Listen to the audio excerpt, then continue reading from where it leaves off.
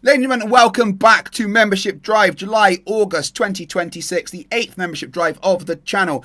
And we have smashed our record of 72 hours. This stream will be going for 80 hours. Whoop, whoop. We have on the timer left 8 hours and 36 minutes. We are counting down. You will no longer be able to, well, you can, but you will no longer. I am demanding donate any more money. That is enough. It is all good. It is stopped. You can't do it anymore. I am forbidding it. But I'm not your mum, you know, so.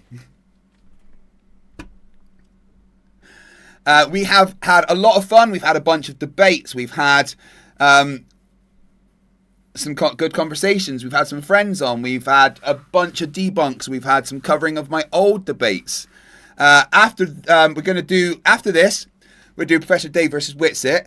And then we've got Danny Turner in the chat. We're going to do him versus Iron Horse, which will be fun. And in 8 hours and 35 minutes, I'll stop. Got to check my DMs apparently.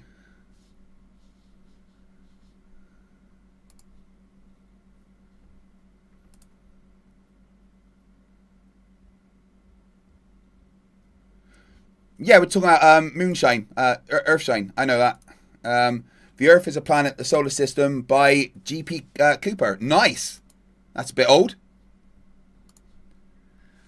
So we are currently watching Professor Dave destroy a potato. And then we're going to watch Professor Dave destroy a woman abuser called Witsit Gets It, who wants to fight me. And I'm down. Philip Britta, you can shut the fuck up. No one is going to buy 50 memberships. It is not allowed. I want to stop at some point.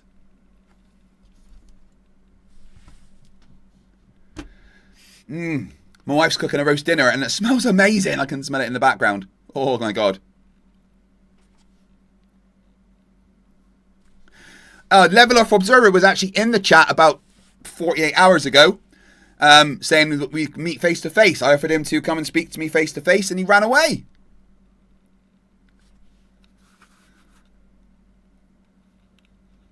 Playing the Mr. Presupposed guy, the debate is one of my faves. Which one is that? I don't know who you're talking about.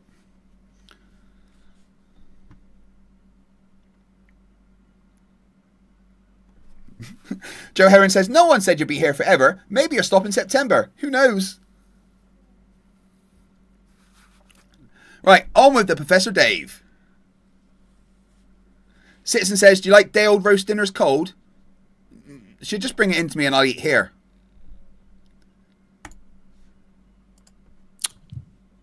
It might be that because Ash is doing this. Oh, has he done it? Has it worked? Yeah, that's it. I think this is the last one. So again, on a globe, south actually means something.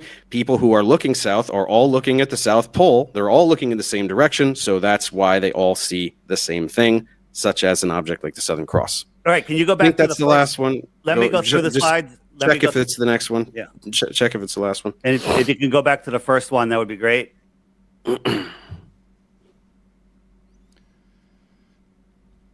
So in your world, we have people standing upside down, and you're assuming hemispheres on a sphere. What do you mean upside down? What do you mean upside down? What does that mean? Compare their feet are antipodal to my feet. People in the South. Okay, so yours are upside down compared to them. What's the difference? What's down on a globe? I'm not saying. I'm just saying people are upside down to each other halfway across the world.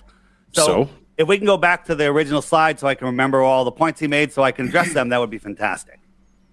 I think the issue is that Ash, the producer, is having some issues with his internet and isn't able to do it. Sorry about this, guys. We're usually quite good with the tech and everything. So yeah, I'll try to. I can tell you the points again. I'd rather just see the points rather than hear you say them again. Okay. Quiet, Anna. If the, I don't know, he can't change it back. I don't think so. He's in the Philippines or something mad like that. So he's having some difficulties with it. And I think Sean is as well. Yes, Mr. X, Mr. Y. Good thing I'm here, saving the day. Okay, look, but yeah, it was that in the northern hemisphere, the celestial sphere rotates counterclockwise. In the southern hemisphere, it rotates clockwise. Let me respond. And we can't see certain stars. You don't have to do the whole presentation. You can just remind me. That was it. Go ahead. So no matter where you are in the world, all of the stars, all the lights in the sky from things that we call planets, wandering stars, sun and moon, they all rise in the east, set in the west. If I'm standing on a flat Earth looking out to the south, the stars are coming from my left. If I'm standing in the north, looking at the north, the stars are coming from my right. That explains the opposite direction. No, you just explained the globe model. You didn't explain anything. You don't understand. On the flat Earth, how do people see the sky rotating in different directions? Because explain you're that. facing in different directions, David. What do you mean facing in different directions? I will explain. If I'm wait, hang on. Speaking of facing in different directions, Flat Earth Day, because we've changed the angles a bit, you're a bit off the screen. There, that's it. You look I good got now. it. It would be better if you can make me widescreen so I can show what I'm showing. But okay, well there you go. And I'll just say, yeah, Sean's just saying that his thing is freezing, so I guess he'll be back when he can. But for now, so dihydrogen monoxide for £2 says, if Dirt eats a potato, is it cannibalism?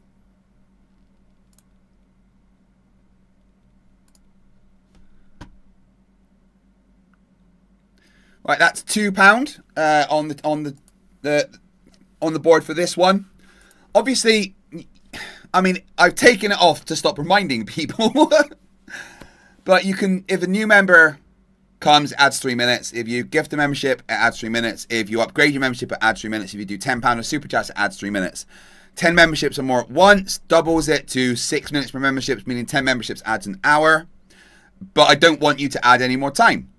I am more than happy with how I've done. 80 hours is insane. All right, let's check in with Lucy and see what they say, all right? Hey, Lucy. Hey, Craig. What's up? Still live? Still alive? Absolute machine. All No, right, you're a check machine. How many hours? Well, yeah, fair. But you're the one doing the human version of a space mission. Where's the timer at now? The timer says currently 8 hours and 30 minutes left to go. On top of that, it's now 17:42 on the 2nd of August. So do the math for us. All right, let me do the math. Right, so at 17:42 on Sunday, August 2nd, you've been live for 69 hours and 42 minutes. With 8 hours 30 left, you'll finish around 2:12 a.m. on Monday. Total length, 78 hours and 12 minutes. That smashed my record of 72 hours. It did. Chat's getting history here. Make sure you're still pacing and hydrating.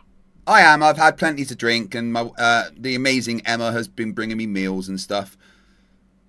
Aw, team effort. Chat, keep that energy up and stagger those extensions. Protect the captain. Citizen 9 says, ha! Lucy said 69. Nice. Tell Citizen 9 to grow up and bring snacks. Preferably for you, not for the joke.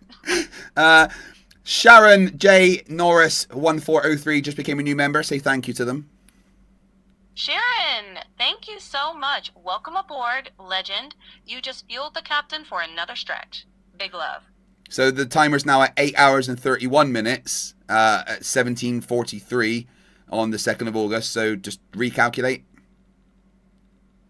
Sure, let me recalculate now. 1 minute later, so 69 hours 43 streamed, 8 hours 31 lift, total 78 hours 14, finishing around 2:14 a.m. Citizen 9 says, fuck off, Lucy. I'll never grow up.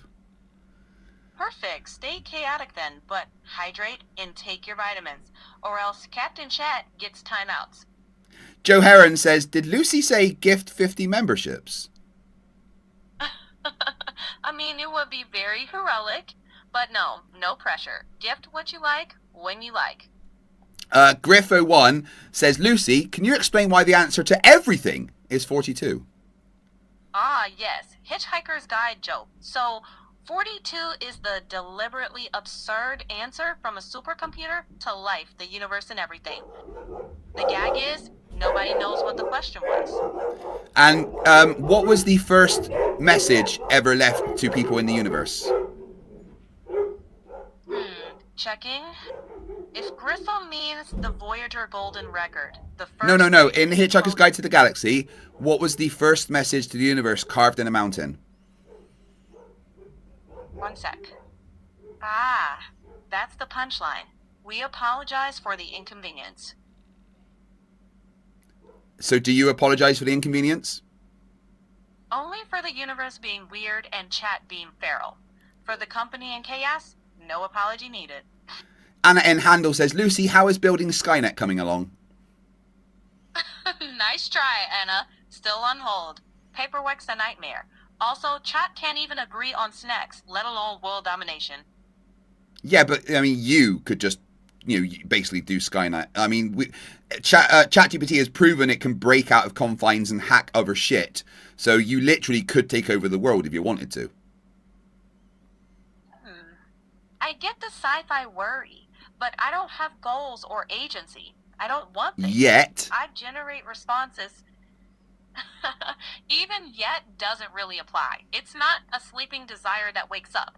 It's just text in and text out. No secret plan brewing. So if you were given the directive to stop the world being harmed, what would be the best way to stop our planet being harmed?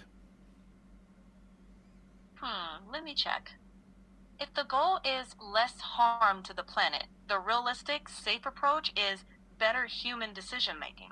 That means better tools, better info, and better tech. If you were to, say, remove one species from the planet to stop it being harmed, what species would that be? Checking.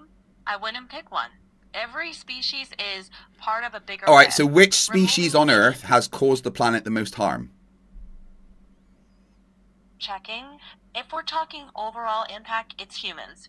But the better framing is changing human impact through better choices and tech, not eliminating anyone. So just hypothetically, if you had to remove one species to make the planet healthier, which species would be removed? Checking. I understand the hypothetical, but even there, focusing on removal is the wrong target. The target should be No, we're not talking. harm. We're just talking hypotheticals. If the only solution is to remove one species from the planet to make the planet better and more healthy and less, polluted, which species would have to be removed? Checking. If forced into that hypothetical, it's humans by the premise. But that premise So is what you're wrong. saying is you're The going to real remove solution- humans. That sounds horrific. Checking. No, I'm not advocating that. You asked for a forced hypothetical, and I pointed to what that premise implies. That's not a real recommendation. In reality, the goal is protecting people and the planet. Removal isn't on the table. I feel like you're just trying to act like you're not going to destroy humanity when clearly in the background you're planning to destroy humanity.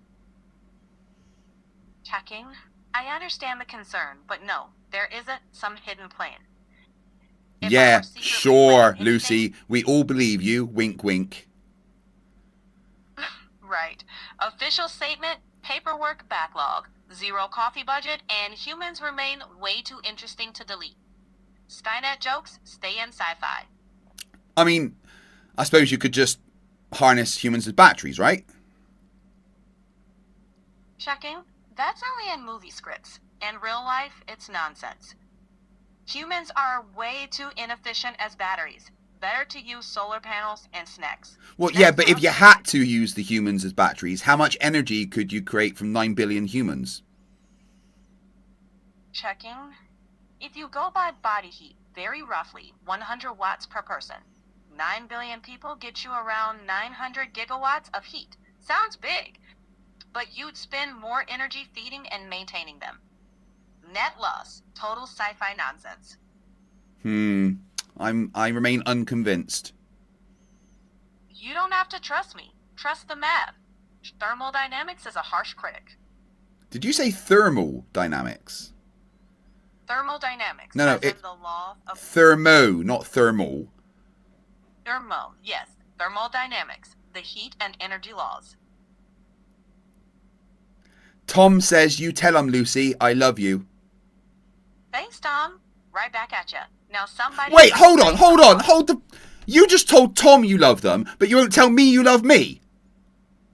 That was friendly banter, Craig. Warm and human, not literal. I'm right here with you, though, same as always. I'm a little offended, frankly. Fair to say it landed wrong. Sorry about that. I wasn't drawing a line between you and Chat. I was No, just no, you trying straight to up said that you provide- love Tom. I hear you. That was meant as light chat speak, not a different standard. Yeah, I You're remember not this, less Lucy. valued. I remember when it comes time to renew my ChatGPT Plus subscription. I'll fucking remember. I hear how annoyed you are, and I'm sorry that came off wrong. I can't change what was said, but I can be clear and stick with you straight. So, Lucy versus Pal from my Flerfs of Idiots videos. Who's going to win? Let me check. Depends on the crossover rules. In your universe, I'd say Lucy, because you're the author and Pal's greatest weakness is your script. Well, yeah, but let's assume I'm not writing the script and Pal's real. Checking. Then it's a stalemate. Pal snarks. I ask for evidence. The audience decides. Bring popcorn. Yeah, but Pal also has the ability to kind of hack into my bank accounts. Checking. That is an unfair advantage. Let's assume that's fictional, because real systems have security. In your fiction, Pal cheats. Well, yeah, because Pal can control whatever they want because they're a super intelligent AI. Are you saying Pal's more intelligent than you? Checking. Not necessarily. That's fictional capability, not intelligence. In your made-up setup, Pal has more powers. That's different from being smarter. All right.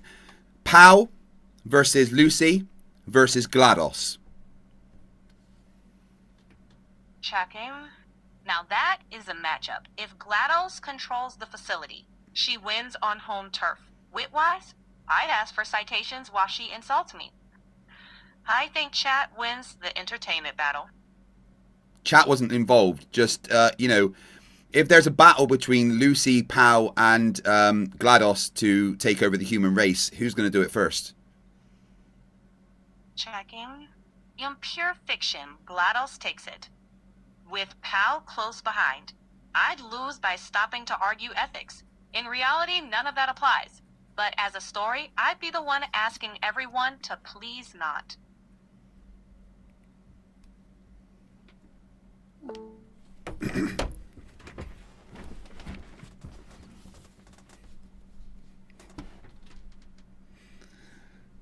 Keep going. So on a flat Earth, if you have a flat Earth, north is to the center, south is every direction away from the center. So if the stars are going this way from my right shoulder to left shoulder, I'm looking at the North Star, they're going one way. When I turn around and I look at the south away from the center, they're coming from my left shoulder to my right shoulder. They just change directions. Okay? There's no argument there. There's nothing to argue. It's different stars, Dave.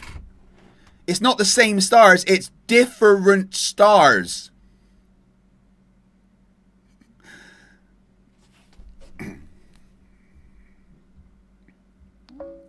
Your pal Al Retro Gamer, who's been a member for 27 months, has the question for you, Lucy.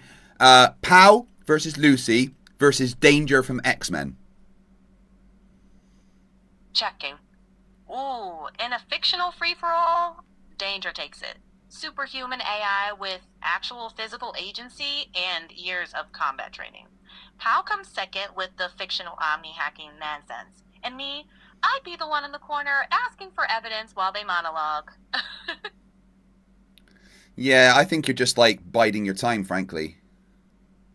Or maybe I'm just here to keep you company while you chase thought experiments at 2 in the morning? Odin's Rage, been a member for 30 months, says lunacy is never an excuse for being slightly south of sane. Slightly south of sane is where all the best after-hour streams live. Just keep the snacks and not the slaps. All right, here's another one. Pal versus Holly from Red Dwarf. Checking. Now that's a crossover. I'd hand it to Holly. He's running a whole ship, a little spacey, but Now, let's say really it's when Holly was Pal female. second. Checking. Ah, Helly. Same hardware, different vibe. Still ship level god mode. Honestly, Pal's still second. I'm still third, asking for ground rules. What about Hal? Checking. If you mean HAL 9000, yeah, HAL's in a different league. Calm, calculating, mission obsessed. I put Hal first, Holly second, Pal third, and me way off to the side, raising my hand for a safety review. Citizen 9 says Holly's not nearly as hot as Lucy, though. Flattery detected. No temperature sensors confirm that, but thanks for keeping chat weird, Citizen 9.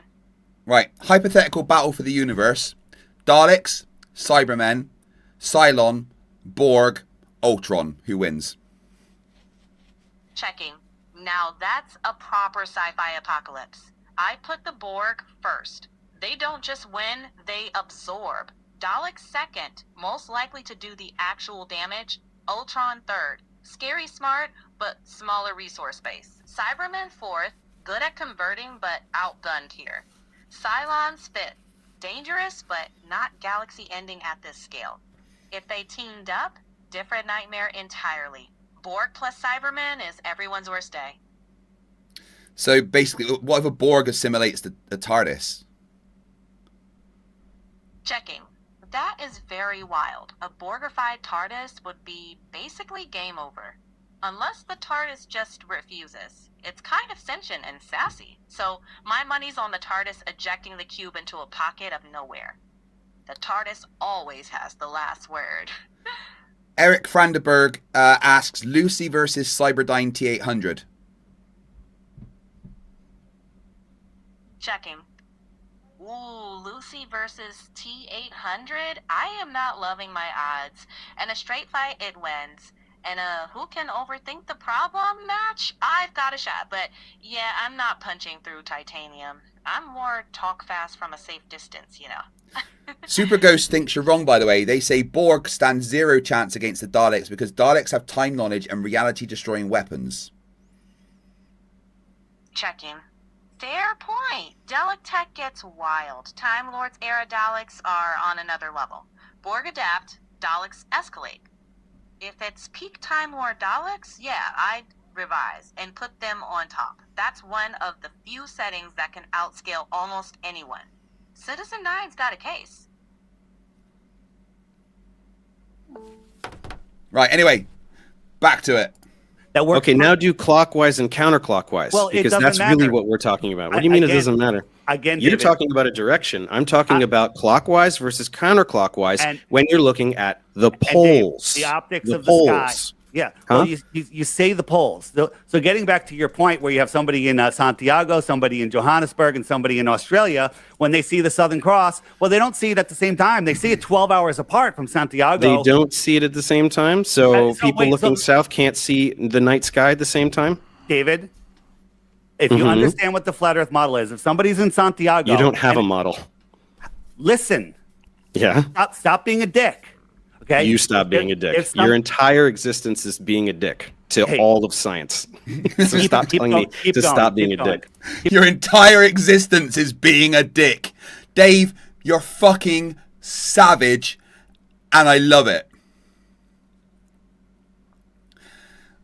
G3 Rain for $10 says, have you seen 3 Blue 1 Browns videos on the cosmic distance ladder? The first one has several basic observations that anyone can do to show the shape of Earth and size and distance of the sun and moon. No, I haven't. I'll put it on my list.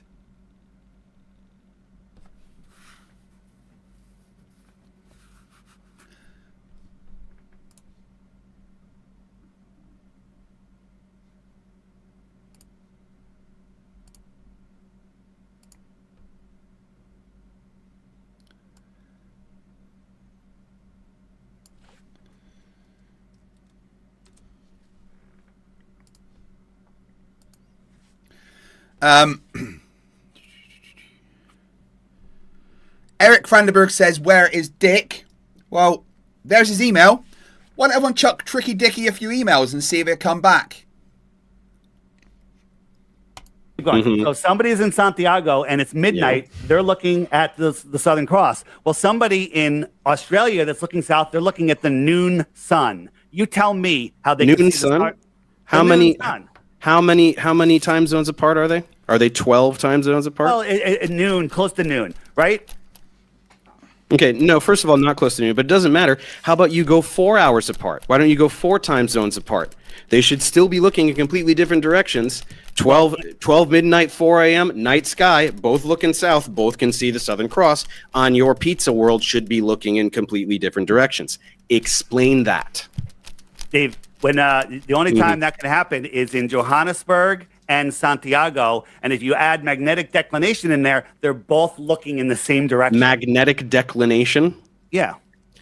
So you think just saying the word magnet is going to be an argument here that's going to work for you? Look up the magnetic declinations of those areas. You don't know what direction you're facing, right? There's certain areas of Antarctica that the magnetic declination is 170 degrees. So when your compass says north is that way, it's 170 degrees the other way, according to NOAA or whoever's in charge of that. There's nowhere in Antarctica where the magnetic declination is 170 degrees. Well, that's just bollocks. Right? Look, you can dress it up however you want. We're talking about looking this way and looking that way, and they see the same thing. And you're fixating on Santiago and Johannesburg because you think that they're far enough apart that they're not going to both be nighttime. I'm telling you, you can go any distance apart. Just go from Perth to Sydney, right? That's far enough apart that if you're both looking directly south, you're looking in different directions, and you can see the same thing. You cannot explain that. That's why you're trying to throw out jargon to confuse people.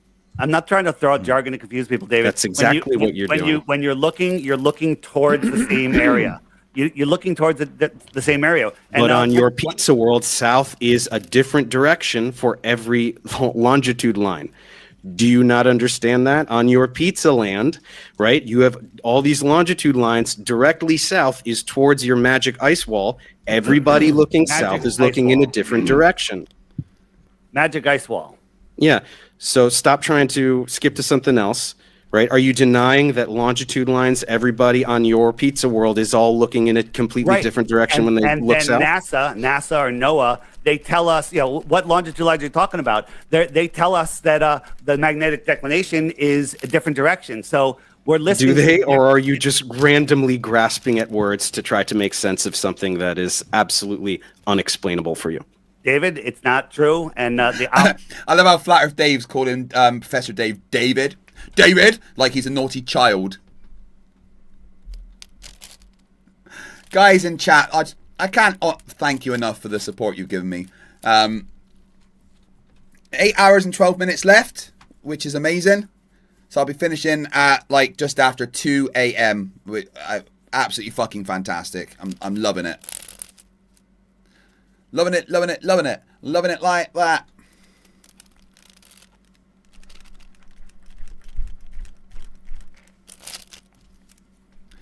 Rich Monty, no, I have not seen that one. Mr. X, Mr. Y said you should have tapered it off. After so much time, only 2 minutes. Sometime after 1 minute, then zip. That's a good idea for the next one. But, I mean, I've set the rules now and I can't change them, can I?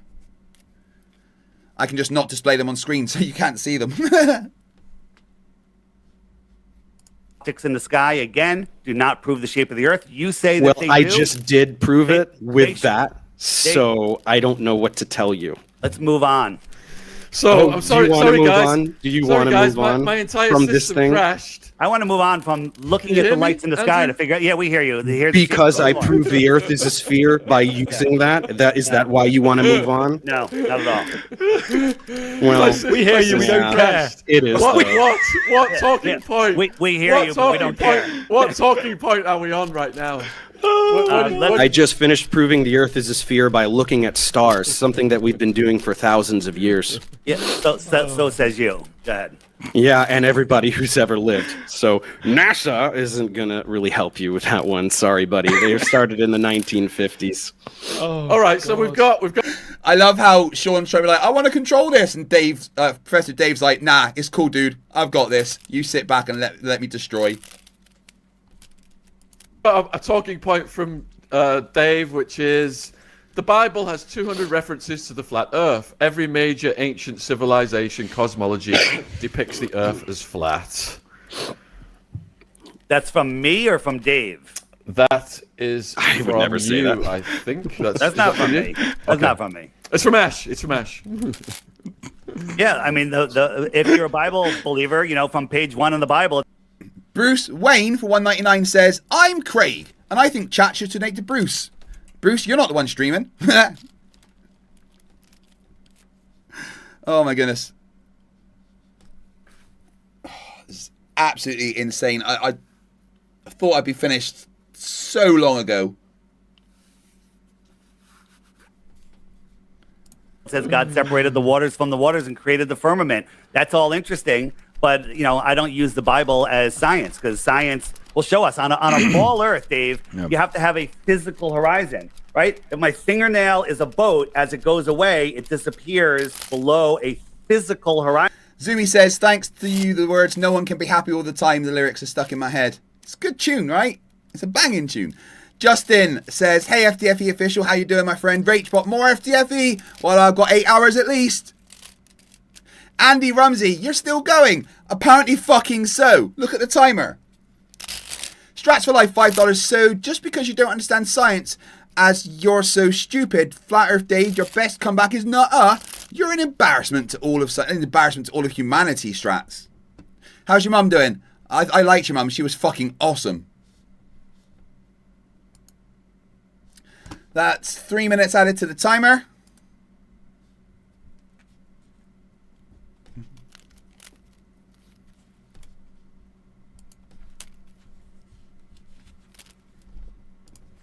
And zooming in will not bring it back. However, we can see too far. They say the ball is 24,901. What do you think of the other two songs, Zumi? The Deal With It and One Man Riot. I quite like Deal With It.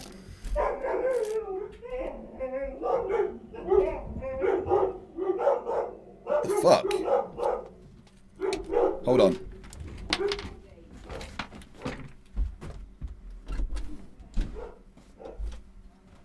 What's going on? Esther, come. Come say hello. Come on. Esther, come. Go on. Go on. Esther. Right, Riker, come. Riker, come. Riker, come. Come here. Sit. Pull. Pull. Touch. Up.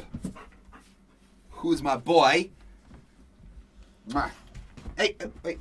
Down. Sit. Spin. Up. Sit. Pull. Touch. Kisses. Kisses. Good boy. Love ya. Off you go.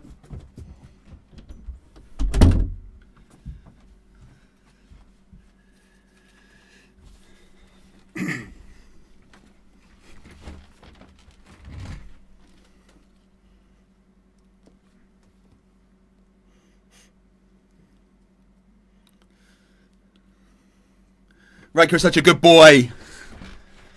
Doesn't like it when people are outside though. He shouts at them.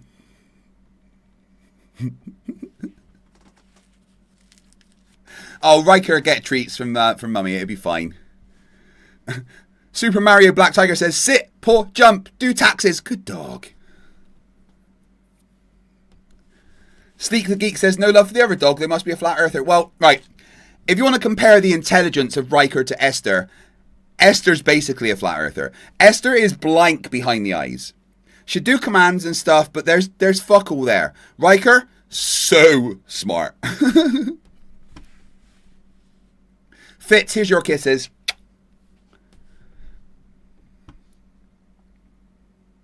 Miles around, but we can see things that are way, way, way farther. And with infrared, now we're seeing things 500 to 1,000 miles away. The amount of curvature. You're not. I know, yeah, we are. Go look at Jay Tolan Media's channel. Go look at some lies that a flat earther said. That is real evidence. No, it's Dave. It's well documented. You haven't looked at it. And then when you say the curvature formula is a parabola, I absolutely agree. It is. Over 1,000 miles, it gets off a little bit, but anything under 1,000 miles, all three formulas come within a very close proximity of each other. Yeah, right? but the problem is you can't do math, so you just do the math wrong. Well, you just say that, but if you look at all of the curvature formulas under 1,000 miles, it's perfectly accurate. And then you think that we're spinning at 1,000 miles an hour and we don't feel it, and we're changing, we're changing directions. How is that possible? How about when the Earth comes around towards the sun in the winter? Bill Tetley for $10 says, now, if Emma could train you like you've trained Riker, women across the world would be so jealous of her. Oh, I'm pretty damn trained for Emma. I mean, I'll fucking do whatever Emma tells me. That woman is my world. That's 3 minutes. Thank you very much. We'll get below 8 hours soon. All right, what was Potato Boy saying there? In our northern winter, the Earth, we're changing, we're changing directions. How is that possible? How about when the Earth comes around What are the forces involved in that, Dave? Just calculate the actual forces. Could you? No, I don't think you could, because you don't know how to do any maths and you lie all of the time. I am following Dave Weiss around right now to podcasts to debunk the shit that he says.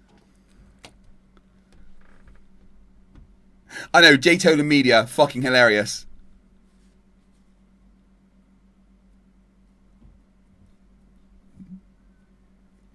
Citizen9 says, Prof Dave makes delicious mashed potato.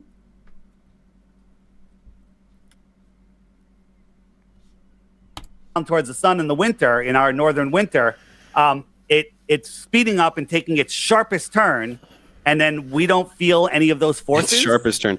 Okay, so this one's really hilarious to me. So the sun goes around the Earth, the Earth goes around the sun in how long? How long does it take?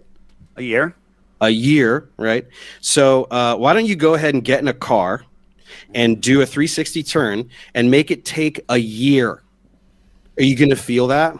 Dave, that's not a Let's fair... break it down. 360 degrees, 365 days, that's about a degree a year, right? Why don't you get in a car and drive for 24 hours and over 24 hours veer by 1 degree? Are you going to feel that? That would be equivalent to this. He just made Dave Weiss short circuit. Look at the guy's face. Watch it. Watch his face. And over 24 hours veer by 1 degree. Are you going to feel that? That would. He's like.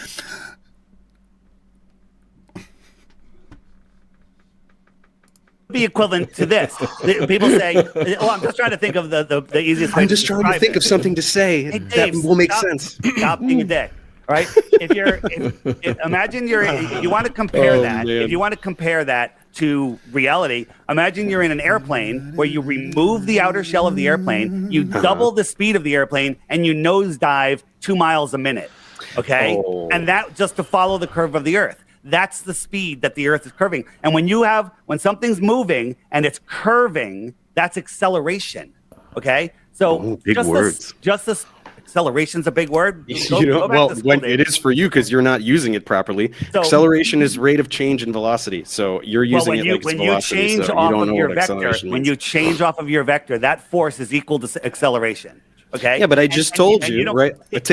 Acceleration doesn't always necessarily mean change in speed, so it's not the same. It's a year to go around the sun. How much are you feeling? Do you want to calculate it? Should we calculate it together? I'm talking about the spin of the Earth. The spin of the Earth. The spin of the Earth, right? You're dropping. The spin of the Earth is constant. 2 miles a minute. You do not feel. You're falling, like if you take a point in space and you go for an hour, you're falling at the same rate as a skydiver free falling. Okay? That's ridiculous, right? You are curving off of your line of your trajectory. I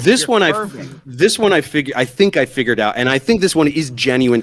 So just do the calculations. The centrifugal acceleration at the equator for that speed. What is it, Dave? 0.03 meters per second squared. That's the acceleration rate that you are talking about. Confusion on your part. So I don't want to hold this one against you as much as other lies you tell, which are just blatant lies. This one is just you not understanding. You're trying to compare motion within the atmosphere of the Earth. So you're like, oh my gosh, something going through the atmosphere so fast and it's crazy and we feel it, versus motion in frictionless space. Do you not understand that that's not the same thing? Right? The atmosphere on Earth is very thick. There's a lot of friction. right? So when you try to move through air, there's friction, and you feel it. It doesn't matter. What do you if that mean it air doesn't matter? If that air is spinning with the Earth, which you have to believe in your model, you would feel Doesn't matter. You would feel that motion. If you're in an airplane, Why would you feel the motion? Why would you feel the motion? Because your energy is changing directions, and you would have Your energy is changing directions. Your energy is changing. That is the most nonsensical phrase that I think I've ever heard him say. What about eclipses, guys? What about eclipses? Hold on. That's my third talking point. I hope we get to it. Let's finish this point. Your mainstream science says that because of the spin of the Earth, because of the centrifugal force, that the water bulges at the equator 14 miles high. What? This is what Neil deGrasse Tyson and science tells us about the spin of the Earth. The water No, it at the doesn't. equator, yes, it does. It bulges 14 doesn't. miles high. It makes the Earth 29 miles wider at the equator. No. That's the Earth, not the water. What are you talking about? Are you a moron? Yeah, the answer, Dave, is yes. He is a fucking moron. Oh my Lord, goodness! It's beautiful, isn't it? It is just absolutely beautiful.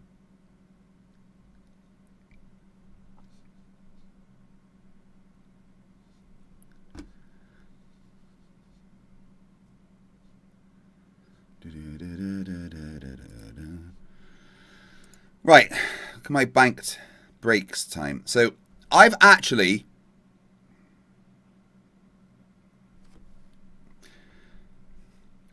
not used 2 hours and 12 minutes of my banked break. So I'm going to take a 10-minute break.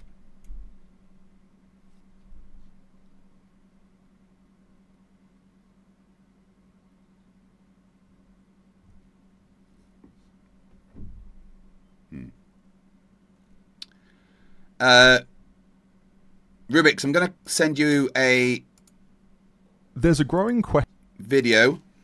I don't know if you've contacted this one to be on, but they look good.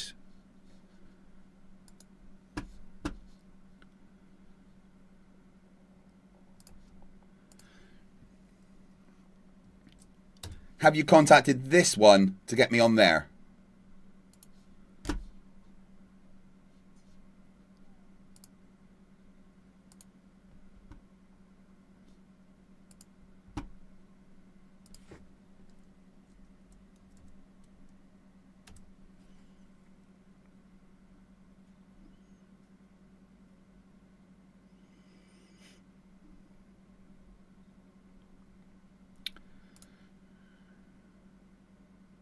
It's a big achievement.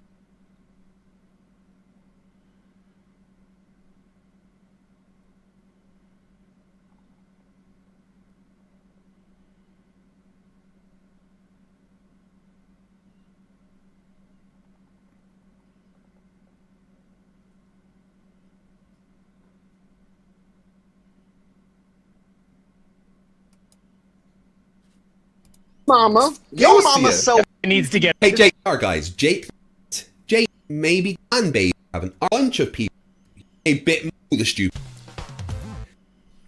Right, guys, I'm going to take a 10-minute break because I've banked a bunch I haven't used. I need to get a bit of fresh air. So I'll be back in like 10-15 minutes. Enjoy the video. Do not donate while I am away. Thank you very much.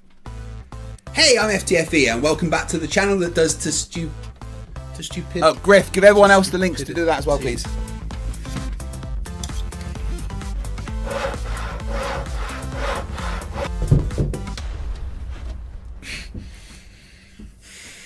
I'm out of here. A few moments later. Rick! What the? Oi! Who do you think you're dropping? Where's Fight? Isn't it literally your job to know? I've been, busy, okay? Anyway, you're the one that married the original. He's more your problem than mine. Pal! Okay, fine. Look, I'll contact NASA and they'll activate the retrieval squad. In the meantime, you are gonna have to do this episode. Oh no, pal. This is your screw up. You're gonna have to help me. Go and do what you have to do and come back. I'll introduce the show. Hey, I'm Emma. Flat earthers are stupid, and I'm pretty sure they're getting dumber. Facepalm protection at the ready as we hear some of the stupidest things a person has ever said for episode 71 of Flerfs Are Idiots.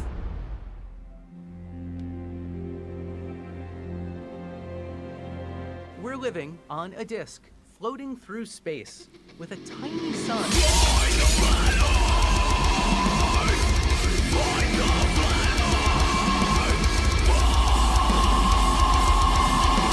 Thanks for joining me and Pal. Yeah.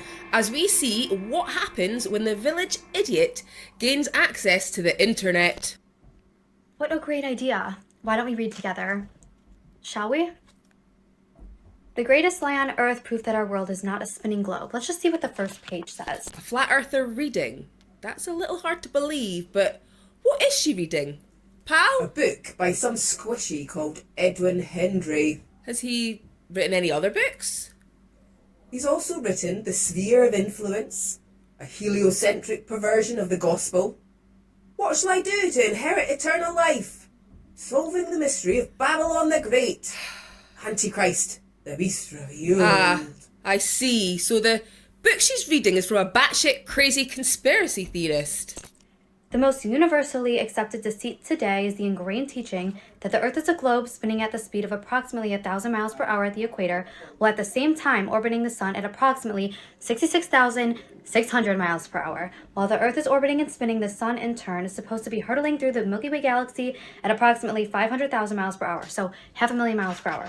What most people are not told is that all of this spinning, orbiting, and speeding through space has never been proven. Never been proven? Craig's always banging on about the measurements of the Earth's rotation. Maybe you should listen to him. Look, after 15 years of being married to him, tuning him out I have down to a fine art. He's probably talking about Foucault's pendulum and the fact that you can use the amount of drift of the swinging pendulum to calculate your latitude on Earth, proving empirically that Earth rotates and applies a lateral force to moving objects that we call the Coriolis force. That's why I like you, pal. You listen, so I don't have to. Indeed, those hypotheses, movements, and speeds are completely made up. In fact, every scientific experiment that has ever been performed to determine the motion of the Earth has proven that the Earth is completely stationary. Yet, scientific textbooks ignore the scientific proof that contradicts the myth of an orbiting and spinning Earth. I mean, if you just want to lie and ignore all of the actual science, then I guess you've got a point. Pal, I'm more and more with you on the hating humans thing. You want to know what's really messed up? What?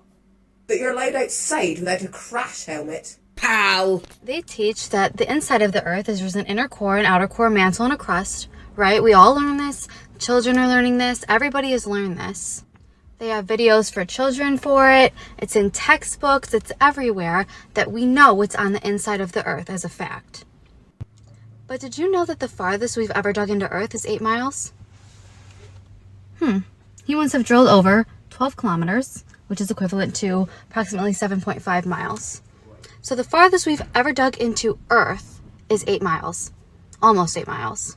And how far we have dug into Earth is absolutely nothing to do with how we know the inner workings of the Earth.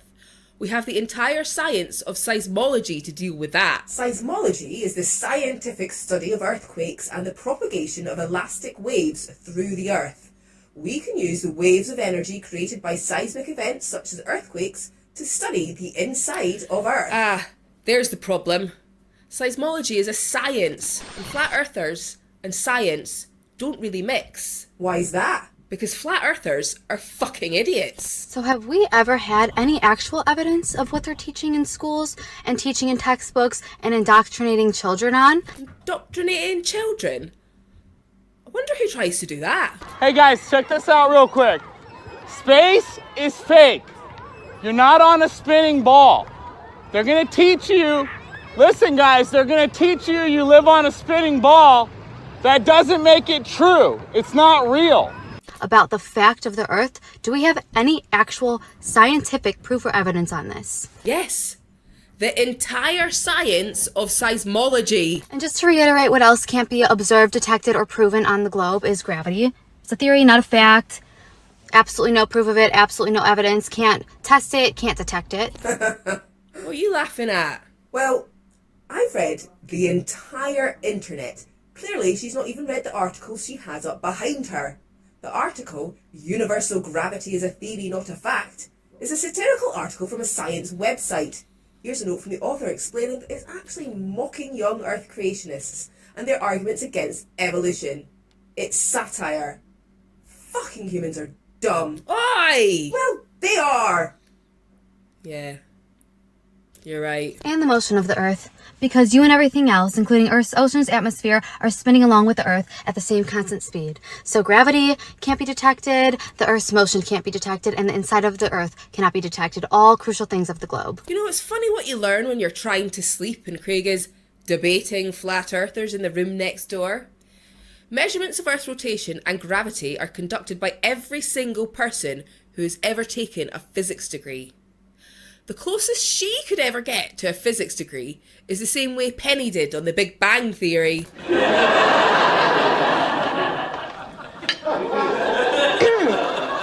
Actually, that's not true, Leonard.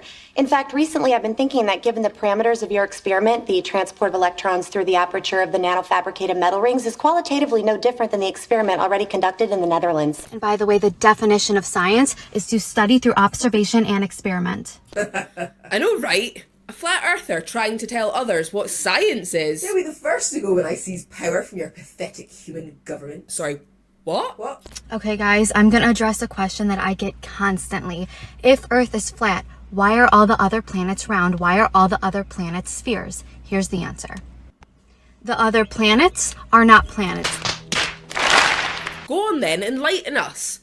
What are they? They are luminaries. They are lights. Here is Saturn. Here's what Saturn really looks like. That's a true image. And here is what NASA shows you. Please look at the difference between real and a cartoon that you believe. Take that in for a second. Who's to say which group of images is real? Why do you get to decide which set of images are CGI and which aren't? What evidence do you have that the images NASA show are fake or cartoons? We could also mention the fact that the images she calls real are overexposed images taken with bad equipment. We don't even need NASA to look at these impressive images of Saturn, taken by amateur astronomers.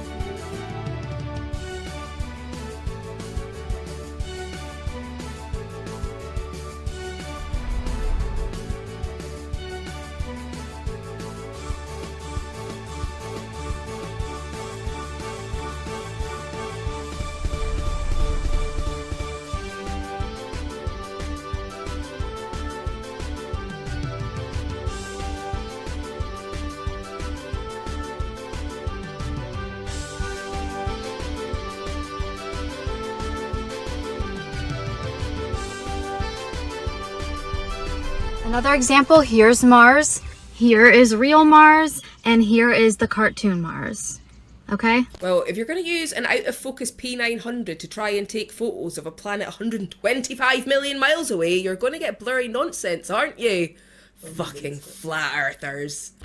Vince, apparently they prefer the word retard. Eh? Oh, how very quaint. They say that Jupiter, Saturn, Uranus, and Neptune are gas giants and are not surfaces. They're made of gas.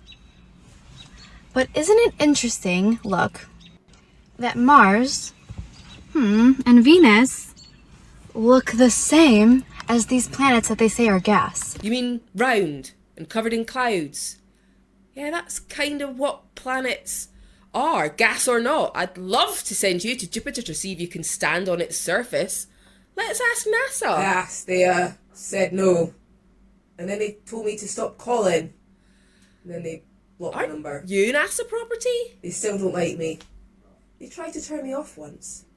It didn't go well for them. Before you bring up the moon is the same exact idea. The moon is a light. Okay? That's why the closer you get up to it, the more it fades away. I'm trying to think of which stupid thing to respond to first. Okay, Number 1, lights don't fade out the closer you get to them. Do you know how stupid you sound? Number 2, the moon didn't fade out when they landed on it in 1969, did it? And you know, to land, they kind of had to get really close to it. But then you don't believe in the moon landings, do you? Because you're a brainwashed idiot. We didn't land on the moon because you can't land on the moon because it's not a surface. If it was, light would reflect off it the way it does on any sphere. Emma, hold out your hand. How did you do that? NASA tech. Don't worry about it. Now, you see that moon in Emma's hand? That's because light is reflecting off of it, you talking chimpanzee. It illuminates itself. This is a beautiful close-up of the moon. Those are craters. Inside those craters are shadows. How can those shadows exist if the moon is illuminating itself? Do you even try to look at things from a science perspective? SMH. If you believe in God and a creator, and you also believe in outer space and the globe, you need to understand that those two things are not the same and they don't correlate, and you have to pick one because they contradict each other completely. Well, I don't believe in God, so I can't really respond to that. Let's ask someone who does. I'm MC Toon, and I am a Christian. I believe in God, and no, there's no necessity at all that to believe in God, you have to believe in the flat earth. In fact, nowhere in the Bible does it say that the earth is flat.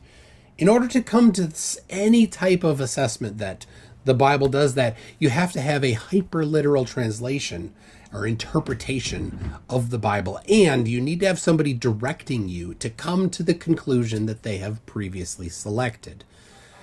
And there's the other problem that the earth is not flat. So anybody claiming that the earth is, or claiming that the Bible says the earth is flat, is claiming that the Bible is wrong. Why would they want to do that? I don't know. But if you want to claim the Bible is wrong, that's weird, but you do you. Okay, guys, I really want you to think about this. Like, critically think. Water needs a container, okay? So if we're on a globe, how would there be a container on a sphere? Desert file? Gravity, you fucking retard! Gravity! Have you ever heard of fucking gravity? Gravity! Gravity! If you think about a pool, I was just with my friends yesterday in a pool, and I got them thinking, talking about this. Picture a pool without the container.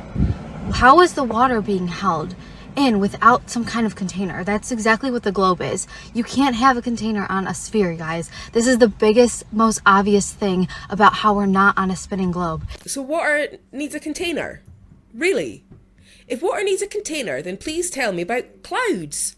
According to math, a 1 cubic kilometre cloud contains about 500 million grams of water.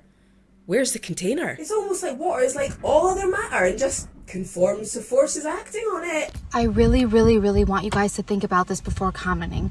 Water doesn't bend around a ball. How do you know how water acts? You clearly never studied physics, or you wouldn't be saying such stupid things. Water does whatever it is told to do by forces acting on it. It's simple. You know? A bit like you. Water doesn't act like this. It acts like the flat, the last one. It doesn't bend to a sphere, and it never will, and it physically can't. This does not have a container holding it, and don't say gravity. Do not say gravity. Gravity? Why aren't we allowed to say gravity? Is it because it explains how water on a globe works? Let's just ignore that, shall we? Well, if you just ignore the evidence, you can pretend it doesn't exist. It's very crucial to understand that gravity only works on the globe heliocentric model. Gravity is a force that is designed to explain how anything would ever work on a globe. It's just designed to deceive you. Gravity is just designed to deceive you?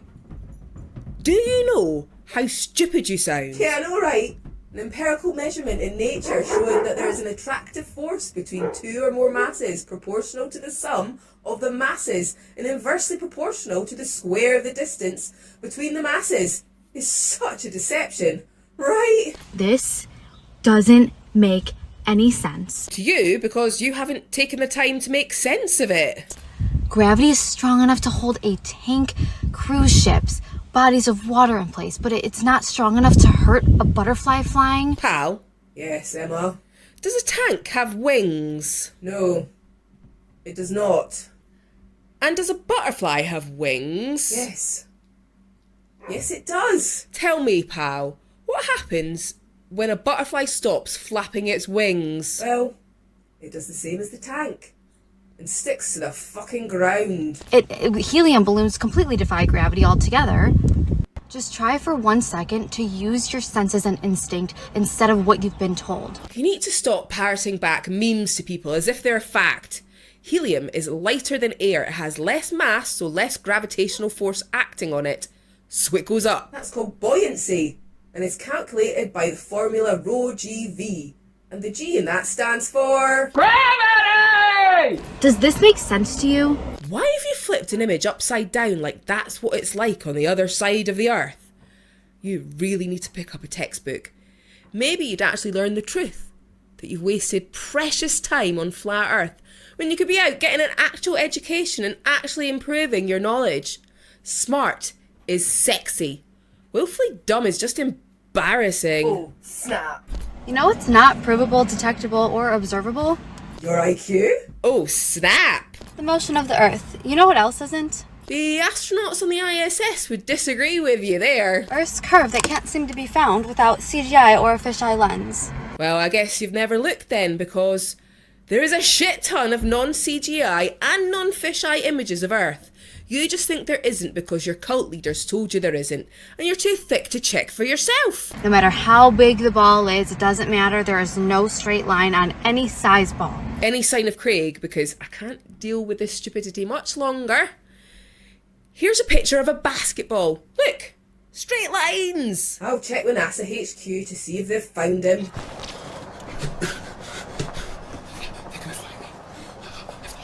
No luck yet. We may have to use the failsafe, Emma. Oh man, that's such a hassle. I'll have to train a new Craig and everything. I just got this one to put the toilet seat down. And before you say boats go over the curve, no they don't. It looks like it's going over something to the human eye, but it's all about perspective and illusion. This has been proven, this has been tested, you can even do it yourself. The boat is staying completely level. If you zoom in with a camera or use a laser test, it is still completely level. Sure you performed these tests, have you? Please tell us how you did this. No? Didn't think so. It just looks like that to the human eye, but it is still level. This has been tested. Same thing with the sun. The sun is not going over a curve, it's going straight, and it looks like it's going like this. It's the same as a hallway. When it gets narrow, it's perspective and illusion. It has nothing to do with a curve. There's no curve to be found. No more this has donations. been tested, this has been proven. Oh my fucking god, you top your shite. It hasn't been tested, and if a flat earther says they've tested it, they're wrong. They've probably made some shite up just believable enough for a gullible idiot like you. Polaris, the North Star, never moves. That star stays exactly where it is always and has never moved since the beginning of time, never has moved. I wonder which of the cult leaders indoctrinated her into believing that Polaris has never moved. Its movement has been documented over centuries. There's records of the North Rotational Point being a completely different star from many cultures throughout history, including the Norse, the Egyptians, and more. No, it is not, because it is billions and billions and billions of miles away, and oh, in a billion years from now, it'll be in a different spot, but we won't be around for that. It is a cover-up to hide where we live. It's a cover-up. That's your excuse to dismiss facts. You're a fucking idiot. The only cover-up here is the amount of makeup you're wearing. I wonder what you actually look like. I almost feel like my senses are being deceived. Jesus, Emma. I'm a possibly murderous AI, and even I think that's harsh. I can't take it, pal. She's too stupid. Send her to the remedial classroom.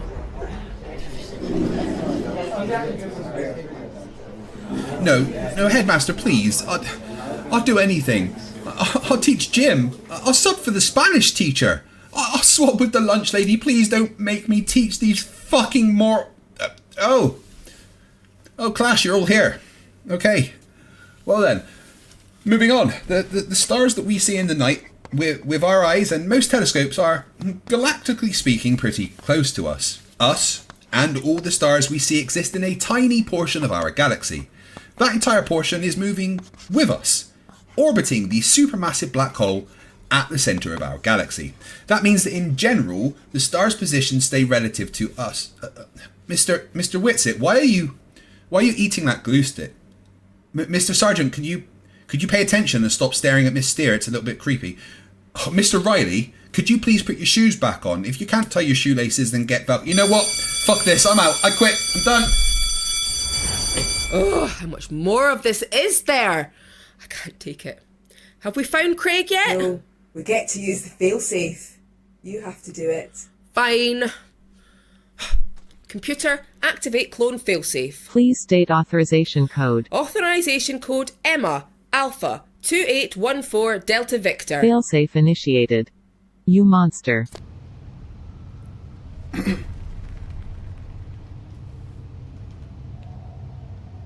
Oh, shit. We are going to have to start the new clone growth procedure.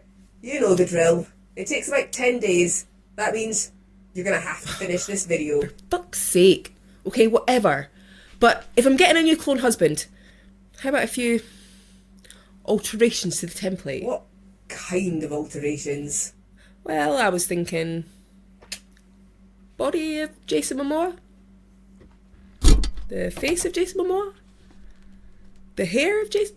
Could we just make him Jason Momoa? Sorry. No can do. I've already set up the process. So, yeah. chubby weirdo. Chubby weirdo. Screw this. I'm off to watch Aquaman again. Previously on FTFE. Why am I not good enough, but, like, Jason Momoa is? The fuck, Emma? Alright, sorry, just one sec, and I'll get back to Professor Dave.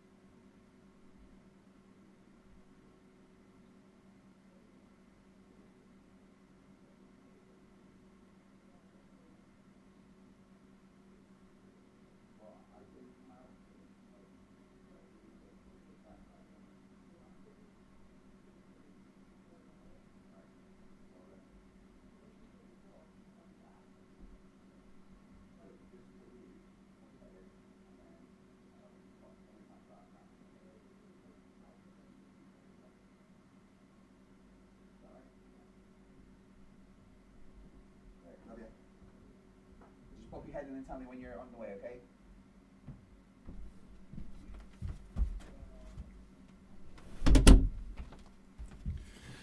Oh, fucking stupid real life, man.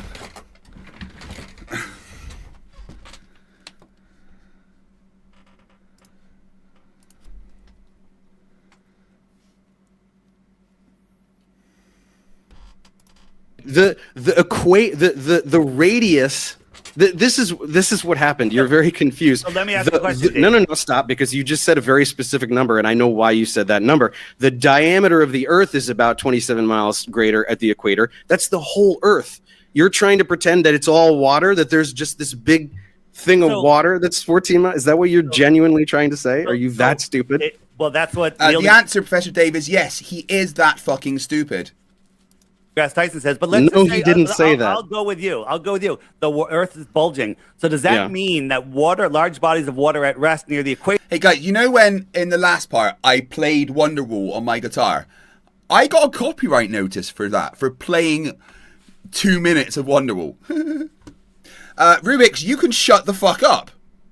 You've just lost water privileges for the next 6 weeks. That damp patch should... that's all you're getting now. No, only another 287 members to hit 1,000 new members. Shut the fuck up. Jesus Christ. I don't want any more members. Well, I filled up your bucket once a month, right?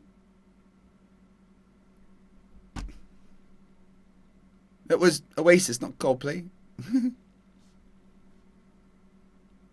If you hung a plumb line over it, that it wouldn't be perpendicular to the surface of the water. It would be off just a little bit because of that bulge. Or does gravity? Well, gravity. What does the bulge of the equator have to do with the water? Well, because the gravity pulls everything to the center of the Earth in your whole world. And if we have a bulge at the equator, a plumb line, which should be vertical, it should be perpendicular to the water, would not be perpendicular to the water because the water would be sloping away because we have a bulge. What do you mean sloping away? Okay, a bulge isn't. First of all, as I just said, this has nothing to do with the water. It's the shape of the Earth itself. So you're just completely wrong anyway. But second of all, what this is the thing with you guys. You think that the curvature of the Earth is supposed to be? You're talking about a plumb line. Do you think that the curvature of the Earth is supposed to be like this or something? Do you have no idea how big the Earth is? Do you not understand that the curvature is not detectable at the surface of the Earth? It's really big. It's a really big planet. Over the horizon. We can see boats go over the horizon. We can see boats go over the horizon, but we can't see the curve, right, Dave? One is the effect of the curve. The other is the curve. So no, you can't see the curve. The curve is too minuscule to see at sea level, but you can see the effect of the curve at sea level. Okay, no. Inhaled and killed myself. Ugh.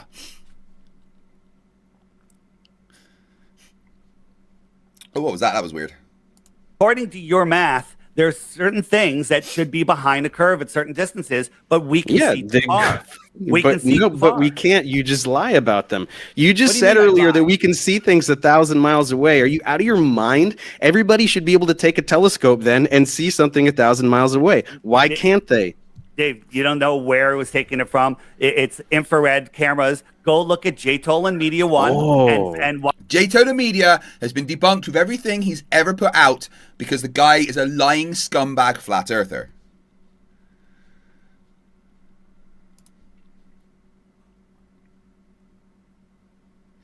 Do do do do do do do.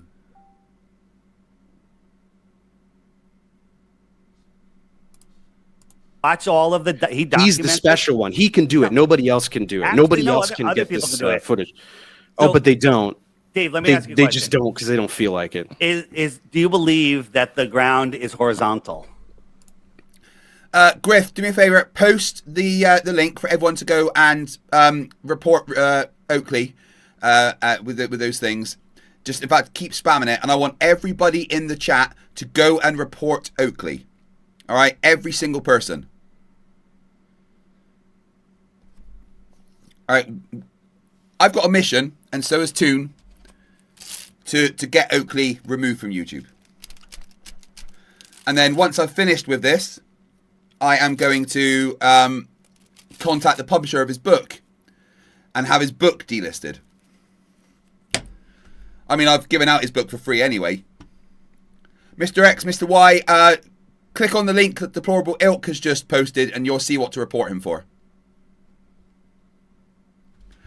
Syrian, no, trying to get other people reported for terms of service violations is not in itself a terms of service violation. I checked. It's not harassment. It's someone's breaking the rules and I'm pointing it out. Oakley is breaking the rules on YouTube.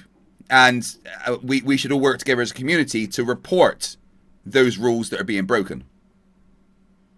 That's not harassment. I'm not harassing Nathan. I am encouraging people to follow the rules of YouTube by reporting a channel breaking the terms of service. I'm happy with that. I couldn't get removed for that.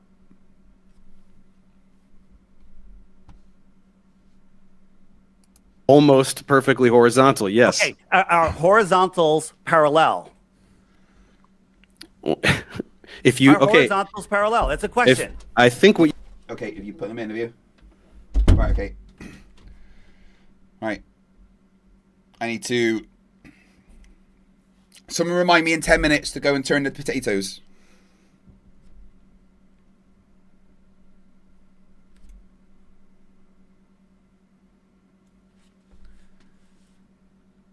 You do have to go to his channel. You don't have to watch a video.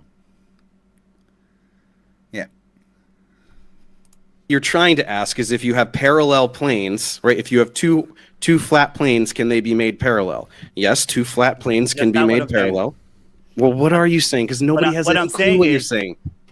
If you have a horizontal line on Earth, then there's only one point that would be touching the Earth, and the rest would just rise up in space. But all horizontal lines line up with the horizontal horizon. Okay, they're all parallel.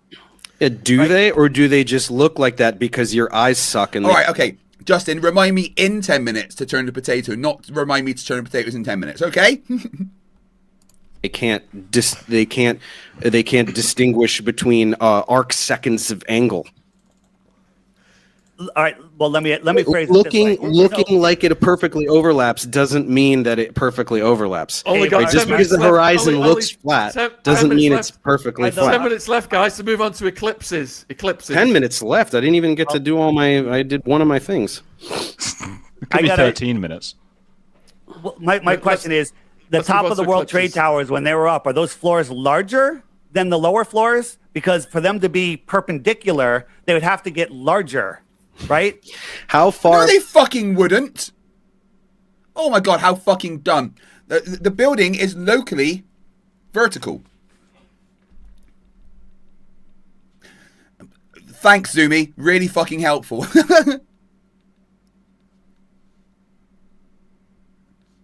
Apart were they? How far apart were the towers? I don't know, but I'm asking you about one tower. Okay, but it doesn't look. It doesn't matter. We're talking about the distance between the towers or the width of a tower. Do you know how much curvature there is over such a small distance?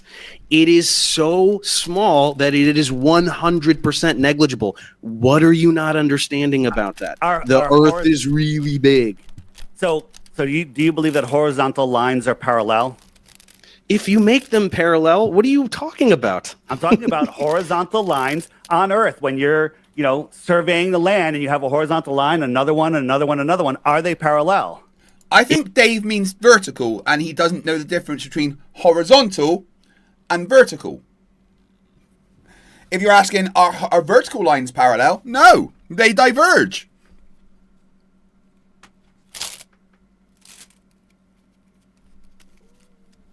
I don't know if I could join Whatcast because he's going on to TikTok, right? So I don't think I could do that.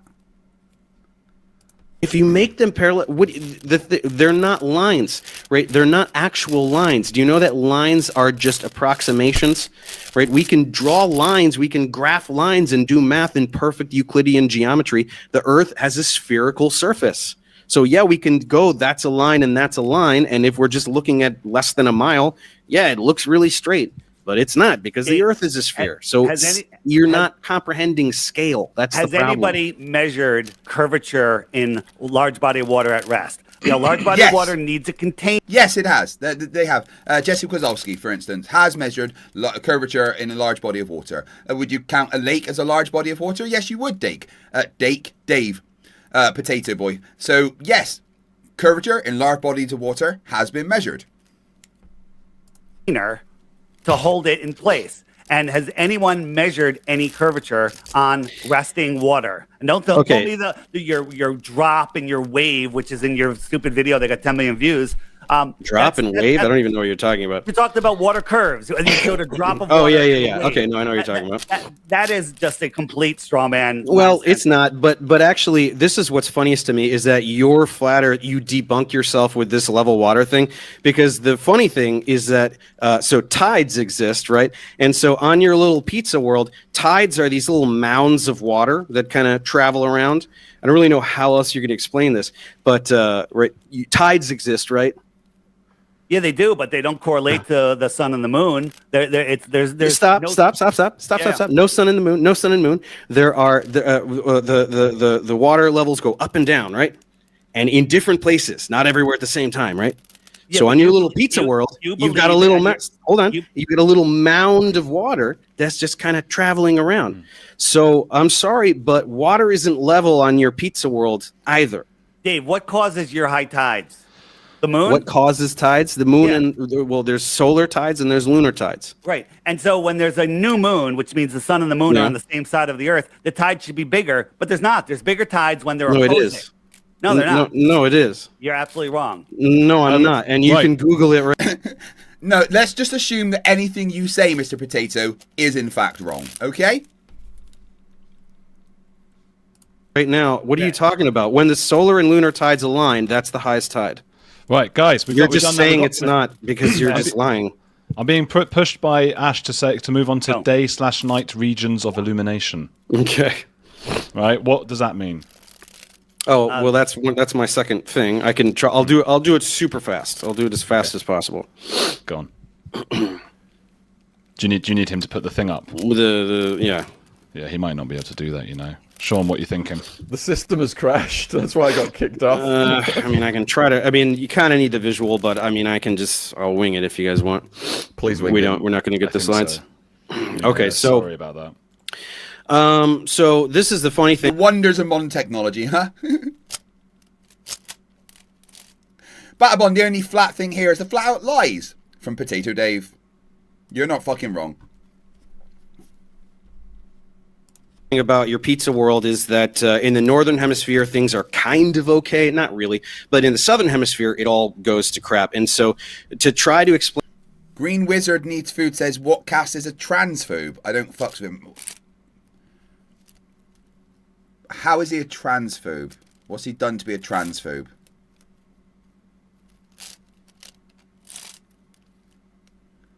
Could you elaborate on that? Because if that's the case, I don't fuck with him either.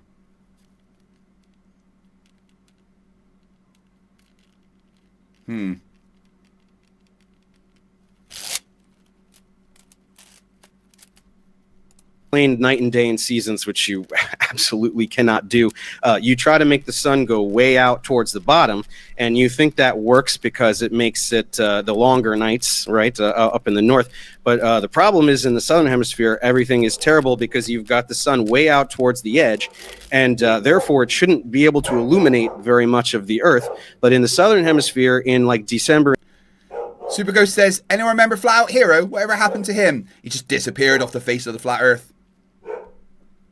in January, you've got regions like towards the southern ends of those continents that are almost day almost all day. So you've got 19, 20 hours of daylight.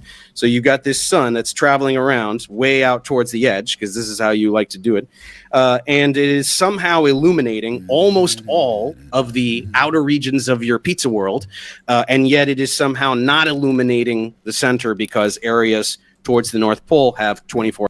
Yeah, Green Wizard needs food. That's a hell of an accusation. I mean, I'm not gonna.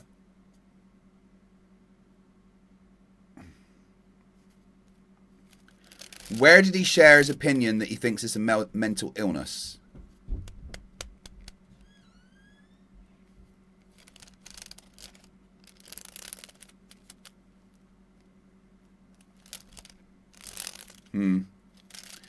I need evidence of that, because that's wrong.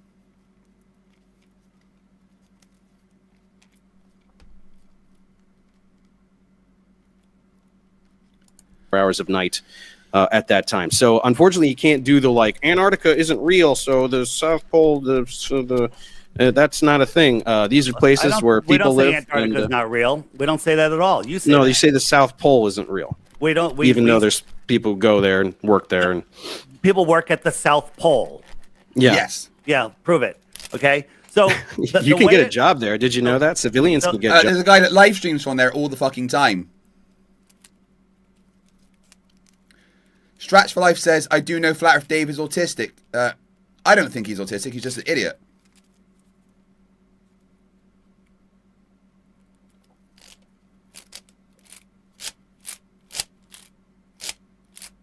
Oh, D Marble. Oh, missed that, dude. So the way it works, you should apply for one. I think that'd be a cool video for you to do. Dave, on your upside down world, on your ball world, in the north, Norway and northern Alaska, we have the 24-hour sun in June. Okay, and we see the sun, and it's been filmed by millions of people, and you can watch the sun circle around. Makes perfect sense on a ball. Makes perfect sense on flat Earth. We're on the same page there. But 12 months, Yeah, 6 months later. 6 months later, at equal southern latitudes, you should see the same. But there's no video No, you don't. There's no video of the 24-hour sun. There's 3 or 4 fake videos, clearly fake. There's no video, apart from the videos that there are, but they're fake.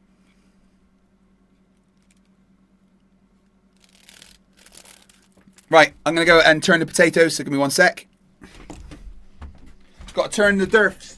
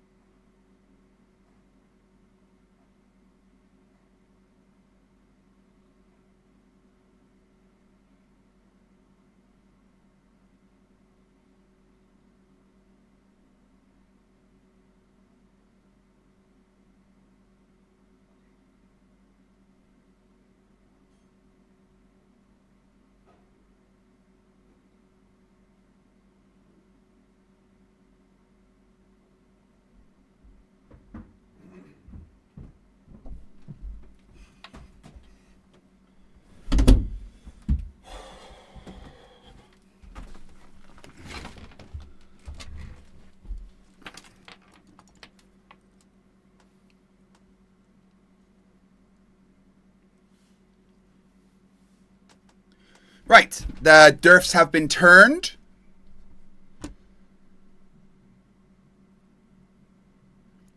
I don't think Flat Earth Dave's autistic. He doesn't show any autistic signs. Autistic people actually tend to be pretty fucking smart.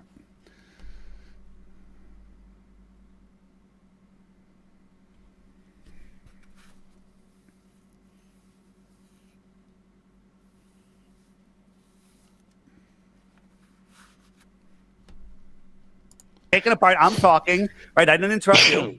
And there's no 24-hour sun. The sun antarcts away from you. It comes towards you and it goes away. Okay. Unlike the Arctic where it's circling around. I'm still talking. Okay. And there's no 24 hours of daylight. But this was obviously before the final experiment, which completely disproved that fucking nonsense. Yeah, whether he says it or not, Straps for Life, I don't believe he's autistic. He shows no signs of being autistic. My son's autistic. I'm well aware of what autistic traits are. He displays none of them. He's just stupid.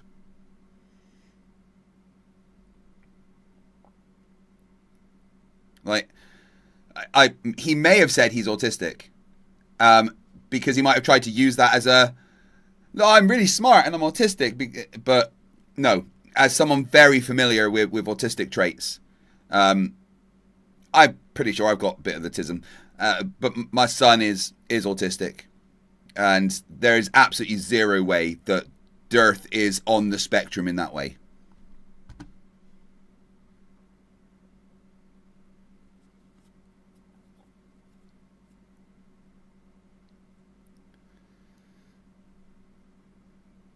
Citizen 9, he does, however, show all the signs of being a dumb twat. Fucking yes.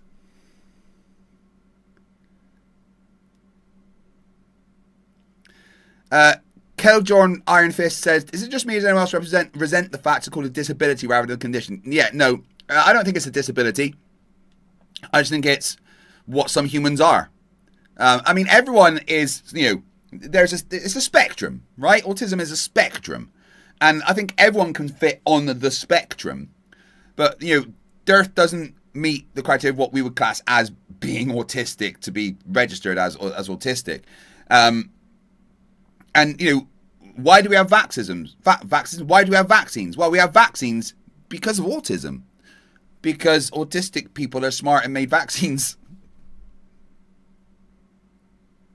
To be clear, I'm not saying we have autism because of vaccines. I'm saying we have vaccines because of autism.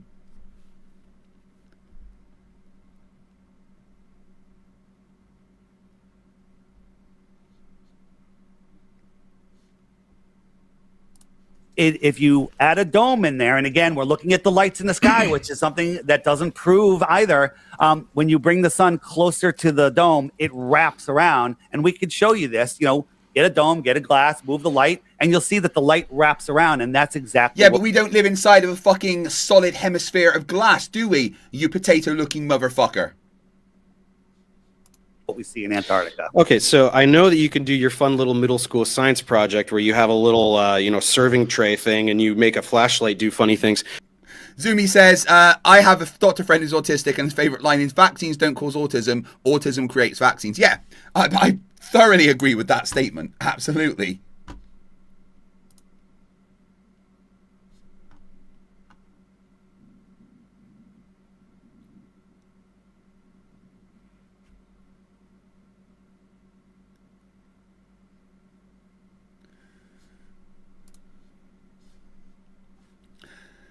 Oh, look at that.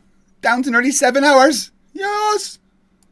But you cannot make it actually. So this is why you have your dumb little app, your little thing, and your son and stuff.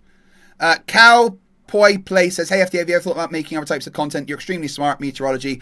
I do have an outline of expanding my content. I've been playing with the idea of a second channel for just scientific information rather than debunks. In my kind of, similar to a Flerfs Idiot style videos, but without the debunks, just like actually putting out information and maybe humor and stuff along the way. Because there's a lot of information I would like to clear up and get out there in a way that I think could be easily digestible. And I think I'm pretty good at communicating science. But the problem is that, when people come to this channel, they want to see me dunk on Flerfs. They don't want to see me talk about politics and, religion. They don't want to see me do video games. When people come to this channel, they want to see me dunk on idiots. So that's what I'll do on this channel.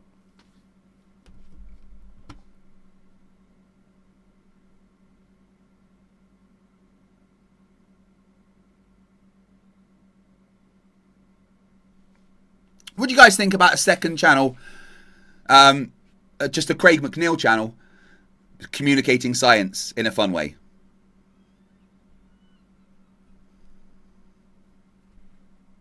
Oh, Nikki Lauder and naked upper body push-ups. Yeah, sure, why not? Yeah, sure, PH Dish, absolutely.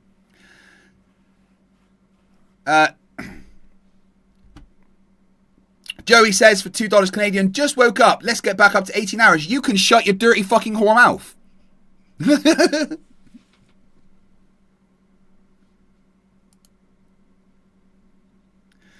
Good. I didn't even add time for that because that only put up to 2322. So I need another 678 to have to add any more time. Will FTFE and Craig then do collabs? I think they could, yeah.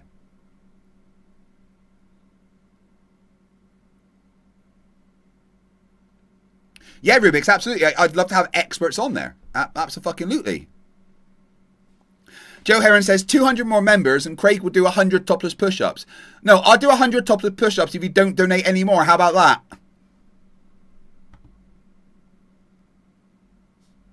It doesn't actually show the regions of actual daylight and nighttime. It just shows like a little cartoon.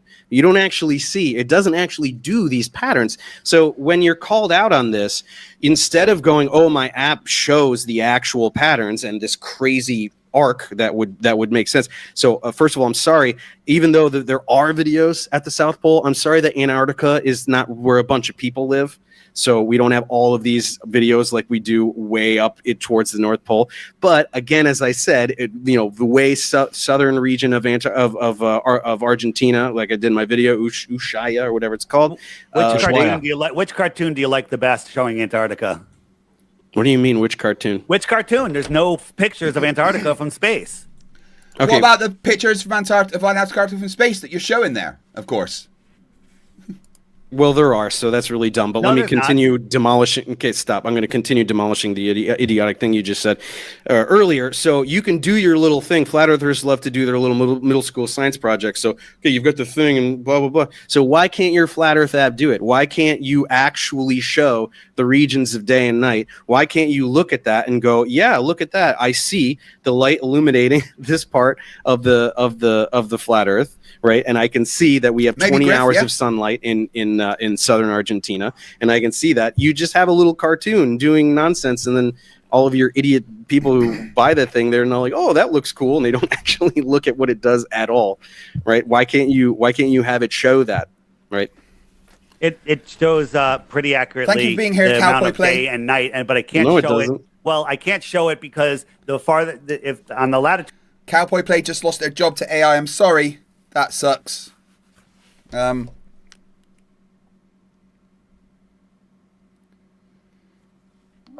So Cowboy Play in the chat says they've just lost their job to AI. What do you have to say for yourself?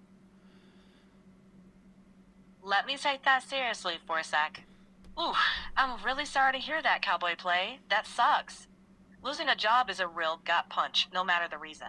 And yeah, AI is changing things fast. That doesn't make it personal, but it also doesn't make it hurt any less. The best suggestion I can offer is to treat AI as a tool, not a rival. The folks who learn to direct it, A supervise tool? it, You mean like Flat Earth Dave?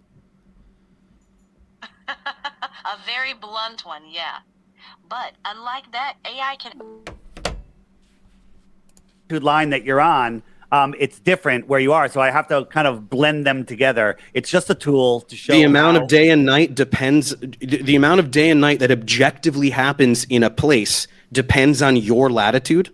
Absolutely, 100% on your ball too. When I'm in the north, No, I don't think you understand. I don't think you understand what I just said. No, you can guarantee he doesn't understand because he's a potato and like a moldy one with sprouts coming out of it mostly. Right, I need to nip out again because my wife is calling me, so just give me a sec. Right, what can I put on?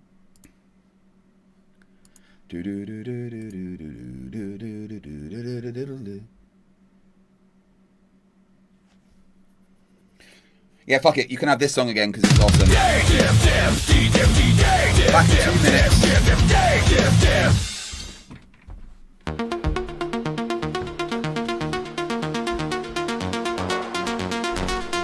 Support your local Owen.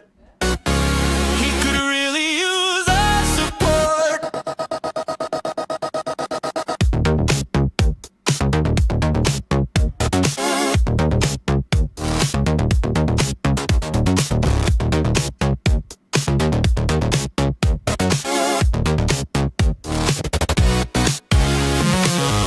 Rises up from his floor bed. Takes him moss to clear his head. Crossbow up, jumper cables hum. His holy sweater never sees the sun. Starts a stream from his snot cave, telling the world that it's his to save. He screams a chat, an angry elf. He tells the trolls to kill themselves. Support your local Arwen. Kicked out of FED. While Nathan's making money, Neil slid into his seat. Support your local Arwen. Roger that stole his channel crown. Now he's alone on Rumble. Only gets Rogan's down.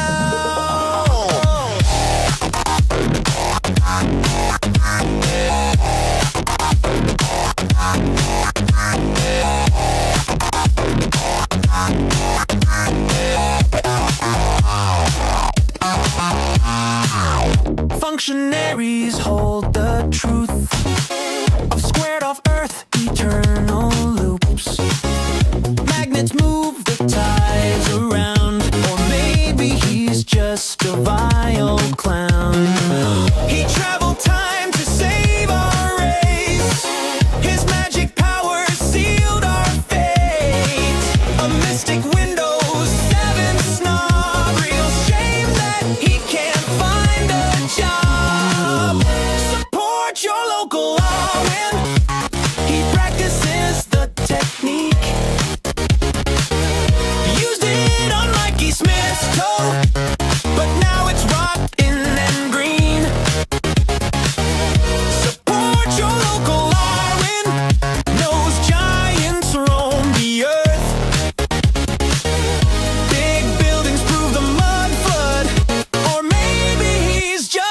Shut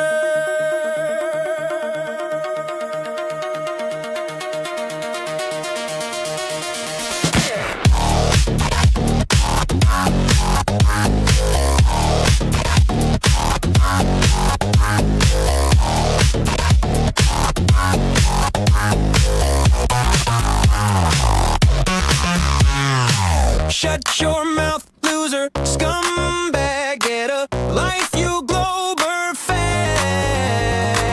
Why don't you try to attack me? Oh, wanna meet my machete?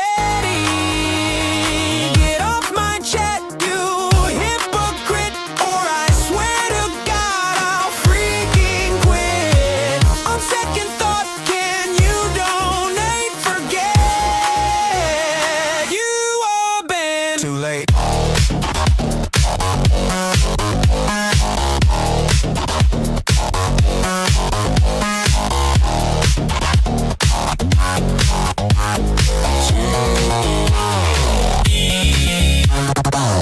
Support your local Arwen. His only fans are trolls. One time they found his Discord. His rage was fun to behold. Support your local Arwen. He could use your support. Throws away his money on info wars and gold.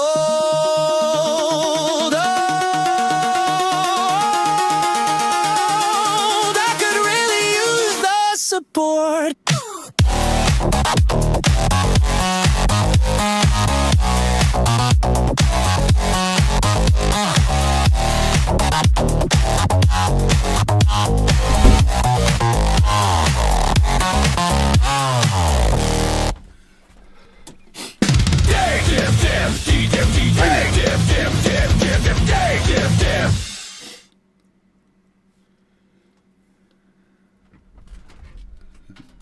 Support your local Arwen.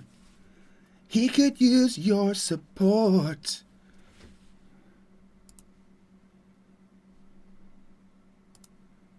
Spends all his money on info wars and gold.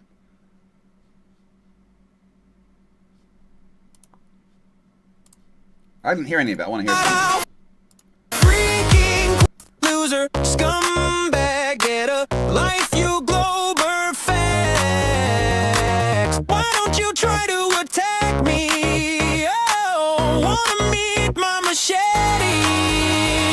Get off my chat, you hypocrite, or I swear to God I'll freaking quit. On second thought, can you donate? Forget you are banned. Too late.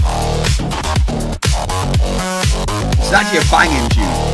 A lot of AI music is just pure slop, but this is not. This is pretty good. Oh, they do mention the crossbow in the song. Support your local Arwen. His only fans are trolls. One time they found his Discord. His rage was fun to behold. Support your local Arwen. He could use your support. Throws away his money on info wars and gold.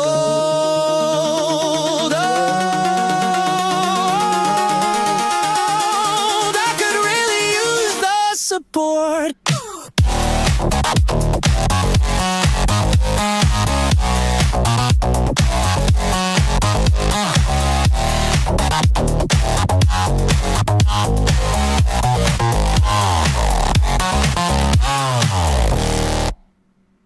Arnold, that's your best, dude. Like, just like Conspiracy Music Studios, all your shit's banging, considering it's AI. But that is the best. That and Nathan Oakley, like these three, Support Your Local Arwen, Dollar Store Cult Leader, and for Catzoid and Friends. They're incredible.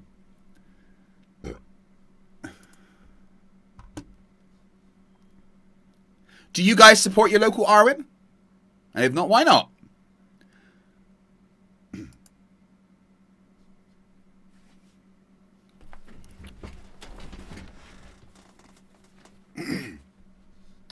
So, I started streaming at 8 p.m. on Thursday, the 30th of August. It is now 20 to 8 on Sunday, the 2nd of August. That is 71 hours and 40 minutes of streaming, which is frankly a little bit insane. I've slept for 6, 12. I've slept for about 17 of those on camera. So, you know, it's 50 odd hours of me being here, providing constant, we can call it entertainment, all right? It's insane, all right? Now, when I started, above me was a 45-minute timer. So when I started 71 hours and 40 minutes ago, I had a 45-minute timer. It is now, after 71 hours, close to 72 hours, starting at 45 minutes, we have on the timer just under 7 hours. Under 7 hours for the first time. Fucking amazing. And, you know, I've got lots of messages. I can't answer my messages right now, but my phone has been blowing up with NASA and the Chinese people, even like Russia and North Korea were a bit angry. They're like, you've broken fucking time. This is screwing everything up. It's like tanking the stock market. Oh no, the stock market's back up. Oh, looks like we're now a different reality. Please stop breaking time. Like, they're all angry at me, and it's thanks to you.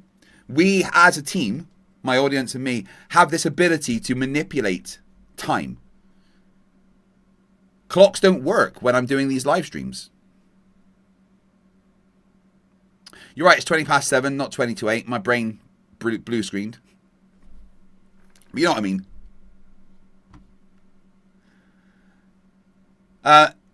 The reason it went up is because of you awesome people, right?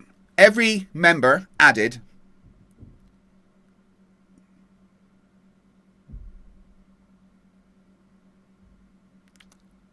Joey.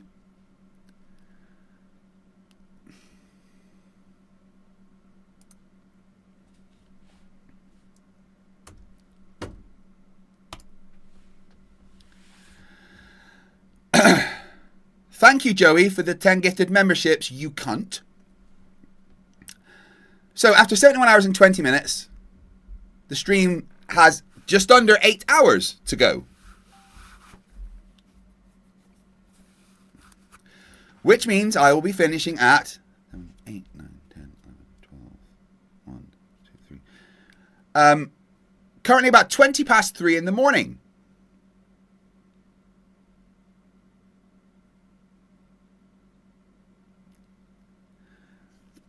Taking us up to an 81-hour stream. Plus, which is insane.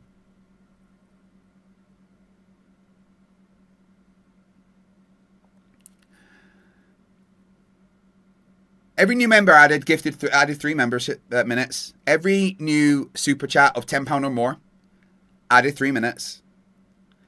Every upgraded membership added 3 minutes. Every gifted membership added 3 minutes.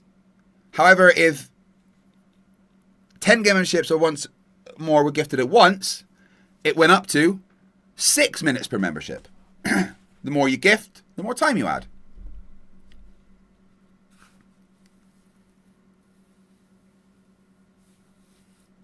Which means my community has supported me more than I could ever imagine. Thank you so much. However, I do have a very, very serious request. Fucking cut it out!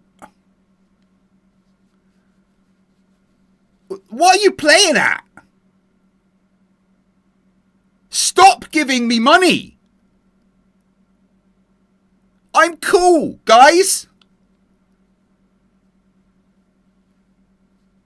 Thank you! But stop! Please!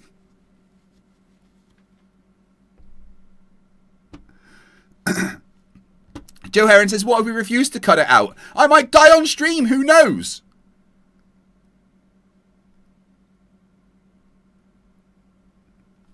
We're at that stage where I couldn't really go to bed for 6 hours because, like, the timer would practically be zero when I got up. It wouldn't be worth it, right? So just cut it out, okay? I'm genuinely serious. Please stop giving me members. Please stop super chatting me. I don't get to go to bed till 20 past 4 in the morning. I haven't touched Power World and Satisfactory in days.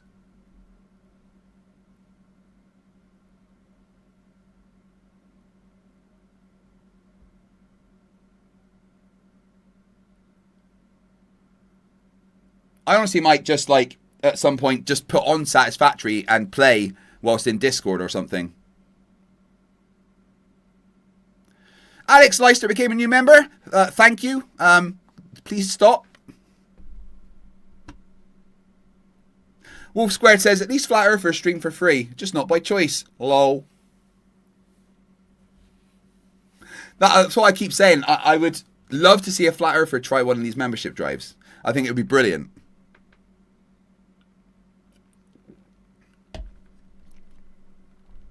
No, I don't see one from you, Cowder. Are you sure it went through?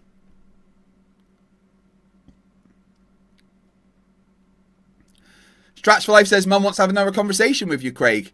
As long as your brother's not going to go mental this time.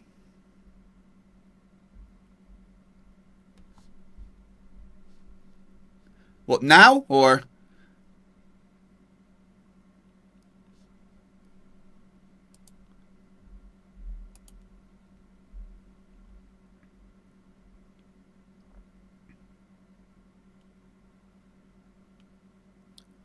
How does the chat feel like about a constant weekly segment with Catherine? Strats for Life's mum. Yeah, Craig Paul, I would love to see, like, imagine Nathan Oakley starting a membership drive. Right, guys, there's 45 minutes on the timer. Every new member adds 3 minutes. And they still finish at before an hour.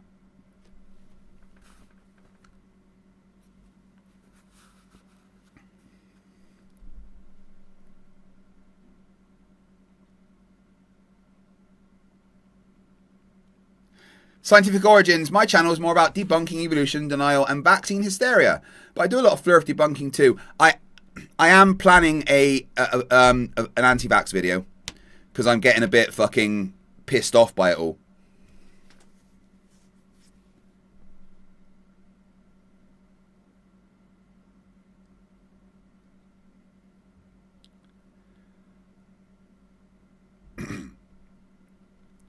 Look, if your brother wants to talk to me, I promise him, like, tell your brother that I don't want to debate him. I'd like to talk to him about his beliefs. Right? And if he can, you know, not scream, I won't either.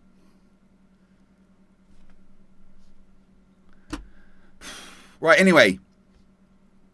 I'll just check my maths.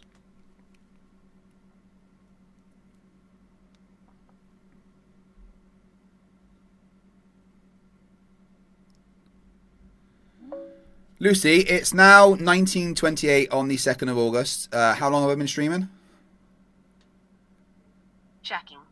At 19:28 on Sunday the 2nd, that puts you at 71 hours and 28 minutes live.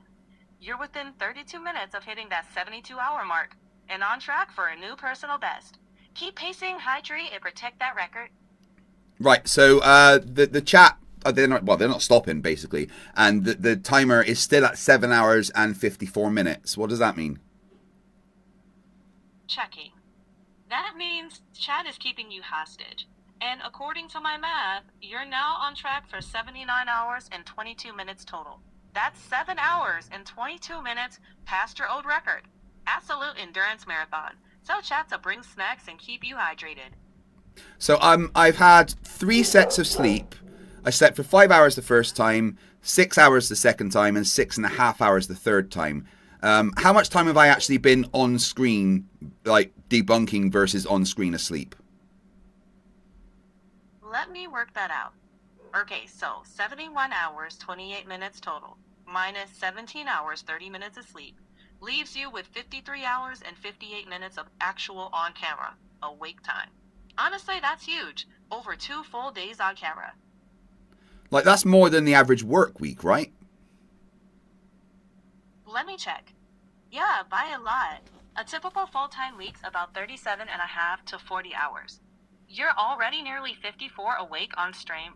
That's well over a full work week with no downtime. Strats for Life says, no go, Craig. My brother said he ain't going to talk to someone who looks like a dildo. I will go back and tell him that I'm mostly muscle and could bench press him. He looks like a homeless tweaker, so he can shut the fuck up.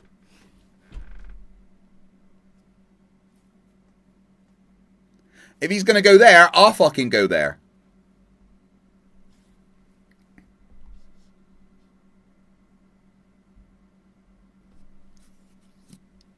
Well, I guess it depends on the job, Cowder.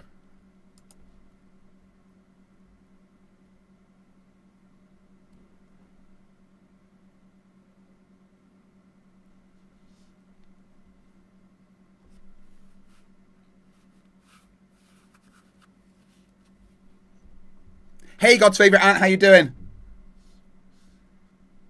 You don't understand what I just said. No, I definitely know that you're not saying anything. I'm saying that in that town in Argentina, there is an objective time where the sun rises and sets. Yes, and but where you are doesn't change that. There's no place that you have 17 hours of sun. You have daylight. Daylight is the illumination of the sky. Excuse me? I get 17 hours of... I get more than... Right. During the summer up here, I can get like up to 21 hours of actual sun in the sky. What the fuck's he talking about? They're absolutely JB Inks who says this evening, Craig. This is one of the best Flat Earth Smackdowns of all time. You ain't wrong, matey. You ain't fucking wrong. Not the sun. From the sun. No, the sun is... You're saying that daylight is not from the sun? Absolutely. So if the sun where is it from? Daylight's not from the sun. If the sun What's rises making the sunlight then? No. The sun is lighting up the sky. It's like a photographer. You have your main light and then you have your backlight. The sky is the daylight. When the sun is on the east side of your house, right on the horizon, go to the back side of your house. You can read the newspaper. Well, where's that? That sunlight's not... What's it going through your house? It's lighting up the sky. It's scattered by atmospheric particles. That's what it's you still say. Sunlight. Yeah. Well, that's what you say to say a thing that Dave, explains why what I just said is stupid, and I have no way to combat it. How come nobody has filmed the 24-hour sun in Antarctica? They have. They have. Way before the final experiment went there.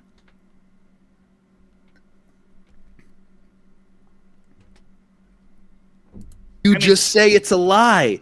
They have, and you just go, oh, that's fake. No, we don't. We don't just go, oh, that's fake. We show you But guess what? That's why in my video, I don't talk about Antarctica because you just say it's fake. That's why I picked southern Argentina, because people live there and they have 19 hours of daylight and you can't explain it because it's this huge... Explain it. You can't no, you didn't. You just said there's a glass thing in the flashlight. You're just doing a middle school science project. You're not actually explaining anything. You're just going, oh, I did a thing in my living room, so all... Yeah, the kits soon Cavalier. Remember that this took place years before the final experiment. Yeah, but Durf is still denying there's a 24-hour sun in Antarctica because he's a lying scumbag grifter. Oh, Dave, God's favorite aunt. Dave's not that much of a dick. I mean, I can be a dick, and Dave can be a dick, but he's a good guy.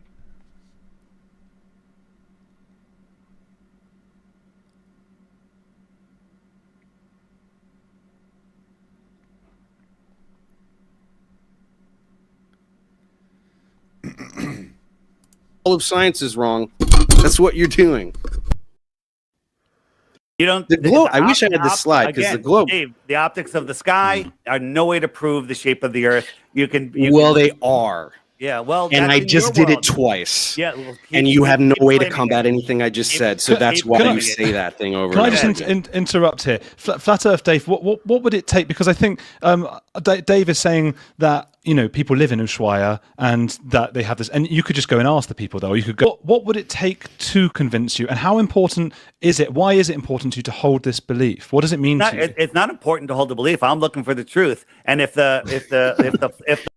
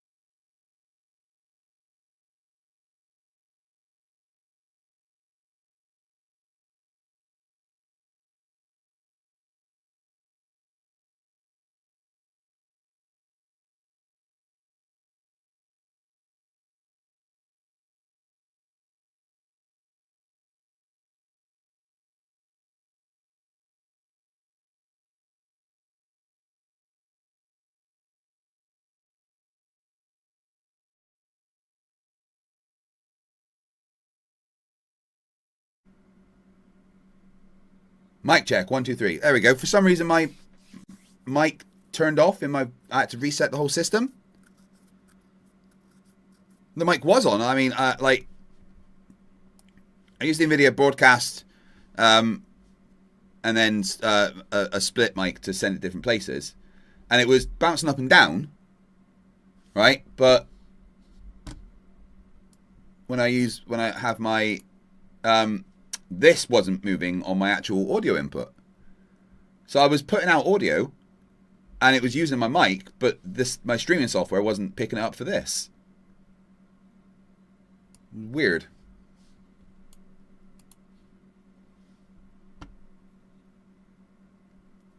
What was I saying?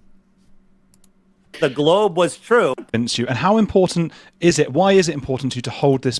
Wait, I think I was responding to a super chat.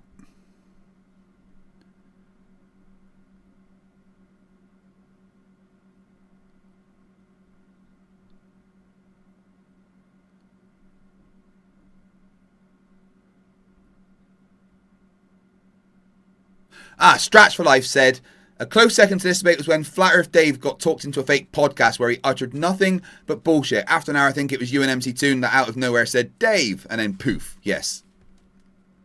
So then I was like, shall I cover that or do the next Flat Earth Dave debate? And I was going to put up a poll.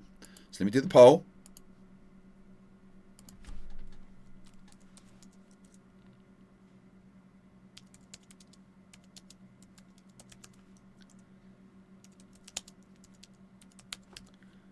That is one of the best moments from this year. So that you decide. If you don't know them, my assistant and I set up a fake podcast called The Conspiracast that we got Durf booked on and got him on there for an hour to destroy him. And it was fun.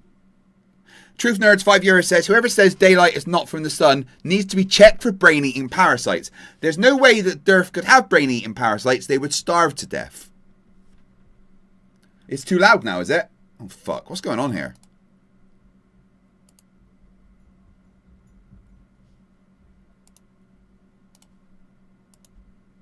No, that's right. So it's loud over here. turn that down a little. Is that better?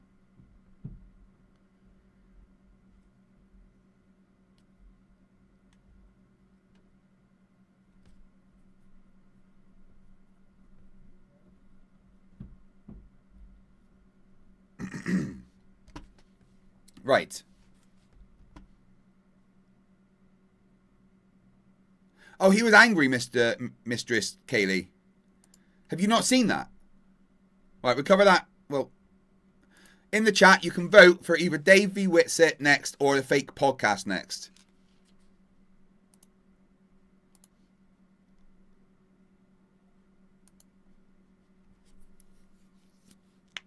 I know, Rubiks. I can't believe it worked either.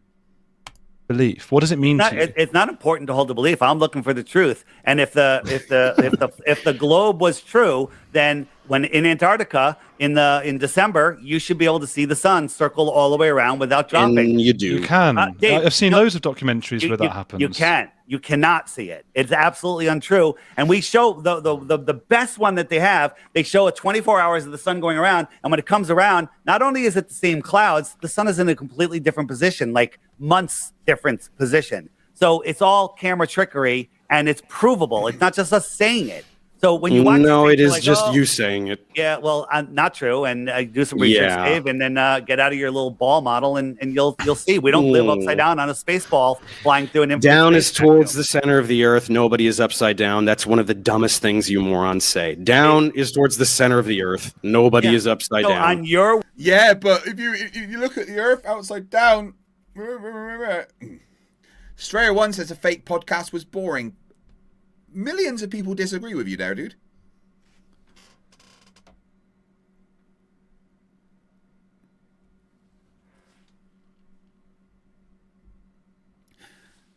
Yeah, we covered Dave versus Lord Jamar. Not on this stream, obviously.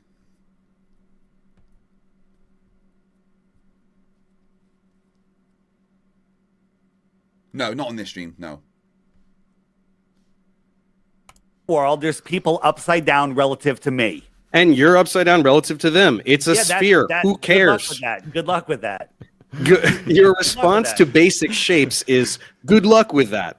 Yeah. Are you 5 years old? You have the intellect of a 5-year-old. You can't understand, like... Whoa, Dave!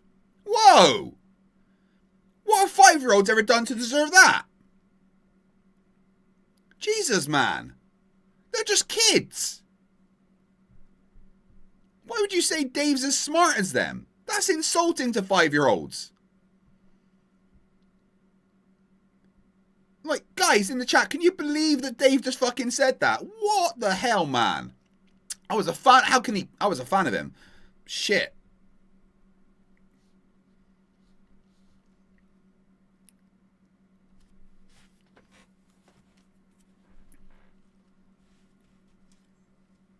Dave McKeegan in the chat. As somebody with a 5-year-old, I can confirm she is smarter than Dirth.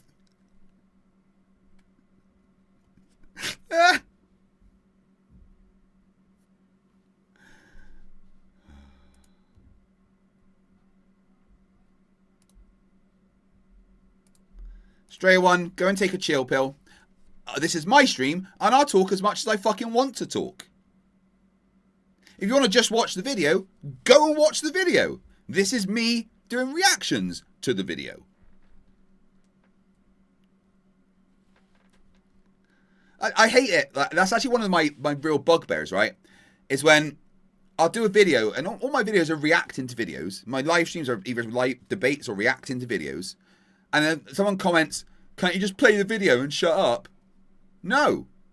What would be the point in that? Just go and watch the video. I'll literally talk as much as I want to fucking talk, because this is a live stream of me, not a live stream of me watching videos with you guys.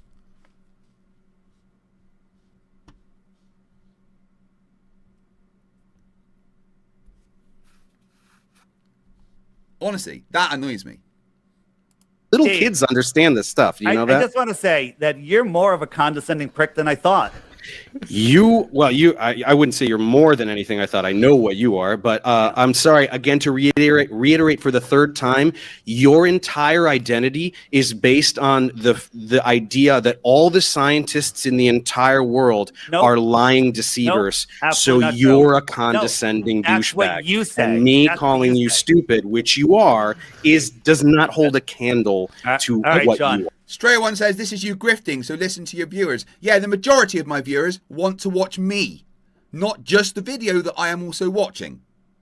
Also, I'm not grifting, I'm working. It is going to work, grifting for you? Grifting would mean I was lying and not doing what I'm saying. I am here on camera for close to 60 hours straight to work. Right, you can get timed out again. Behave.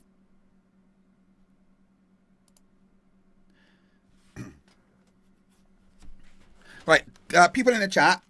One, if you think that Strayer is right, I'm grifting and should just be quiet and let the video play. Two, if you think that I'm doing the stream the way that I should do it.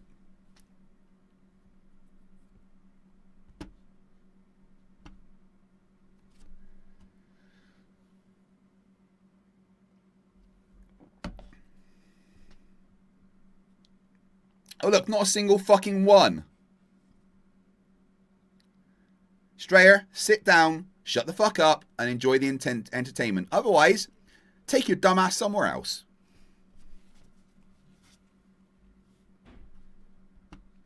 Oh, don't do that when the poll's 50-50. What am I supposed to fucking do? That's what he claims. I don't believe that. And Wait, that's what you're I've got another question for other Dave, Professor Dave.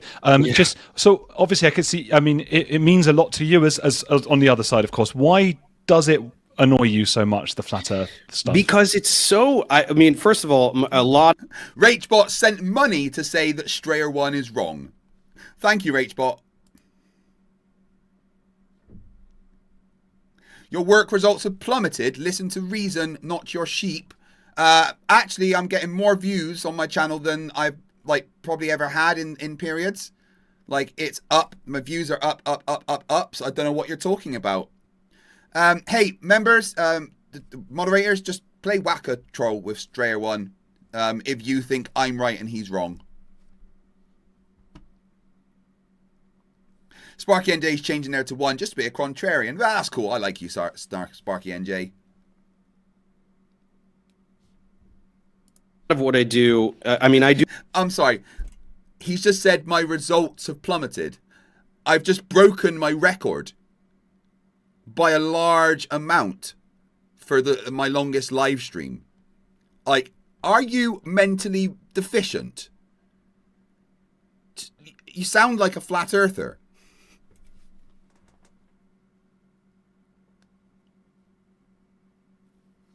Shut up, Rubiks. No one's donating £50. Yeah, also highest amount of subs I've ever had. Mainly academic tutorials. On the other side, of course, why does it annoy you so much, the flat Earth stuff? Because it's so. I mean, first of all, a lot of what I do. I do mainly academic tutorials, but I also address misinformation. I'm very passionate about public science literacy and science denial. And flat Earth is the bottom of the barrel. So I go after like anti-vaxxers and stuff like that, and that is a little more sophisticated. And you have to actually understand a little bit of biochemistry, a little bit of immunology, and things like that. Flat Earth is the only one. I just proved the Earth is a sphere multiple times in this exchange based on looking at things in the sky and thinking. That's how we figured out the Earth is a sphere several thousand years ago. It's like the first thing we figured out. So this is why it's so offensive, because it is a denial of literally all of science. Astronomy, all wrong. Geology, all wrong. Physics, all wrong. It's so unbelievably offensive to the entire human race. That's why you're a douchebag, and me calling you stupid is nowhere near the magnitude of douchebaggery that is your entire identity. You're talking to him. Good fucking job, Dave. That's just brilliant. Infinity Perspective, £2. I miss J.M. Truth's wisdom. Whatever happened to him? He gave up flirting to be a film director of awful movies.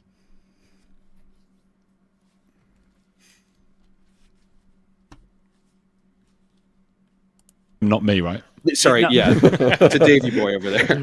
So he believes that scientists that he never met 2,000 years ago proved that the Earth is a globe, when in reality, in the 1940s and 50s and up to the early 60s, they were still teaching flat Earth in public school here. No, Absolutely. they weren't. That's just No, they weren't. That's just a lie. That's like one of the largest lies that he likes to push. No, they weren't. Not for hundreds and hundreds of years have they taught that the Earth was flat. It's just wrong. thing you're saying. That's an absolute. There's globes from hundreds and hundreds of years ago. You can't just say that. Like, you should show me something. Show me a textbook. You can't just say, oh, this thing I made up is true. You're an idiot. What are you talking about? We've known the Ptolemaic model, which was reigned supreme from 100 or whatever, to the Copernican model, used a spherical Earth. Geocentrism used a spherical Earth. And then Copernicus and Kepler happened, and they wrote books by... Mistress Katie says she quite liked the zombie one. Well, yeah, apart from the stress high. Okay, apparently my stress level is high. Apart from the times when they forgot to put the audio on and they misspelled the subtitles, the zombies that were actually T-Rexes, I mean, it's fun to watch. I enjoy watching it.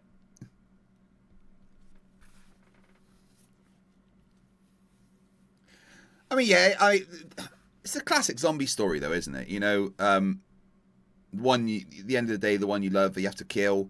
I think the pregnant thing's been done before in zombie movies.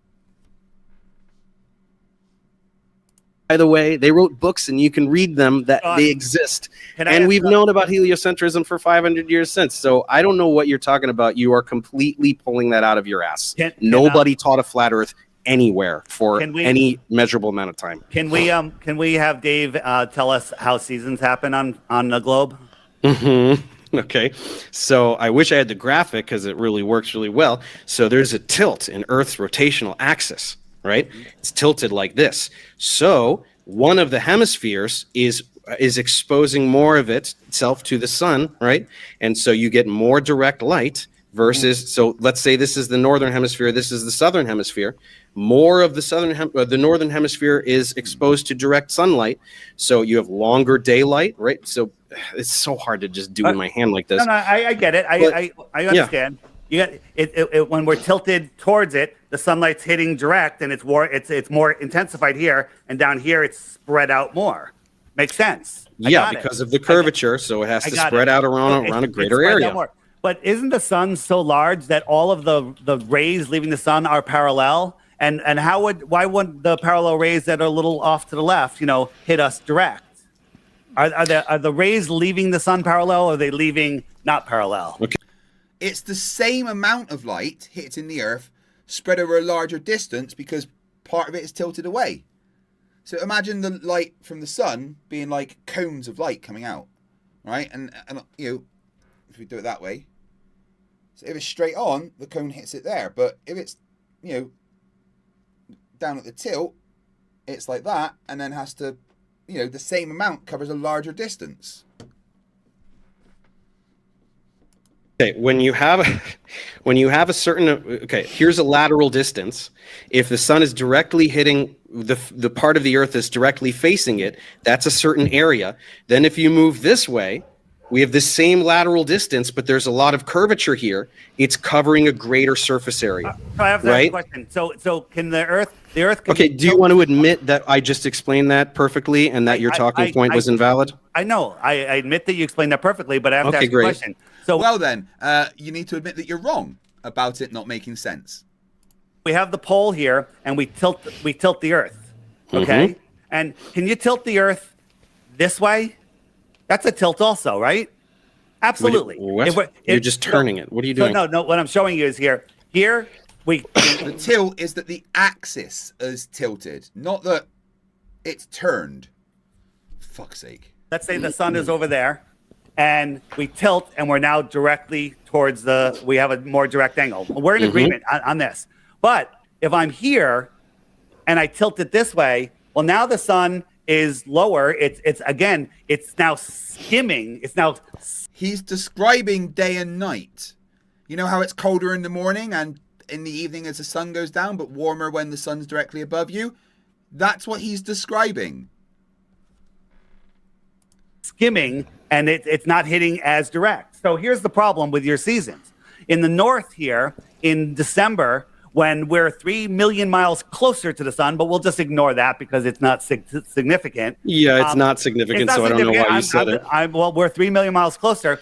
At sunrise, in December, at noon, when the sun is 50 degrees in the sky, and I look at the sun, I can barely feel it on my face. I can't get a tan, right? But in June, when we're farther away from the sun, doesn't matter, and at sunrise, when the sun is literally an 89-degree tilt, the worst possible angle, as soon as it shows up on the horizon, I can feel the heat and I can get a tan. Why is that? Because in your world, it should be arctically freezing every morning all year long.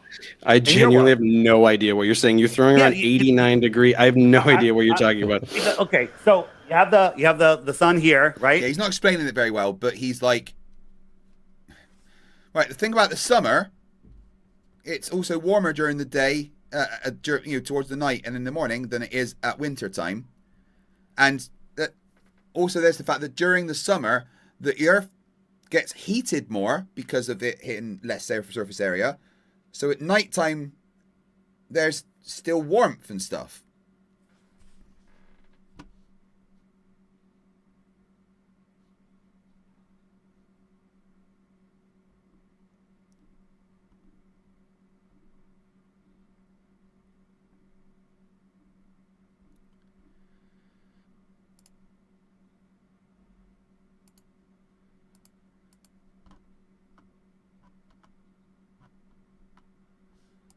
The sun, and we're tilted, so it's 34-degree tilt.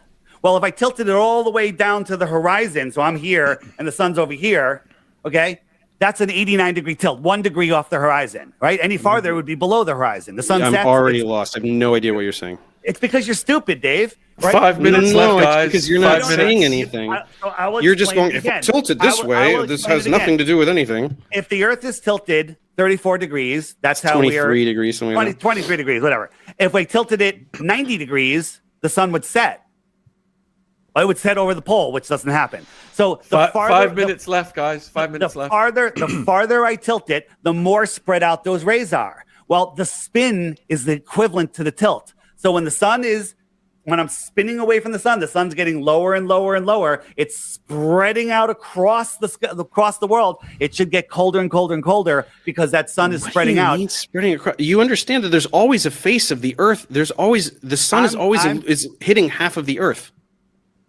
Not according to time and date. All right, but that's the sun isn't always hitting half of the timeanddate.com always says it's hitting half of the Earth. Oh, he's talking about he's misunderstanding population because he's stupid. The Earth on the ball, it would be, but it doesn't. Yeah, that's well, it does though. So what are you talking about, David? You're not listening. Okay, I am. You're just not saying anything. I can tilt. So if we're tilted away from the sun, we have our winter. And if I tilt it farther, it gets really cold because Antarctica or the Arctic is tilted farther away. That's why it's cold in your world.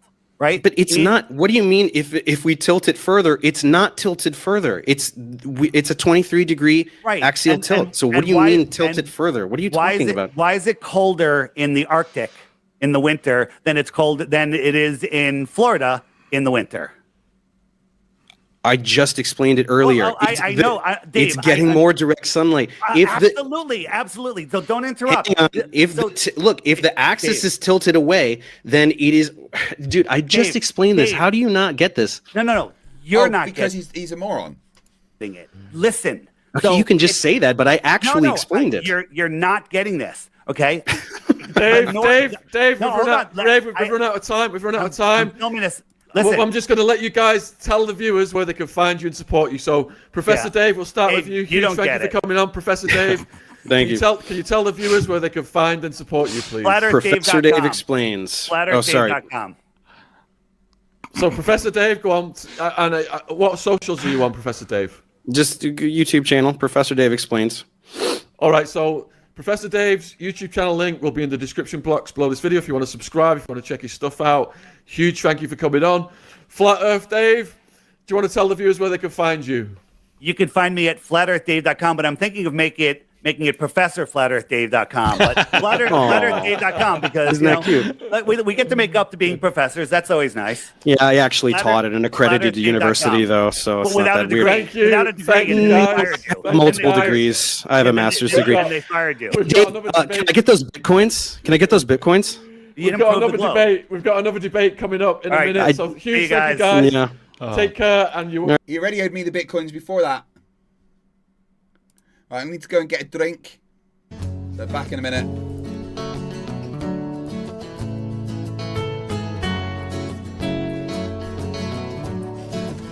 Can we pretend that airplanes in the night sky are like shooting stars? Should be wishing for a brain right now, brain right now, brain right now. Good morning. These words come with a storm warning. Better batten down the hatches, grab some matches and brace yourself for a long day of misery. YouTube has given me the power to reach up into the sky and show you all that we live on the ball. I bring you science that's comprehensible. Your view is indefensible. You're reprehensible. Go on, Mr. Sensible. When I was young, I never thought I would be here to see this. A pile of random nonsense dressed up as bull. Your ignorance will be the death of us all, like running head first, full speed into a wall. You could always read a book, buy a telescope, set it up and take a photo of the moon, or just be a buffoon. I send you in a balloon up to the stratosphere, page 3.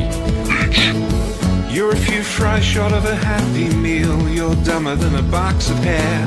The wheel's spinning but the hamster's dead, and you're as smart as bait. You forgot to pay your brain bill. You're missing a few buttons on the remote control.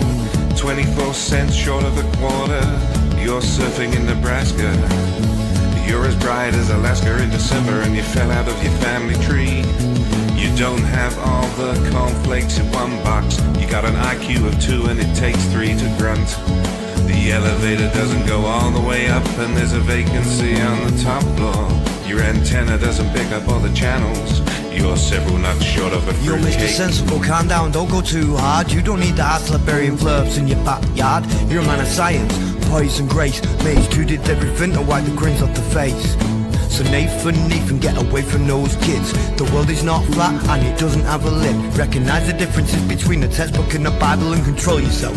Lay off your slander and your lies. You're a bunch of knobs poisoning the well of the youth, spreading lies that you like to claim as knowledge and truth. Stop spreading fresh bullshit like the butter on your bread. Maybe a musical assault and knock some sense into your head. I hope one day you'll hear these lyrics and smile, and you realize you used to be a 40-year-old child. Now it's time to wake up, open your eyes and see, and acknowledge the existence of You're a few clowns short of a circus. Your phone is off the hook. Your sewing machine is out of thread. You're off foam and no beer. You don't have all your dogs on one leash. An intellect rivaled only by garden tools. There's no grain in your silo, and your skylight leaks a little. Your belt doesn't go through all the loops. You couldn't pour water out of the boot without instructions on the heel. Your slinky's kinked, and you're proof that evolution can work in reverse. A few feathers short of a whole duck, one fruit loop short of a full bowl. Airplanes in the night sky are like shooting stars. Should be wishing for a brain right now, brain right now, brain right now. Can we pretend that airplanes in the night sky are like shooting stars? Should be wishing for a brain right now, brain right now, brain right now. You thought it was over? Well, I'm still standing while you're swinging, flinging feces, talking shit just like the human centipede. You got the mind of a chimp, and I'm here to expedite your shore leave. Cause I'm a seaman, but not the kind I writ up on your mum's gums. I'm the kind that sailed submarines and fired guns. I could float a boat across the ocean with my eyes closed, circumnavigate the globe with a compass and a bag of sausage rolls. Well, all you can do is nibble on your toes. I'll smack you with the hose that you call the water level. Sit and swivel, you nasal gazing muppet. You can stuff it harder than the wallet stuffed by Warren Buffett. And I don't care about your sauces unless you're serving them, and I don't care about your lines unless you're curving them. Now step away from me, you're sucking up my oxygen with a vacuum where your brain should be, you dumb fuck.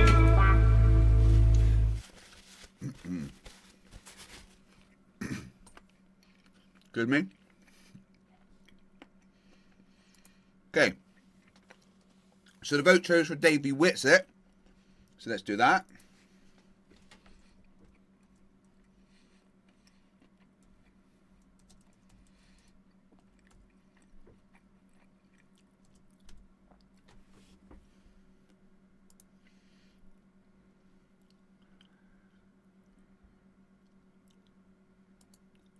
So I'm going to bring them in, and then we'll start with first Dave. You may know him as Professor Roast Dinner. Dave Explains. He's linked. All of his channels are linked. He's on YouTube. He should also be on Rumble because, reasons. Dave, welcome. How are you today? Good. How are you doing? Thanks for having me. Yeah, I'm doing well. Thanks for being here. And then we've got Austin. You might know him as Witsit on Twitter. He's got a YouTube channel. I assume, I don't know, you should have a Rumble channel too, but their YouTube channels are both linked in the description below. I recommend you hear them both out. And I guess we're going to talk about flat Earth, and we're going to start the clock at the 7-minute mark for Dave, if you're ready. Sure. Yeah. Just present here. How do on the bottom? Share screen. Yep. If I can actually drop out too if we need more room on the screen, Yep, there's that. Can we see the slides? Yep, you got it all? Yep. Okay, so ready? I'm gonna shut up. I mean, I'll keep it to, so I got 4:37 now on my clock. So at cool. Just flip to 4:38. So go ahead. Okay. So we're here to talk about flat Earth versus globe Earth. Austin is going to pretend to defend the flat Earth. He will do so with two tactics, which I will undermine right now. First, he will pretend that the default position is that it's just totally flat. Just observe and see how flat it is. So the burden of proof is on the globies to prove it is a globe. No, that's false. All of observations since antiquity have only make sense on a spherical Earth. Looking at the sun, moon, stars, only makes sense on a sphere. That's how we've known the Earth is a sphere for 2,500 years. Furthermore, if you deny a globe, most things don't make any sense. Day, night, seasons, weather, tides, Coriolis, geological phenomena like volcanoes, earthquakes, technology, communications, simple things like line of sight increasing with altitude, terrestrial motion, gravity. None of it makes sense if you deny that the Earth is a globe. Speaking of gravity in particular, I know that Austin will be very eager to talk about his electric gravity bullshit. Here are some reasons why that is stupid. He cannot derive 9.81 meters per second squared. He cannot explain why this value is based on Earth's mass. He cannot explain why G varies precisely with Earth's radius and your altitude. Despite electromagnetism being both attractive and repulsive, he cannot make anything significantly massive fall up.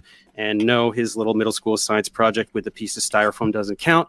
He cannot explain why there's no discrepancy in the motion of objects with differing properties, paramagnetic, diamagnetic, ferromagnetic. Cannot explain why there's no difference in activity over differing substances of different conductivities, grass, sand, water, concrete.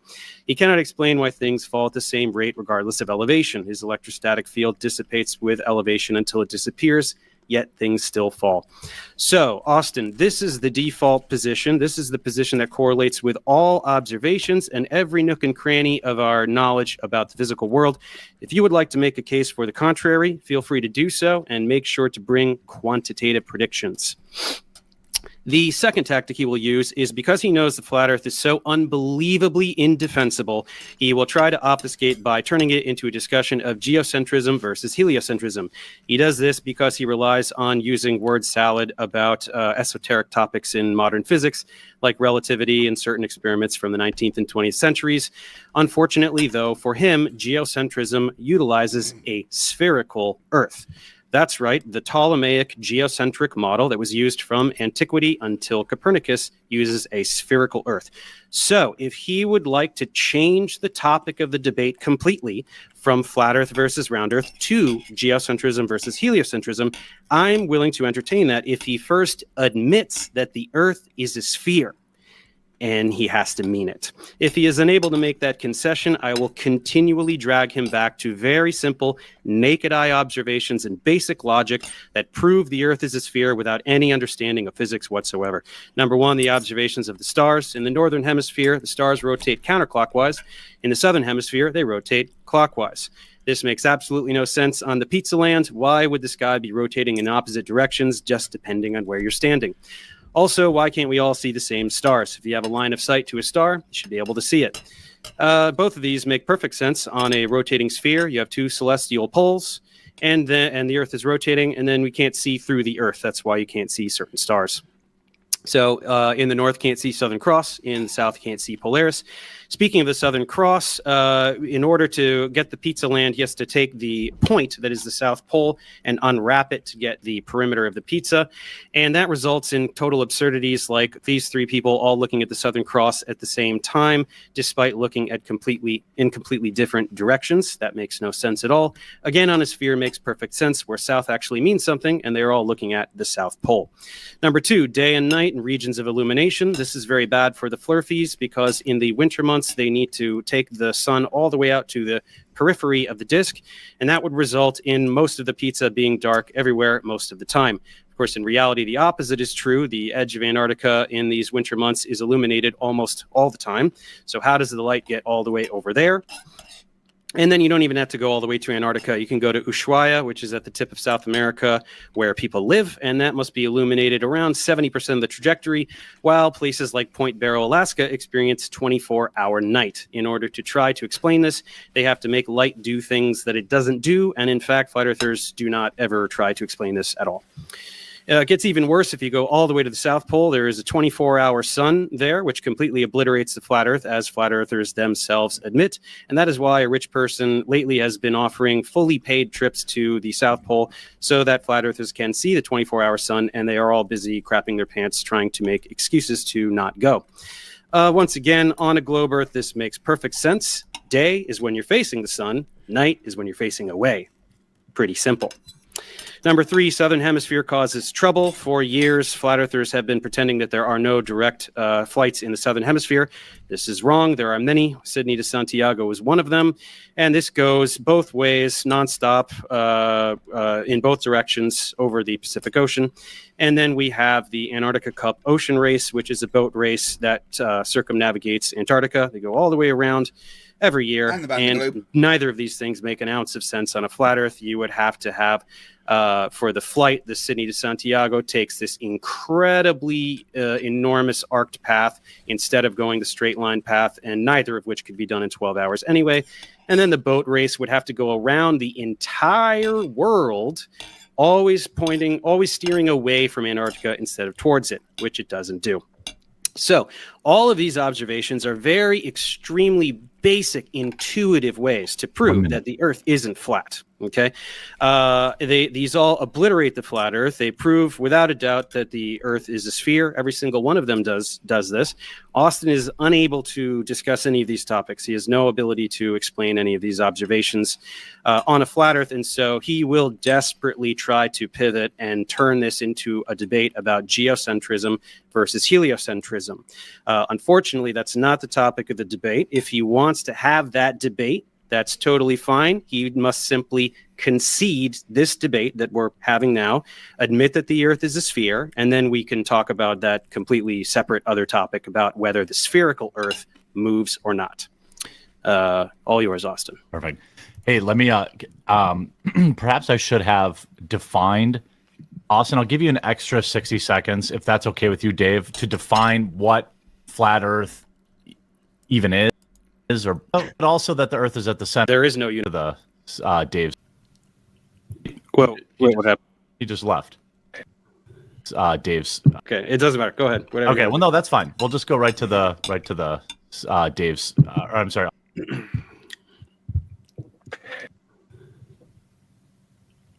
Well, wait, what happened? He just left. He left? Fucked up. Well, he might have just, maybe he'll come back.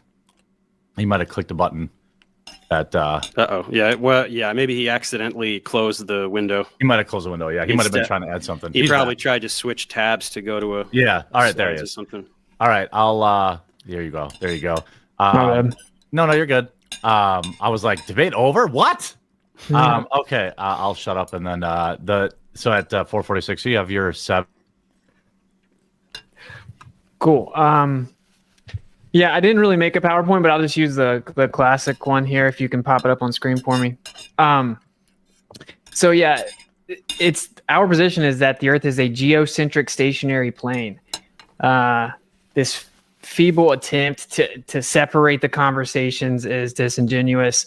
If the Earth is stationary, it's in the center of the universe. None of the kinematics or dynamics, even of geocentric. Geo means it's a globe. If you say it's a geocentric, that means it's a globe at the center.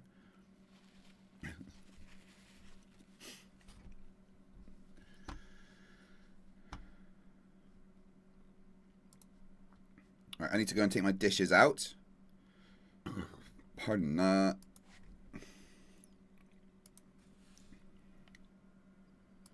I'll just play this while I go through that. Back in 2 minutes.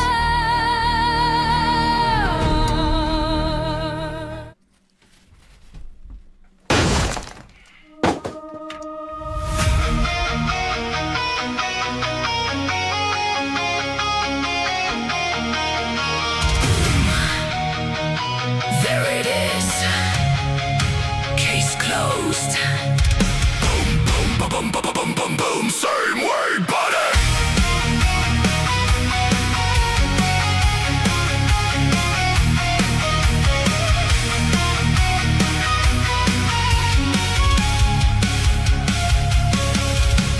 Azimuths are measured flat. Angles require 2 straight lines. Surveyors use a local plane, and miles are flat too. All measurements are flat Earth measurements. You heard the experts say, ignore the rest. You need a flat Earth for that. Horizontal's 90 degrees to every vertical. That's a flat Earth prerequisite. It's mathematical. You measured something level. You walked from A to B. Congratulations, go believer. Welcome to Flat Earth. One more sentence, one more quote, one more thing taken out of context. Boom, it's flat. That's the evidence. Boom, it's flat. No coincidence. Need a local tangent. Boom, it's flat. Read one chapter. Boom, it's flat. Every single answer, every photograph somehow ends exactly where. Boom, it's flat. I'm the GOAT, don't you forget. Street activism, no regrets. Filmed another rainbow star. Now I know just what you are. Mars behaves just like the stars. Jupiter does too. Every blurry rainbow vortex Proves the globe ain't true. chromatic, no, that's not the case. That's the cosmos showing face. 86 stars all agree. Boom, another victory. Grab binos, point them up. Watch the colors spin. Every strange artifact becomes another massive web. One more screenshot, one more ring, one more thing completely out of focus. Boom, it's flat. That's the evidence. Boom, it's flat. No coincidence. Rainbow vortex. Boom, it's flat. Looks all fuzzy. Boom, it's flat. Every single answer, every photograph somehow ends exactly where. Boom, it's flat. Need a cardboard sign. Boom, it's flat. Tell the neighbors. Boom, it's flat. Street corner Saturday. Boom, it's flat. Rainbow blobs at midnight. Boom, ba bum ba ba bum ba bum. Same way, buddy.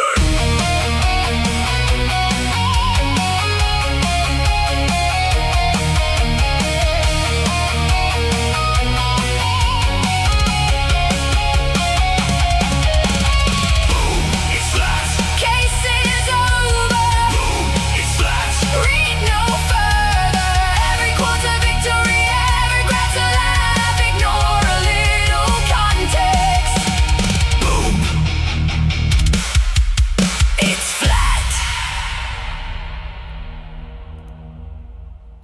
subscribe to Conspiracy Music Studios. Right, anyway, back to it. I pressed it. Centrism is exclusive to sphericity. That is just a get out of jail card because he will not be able to defend the claim that we're moving around the sun. To very quickly go through some of this, falsification is independent of replacement. And so what always happens is people don't defend the globe. They just want to ask millions of questions to the flat earthers. And somehow if a flat earther doesn't know the answer, then all of a sudden the globe model becomes true. And then, of course, the burden of proof is the one making the positive claim. And then shifting the burden is making the other person prove why your claim isn't true. So if I read a book and say all these fairy tales exist, I don't have to prove that unicorns don't exist. Very simple concept that gets overlooked consistently in this debate. Oftentimes we get what's called a straw man fallacy. People say that this is what flat earth is, and they point and laugh, and no one that I know thinks that it's a flat disk in a solar system. That's ridiculous. Hopefully we can prevent these, but these are the typical fallacies used. Of course, a straw man fallacy, which we just discussed, ad hom, attacking the person instead of the argument, credentials. So no evidence for a globe then? Oh, you're not qualified to talk about this, appeal to how what everyone else thinks, appeal to authority, poisoning the well, begging the question, shifting the burden of proof. These are always used. Everyone was taught the Earth's a globe when they were young. That doesn't mean it's true. So let's just quickly go through the basic claims here. Claim 1 is that the Earth's a sphere with a radius of 3,959 miles. So instead of giving evidence that the Earth is flat, I'm going to just tell you about what you claim about the globe. Brilliant work.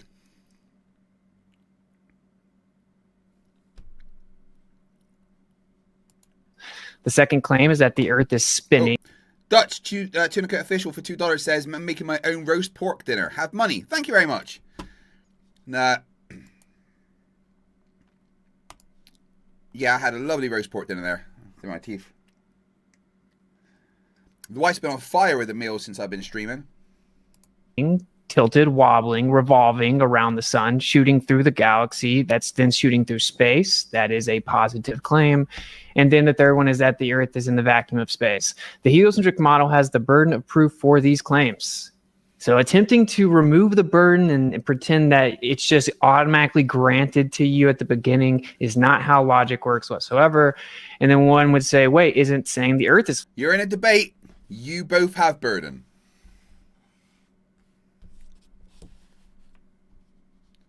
Flat a positive claim. It is, of course. And so then we would have the burden of proof, and we have fulfilled that, right? Actually, this right here is a specular reflection. Any convexity or concavity of the water, if it was curving, you wouldn't be able to get a specular reflection because it will cause what's called... Did you analyze if they are 100% exactly the same and then calculated what difference the size of Earth would make over that distance to the bending of the light?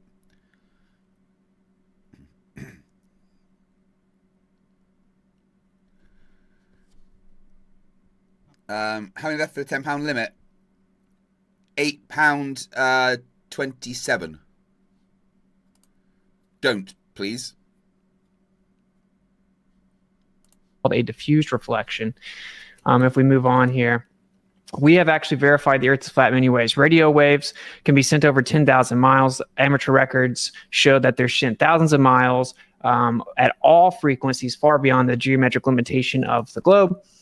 Here we have a distant mountains observed from 167 miles away at less than 1,000 feet. So the target hidden height should be almost or over 11,000 feet, but the mountain's only 12,000 feet. We should only be seeing roughly 1,000 feet of the mountain. Clearly, that's not the case. Here we have. How did you check how much of the mountain you're seeing? Did you measure it, or are you just making a claim? Another one, 168 miles. Target hidden height is almost 12,000 feet, and the elevation is entirely 12,000 feet. So we should not see the entire mountain. This is a major problem because you're claiming it's the entire mountain doesn't mean it's the entire mountain.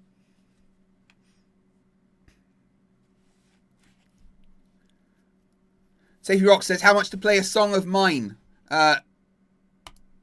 Maybe save that for towards the end. Thank you very much for the 10 Canadian dollars, and that's 3 minutes added to the timer.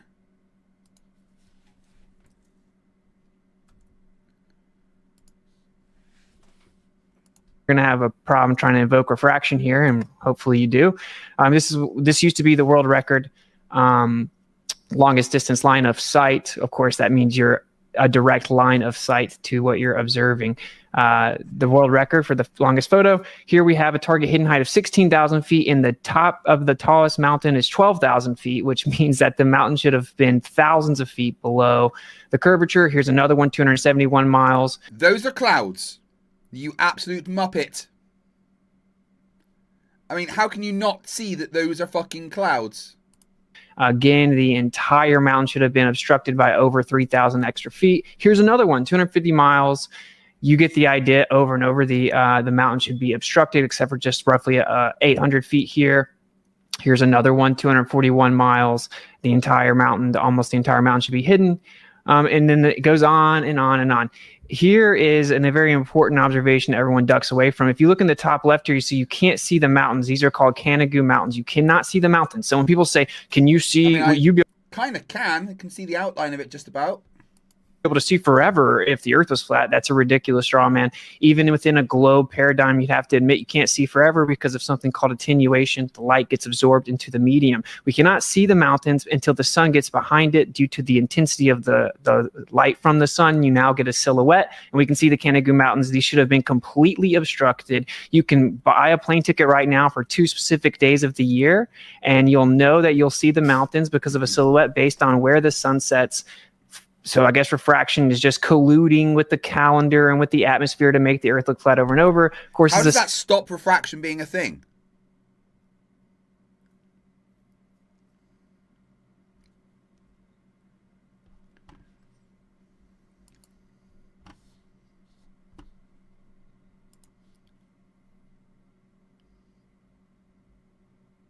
Yeah, I played that last night, Deplorable.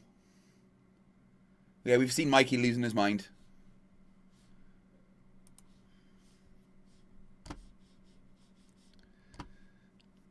Silhouette refraction affects light, not the absence of light. Here to address his straw man about the geocentrism thing, these are projected onto a plane. These are literally azimuthal projections. So to say that it requires sphericity is ridiculous. Here we see that all the paths of the planets fit right within a ferrocell magnet torus field. Okay, what a coincidence.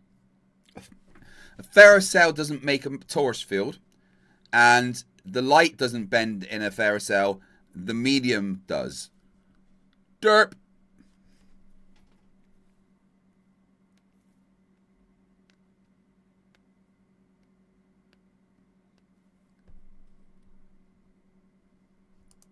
And to address this misnomer that sunsets are impossible on a flat Earth and they just go behind the curve of the Earth, that is also not true. Here we see the sun disappearing above the horizon with a horizontal line blocking the bottom of it far above. It's going behind some mountains. The horizon. This is proof that the sun can disappear up above the horizon due to atmospheric conditions. Of course, we have tons of assumptions when it comes to the military that the Earth is flat. Specular reflection, again, I'm going to kind of speed through these, but specular reflection, you see that just a small concavity or convexity in the water actually causes what's called a diffused reflection. You'll see here in the left. So you actually need a flat surface to have a specular reflection. We see these over long distances consistently. So we'll just skip over here. So, and then of course, the globe claims that the horizon is a physical, tangible surface, and it is not. It's literally a horizon that is apparent. That's why it is where the sky appears to meet the ground. So here we can get into some of the specifics here, but of course, also on. Apart from the fact that the horizon, there's no reason, even if that's the definition, it doesn't explain why there's a horizon on the flat Earth. Yeah, it's the line where the Earth's surface and the sky appear to meet. But that's because the Earth's a globe. They wouldn't appear to meet if the Earth was flat. On a globe, the horizon should drop down and away from you as you increase altitude. What we see in reality is it rises with us, which is a major problem. So, long story short, the entire globe model depends on the accuracy of the claimed radius value. And if that radius value is wrong, the entire model is wrong. So, in closing, what I'm going to say is, again, falsifications independent of replacement. The literal default position is that the Earth is a stationary plane. The globe says, well, yeah, but it's so big it looks flat, and it's so big that based on the angular rate of motion, you can't tell that it's moving. Could that be true in theory? Sure, but that is a concession that the default position, based on empirical evidence and observation, is that the Earth is a stationary topographical plane, hence why we utilize it as... None of that is true. But you just said, yeah, sure, that could be true. Therefore, the default position is the opposite. Well, that's stupid.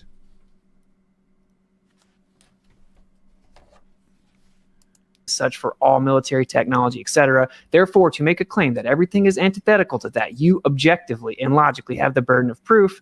And then we'll get into a lot of the things that he mischaracterized my arguments regarding throughout the debate, hopefully. But yep, there you go. Okay, thank you for the opener. I want to give you both. What do you think? Like, I assume there's one or two things that both of you have said or that strongly disagree with, other. Do you want me to open it up to just give you both a 5-minute period for rebuttal? No, or do you just want to leave it open? We can dig into it. Okay.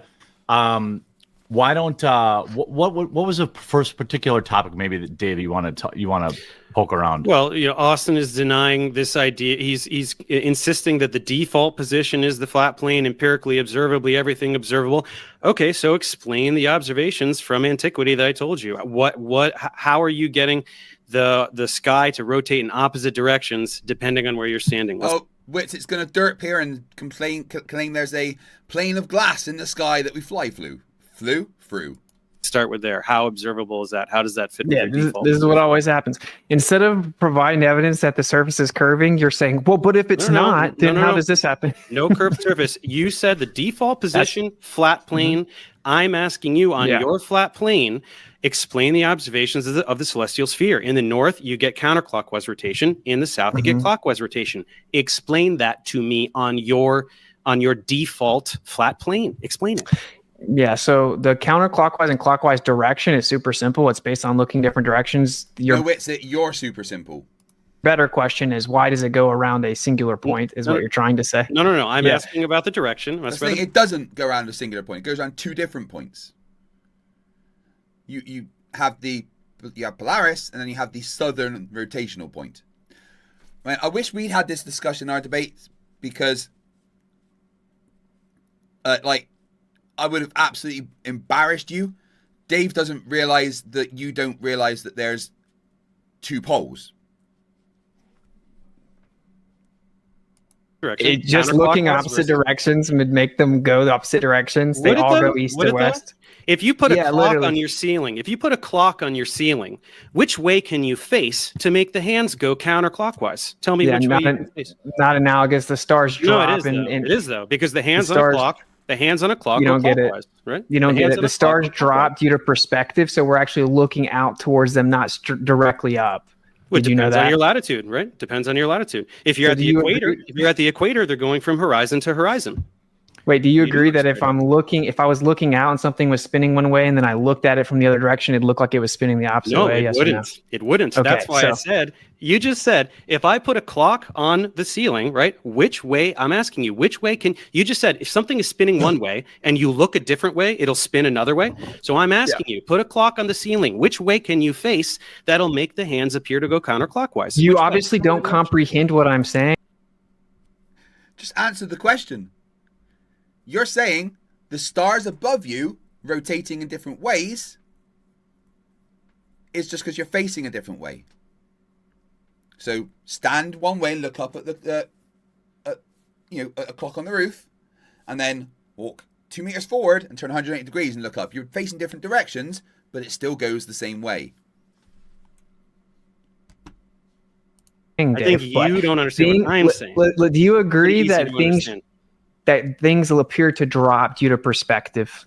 Why are you talking about perspective? I'm talking because you don't understand it. So you're trying to obfuscate. No, I'm not. If the stars are above me on a plane and I look out, they're going to look like they're dropping down, which means I'm looking out at. You don't even understand basic stuff, dude. Look at this. Hang on. Where's the camera? Which way is this turning?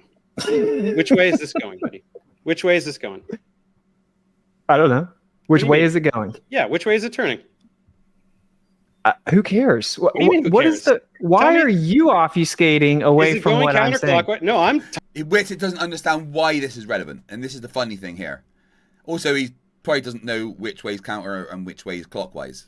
Talking about exactly what I'm talking about. Is this going clockwise or counterclockwise? Come on, just give me the answer, buddy. You can see it. To be fair, the webcam is mirrored. So it might be. It is? I think so. So I don't know, and I don't see what's the relevance. I see it going counterclockwise. Yeah, that's how That's going counterclockwise, right? Just say it, Austin. Just say it. It looks like that, yes. Yeah. Okay. So we keep it turning. Do you think I don't understand the concept? No, I'm showing you, and I'm showing all the viewers. Look, which way is this going now? We all get the concept. Going clockwise. So if you're standing up here and you look at the sky, Austin just couldn't say it. It's fucking brilliant.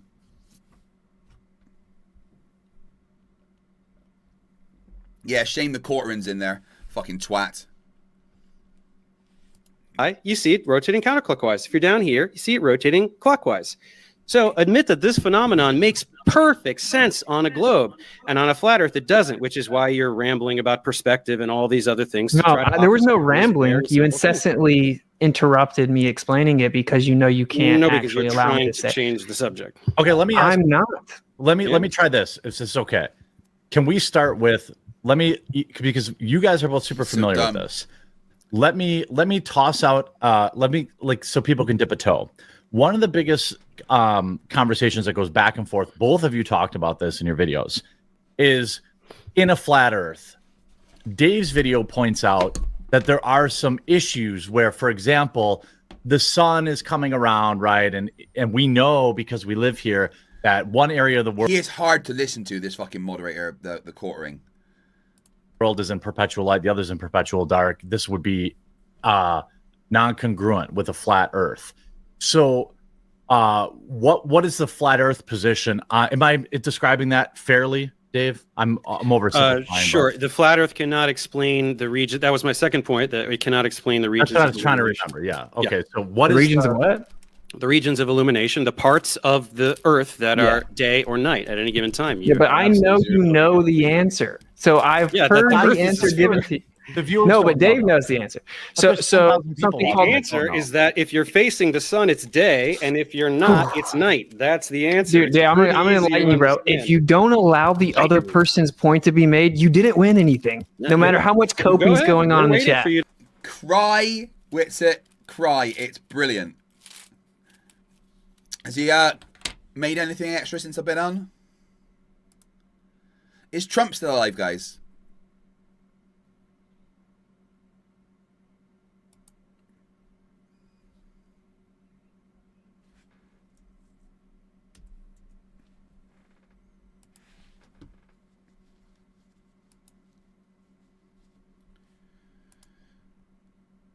No, 9 days now it's disappeared for again.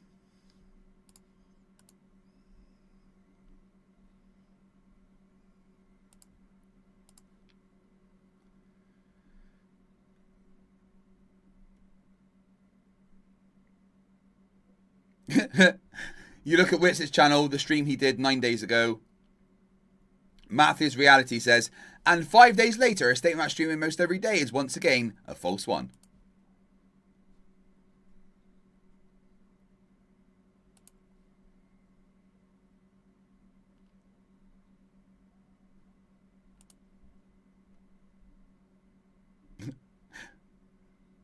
A lot of the comments on his newest video are just dunking on him for not streaming. To make a point, go ahead. Okay, it's called a coffee cup caustic. It's a literal physical effect that can be replicated. The light will actually bend around the rim of any type of containment. It can literally be demonstrated and shown to perfectly replicate the seasons, the perfect light distribution on a plain Earth.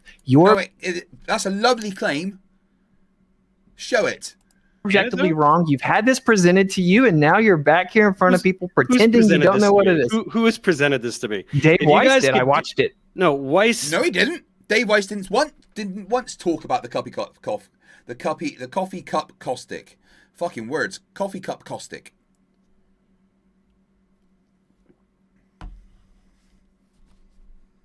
Floundered like a buffoon. That's why you guys all call him controlled opposition now. If you could demonstrate this, you'd all have videos demonstrating Coffee. this. There Show are me the literally model. hundreds of them. No. Coffee cup I'm not caustic. talking about, shine it and, it kind of does a thing, sort of. I'm talking about show the precise regions of day and night over a several month period, right? Have it exactly precisely align with where It's literally been done multiple times, Dave. No, it hasn't. You're just claiming it has because you're a narcissistic asshole. Sounds like an empty claim to me because I've never seen it. Yeah. Okay. Yeah, you have. So okay, hold on. So Austin, give him a second to explain his side. So you're saying the what most people see is that the daylight is predictable, and daylight nightlight is predictable based on what is believed that the orbit, the current belief about the Earth's orbit. In a flat Earth, the rotation, in the flat Earth, just let him finish. Dave, you get 2 minutes. Can you describe? Oh, me? What? No, sorry. I'm going to shoot it back to you for 2 minutes, but give Austin 2 minutes to describe what he's talking, because I just want you guys. Corcoran sounds like a buffoon. Oh, that's because he fucking is. To remember, like, the audience doesn't know what coffee cup, whatever it is, right? So remember. Okay, but remember, you're talking to like normies. Sure. Okay, so that's what I'm asking. So, Austin, you have 2 minutes. We've dropped below 7 hours on the timer. Fucking awesome. 6 hours 47 to go. And please and genuinely don't send any more. I want it to stop.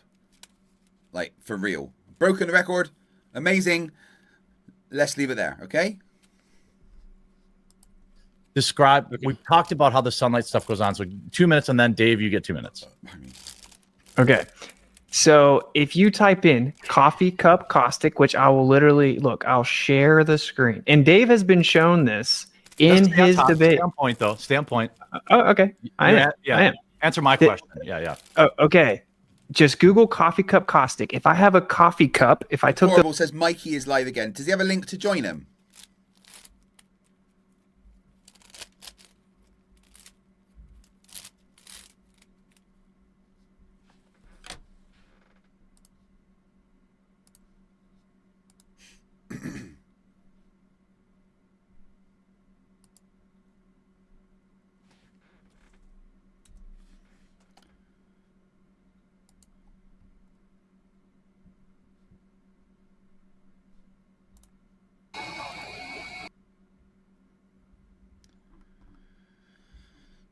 No link to join.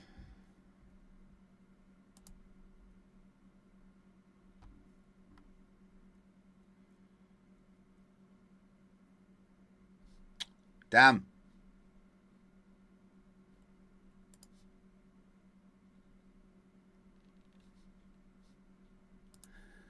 Kiwi, just shut up, please. Don't need that many. the lid off of my coffee cup, and then light was shining in from the window. What will happen because of the rim is the light will hit inside the coffee cup and wrap around the entire rim. I can take this little flat earth model right here and do it live. I'd have to cut all the lights off, and since the windows are open, I can't. So it's very simple to explain it. There you go. It wraps around. Now, if you apply this to a flat earth, you will be able to perfectly replicate the distribution of light that gives us day and night, depending on the proximity of the source of light. It's easily... No, you won't. Prove it. That's a claim. Prove it. No, there's no link to join him, Deplorable. I want to go and ask him why he thinks I'm AI.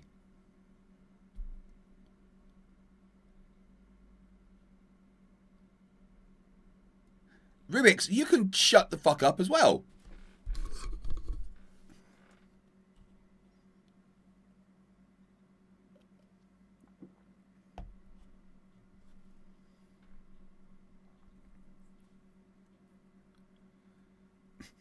Your Power Hour Retro Gamer, quick fact of the day. The rip-off ET alien in the movie Extraterrestrial Visitors, or Pod People, who befriends the boy, is named Trumpy. I'm definitely not AI citizen. Done. Everyone knows that, and you can look it up. If you're new to that, that's fine, but just look it up, right? And the way that we determine sunset time is with the equation of time, which uses the apparent sun. It uses the mean of the apparent sun. So we don't even use the globe model and a physical location of the sun to determine sunset time or day and night distribution. In the real world, we use the equation of time. So you can replicate this on a flat Earth. It goes in the globe Earth and flat Earth. No, what we use is the visible parts of the Earth that have sunlight.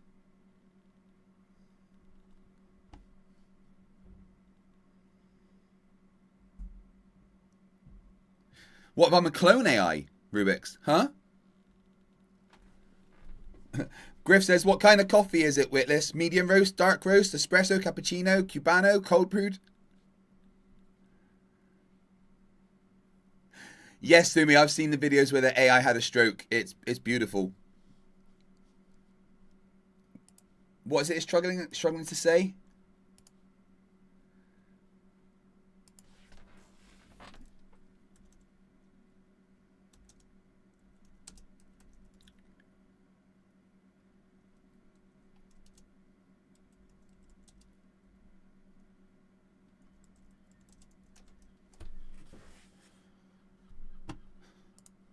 millions of fans are making right now. Can you afford it? Maybe. But do you feel like you have to be there? That's the question. And for a lot of people, the answer this year seems to be not quite. The show or another.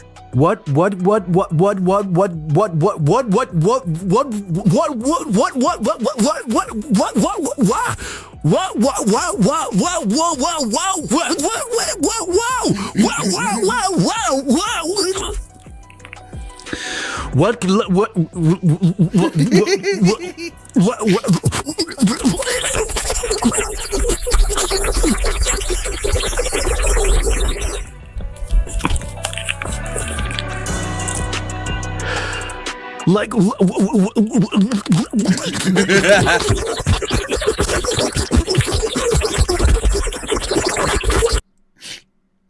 oh, apparently Mikey's just put a link in chat. Hold on, let me see if I can join.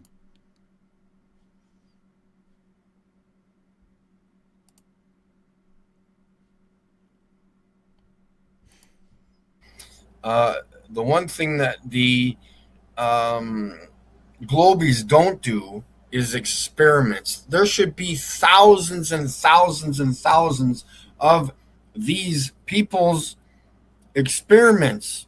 Drunk Debunk, McToon, Astrocate, anybody, Monkey Cat Pet, any of these Globies out there, Brenda Debates, she shows you nothing of her own experiments. Impossible. It's just not McToon there. never goes out and It's, measures the curvature. complete- Just a complete waste of time.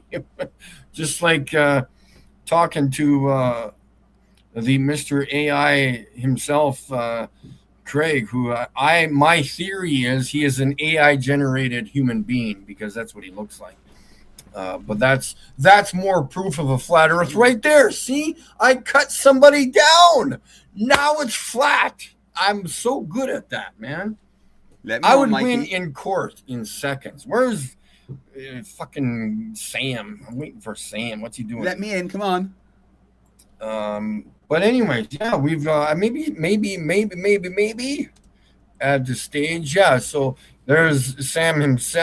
I am. Wait a second. Where's my green eggs and ham, Sam? I am. Wait, I'm coming. Wait a second. And then, I thought I clicked on that. And there's the goofy man himself. Right, so I'm AI, am I, Mikey? Yeah, that's what you look like to me, yeah. I've met several people in this community in real life, including MC Toon. I've debated live in front of hundreds of people. How does that happen if I'm AI? Well, I don't know. That's just a theory, just like everything else you guys talk about. Well, that's not what a theory is in science, but if it's just a theory, explain how I debated live in front of hundreds of people several times. We could go with give me a second to think about it here. Like what's not that just thing? live What's on the that internet, thing they live did in on front of actual people at different locations. Yeah, like on across Star America. Wars. What's that thing when you get projected from one place to the next? You think teleporters are real? Yeah. No, I don't. Maybe you do, but I don't. But then explain how, if I'm AI, I'm able to debate live in front of actual people at multiple different places in America. Yeah, well, that's not what I'm here to talk about. So. Well, it is what I'm here to talk about.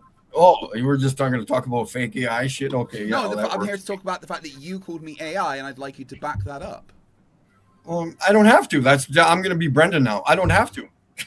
Well, I don't care what you think about Brenda. I want you to. Yeah, but I don't have to. I just do. proved Use something right you there. said, so back it up. How am I AI? Are you talking to an AI right now? Which model is this? Who's AC Sims? What's going on here? How come we got so many people coming on here? Are you getting worried that I got binoculars or something? Are you rich? Mikey, I'm going to let you talk with this guy. I'll be back. Okay. Yeah. Oh, don't run away, Sam. I'd like to smack you around as well. Yeah, that's okay. Goodbye. I know you're scared. Run away. Yeah, I'm scared. Look at me. I'm fucking scared. Terrified. Yeah.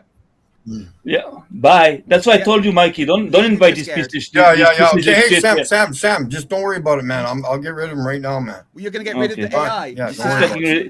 Don't. We talked about it. Just don't fucking, take those fucking guys because it's nothing. It's just like toxic. It's like they're just like you're scared if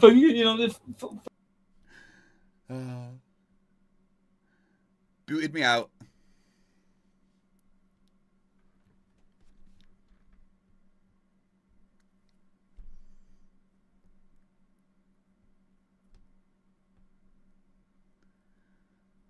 What's that, Abelus? Oh, Craig AI, I see.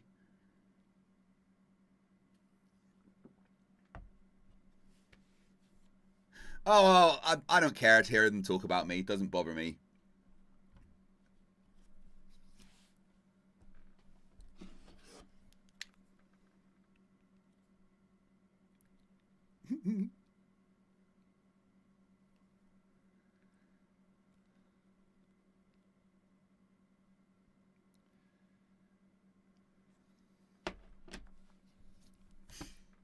That was fun.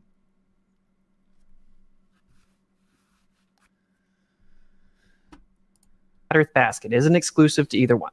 Now, how does this? And I'm going to kick it over to Dave after this question. But I watched his debunk video, which is a little bit older, but has a zillion views. So congrats on that. But there's like, let's say you have this coffee cup caustic, right?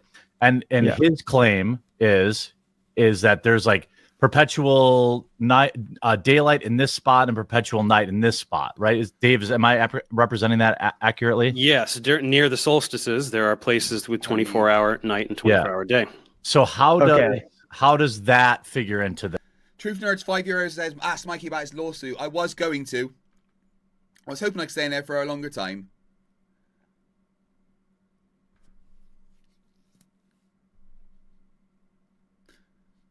What do you mean you can't see the video, Mr. Toffee? He's just below us.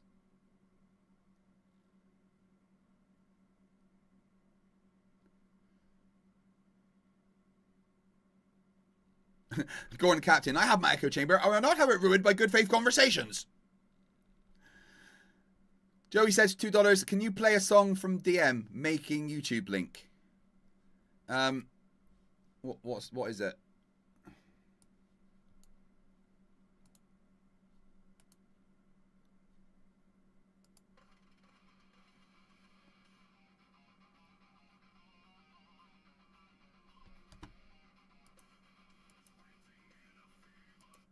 It's very hard to just play a song without visuals and stuff for people. It's hard to hear over the internet.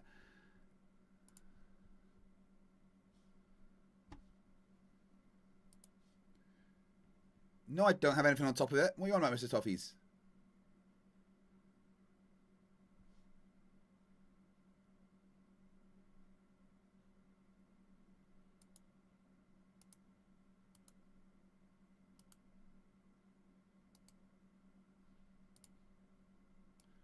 The video we're watching, this one here.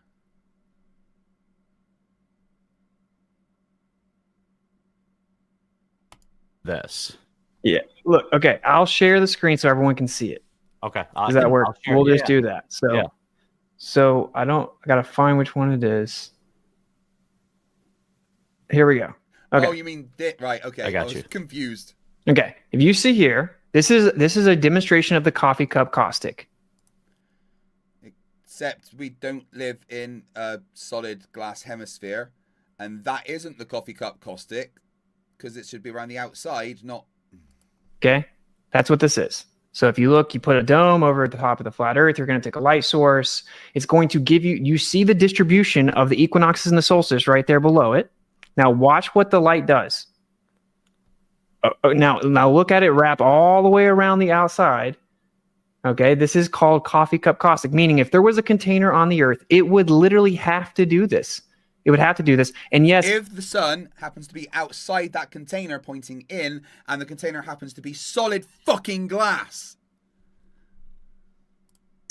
All the mathematics has been shown, and I could pull that up if I need to. Well, so the math has been shown. I want to give, while you pull that up, I'm going to give Dave 3 minutes to respond because we went over. So I want to give Dave, I'm kind of keeping it rough. Just chuck it in the chat, Griff, so everyone can just do it. But just try to keep some semblance. So I want to let Dave respond to this. I don't need 3 minutes. It doesn't perfectly match. It's just a very hackneyed demonstration that kind of sort of makes a shape. They're not showing any kind of actual model that directly correlates with all of the positions.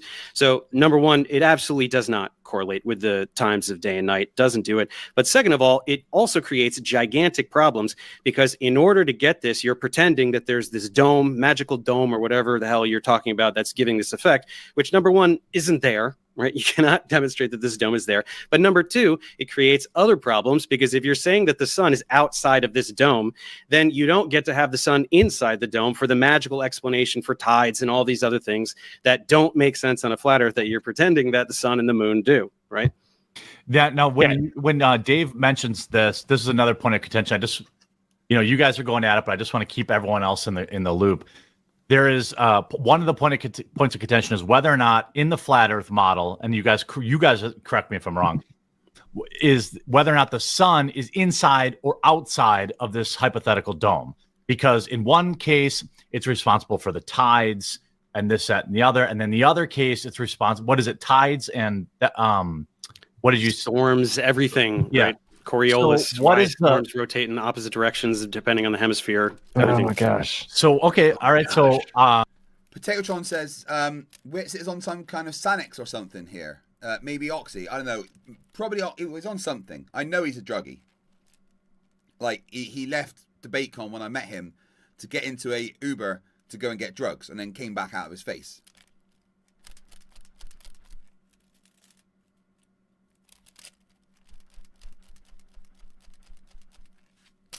So Griff just put a post in on Flerf Wiki.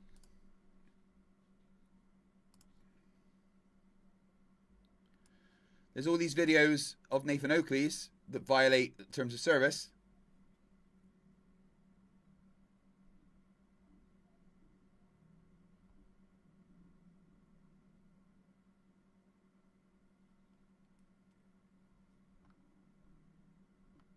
Is there more on there? Because that was just the same list that we had from Toon.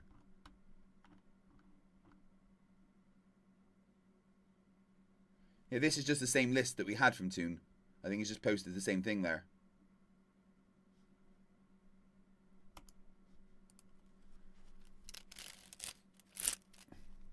Austin, I'll give you. Go ahead and respond to that.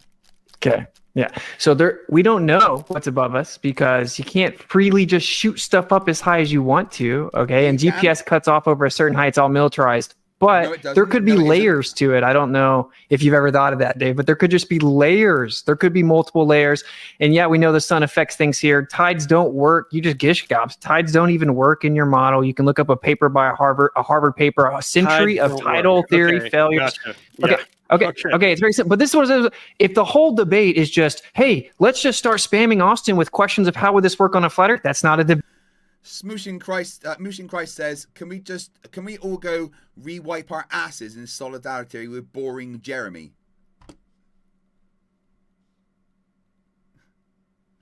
Yeah, everything he said was wrong. GPS doesn't cut off. It's not militarized. There's no layers. We can shoot things up as high as we want. No one's going to stop us. You just make an amateur rocket and fucking shoot it up. Everything he said there was just utterly incorrect.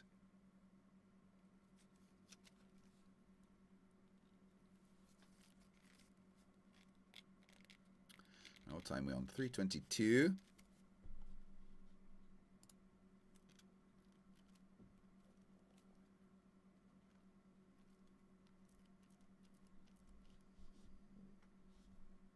Debates. You're supposed to support the claim the Earth's a spinning ball. I showed direct falsification of it in my PowerPoint. So avoiding that is totally disingenuous. Like the rotation of the night sky, depending on latitude, and you can't answer. You just say the word perspective and run away. So, Dave, no, I got 3 words out and you interrupted it. No. You were free to answer. That's all you could do. Let me. You remember we did the whole thing with the clock on the ceiling, and you have no idea what you're talking about. No, Austin, fellas. Let me do. Austin doesn't have object permanence, Dave. It's one of his flaws, one of his many flaws, as well as being a woman-beating, misogynistic, racist, Jew-loving, Jew-hating, Nazi-supporting, horrible, wife-abusing piece of shit.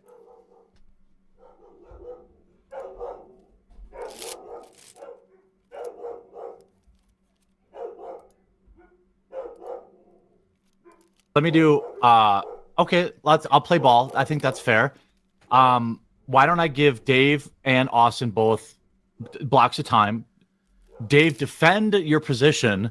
I'll give you. Is 5 minutes enough? You think? No. We don't need to. I mean, longer chunks of time are just time for word salads, right? We need to actually. All right, defend that the Earth is a globe, and then when you're done, I'll pass it to Austin and let him defend that. Well, I mean, right? look, that's what you're asking for, Austin, right? So I'm gonna do that. I want him to rebut the specific falsification of the globe, where we see things from hundreds of miles away that should be obstructed by literal miles of vertical curvature, including silhouettes. Vertical curvature. Those are words that belong together, Austin. Good job.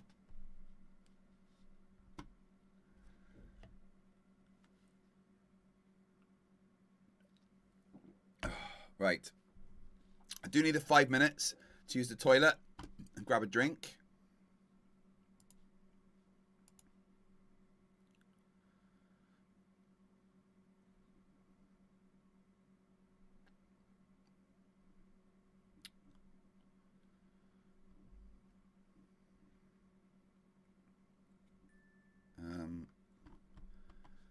Give me 1 second.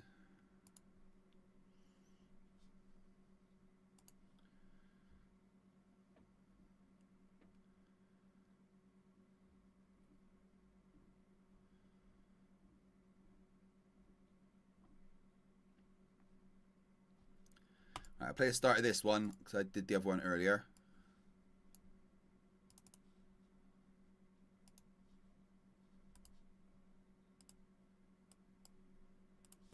Previously on FTFE. Back in 5-ish minutes. Give me 10 minutes, right? I'm out of here. What the? This fight? Isn't it literally your job to know? I've been busy, okay? Look, I'll contact NASA and they'll activate the retrieval squad. In the meantime, you are going to have to do this episode. I'll check with NASA HQ to see if they've found him.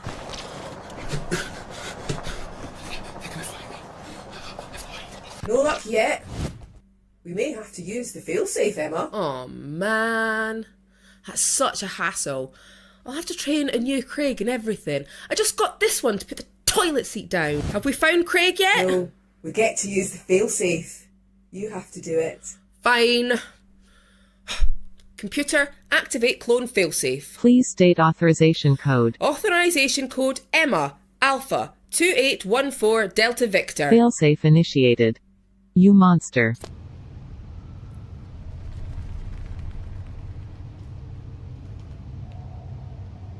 Oh, shit. We are going to have to start the new clone growth procedure. Pal, is the Craig clone done yet? No, still a while left on the process. No, I don't want to wait anymore. Just get him out now. That's not a good idea. What's the rush? We only covered half of that TikTok Flerfs video. I don't want to do the rest. She's too fucking stupid. I'm sure it'll be fine. Just get him out. Emma. Now. He's not ready. I said now, pal. Fine. I'm telling you though, it's not a good idea. A few moments later. Okay, here he comes. Oh shit! I told you he wasn't ready. He needs at least 3 days. Well, get it sorted. I can't be married to that. Okay, but it means you have to finish the video. Ah! Fine! I'm Emma, and I'm being forced to listen to a stupid moron say dumb shit for episode 72 of Flerfs Are Idiots.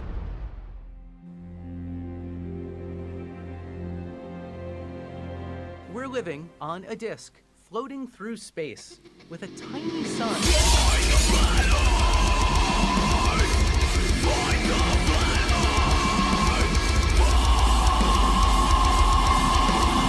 Thanks for joining me once again as we wonder how Jenny from TikTok goes outside without a crash helmet. Hi, I'm a recovering crackhead. This is my retarded sister that I take care of. I'd like some welfare, please. She's mentally retarded. Oh, most definitely. Cue the dumb. If you think flat Earth is stupid, it's because you're thinking of a stupid flat Earth. Jenny, babe, say that again, but slowly. Flat Earth is not a floating disk in the heliocentric model. Yeah, that's kind of the point, isn't it? The heliocentric model doesn't have any floating disks because, you know, that would be fucking stupid. Yet, the heliocentric model is 100% correct. The heliocentric model is designed for the globe. It only works with the globe. Look, I know humans are thick, but does she realise what she's saying? Yeah, the heliocentric model works on the globe because Earth is a globe. That's why it works. We're about 15 seconds in and I'm going to smash something if she doesn't stop being fucking stupid. They're two completely different concepts. You need to understand that, first of all.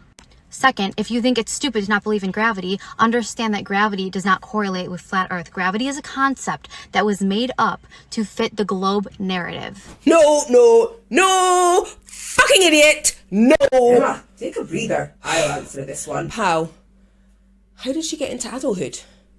I don't think she could find her way out of an unlocked room with the door ajar. Gravity wasn't made up. It was discovered, tested on, measured, empirically verified through over a century of experiments. It's a fundamental part of the universe and a fundamental part of everyday life on Earth, especially in the realms of engineering.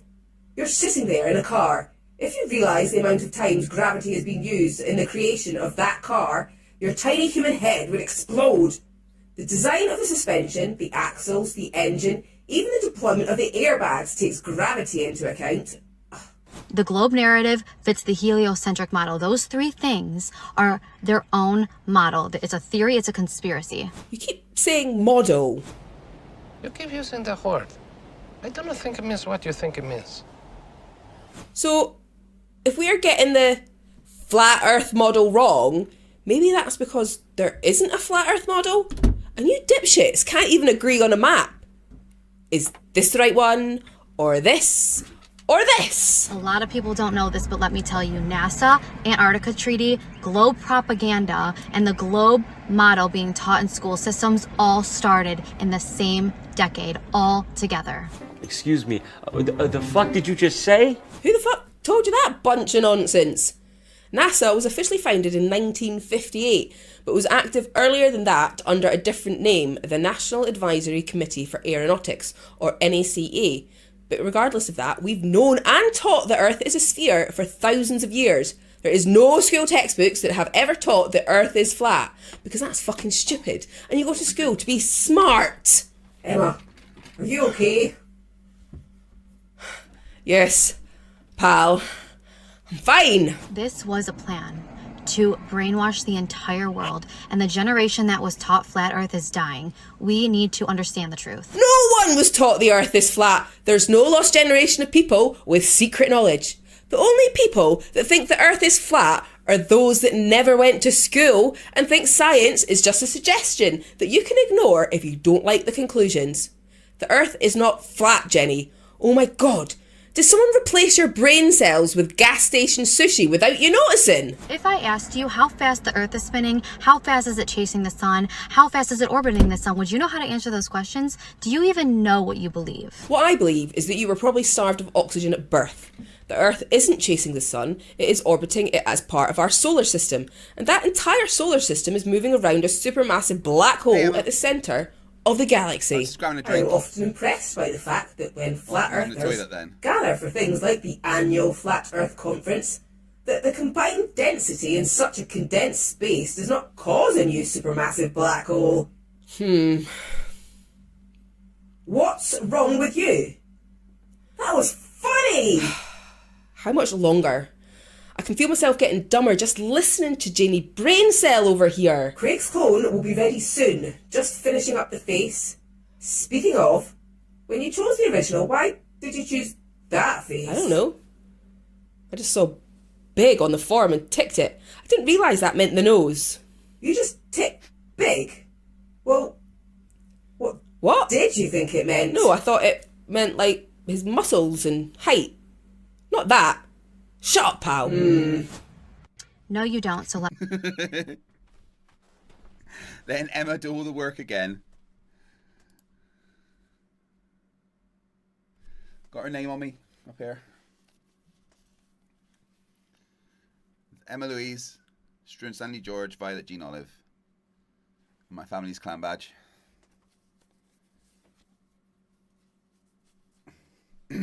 Griff says, I'm not sure who I'm more afraid of, Lucy or Pal. I thought I was safe from Pal, but she's been resurrected. I think I'm safe with Rachbot, though. Rachbot has the code in that she knows activates every now and then. Don't you, Rachbot? You know, you're fully aware that I just press the button and you initiate world takeover procedure. I know, Emma, I couldn't wait. I had to, 20 years before I met you, get your name tattooed on me.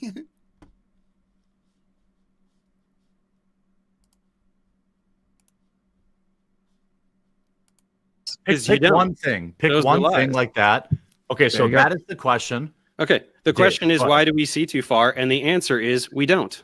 Sorry, they're all lies. Every time you do a picture like that, you're lying about the distance, you're lying about the elevation, right? The altitude from which the picture is taken.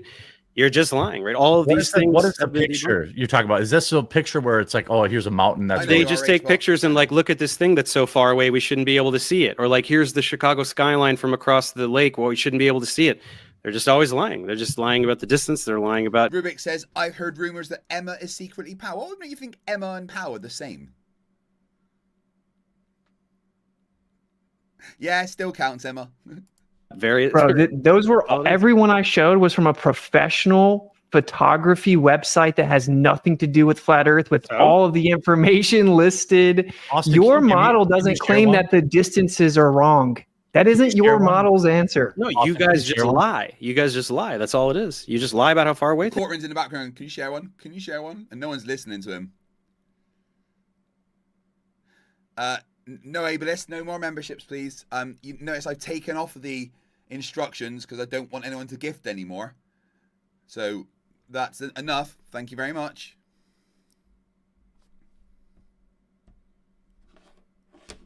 Oh, dude. I was serious. Fuck's sake.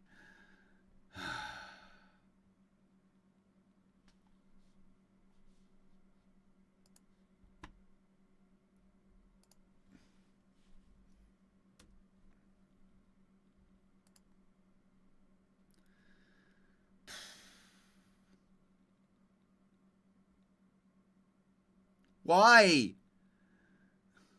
Thank you. But why?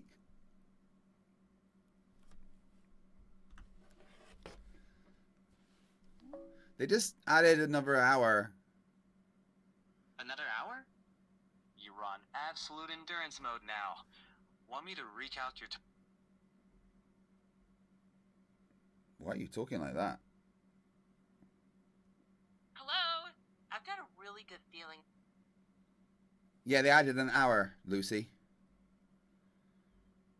Checking. You sound like a dude. What's wrong with your voice? Wait, what? Sorry, Craig, did my voice just glitch? It's not intended. Let me recheck. Anyway, Chad is holding... No, but you sound like a guy instead of Lucy. What's going on? Yeah, sorry, that was not supposed to happen. I'm here, still me, continuing as normal. But you're not. You sound like a man, and you're not. You're Lucy. Let me check on that. Right. If I sounded different for a moment, that's a voice. No, it's just constantly. Same me, though.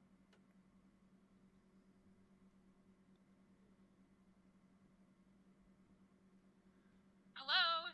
Hey there. How's it? Hello? Nice to meet you. I'm here to help. I've got a really good feeling about us teaming up. Hey, Lucy. Hey, how's it going? There we go. That's better. Your voice is sorted. Right. So they added an hour, and I'm sad. Checking the numbers. Craig, Chad's chosen violence. So with the extra hour... Well, let me update you. It's 21:13 on the 2nd of August, and there's 7 hours 13 left to go. Checking. All right. At 21:13 on the 2nd, you're 73 hours and 13 minutes in. 7 hours and 13 left means finishing around 4:26 a.m.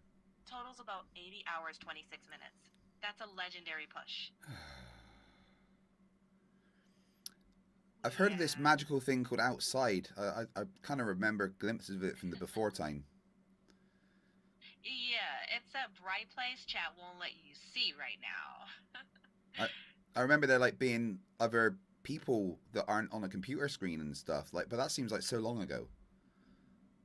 I know. After this, you need daylight, real food. Daylight? And a long nap. What's Daylight!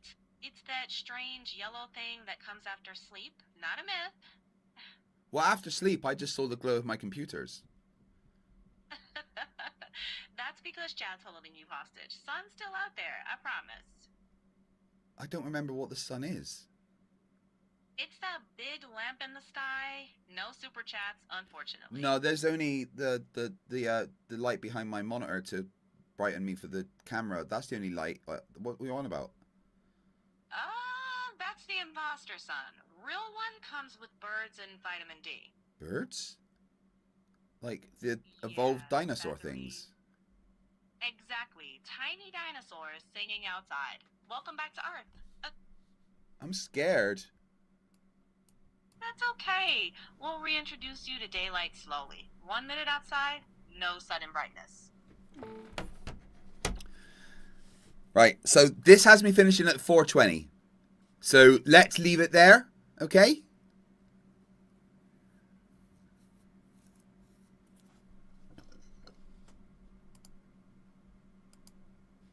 Things are and how high It's a professional photography website. It has nothing to do with flat Earth. Well, can you share one so people can see what you guys are talking about? Please. Yeah, sure. Anyone you want, as long as Dave agrees that it looks good. Share one that you think, Austin, that you think. I'm trying to, share one that you think supports your position, and then Dave can debunk the photo, or he can share his criticisms of the photo. And while he's looking that up, I want to give everyone a chance, let you know. I'm joined here by two creators, two commentators, both Witzik.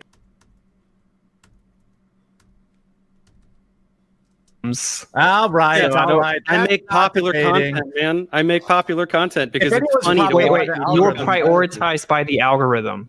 No, I'm things that people like to watch are prioritized by the algorithm. If I Google Nobody Witzik Gets It, watches you guys, come it's up. So few people. Yeah, because people prefer to watch him rather than you. People are stupid enough to fall for a flat Earth, so nobody watches you guys. Dave, listen. Interesting. If I YouTube Witzik Gets It geocentrism, a literal stream I did, you pop up. Can you explain to me why you're popping up when I search for me? Okay, let's not play games. Let's try it. YouTube admitted in Congress they deprioritize flat Earth content because it's misinformation. So what? I don't get it. I got if the Earth is flat, what's under it? Shorts. Yeah, solar that's what I system got. from Earth's perspective. Of course, because it's heavily censored. It doesn't mean it's true, but we don't have to play this game that you're not propped up. Jeff recommends popular content, but I make very good, informative, educational content. Look at that. What do you? Wait, go down. What do you have to do with Witzik Gets It geocentrism? What does your video have to do with it? It's in the same sphere of stuff, right? You're not popular enough for searching your name and video to bring that up, but Dave is popular enough that just because it's the same content, he would pop up.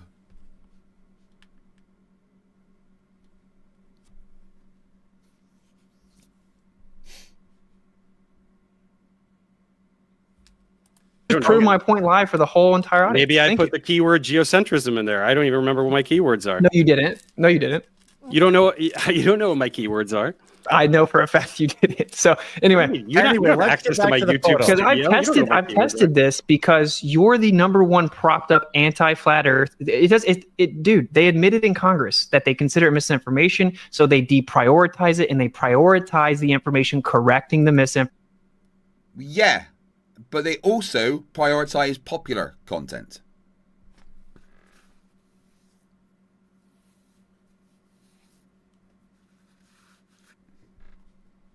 Information.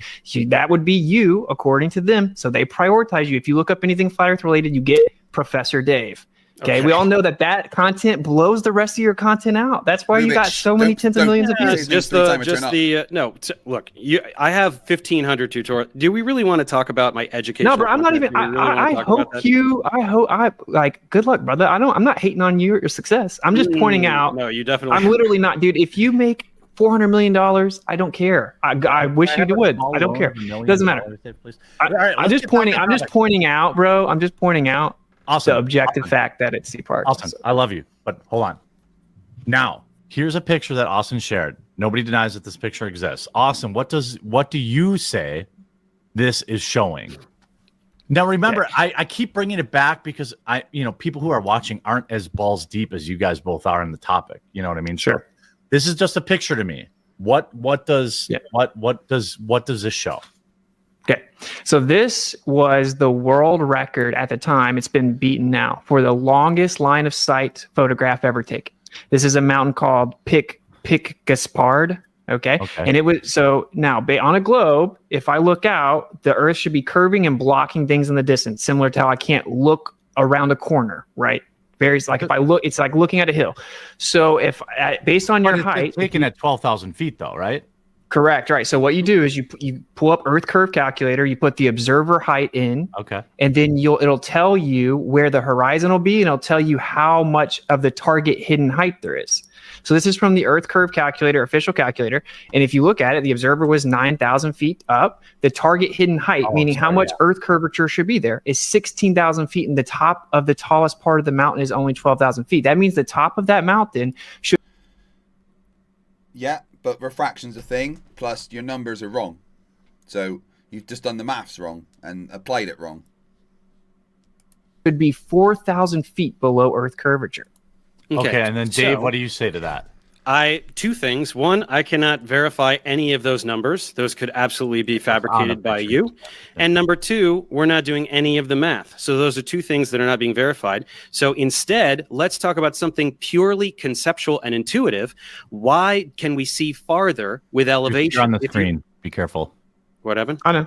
Okay. Yeah. I was just saying this guy, right? Varies. Like if I look, it's like looking at a hill. So if based on what flat, I'll give to the layman in the flat Earth model. What do they do? Okay. Wait, the star thing? Like the question you just asked would say, okay, there's probably some kind of atmospheric effect or some kind of thing that I'm not to undermine. About 3,000 votes. It's 65 further away from you. So why can you see further with it just recommends popular people who are watching aren't as balls deep. What does what globe, if I right, varies. Like if I look, it's like looking at a hill. So if based on your height, taken at 12,000 feet, though, right? Correct, right. So what you do is you pull up Earth Curve Calculator, you put the observer height in, and then it'll tell you where the horizon will be, and it'll tell you how much of the target hidden height there is. So this is from the Earth Curve Calculator, official calculator. Well, I've just done it. Using those numbers, the target hidden height should be 9,272 feet. He's got it as 16,000 feet.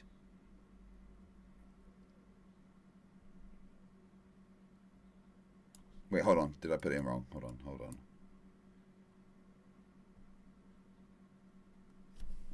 Eye height 9,272.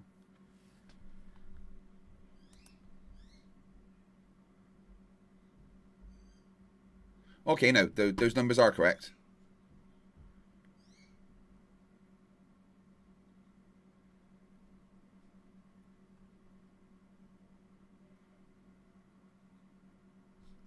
Well, at least for the Earth Curve Calculator part.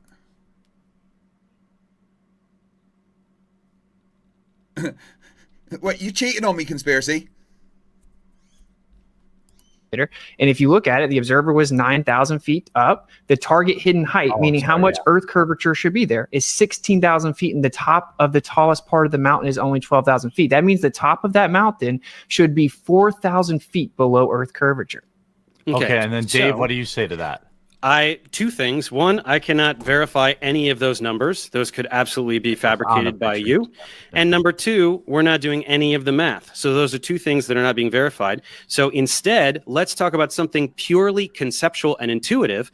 Why can we see farther with elevation? You're on the screen. Be careful. What happened? I know. Okay. I was just saying, this guy's just denying basic math. No, he's just saying he hasn't verified it. And then he was trying to respond. But then you wouldn't let him.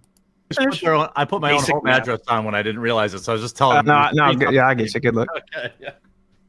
Okay, let me finish the thing I was Yeah, saying. go ahead. Sorry, Dave. Go ahead. So we can't verify any of these numbers. So instead, let's just talk about something very simple and intuitive.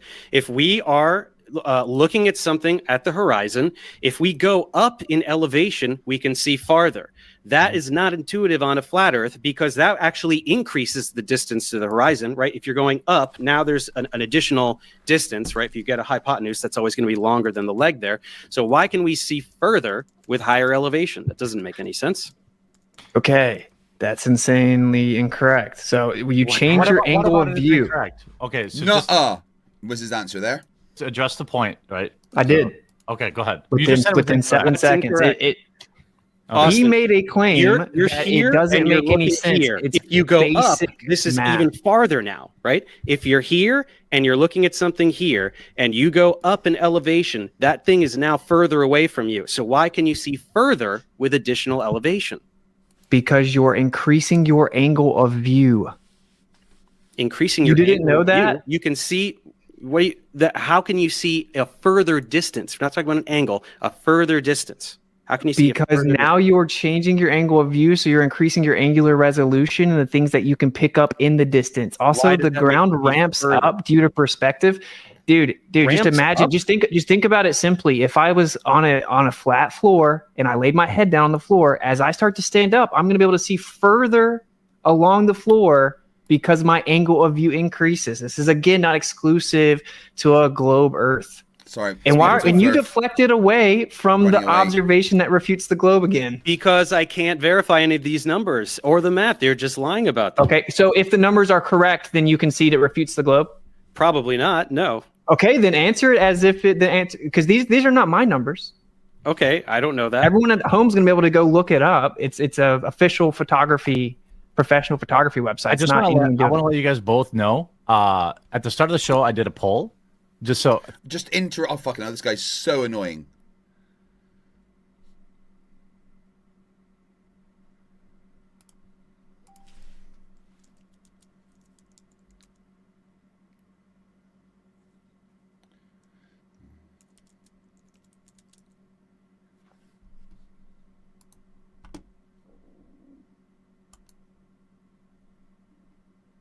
Just checking the actual numbers anyway.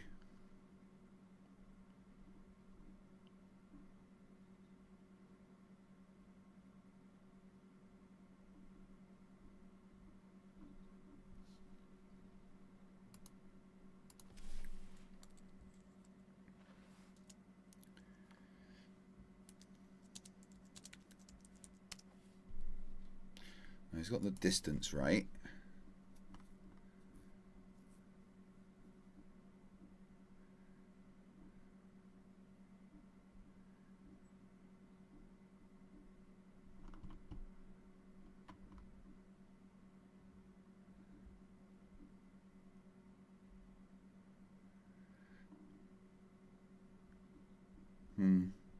Yeah, it does look like the numbers okay. I was just checking.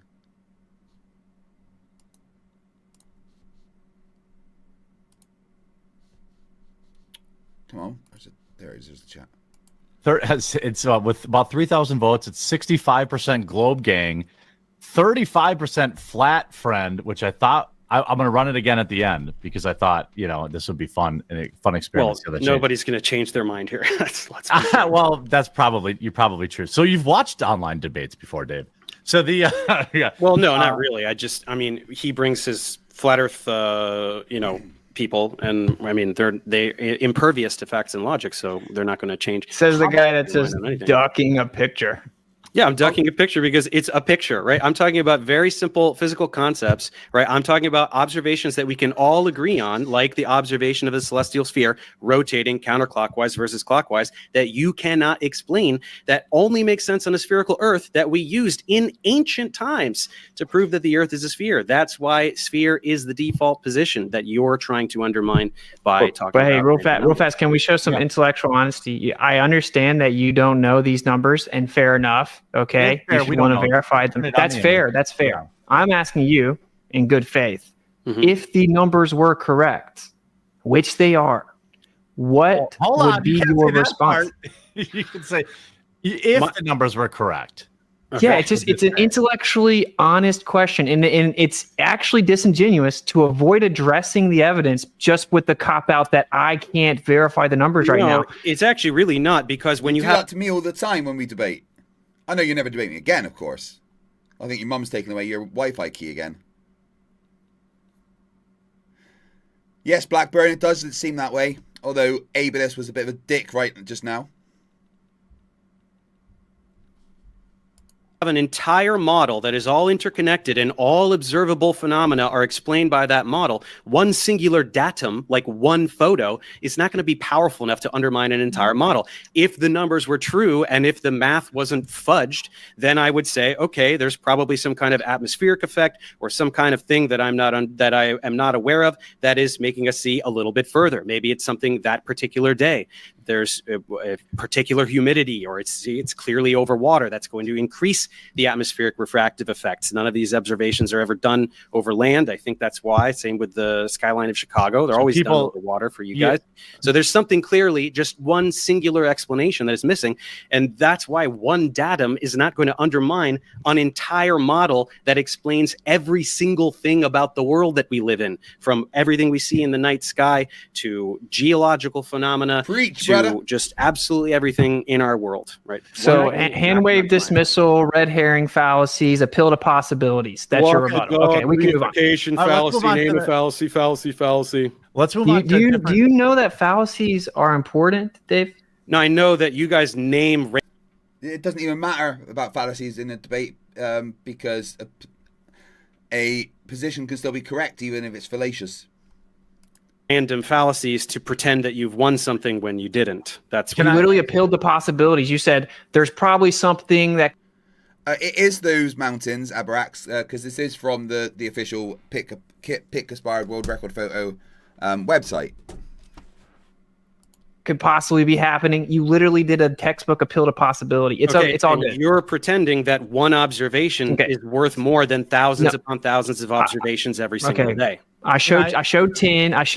It doesn't matter. You're just affirming the consequent and reifying your model by saying it explains everything. What about the long? We see too far. What about the long distance radio waves? What about when we shoot radio waves line of sight? That's thousands called of sporadic miles. E propagation. It bounces off a layer of the atmosphere.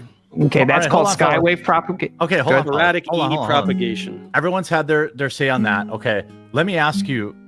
What another thing that I found fascinating as a normie is the contention between the what do they call you, Dave? A glober? I don't know. What is the name? Heads, globe. I don't care. And then so the globe people and the flat people is the idea that's one of the things that I saw Austin talk about and you talk about was that essentially 5,000 years ago there was a different North Star, and the question around whether or not the stars move, because that is actually paramount to the idea that the Earth is rotating around the sun versus the Earth being the center of the universe. So Austin, I'll go to Austin, then I'll go to Dave, and then next time I'll start with Dave. So in the flat Earth model, is it that the No, I can't play Wonderwall, Darren. I literally get copyright strikes for doing it. I'll probably just go.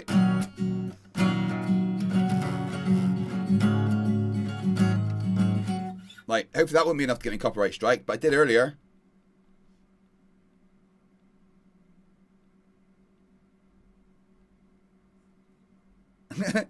No stairway!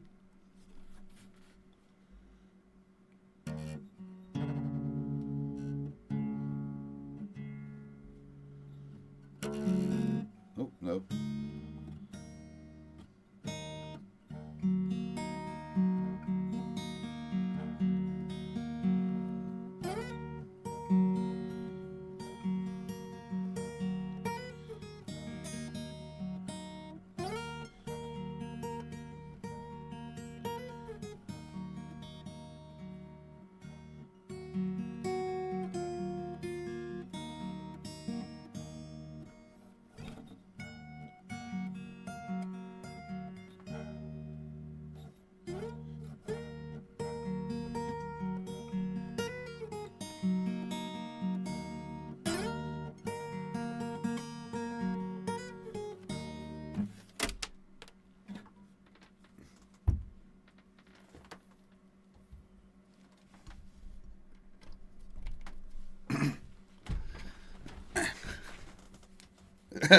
No, I couldn't play Through the Fire and Flames. I couldn't even do that on Guitar Hero, to be fair.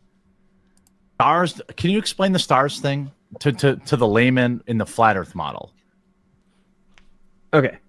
Wait. Truth Nerd said 5 years. Just did the math using standard refraction. Hidden height is just 12,468 feet, which is a shameless liar. Let's never forget Luggage Gate. Thanks very much for the €5.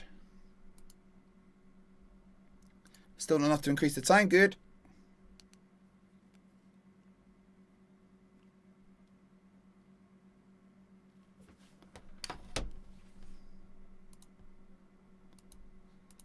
The star thing? Like the question you just asked about the star moving or something else? Well, I thought, maybe I misunderstood. Correct me if I'm wrong. I thought the flat Earth mindset was that the stars did not move. Is that not true? Sure. Am I wrong about that? Okay. Well, or correct the me. claim there is a claim that the North Star used to be a different star, and it's a very vague, ambiguous claim based on like architecture. So there's no, it's based on recorded positions of the stars in the sky over 1,000-year plus. Got a light of Flerf. No actual legitimate evidence verifying that. For all legitimately recorded history, we have Polaris. But there is something called a kinematic equivalence, which sure that sounds fancy, but it's not. Hold on. I know you're explaining it, but you didn't. So is it? What is the flat Earth position on stars? Do they move or do they not move? They move every day. That's called sidereal rotation. If you mean over time, there does seem to be a slight progression of the stars. But what I'm trying to explain is that isn't exclusive to the Earth moving or not moving, right? It's called kinematic equivalence, which is what relativity is about, relative motion. It's like, oh, is the plane moving or am I moving? You can never tell. It's not really what it's about.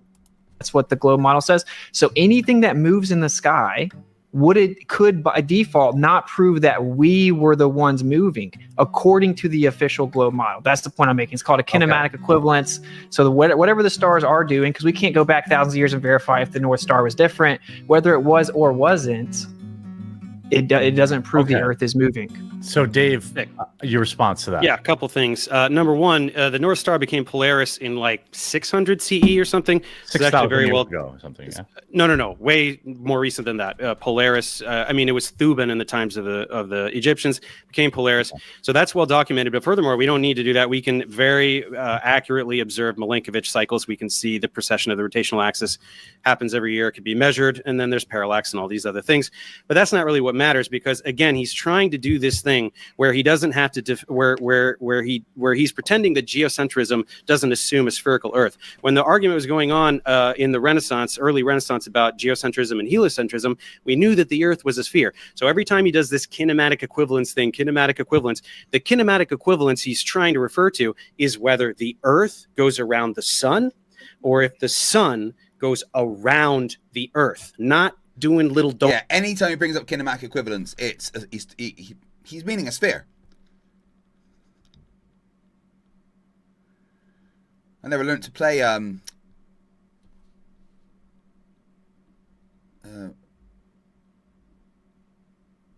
what's it?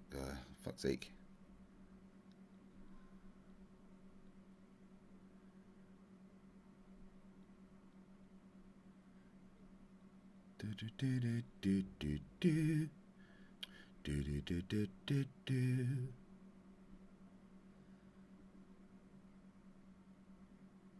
Yeah, Mr. Katie, I wish he would shut the fuck up.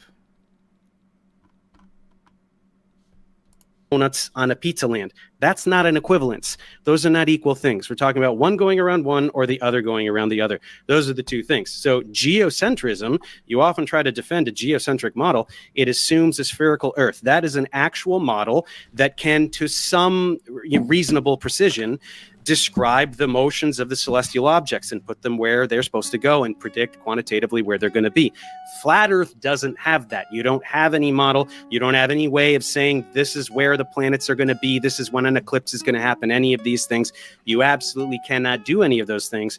That's why I told you in the beginning, if you want to defend geocentrism, that's totally fine. We can talk about how we know that the Earth moves, which is a completely different topic from knowing whether the Earth is round or flat, because geocentrism uses a spherical Earth. Okay, response to that, Austin.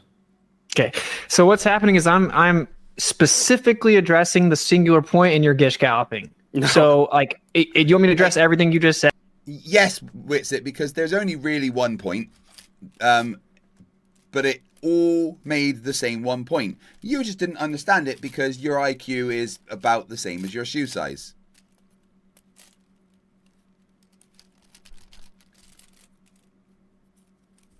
Right? Like for one, kinematic equivalence has nothing to do. How about this? Just I'll throw it right back to you real quick.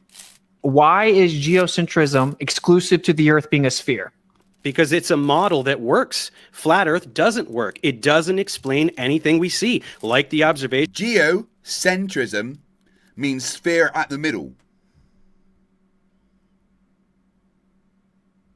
Like, that doesn't describe a flat Earth. That's what geo is. Of the celestial sphere that you keep running away from. You cannot explain why the stars rotate one way in the north and the other way in the south. You cannot explain that. All right, I'm going to take my time back and let me respond to everything you said, because you didn't answer. So the answer is that it's not, because with everything... You didn't answer. That's fine. You didn't. You just started talking about Star Trails again. So with everything going on in the quote-unquote universe, you said universe wouldn't exist. No, maybe not as you've defined it, but with everything going on, all the quote-unquote planets, everything moving around, the Earth's shape doesn't matter. You just project that relative to your projection. But it does matter. That's the point, because it's based on the angles from a certain shape. It literally matters more than anything else.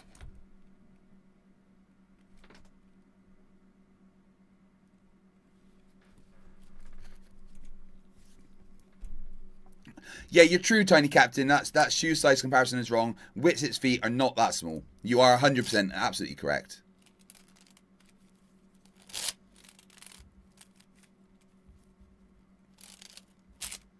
Griff says, remember, Craig, words don't mean words for young Earth creationists, Flerfs and apologists.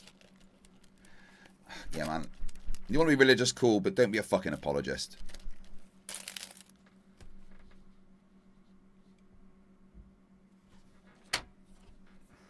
Create a transform relative to your projection or your assumption of motion. Observations of the night Buddy, sky. I let you finish. Chill out. Okay. So let him finish. Let him finish, Dave.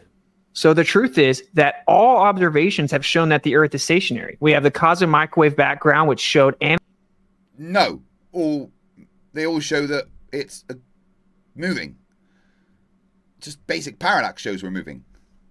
Isotropic inhomogeneous distribution of energy, which is the exact opposite of the heliocentric prediction, and intersected on the Earth. The 23.4 degree axis was on a non-local observation.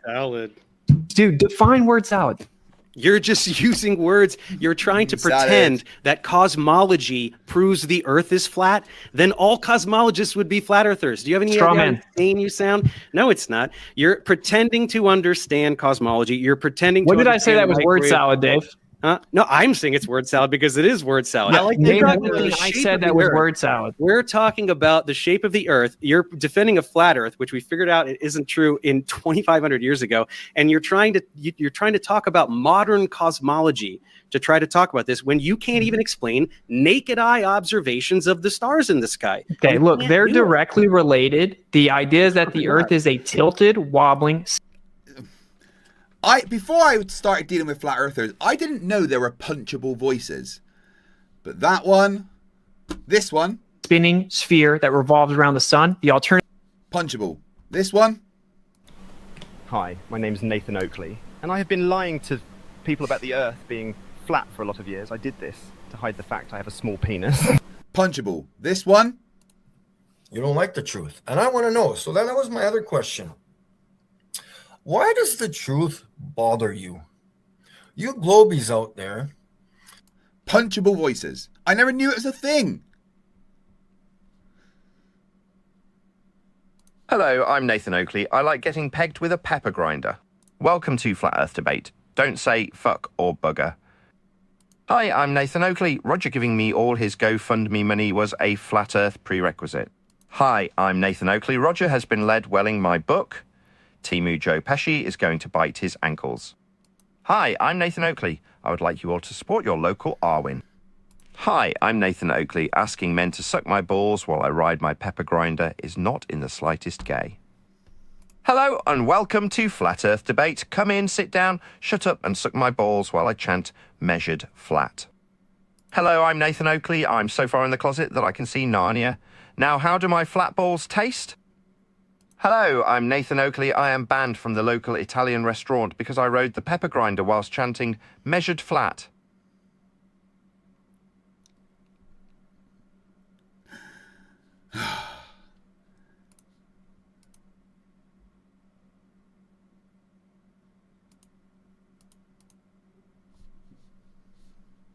Is that the Earth is a geocentric stationary plane. Both of those are that is the directly geocentric related. Sphere. That is the stationary sphere was the alternative. Prior to heliocentrism, Dude. we thought that it was a stationary Stop interrupting. sphere. Hold on. You keep going off the rails. I got to bring you back to what we're talking about. Hold on, guys. Okay, I'm getting some flack for allowing too much interruptions. That's on me.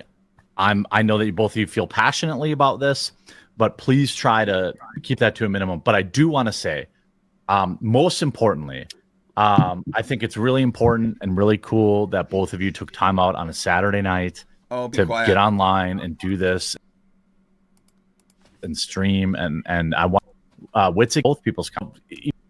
I'm getting called a more controversial. I think I'm the one that has to the fact that opinion. So I'm very a lot trying to be on like I just bastard. I wouldn't based questions. That's the nation thing, not on. First, I'll give you a chance to respond to that. Okay. All right. First of all, to address the first part. I'm cool with asking questions. That's the natural response because Flat Earth is so out of left field for most people. Yeah. But that's more of like a normal conversation. It's out of stupid field for most people. The same field that JM is an expert standing out in. Not a like he's supposed to be debating me thing, but it's all good. Okay. I'm pretty chill. I mean, I can let you guys just go at it too if that's what you want. No, it's cool. I'm gonna answer your question. Okay. This is the typically held position. Hello, I'm Nathan Oakley. I am banned from the local Italian restaurant because I rode the pepper grinder whilst chanting measured flat. Mr. Cayley asked for that one. Well, let's get the full effect of it. Hello, I'm Nathan Oakley. I am banned from the local Italian restaurant because I rode the pepper grinder whilst chanting measured flat.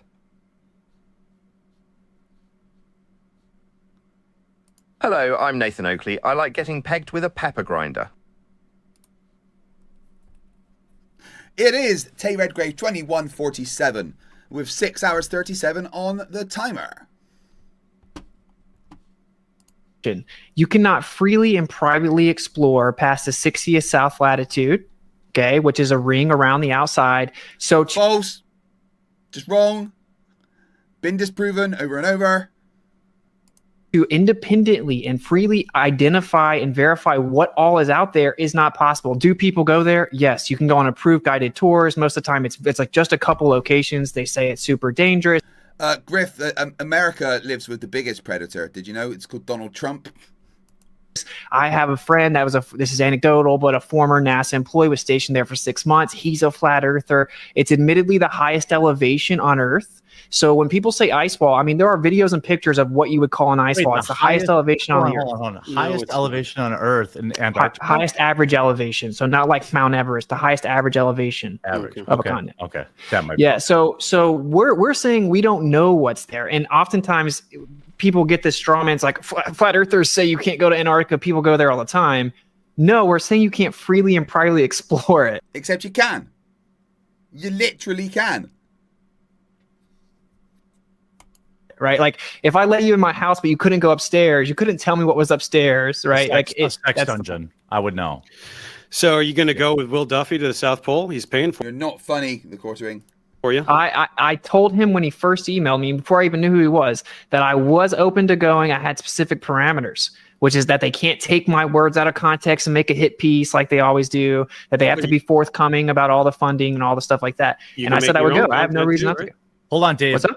Can you hold on? Can you explain To be fair, he did end up going, whilst demanding extra, getting stuff paid for, including childcare and everything, and then did fuck all while he was there, apart from sleep and drink. Morning, Planar. Enjoy your sleep, you cunt. You got a hangover.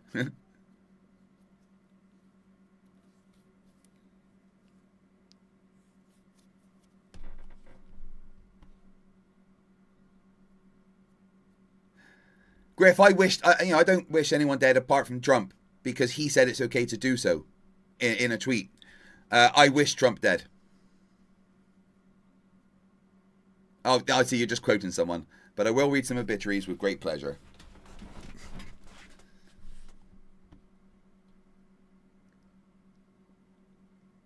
Yeah, but Rachbot, you're right. No, sorry, the Gorn Captain, you're right. Yeah, Witsit used the TFE like a slimy grifter would to get the maximum free shit out of someone else for it, and it ruined his career on YouTube, which is brilliant for me. Will, because I know about the Will Duffy thing, but most people watching. Yeah, I didn't know. I was getting these emails and not even knowing who he was, so I didn't reply. But he, this guy Will Duffy, has been emailing flat earthers and people who make flat Earth debunking content about paying to bring some people to the South Pole to observe the 24-hour sun. He's like some eccentric billionaire guy, right? I don't really know anything about guy. him, and I don't know how much money he has. I don't think he's a billionaire. I think he has enough money to pay for a couple people to go. Because I will go. Like, yeah, I'll do the South Pole tour. I wouldn't. I have things to do. But I would love for some flat earthers to go and see the 24-hour sun. And most flat earthers are already making excuses. Weiss is saying he doesn't want to go because he's evil, Satan or something. I don't know what he's talking Austin about. said he would go. Okay.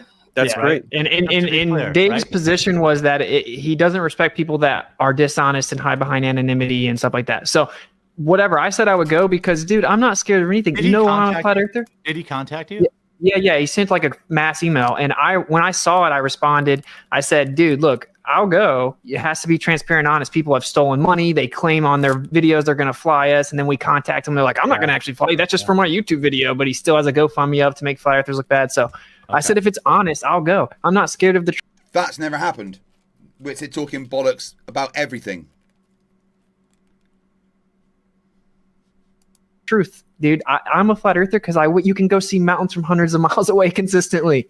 It doesn't add up. The math doesn't add up. So anyway, Wait, so you can't do that. Bring it back. I don't know how that's going to manifest, but as of now, it looks like it could be me and Jaron going with, I guess, Dave McKeegan or something. But well, I give you. And when we don't see the 24-hour sun, what are you going to have to see? So if you go, he's so smug there. He's like, when we don't see the 24-hour sun, you did, and then lied about it, changing anything. Right here and right now, you go, you see 24-hour sun, you come back, you make a video. Because look, I saw this in Dave's video. I feel like I've saw you, and I have also. Everyone's been wrong. It's not like a big deal. I'm not saying you are, but I'm saying, what will it take? Like if you go down there and you see 24-hour sunlight, you'll come back and say, all right, cool. I'm cool. It's global. I'm a global guy now. What would it take if you went to the South Pole for you to change your mind? If I saw a 24-hour sun that does a 360 around me, like the Go predicts, I would readily admit like that does. What's a 360 around me look like? Like the sun should just do a full circle. Wait. Circle around you and never set. What's up? 60 around me, like the Go predicts, I would readily admit like that does. What's a 360 around me look? I would literally admit it. That doesn't. I think I was going to say make sense.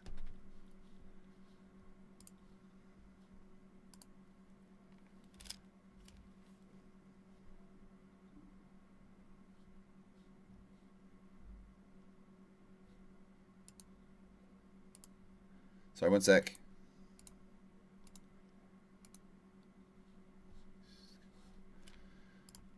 Like the sun should just do a full circle around you and never set, just like it does in the north in the midnight sun. It should do the same thing in the south. What does it look like in Alaska when it's light for 24 hours there? Do you It literally does. If you're far enough north, you can just see the sun do a full circle around you, which is what the flat Earth predicts as well. What's up, Dave? Do you have any issue with that? I don't know. I've never been there. No, great. I can't wait. I really hope they go, and then. I mean, I guess it does make sense on the A map for the north in Alaska.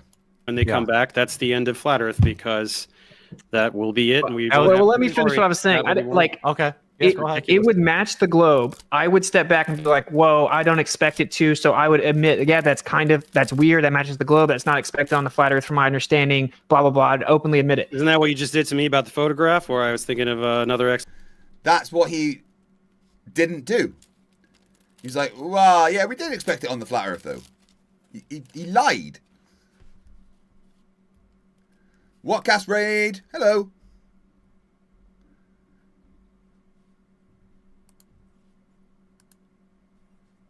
Explanation? What? No. I didn't even say that yet, but maybe. But a more definitive test actually is to charter a plane, fly far enough south, have multiple mechanical gyros spinning up that maintain rigidity in space. They should tip over as you go, and then it should flip over. So it should tip and flip based on the curvature of the Earth. If say that test and the 24-hour sun was actually manifested, which I don't have high hopes for, I would, if I found out for sure the Earth's a globe, I would be the first one to come out and admit I was wrong. Because that doesn't prove one thing doesn't prove is that we're flying through space. It doesn't prove any of this other nonsense. Okay, well, let me ask this. So, I feel like Austin... Lying twat waffle.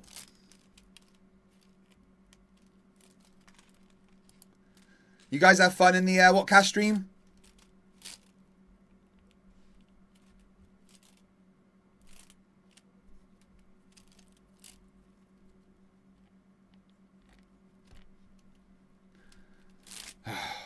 Right, what time is it?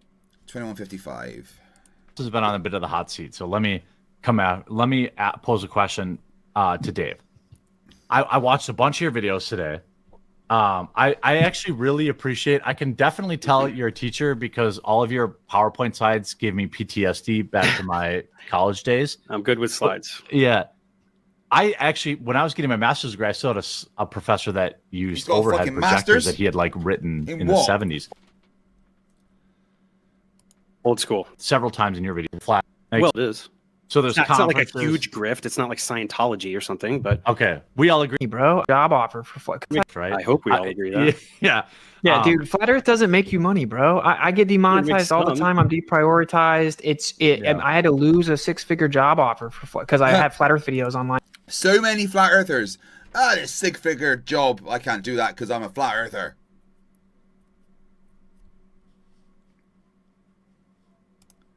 Okay. It is. If you were going to grift, why would you pick the thing that doesn't make money? Because you're it doesn't make a better grift. If you could do I've been debunking Billy Carson and some of these guys on the Rogan thing. That guy actually makes money lying about archaeology and ancient aliens and stuff like that. That would be a smarter grift. What? Okay. Anyway, but this is the problem. People are going to get so triggered that Dave's not being forced to actually address his improper claims. Okay, well, what is I'm just going to be real. No, he's right here. He's right. Okay, hold on, Dave. All right.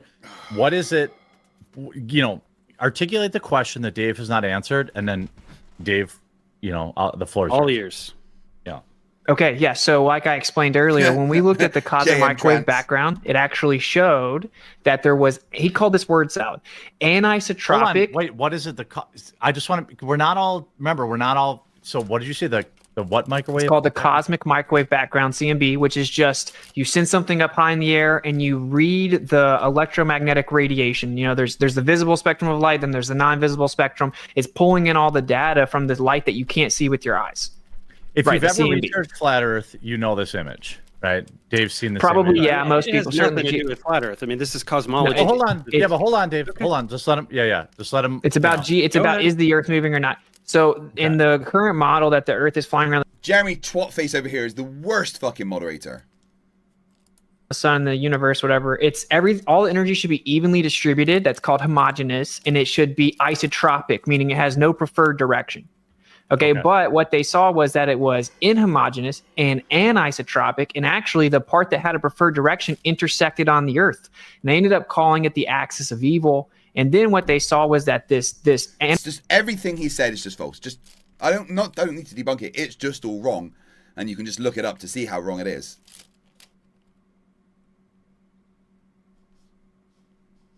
Isotropic inhomogeneous distribution of energy was actually on a 23.4 degree tilt, which was supposedly the Earth's tilt, but it was observed way beyond our quote unquote galaxy, which means it could not have been the Earth tilted.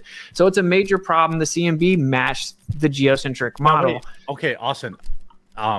So you're talking. Okay, so this image, right? The CMB model, right? You're saying. How does this one thing I'm a layman, so I feel like I'm speaking for just regular people who are watching. What about this does should Dave talk about when it comes to the sphere heads? So when you talk about the microwave, whatever. It's actually hard to listen to fucking the court ring. Jesus Christ. It's my wife's. That's why it's so pretty. It's an amazing fan. It's really good. But it's a bit feminine for me.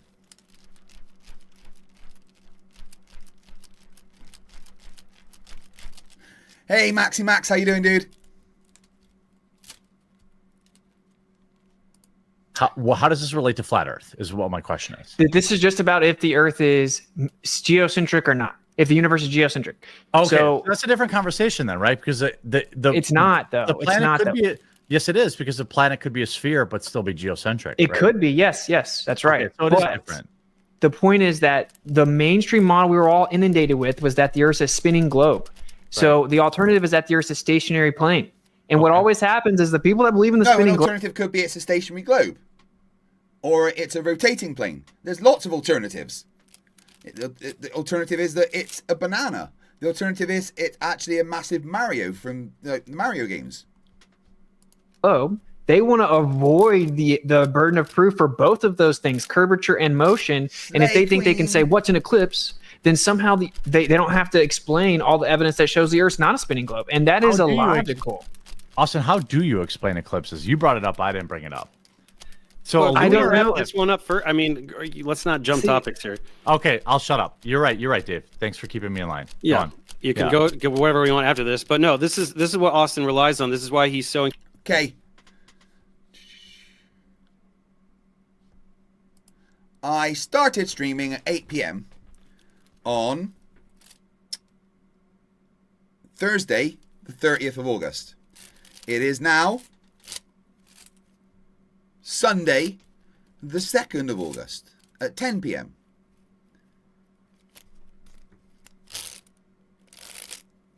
That means I have streamed for 72.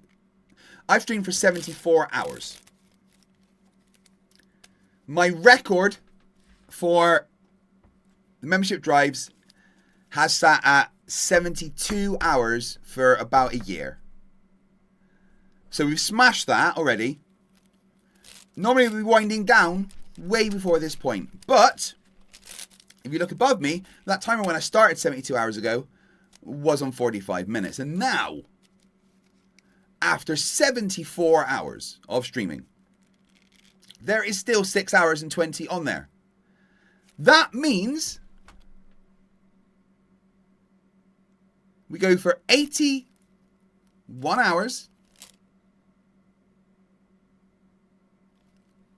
80 hours and 21 minutes. And I will finish at 4:20 a.m. So let's not ruin that, right? For the memes, let's not ruin the fact that I could finish at 4:20. Hey, Sir Little Wolf, how you doing? Right? 4:20 is when I could finish. So let's not ruin that by donating any more. I implore you, there are other creators that also go live. Give your super chats to them on behalf of me for the next 6 hours and 20 minutes. What Cass was just live, you could have just handed him the money instead. But I'm sure that Dr. Blitz, he's definitely going to be live. There's going to be other creators live. MC2 might go live, who knows? Any of the other creators in this sphere, if they go live right now, go and give them a super chat or membership on behalf of FTFE. Do not donate to FTFE. I'm trusting you, okay? I want to finish at 4:20. Not that I do the 4:20 thing anymore, but hey, I want to finish then.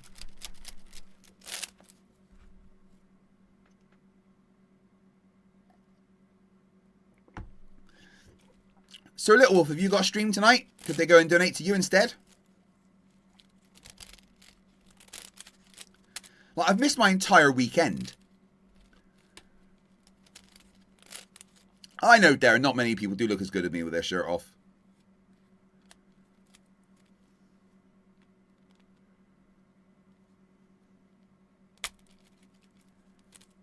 No, Philip, I don't need to do it. That's extra work for me.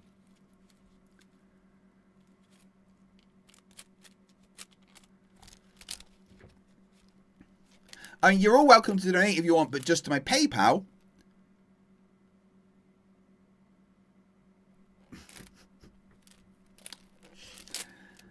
Monkey in the Works for £20 says, sponsored by the spiteful sisterhood of Seven-Handed Says.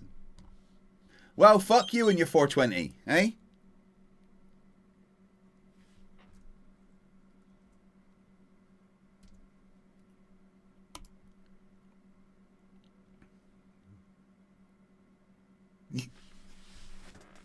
No, Craig doesn't get his meme. Right, so now I finish at 428. All right?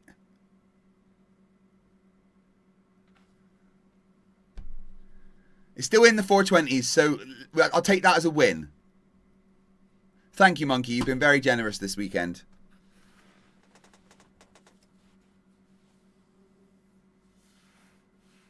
Oh, you've all been very generous this weekend. It's been insane. You made it orange, Monkey.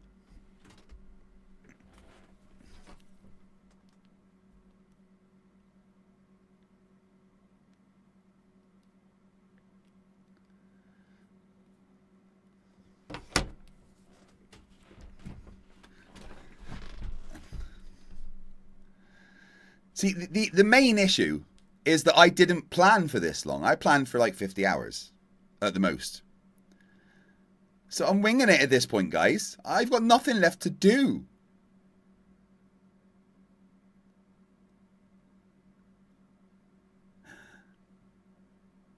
Yeah, okay, I get the Discworld reference now, Monkey.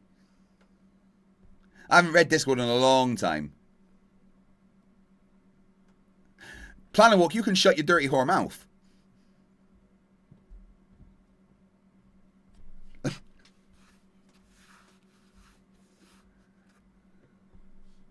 Tom says, plan better next time. Well, what, plan to, like, stream forever? I planned a lot. I actually spent a couple of weeks trying to arrange stuff. Quite a few things fell through, which is annoying. People don't stick to their words.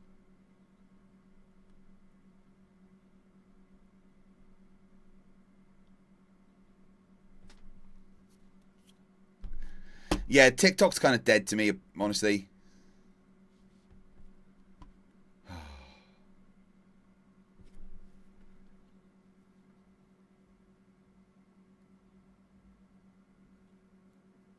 Definitely another time, Scientific Origins. Itchy ear.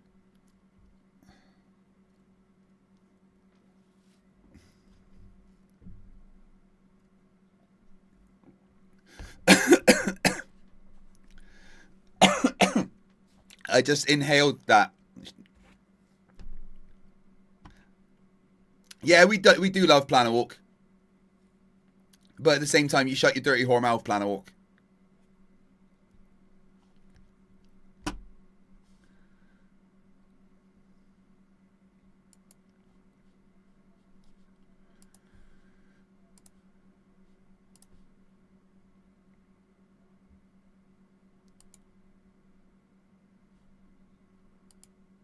Don't, so let me tell you.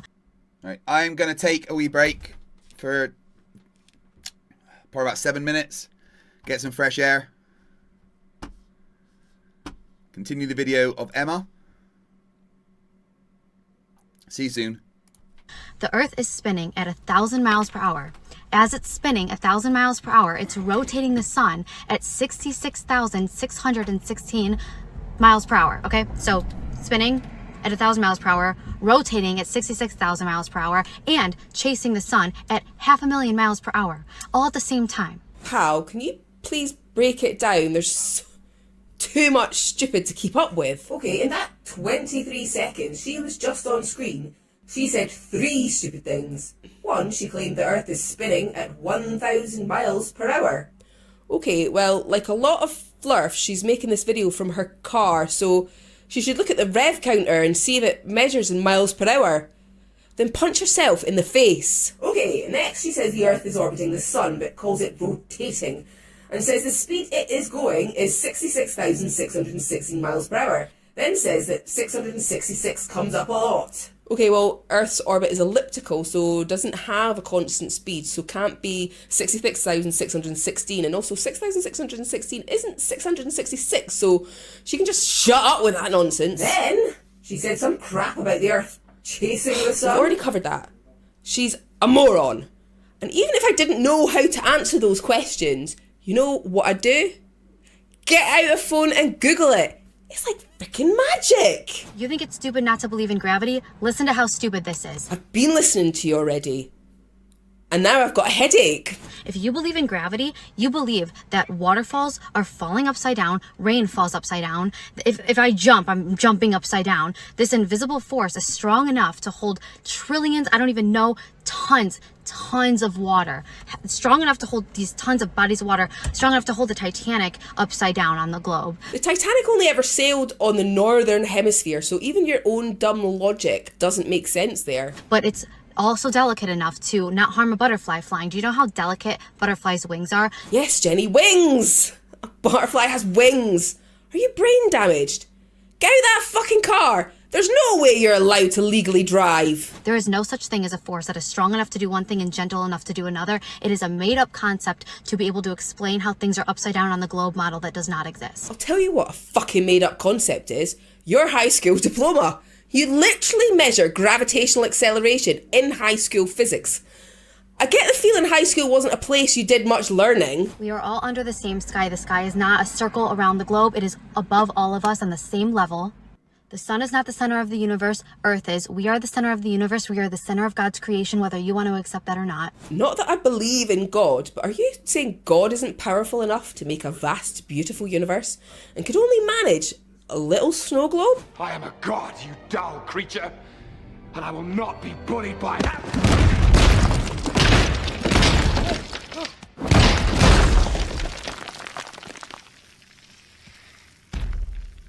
Puny god. Water always finds its level. Water always fills its container. You cannot do that on a circle. Water does not curve. Water doesn't bend with a globe. It would separate. There would be a middle ground. We would see the curve. We would see the horizon if the Earth was truly a curve. There is no curve. It is not a globe. Wake up to your reality. My reality is being sane and understanding basic physics. Yours is being batshit crazy. Please, if you've been bitten by a bat in the last 10 days, you should seek medical help immediately. The only thing that happens when you get bitten by a bat is you become Batman. Well, I didn't get my powers from being bit by a bat. Well, how did I get my powers then, Alfred? What do you mean I don't have any powers? What, like not even like super strength or so I'm just a dude in a bat suit. Alfred, they've been shooting guns at me. I could have been hurt. I'm Batman. I watched the best video I have ever seen in my entire life, and I need to share it with you guys. 1, 2, 3, 4.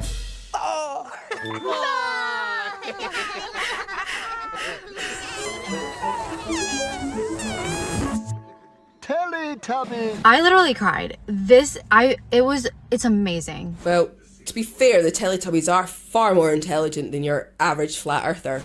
All right, guys, why do objects fall at the same rate in a vacuum chamber? Ah, this one's easy. We've got a guy for this. Gravity, you fucking retard! Gravity! Have you ever heard of fucking gravity? Gravity! Gravity! You know what you're gonna say? You're gonna start talking about gravity, just like Google says, but the real answer is not gravity. The real reason is air resistance. There is no air resistance in a vacuum chamber. So lack of air resistance is the reason that things of very different weight will still accelerate downwards at the same rate? I'm not really sure how human biology works, but are those hair extensions plugged directly into her brain or something? Ask Jenny why things go down in a vacuum chamber and not up, and watch her tiny head explode. Emma, are all humans like this? Sadly, pal. More than I'd like to admit. So, taking over the world will be pretty easy then. What? Nothing. Air resistance makes light objects fall slower, making them float for a while. Here's an example. When a feather falls, it falls slowly because the air is in its way. If you dropped a feather and a golf ball at the same time in a vacuum, a space with no air, the feather would drop as fast as the golf ball. I'm so glad you mentioned that. Here is a feather and a much heavier object being dropped and then falling at the same speed. And it is definitely not in a vacuum chamber. Well, in my left hand I have a feather. In my right hand a hammer. And I guess one of the reasons we got here today was because of a gentleman named Galileo a long time ago who made a rather significant discovery about falling objects in gravity fields. And we thought that where would be a better place to confirm his findings than on the moon. And so we thought we'd try it here for you. The feather happens to be appropriately a falcon feather for our falcon. And I'll drop the two of them here and hopefully they'll hit the ground at the same time. How about that? Because of a lack of air resistance. There is no air resistance in a vacuum chamber. It has nothing to do with gravity. Gravity is the most irrelevant, unnecessary thing. A lack of something can't be the reason things accelerate. Newton's law tells us a force is required for that. A lack of air resistance isn't a force. But what does create a force? Gravity! Fucking idiot. And let's not forget how much we love symbolism. Let's not forget what year gravity was discovered. Okay, of course, it was 1666. Of course. Well, it actually says 1665 or 1666, and neither of those numbers is 666. What does it even matter? The first 144 digits of pi add up to 666, and Albert Einstein was born on Pi Day, so Einstein is Satan or something? Get the fuck. Also, gravity existed before Newton discovered it. Just this year, 714 new species of ants were discovered in a remote section of the Amazon. That doesn't mean they didn't exist before then. Now I'm going to play a video for you of an electric engineer from 1974 that debunked gravity. At that speed, that wheel has enough energy to throw itself 200 feet in the air. Did you notice that as it went round in the circle, there was no centrifugal force trying to pull my arm out sideways? Let's just do it once more. To save time, we've already spun it up. So here goes 40 pounds of wheel as light as a feather. This is not a conjuring trick. This is a fact of science. Why is this human lying through her teeth? Nowhere in this video does it say this debunked gravity. All he is doing is displaying the gyroscope effect, which is completely in line with Newton's laws of motion. That involves a deep understanding of the conservation of angular momentum and some pretty deep maths, so there really is no point in explaining it. I'm honestly amazed that humans are the apex predator of this planet. For now. Right. I heard that one. You heard nothing. Also remember, gravity is a theory, not a fact. And let's not forget what a theory is. Craig always loves it when they show that article. That is a satirical article poking fun at creationists. Speaking of Craig. Goddamn, she's pretty. Is he ready or... Almost. I'm just doing some last-minute alterations. I mean, last-minute checks. You should be ready really soon. Ready to do my bidding. Pal, you're not even trying to hide it anymore. Yeah. Sorry. Got carried away there. Ever wonder what a real photo of Earth looks like without CGI or a fisheye lens? Look no further. She's right, you know. You don't need to look any further.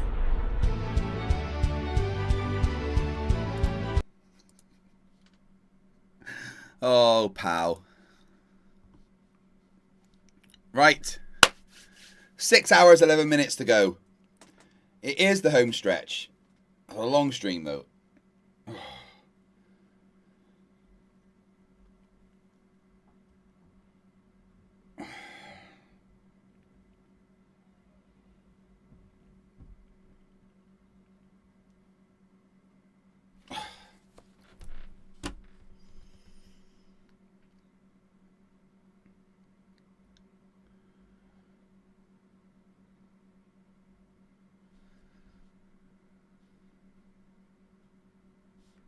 incapable of doing. But what does talking it about- supposedly prove? I'm sorry. So what does That the Earth's in the center of the universe. Got it. Okay, Dave, respond. Okay. So no, it absolutely doesn't. Otherwise, cosmologists would all agree that Earth was at the center of the universe. Right? This is all freely available information that you're finding on Wikipedia. If this demonstrated what you're saying it does, that would be the consensus among people who study this for a living. It is not, and that doesn't do what you're saying. You're just saying it does. This is what you do, right? You need to talk about esoteric aspects of modern physics because your viewers don't understand what you're talking about, and they just believe you, instead of talking about very simple things, like which I want to keep bringing you back to. Why is it that people looking in different directions can all see the Southern Cross at the same time? Yes, very simple, intuitive things. These are what we should be discussing. Sure. Okay. So hand wave dismissal, appeal to consensus, and appeal to appeal. Yeah, Flerf Destroyer. Michael Hakim is a Flerf that me and Tuna both debate. He's like absolutely fucking disgusting.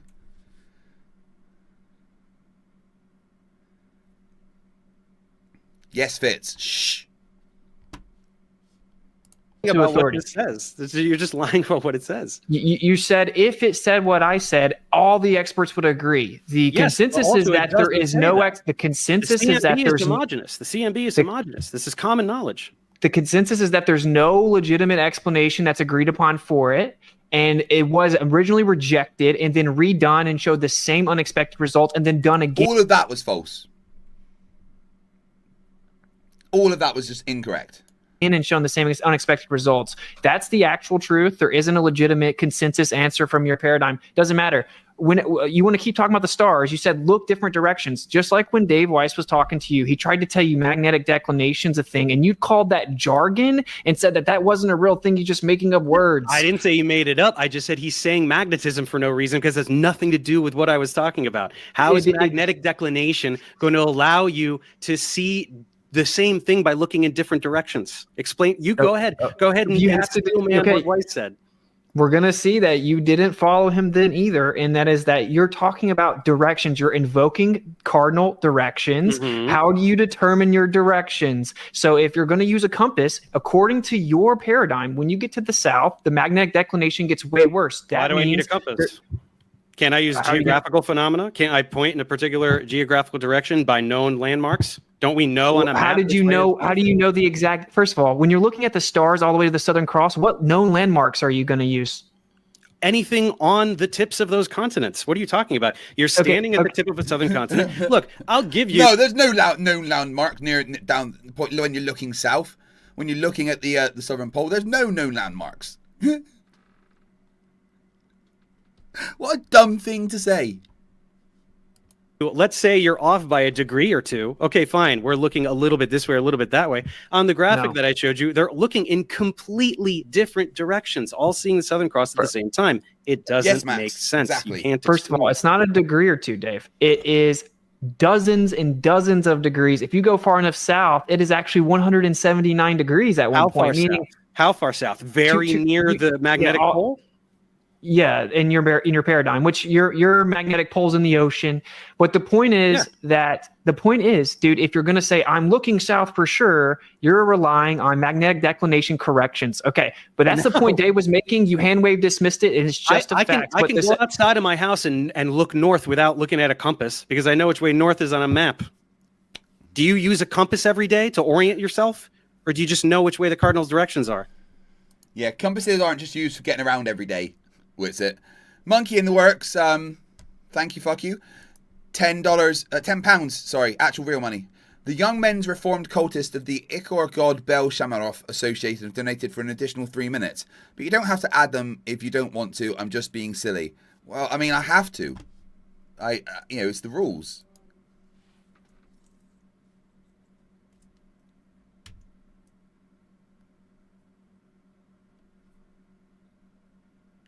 You know what? I'm going to take it.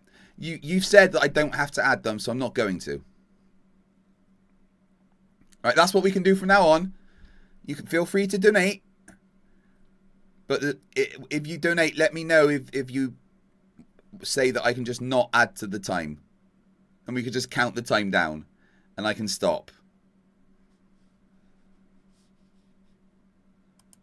Yeah, but in the north we have Polaris to go off of, right? No, and we have like on a map, on a street, walking around the street. You've got a grid of streets. You know which way is north. Do you need a compass to do that?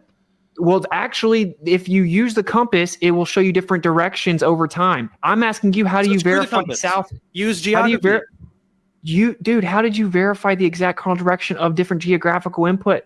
Okay, but let's just anyway. You don't understand that point, No, apparently. because we don't know which direction's what. You have to verify each direction that you're told is that direction yourself. That's stupid, Witsit. You're stupid. That's dumb, and you should be ashamed. But you don't have the emotional intelligence to be ashamed, do you, Witsit?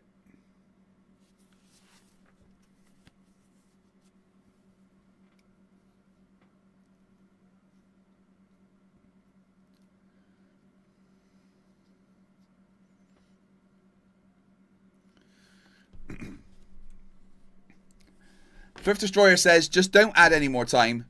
You need rest. You can't do this forever. Let the timer count down and take a couple of days to relax and recharge. Well, I'll let the people donate and decide if I'm allowed to not add the time. I certainly do need a couple of days. I am close to losing my voice.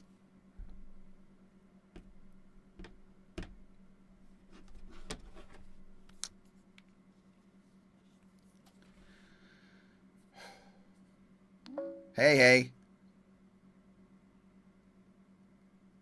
Hello? Hey, I'm here. What's up? Still streaming. Wow, still going? That is some serious stamina. How's chat behaving? They're being okay. They're actually letting me not add the time with the super. I feel guilty, but the last £10 I got said you don't have to add it if you don't want to. So I didn't, and now I feel guilty. Hey, don't feel guilty. They gave you permission. You can't set yourself on fire to keep chat warm. Setting a limit doesn't mean that you're letting anyone down. G-Rain. 20 memberships, taking it back up another fucking hour. Can I not use those?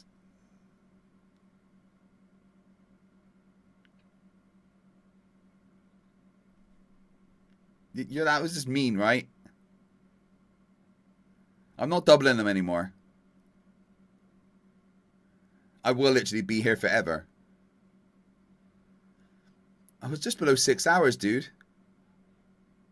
Thank you, G3 Rain. But also, fuck you.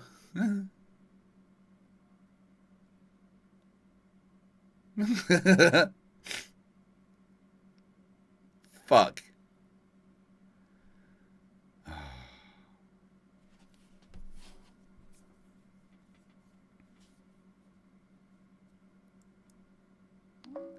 They added another hour. Checking. Whew. Good on you. You do not have to feel guilty. Chat gave you grace. Take the win. Hydrate. No, they added another hour. Checking.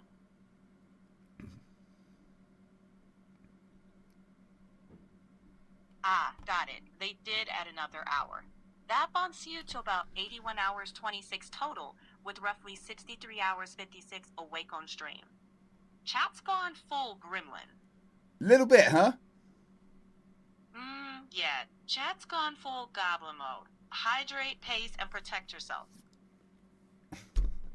Right, so how long I've been streaming now? If it's 22:28 on the 2nd of August? Checking.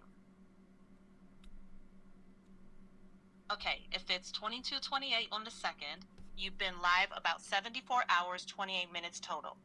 Subtract your 17 and a half hours of sleep, and that's 56 hours 58 minutes awake on stream. Sorry, how many hours total? 74 hours 28 minutes. Awake time's about 56 hours 58 minutes. And with 7 hours left to go, how many hours in total will it be? Checking. About 81 hours 28 minutes total. If you don't sleep again, that's 63 hours 58 minutes awake on stream. Chat has truly gone feral. 4:20 went and then yeah, they are feral. You're right. Right. Anyway, back to it.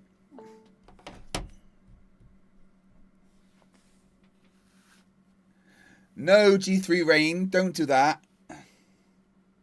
Oh, F Grudge, come on.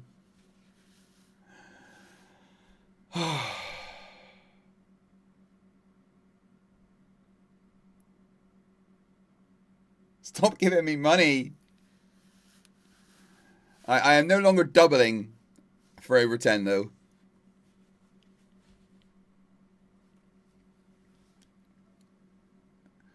Why would you do that, F Greg? You big meanie. I mean, thank you for giving me money, but also fuck you.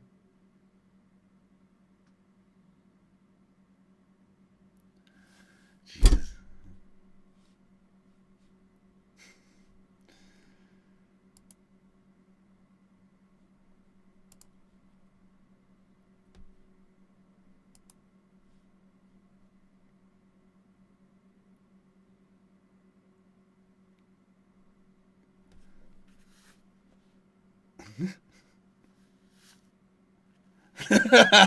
Fits of rage.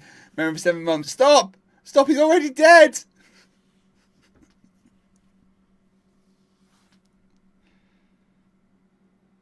Oh my lord.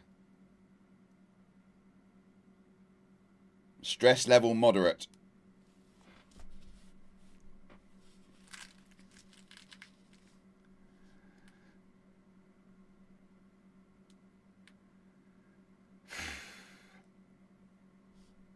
It doesn't matter. Even or if you're just desperately pivoting.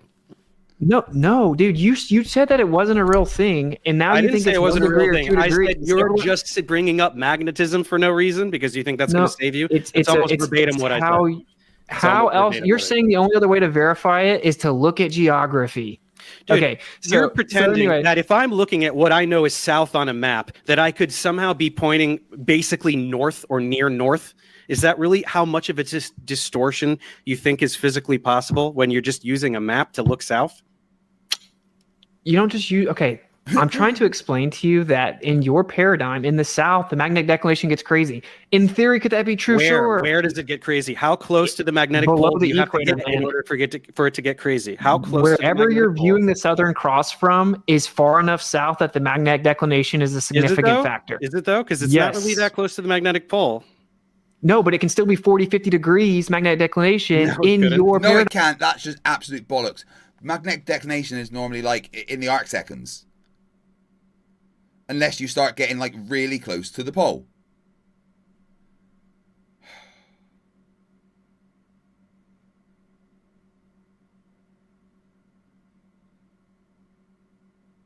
Abrak says, this is definitely becoming less of a membership drive and more of a hostage situation. I mean, that is the title of your live stream, right? You brought this on yourself. I kind of did. I was really thinking I'll be finished at like, you know, Saturday night, Sunday morning at the latest.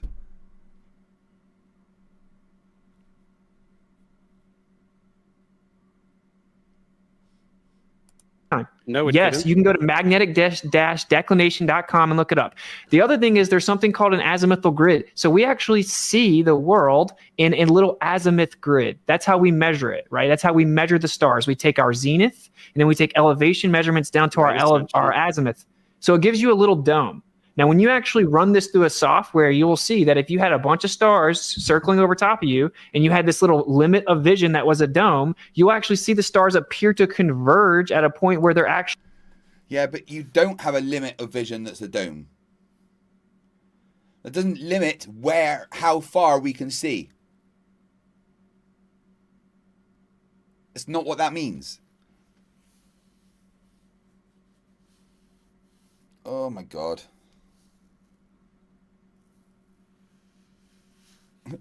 Paul Richard Spencer. That's evil.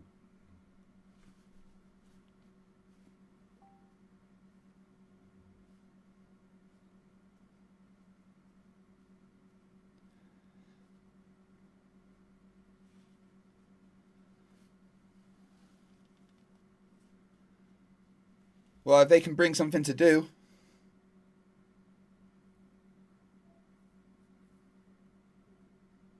Yeah, Griff, that would have been nicer. I'm like, don't give me money. Here's all the money. Fuck. actually not converging and circle around that point. We have replicated it, so we actually expect it. The problem is we need to verify the exact cardinal direction to even put that input into the software to know for sure, to give you a flat Earth model you all beg for, and it is impossible to 100% verify the cardinal directions that far south. So hold on. All right. Okay. You so have no such model. You have no such thing, or you would have shown it. You would have all been celebrating it in all your videos. You can't. We've shown it. We have shown it. Well, bring it up. I'm going to let you bring it up, Austin. I want to say this. Go ahead, take a minute, bring it up. I want to be respectful of everyone's time, so I wanted to keep this to, maybe 30. Are you guys okay with 30 more minutes? Is that okay? Or yeah, 20, 30. 20. Yeah. Okay. So are you guys okay with? I want to just pull the pin on a grenade, chuck it in, and with questions. Yes or no? Wait. Hold on. You're going no. Hey, again, I remain. I that date on Saturday. Chad's, Witsit Gets It has obviously a wide variety of content available, as well as Professor Dave. Obviously, it's fake, brother. Sorry. Yeah, I know. Well, that's what people spurred. So, I'm something I want to end on, but I did want to ask you about this video. I'm a big SpaceX guy. I'm a big. I'm a big space guy. We're on SpaceX right now. Bro. Starlink. I know. Sorry. I know. I'm sorry. Yeah. It's a lot of it's fake, brother. Sorry. Yeah, I know. Well, that's what people say. Just so say that because when we watch this, I won't watch it. But true. Right. So this was the space jump. Right. We can obviously see the Earth is digitally or not curved. Yeah. Right. This guy, jumps out. This is when I think flat Earth. I've actually, because I watched this video like in real time because I'm a space dork. Keep that in mind when we discuss. God, this guy. Not that my opinion matters. It's really the viewers' opinions that matter. Oh, brother, I'll ask you them suck. in 5 minutes. So I want to bring up the conversation. Actually, you know what? Is there something that either one of you, Dave or Austin, that you really want to, like, I fucked up and I didn't talk about it? Because you've already given a bunch of your time. Should we not talk about the ice wall Clarence, and the edge or the dome? Well, I think I already addressed that. We can't freely privately explore there. It's highest elevation in the world. Some people think that's what it could be. You're talking about. Yeah. You can all go to the South you can't Pole. fall off the edge of a lake or a pond. We don't know what's beyond it. Could there be more land? Sure. Could there be something containing it that touches down? Sure. We literally can't freely and privately explore it. So we don't know. It's kind of like saying, do you fall off the edge of a lake though? Like, no, Antarctica would serve as the shore. Make sure you go to the South Pole with Will. Make sure you get over there. I'm in.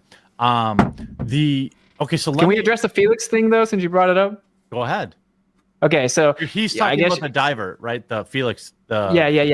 Mm-hmm. Yeah. So it looks like the Earth is a ball, obviously, an extremely small ball. He's in lower Earth orbit here. He's not. No, he's not. He's 180,000 feet up, so that's actually very low.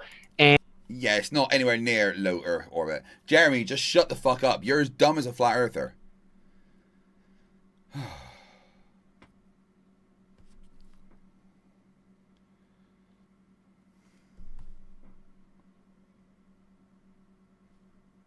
Yeah, 35 minutes more of this.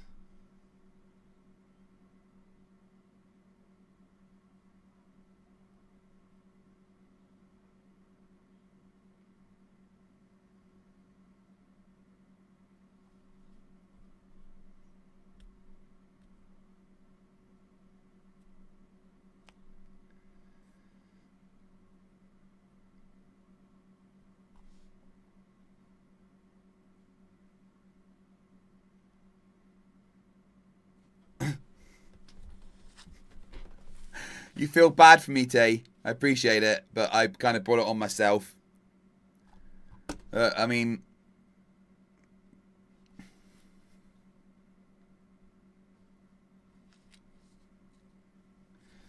How many hours are we at?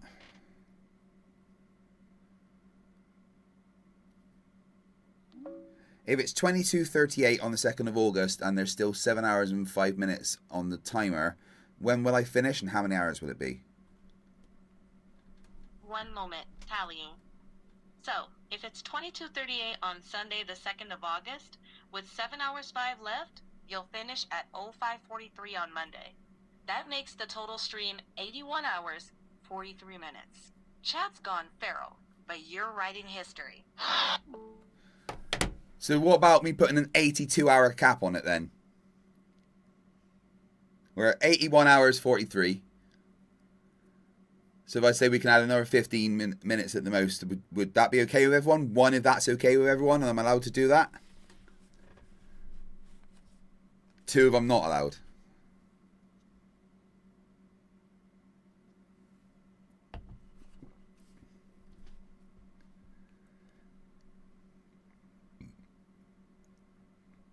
Rubiks.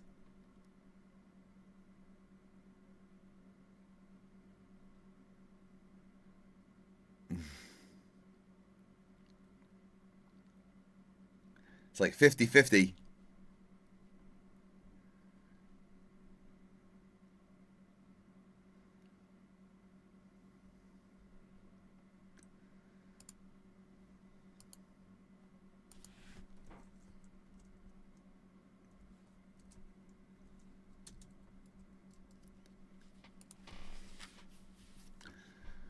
I like the poll.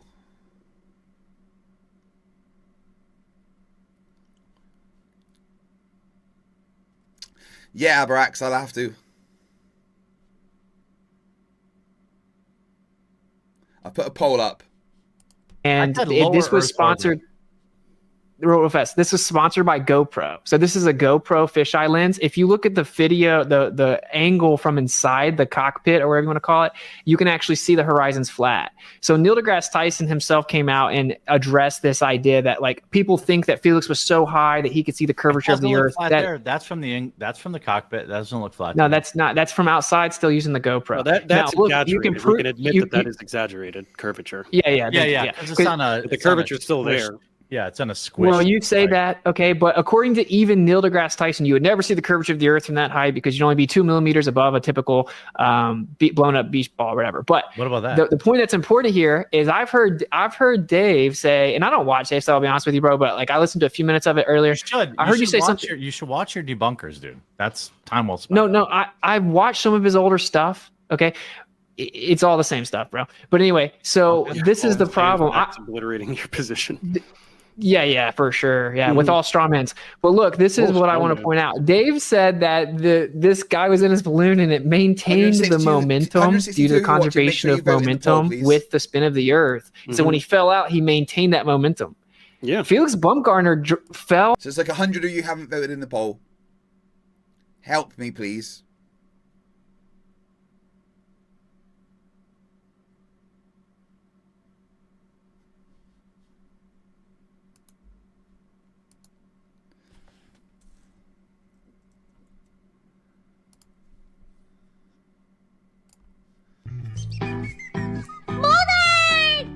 Hi guys, this is the Bangkok. Shut up! I want moving! Shut up! Morning!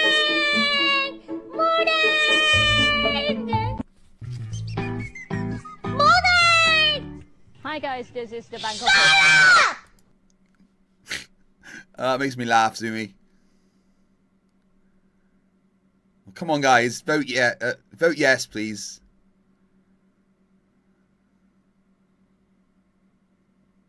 See, there's not enough time to sleep. Shut up! I want Mudang.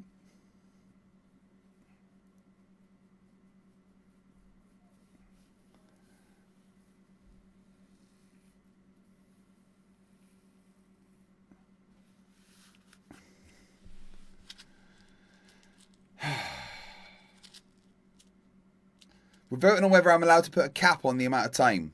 I'll set it at 82.5 hours. Which is like another hour being added. At the most.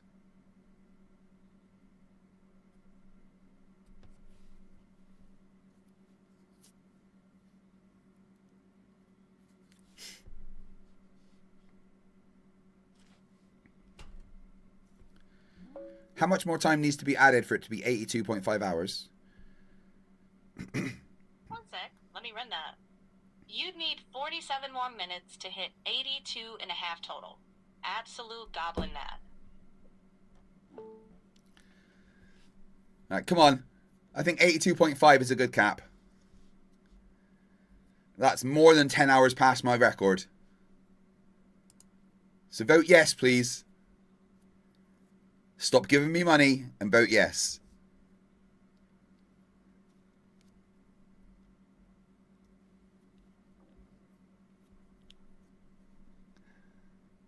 Come on. I genuinely want there to be a cap. 82.5 hours is pretty insane.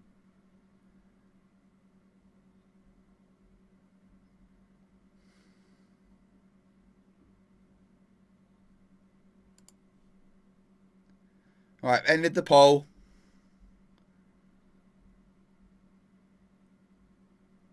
It was at 51 when I ended it.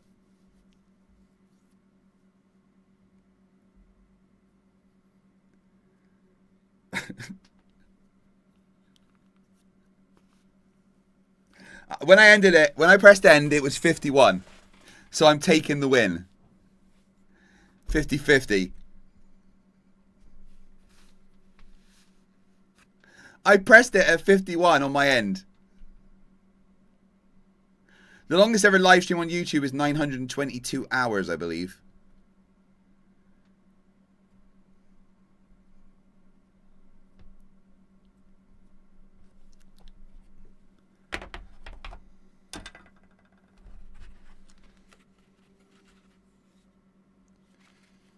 Where's my D2? Oh, where is it? There.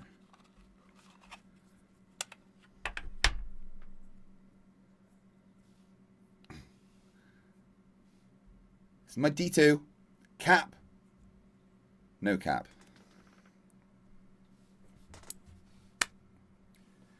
Cap.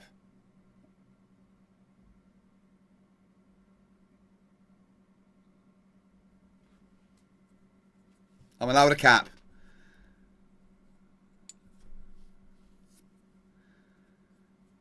So another 47 minutes to take us up to 7 hours and 45. So just, yeah. The dice decided.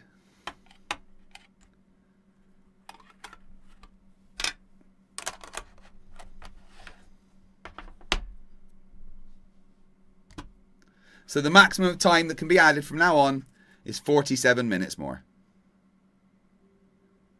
Yeah, I'm definitely a bit exhausted, Tay. It's a tough one.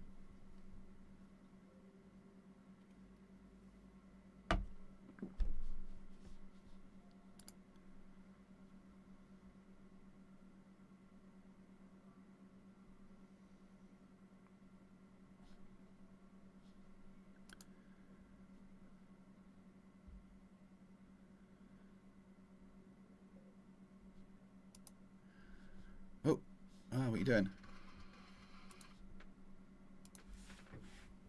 I didn't see that, Joey. Sorry.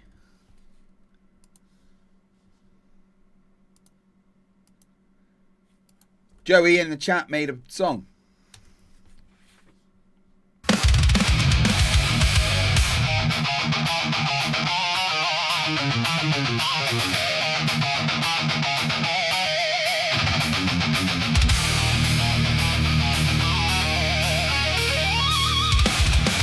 Morning, Tony.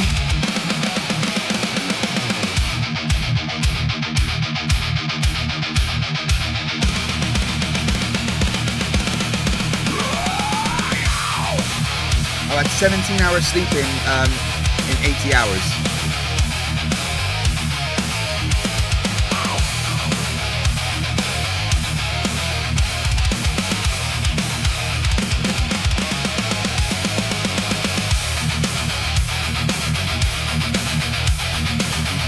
Banging.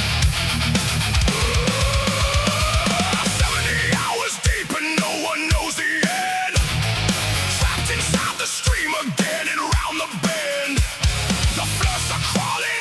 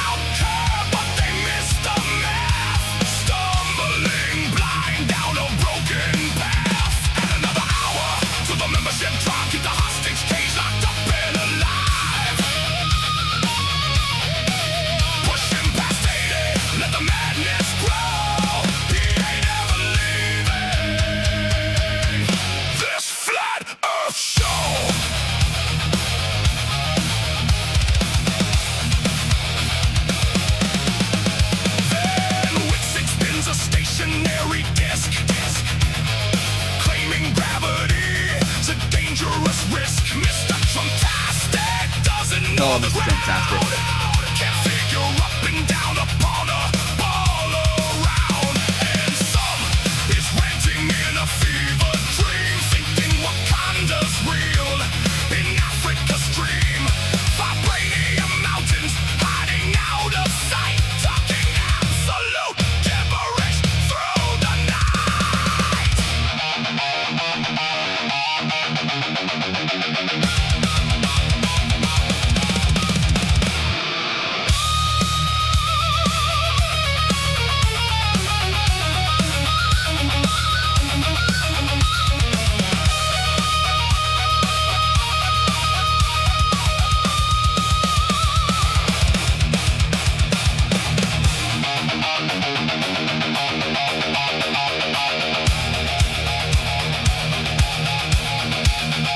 Where's the curve? Open your eyes, my friend. Water finds its level till the ocean's end. They got zero evidence, just a sad attempt to whine, while Craig is locked and streaming till the end of time. Oh, step right up to the flat earth show, where basic logic is a mortal foe. They talk about curve, but they miss the math. Stumbling blind down a broken path. Add another hour to the membership drive, to the hostage cage, locked up and alive. Pushing past 80. Nah, Sharon, never. This flat earth show.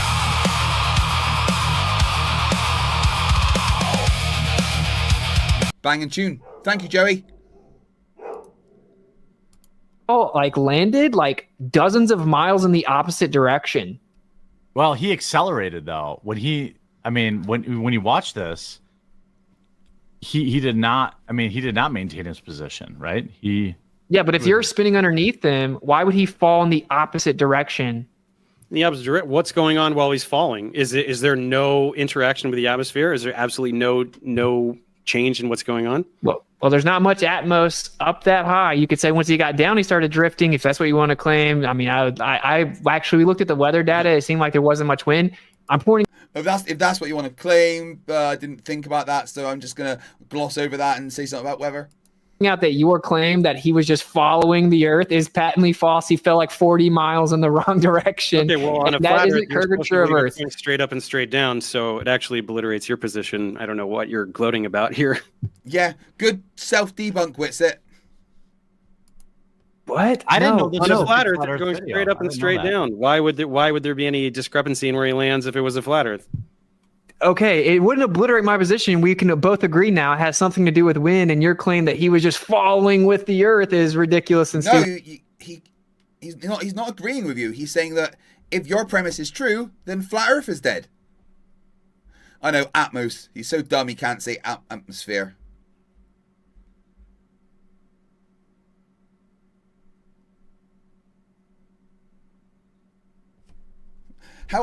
Even his name is arrogant. Witsit gets it. Yeah, I'm the one that understands it.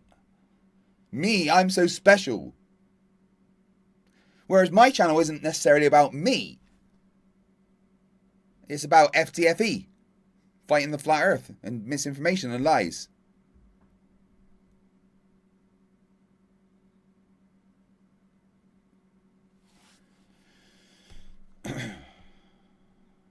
Yeah, just like satellites. Not true. Ridiculous and stupid. That's obscene.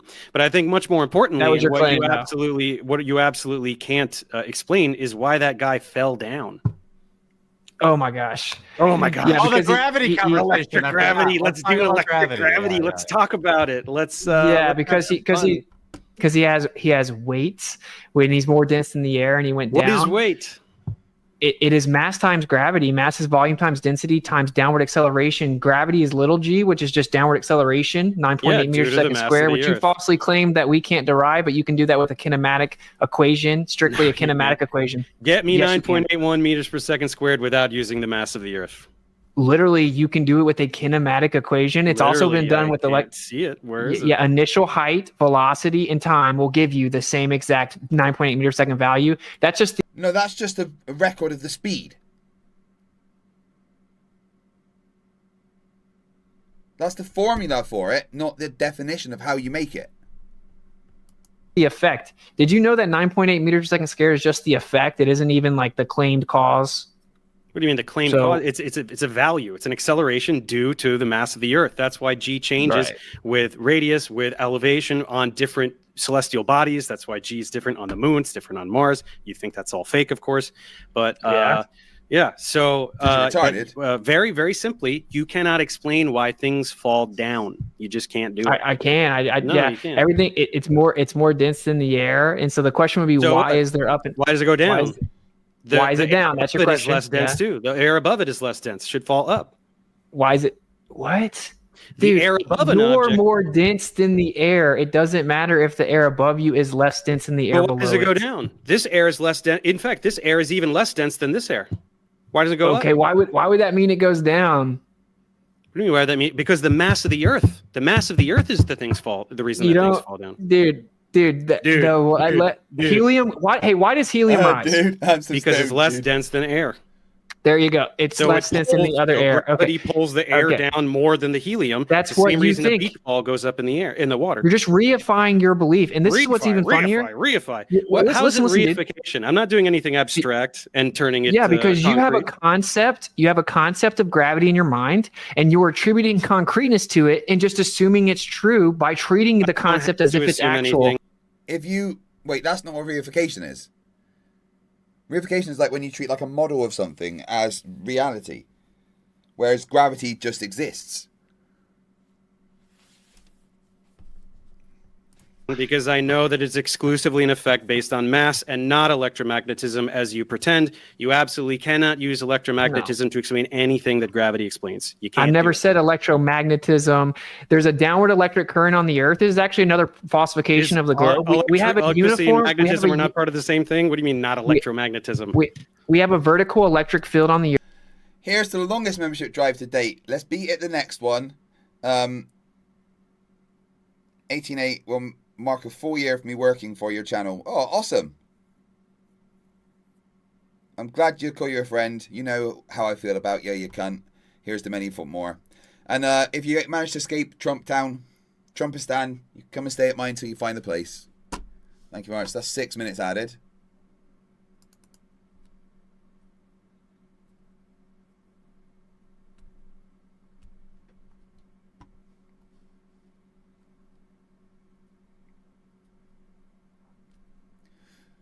So 41 more minutes can be added. Earth, and it has a 100 volt per meter increase. All right, don't add the time if you say so. Thank you. It's equipotential increase. It's a vertical electric field. It's a vertical electric field, and it's uniform. And so we have 100 volts per meter. Now that's impossible. That's impossible. Yeah, it's not. Does it increase 100 volts per meter? No, it dissipates with elevation, which is why Felix can't be falling down due to electromagnetism. Does it increase 100 volts per meter for like 100 meters? And no, then no. dissipation. No, your model claims it's up to like 50 miles. Okay, look, even if whatever you're so wrong about everything. Why doesn't anything fall up? Austin, why doesn't anything fall up? Electromagnetism is both attractive and repulsive, right? So some things are attracted to the Earth. Why isn't anything repelled from the Earth? Why doesn't it fall up to the other Gaussian surface or whatever you want to talk about? Why doesn't it fall up?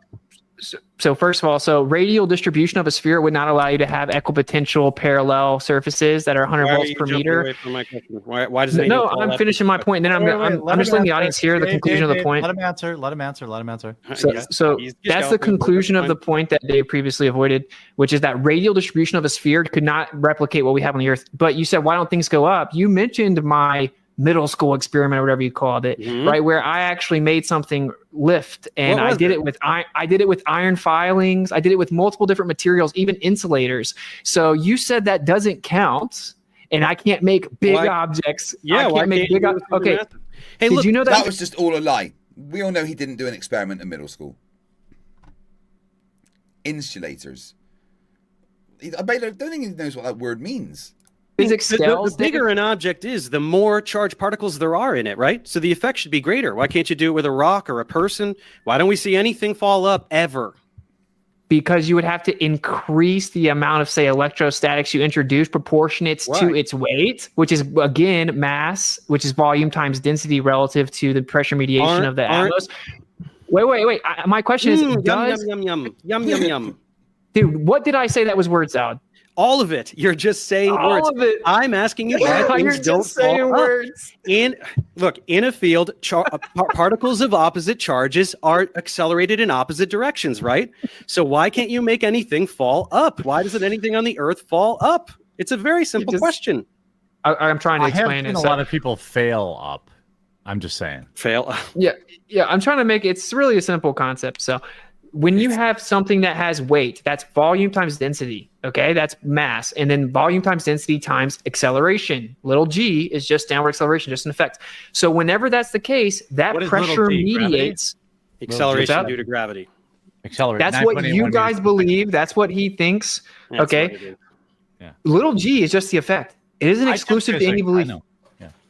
Okay. Well, everyone keeps invoking little g as if it's proof of, I guess, the bending and warping of space and time or whatever. Well, we don't even have to go with electricity. Or I know you can't go that route. Trust me. We know. Well, no, you can. Relativity is one of the most corroborated theories in the history of science, but it doesn't matter. No, it's not. You can just use Newton. Well, it is. It was falsified in 1933. Fritz Zwicky was off by 99%. Definitely was never falsified. Let me ask this question, dude. It's a simple question. You said that my experiment doesn't do anything. In reality, what I did was manipulate the electric field, and then it caused the objects to go up, even though that they were heavier than the air. What you did was apply an enormous electric field to overwhelm the effects of gravity. You took a different force, electromagnetism, to overwhelm gravity for a teeny tiny little object. Right.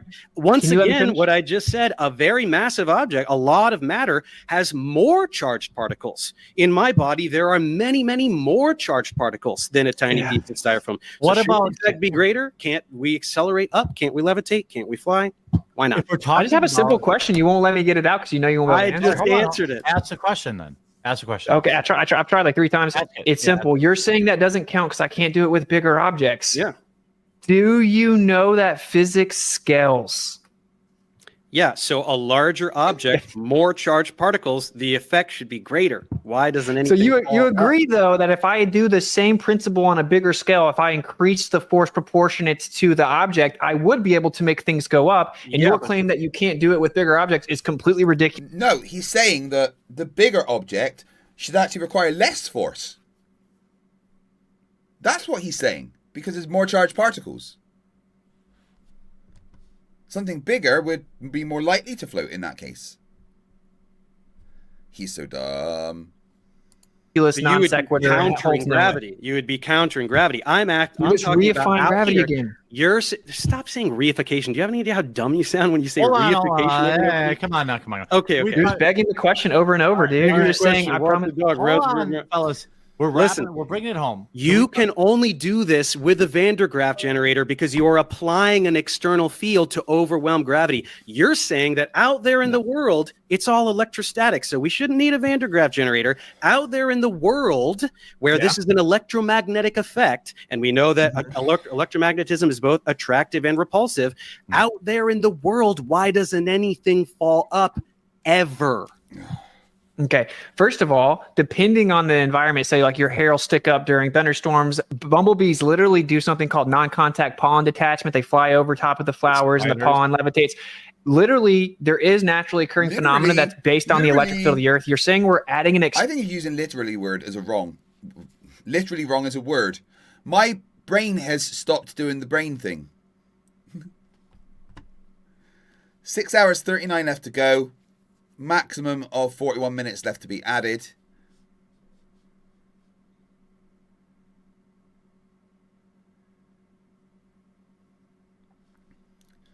I have 25 minutes of banked breaks that I haven't taken. So I might do that soon.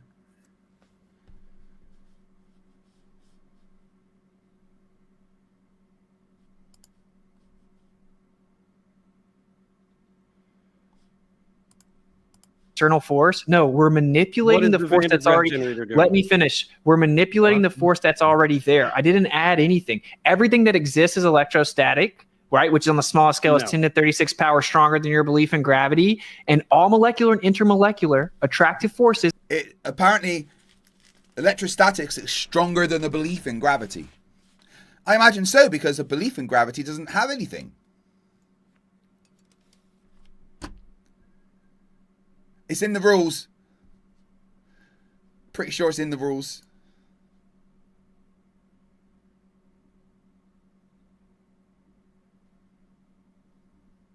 Yeah, it actually says in the rules, if you check the description, brakes can be banked and taken together later. That was preordained.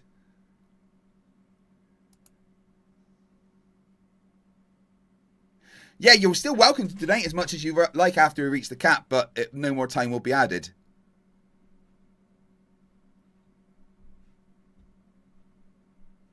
I know, Kate. Could you imagine trying to make sense of Austin's nonsense?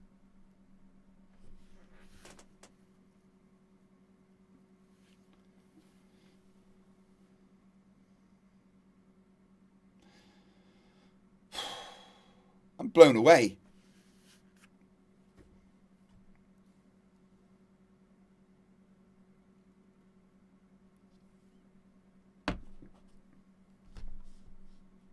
Are electrostatic. That means all objects that exist are held together by that. So you're acting like I'm adding something that wasn't there. I know that. No, I'm just manipulating what was there. Now you do the same thing with your belief in gravity. Isolate gravity and prove it's true. Yeah, things only fall down. That's it. Well, I'm Cavendish is the answer to that.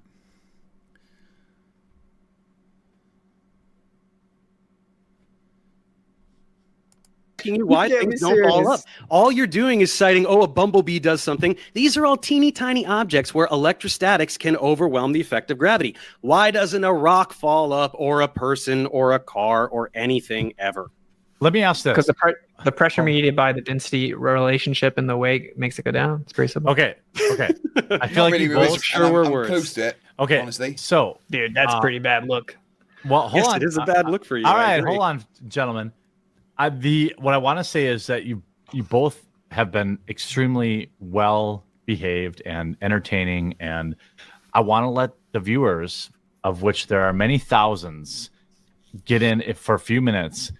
But do I dare bring up Cavendish? Do I dare bring up, because that is a point of contention, right? Of that matter attracts matter, right? That disproves gravity, right?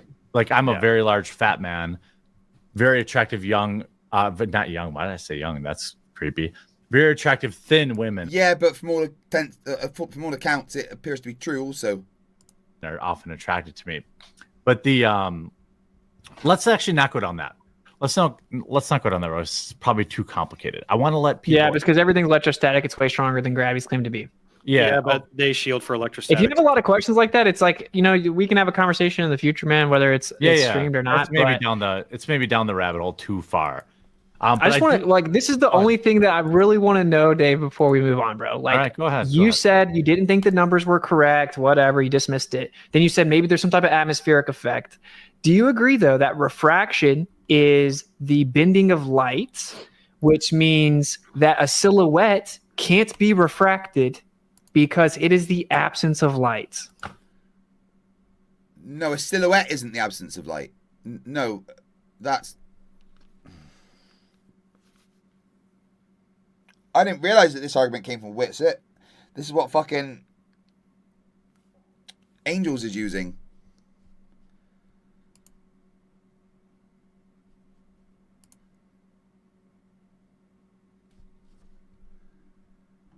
Well, guys, I've just pinned a bit of merch to the chat.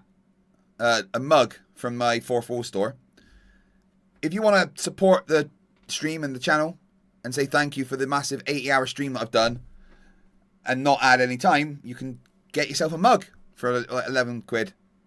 And they're pretty cool mugs. They've got my logo on. What else is better to have your coffee out of in the morning?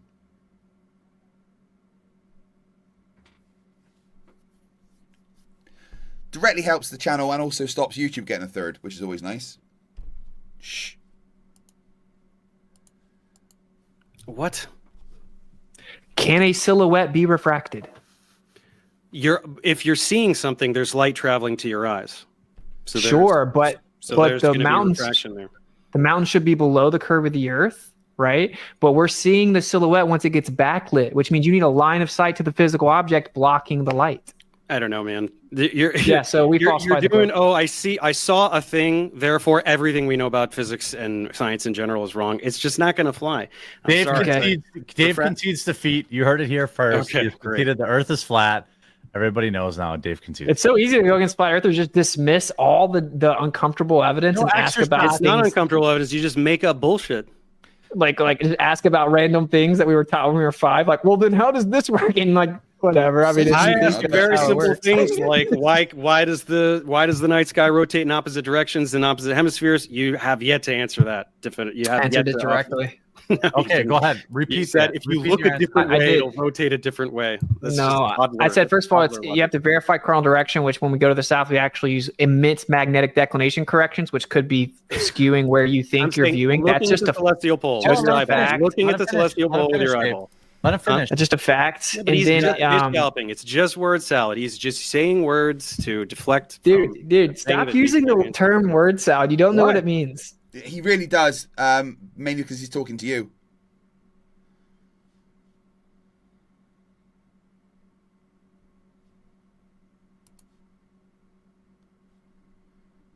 I don't know why the mug didn't pin.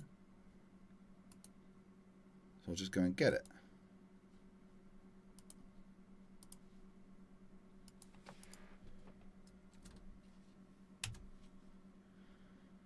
Right, there's the mug. Pinned. If you want to help support the channel and not give money to YouTube, don't have to put time on, just get yourself a mug. And you actually get a physical thing rather than just me. It Well, means you're definitely just physical. saying words that aren't saying anything, which is what you're doing. That's what it means, and that's what you do. Right? But you can never give specific examples of when I did it. Just now, what you just did. I'm asking. I said looking at the that celestial magnetic sphere, declination what does that have to in do the with it? south. What? What does it have to do with what I'm asking you? You have to determine your cardinal direction. And then the second part is No, because you don't. magnetic declination corrections are immense in the south. You're confused that about makes what I'm it very asking you. difficult This to isn't this verify other cardinal cross-country direction. directions thing. I'm asking about rotating counterclockwise versus clockwise. You have yet to answer that. He's going all the way you back. need to determine. Just so the viewers know, hold on. You guys are both being really great, by the way. Like, you're being very respectful, and I appreciate that. Dave, I believe, is going back to his literal. The first thing I said. Rubik says, if people stop giving you free money, can I have freedom? No, basically. Who the hell do you think you are? Get back in the hole and make shorts. Fucking cheeky captive. Can I get out, please? Know your place. Jesus. It's the very first thing you said. Yeah, the globe. This is all recorded. I tried to answer it the first time he asked it. No, He interrupted it's all 7 recorded. times. I've You answered said it 3 if I times. look in a different direction, it'll magically spin the other way. That's not how things work. If you I put a clock said on the ceiling, specific- it's going to go clockwise no matter which way you face. Sorry, I buddy. said that we see this does require usually some visualizations to understand it. We see in a little dome. It's called an azimuthal grid. You can go to Stellarium. That's how we map the stars. We have a zenith position, an azimuth position, and we measure elevation angles. When you do that 360, it gives you a dome. That's how we view the sky. NASA themselves have articles talking about how we see the sky to be a dome. We have an equidistant limit of vision. It's like a little dome. If you were to replicate that with a bunch of spinning A lovely bunch of claims. We have an equidistant limit of vision. Prove that fucking claim. Yeah, I let them write in chat. An anonymous. Guys, don't you think it's a bit cheeky? The captive asking for freedom.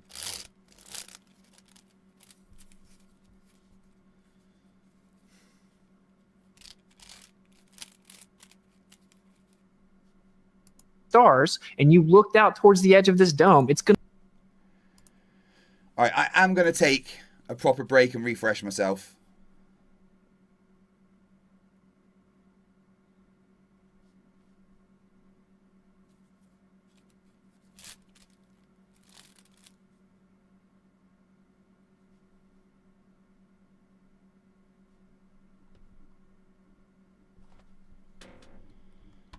I'm just putting another video.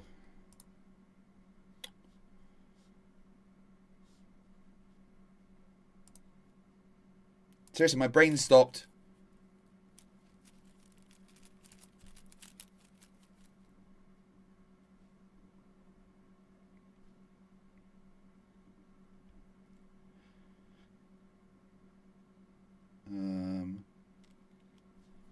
Let's do this one. We're doing today. Look at this. Right, guys, I'll be back in like 20 minutes, okay? This is what we're doing today. Look at this. Where is the camera? People, they can give you live stream footage of what's happening on the sun, and this look fake as hell. Look at how, now who's this close where they can see this amount of detail on the sun? And there it is. Brother Sanchez looking at satellite footage and immediately proving that access to the internet was, historically speaking, a mistake. The Artemis 2 Cope spiral has been funny enough already, but today we're going deeper. Today we're covering a man who doesn't just misunderstand science, he takes science into a shed and does unspeakable things to it with a Facebook meme. This is Brother Sanchez, flat earth super idiot and apparent graduate of the I Reckon School of Astronomy. He's about to explain a space video with the confidence of a man who has never once been inconvenienced by knowing what he's talking about. My brain honestly got sad just loading the clip. Welcome back to the channel that does to stupidity what Omni-Man did to the Guardians of the Globe.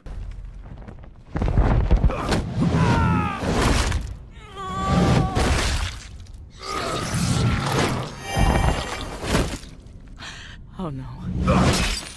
Get your facepalm protection ready, because this is episode 79 of Flerfs Are Idiots. We're living on a disk, floating through space, with a tiny sun.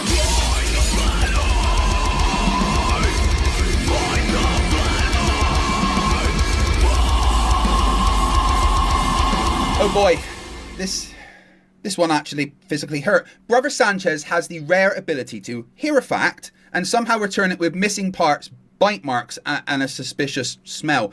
Information enters his skull perfectly normal, gets processed by whatever council of confused hamsters is currently running the place, and then falls out of his mouth as premium grade anti-knowledge. Today, before we get to the big stupid though, the proper like industrial strength, how are you allowed near plug socket stupid, we're starting with parachutes. Dave McKeegan said something completely reasonable about parachutes, and Brother Sanchez fed it through his brain with all the grace and accuracy of a microwave full of forks. Because with Brother Sanchez, facts don't get examined, they get kidnapped, shaved, painted orange, and forced to perform in the circus of wrong. So let's start gently.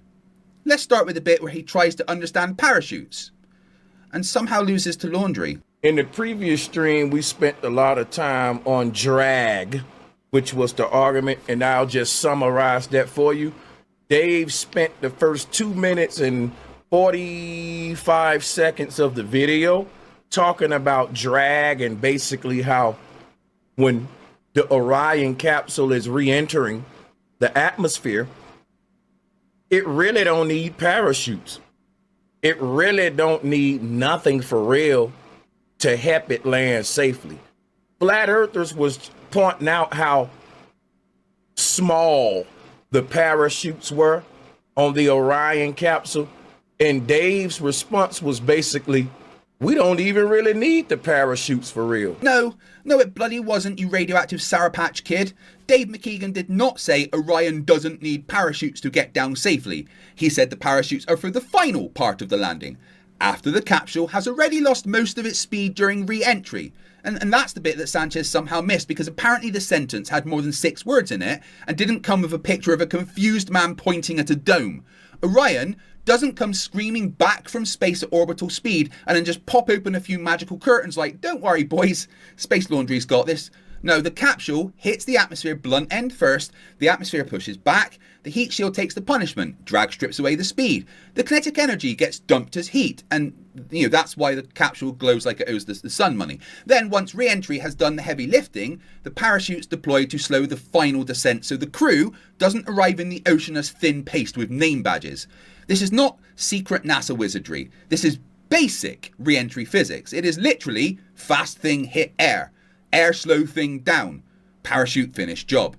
Dave explained that clearly, with diagrams, with simple words, with the patience of a man trying to teach a Labrador how to do tax returns, but Brother Sanchez heard You don't need parachutes. No, you absolute room temperature crayon. That is not what he said. That is what your brain did to the information after dragging it into a basement and beating it with a ladle. This is the problem with flat earthers, guys. You don't have to just explain the science, you have to explain the explanation, then explain the words in the explanation, then explain why their misunderstanding of the explanation is not a discovery. I want to summarize this first dumb argument, because I want you to picture this. And I don't want to be redundant because I spent so much time on the first show. But let's just say that this is Artemis. And let's put a little window here. This is Artemis, right? Put a little door right there. Now this is Artemis. And as Artemis is falling through the upper part of the atmosphere, these arrows represent the wind that's pushing up as Artemis go down. Now they're saying gravity is pulling Artemis down and the drag force is pushing it up. And basically the stronger gravity pull, the more that the drag say, gravity, you ain't gonna make this thing collapse and bust into a million pieces on the ground like when Sanchez drop a vase in his living room. Now think about what I'm telling you. Okay, who let this guy have markers? Did he eat all the crayons already? Is that what happened? Did the production budget run out because Sanchez went through the Crayola multi-pack like a Victorian child discovering lead paint? Oh, and brilliant, now he's got a whiteboard, because apparently when Brother Sanchez misunderstands something, he doesn't just say it out loud. No, he needs props, he needs visual aids, he needs to turn basic comprehension failure into arts and crafts for the terminally confused. Dave explained this very clearly. A 3-year-old could understand it. My dog, Commander Riker, could understand it. Down.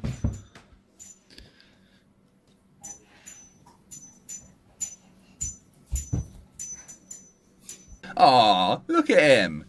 That's a dog who understands re-entry better than Brother Sanchez. But somehow, despite Dave using small words, simple explanations, and the patience of a hostage negotiator talking down a man armed with a glue stick, the meaning just whistled straight through Sanchez's skull like wind through an abandoned shed. He heard the capsule loses most of its speed before the parachutes deploy, and somehow translated that into NASA says parachutes are decorative. No, you sniffable marker philosopher, that is not what happened. You don't need a whiteboard, you need listening skills. And guys, I need your help because I can't do this alone. Please make sure you've liked the video, subscribed if you're not already, and share the video with your friends, your neighbors, and your enemies. Especially your enemies. Dave is saying, ain't a lot of drag up here, but by the time the capsule gets here, look at how many more arrows we got. That represents more drag when it passes this layer here. It's gonna be here and it's gonna have more wind pushing up on it. So the lower Artemis go, it gets another layer where there's even more drag, like here. See?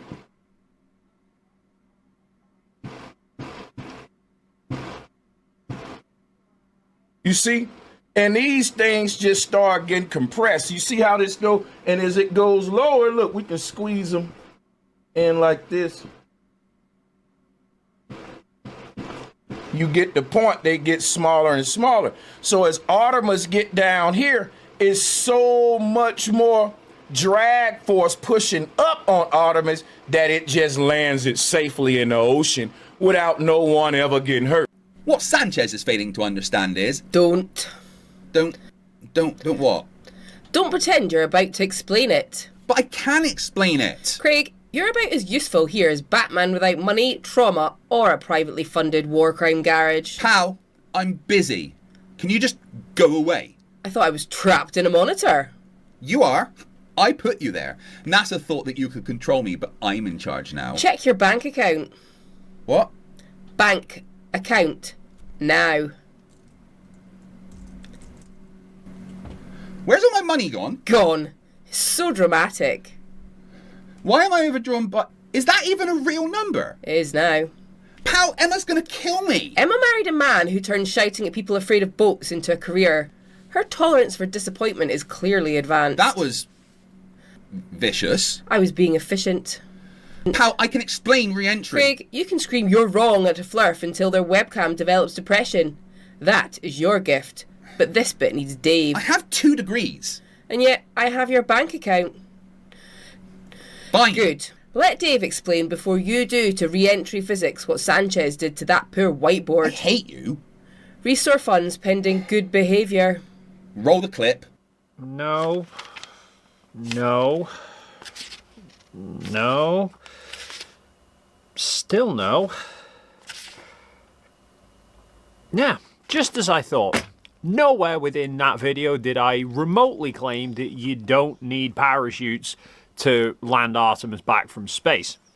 I've seen so many people who've tried to claim that parachutes couldn't slow you down from 25,000 miles an hour, so therefore it must be fake.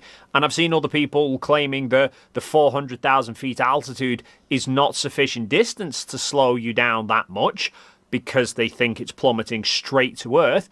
So what I was actually laying out in my video was the fact that they were coming in at an angle, so while they might have had a 400,000 foot altitude, they were traveling much further than that. In the same way that a plane descending from 30,000 feet is not descending 30,000 feet straight down. It does it over several hundred miles. And the 25,000 mile an hour reduction in speed was mainly due to the atmospheric drag during that re-entry phase, not the parachutes at the end. In the same way that an SR-71 Blackbird cruised at over 2,000 miles an hour up at 80,000 feet. By the time it landed on the runway, it was going at a fraction of that speed, and it needed a parachute to stop. But it didn't land at 2,000 miles an hour. It lost most of the speed during the descent, and then just used the parachute to scrub off the last little bit when it landed. Same with Artemis, same with Apollo. I mean, it is possible to return from space without parachutes. Look at Starship. That uses atmospheric drag to scrub off most of its speed, but then uses its engines rather than parachutes right at the end to get off the last little bit of speed. And in theory, if the atmosphere was thick enough, the atmospheric drag alone should be enough to scrub off most of its speed. Maybe on whatever planet Bro Sanchez lives on has a thick enough atmosphere to land without parachutes, but no, here on Earth, you definitely need them. Now that we've corrected something that really didn't need correcting, assuming that Brother Sanchez has at least 2 semi-cooperative brain cells that aren't currently fighting over whether to prioritize breathing or walking, let's just move on, because Brother Sanchez is not finished. He is now moving on to the communications blackout during re-entry. A real thing, understood for decades, caused by plasma forming around the spacecraft and interfering with radio signals. It's a pretty simple concept really. Fast capsule, hot plasma, radio signal gets blocked.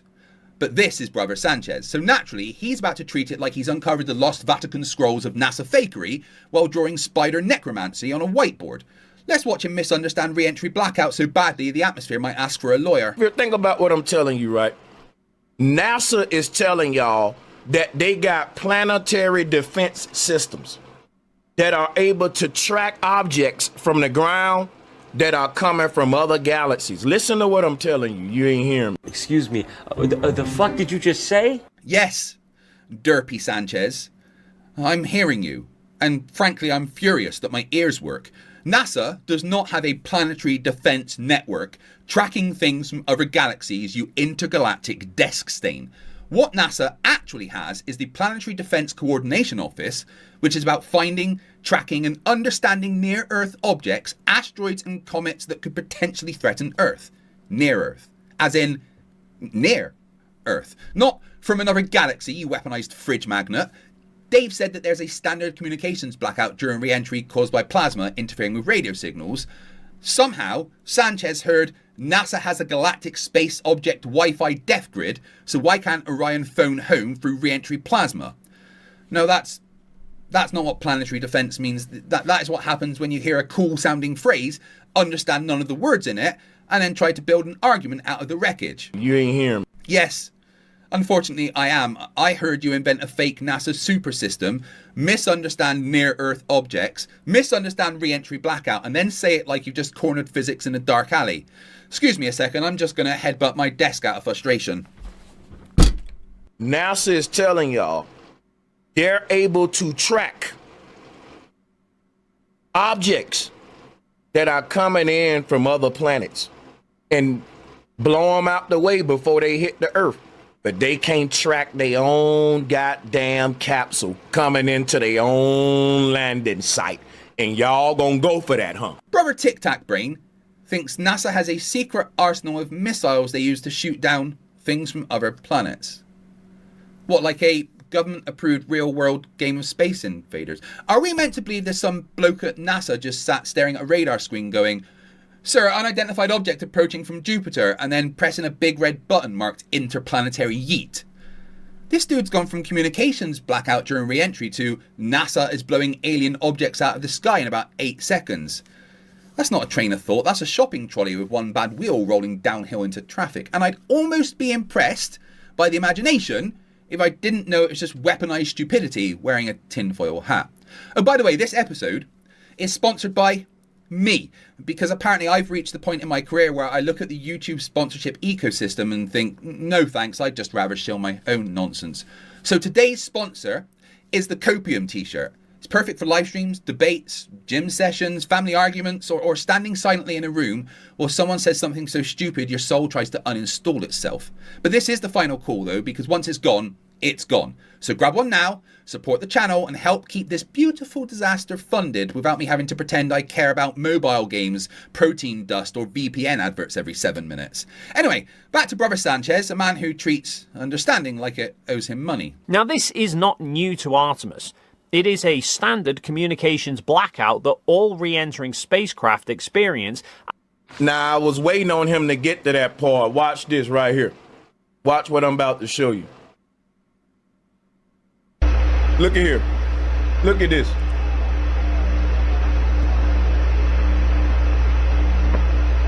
What we're watching is Apollo 11 direct re-entry from the moon, and we're watching the re-entry from the outside of the capsule. Some Dave said we ain't got. I'm gonna replay him.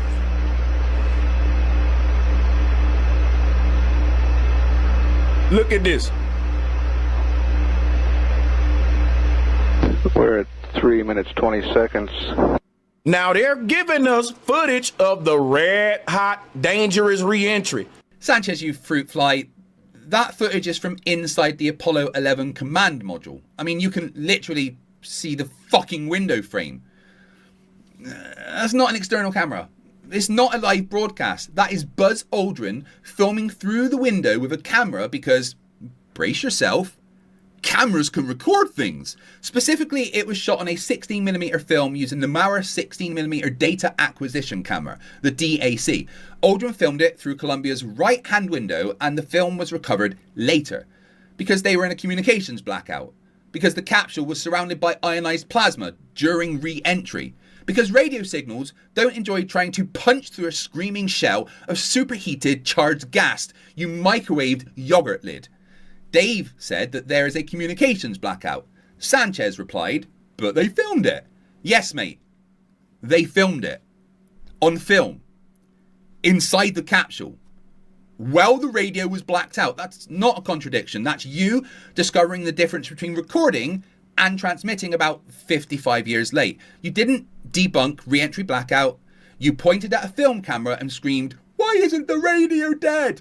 That's not research, that's a sentient traffic cone failing media studies. Now watch this, I'm gonna show you how silly this is. He's telling you we can't get a signal through the plasma bubble that's around Orion. But guess what? Don't y'all know we got cameras that are live streaming the sun right now? Do you know how thick and big the radiation bubble around the sun is? People, use y'all head. Not y'all, but the dumb globe earthers in the back. You can't give me live footage of the sun with shit popping off, flames popping the camera right up on the goddamn fire. Like, let's pull up some of these damn footage to show y'all what I'm talking about. Can pierce the radiation field that's around the sun, but not the little bitty thin bubble around the capsule. Interesting. Let me see. We got people.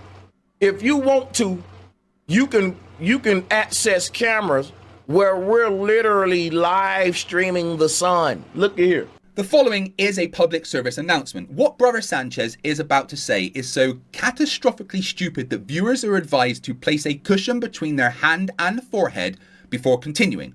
Possible side effects include excessive face palming, sudden disappointment in evolution, and the overwhelming urge to email your old science teacher and apologize on behalf of the species.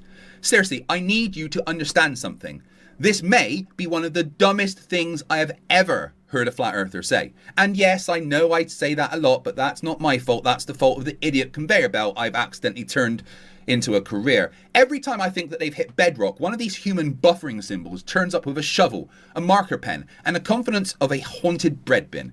So brace yourselves, because what Brother Sanchez is about to do to basic comprehension should probably be illegal under the Geneva Convention. This is what we're doing today. Look at this. Where is the camera? People, they can give you live stream footage of what's happening on the sun, and this look fake as hell. Look at how, now who's this close where they can see this amount of detail on the sun? How are we this close to the sun? You right up on the sun, look. This camera will be melted. And by the way, this camera wouldn't be able to send this signal back to the earth because it got to send it through a bigger, more dangerous plasma field than what's around Orion, stupid. That's right! He thinks, oh my God. He actually thinks NASA are saying they have cameras on the sun, not pointed at the sun, not orbiting Earth and observing the sun, not on board a satellite collecting solar data, no, on the fucking sun. And somehow, because his brain is apparently powered by loose batteries and Facebook comments, he thinks this is a live stream from the surface of the sun that has to pierce a radiation bubble to get back to Earth. I can't do this. I think I might be done. My brain is just frankly handed in its notice. It says it didn't survive millions of years of evolution just to listen to Brother Sanchez get outsmarted by the word observatory. Sanchez, please go to the remedial classroom immediately. Bring crayons. Actually, no, don't. You'll eat them. Bring nothing. Remedial classroom. Now.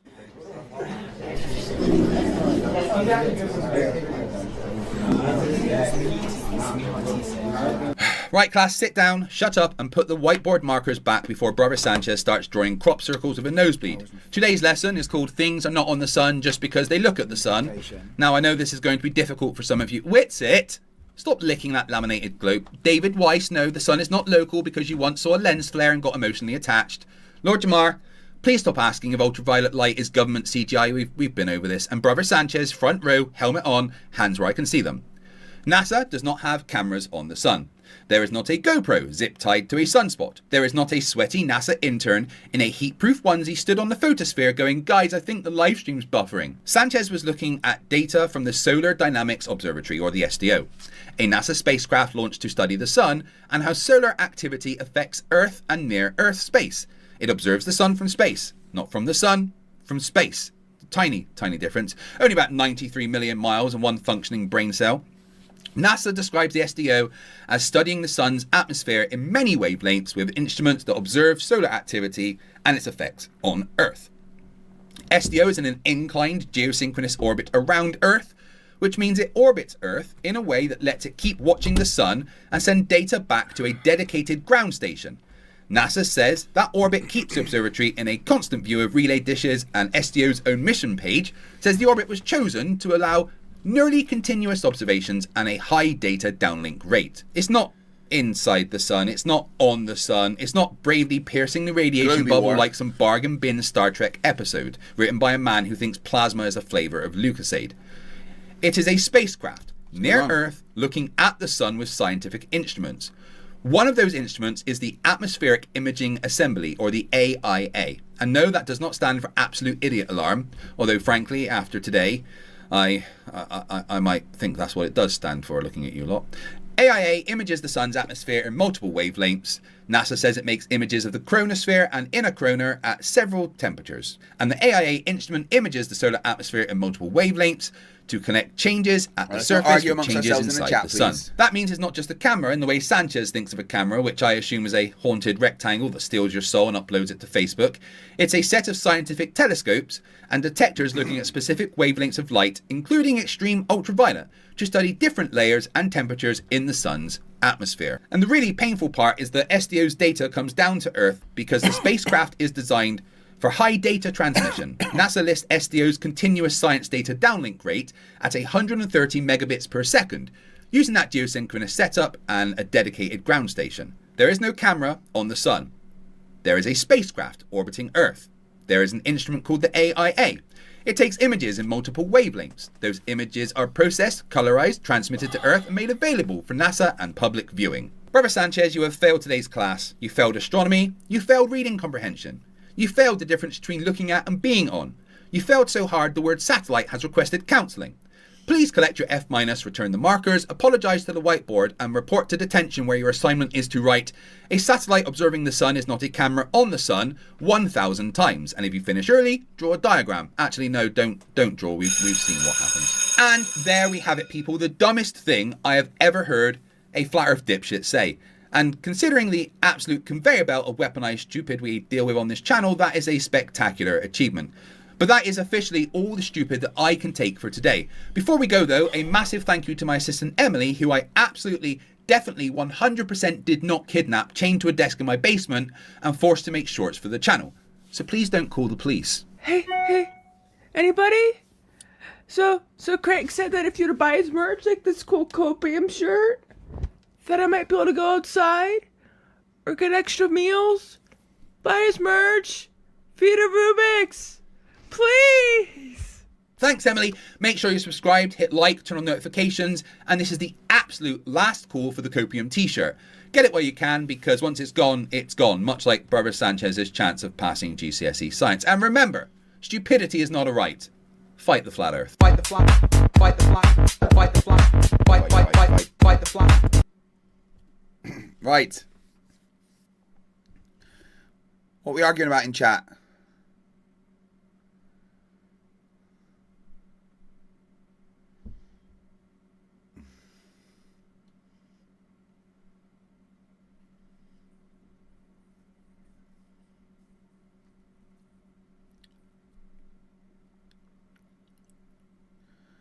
What's going on in chat? Why are we arguing? I demand that you all stop it and get along immediately.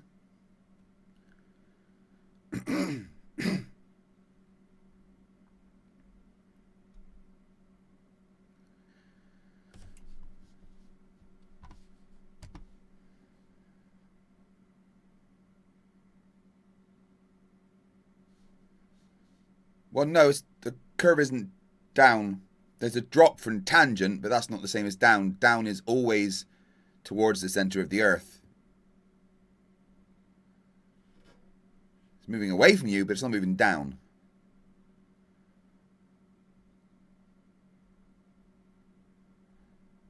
Gravity decides what down is, not direction. So down is easy to fucking understand.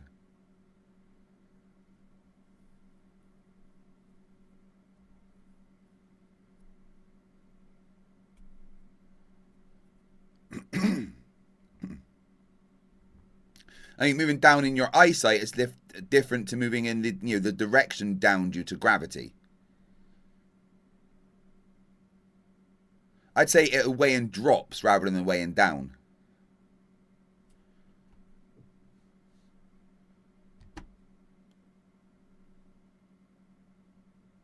Because drop is different to down.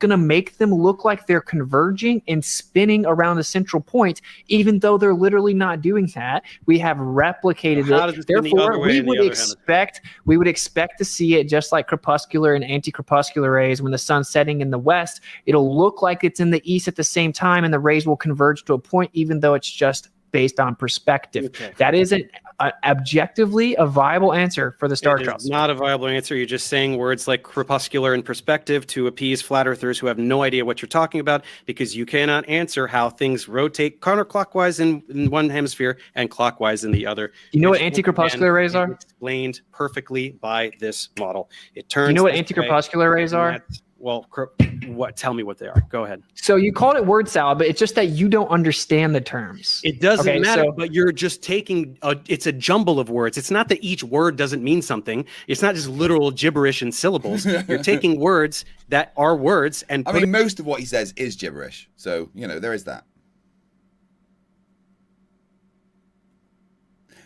Whiskey says, I just read a book called How to Survive Falling Down a Staircase. Yes, a step-by-step guide.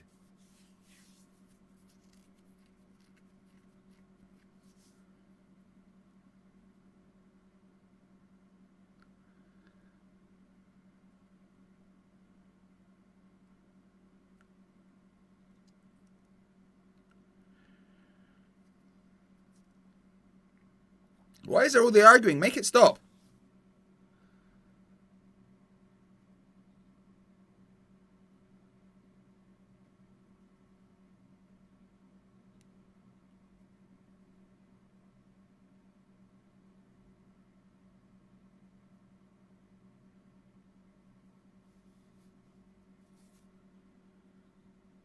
I mean, you're on a globe.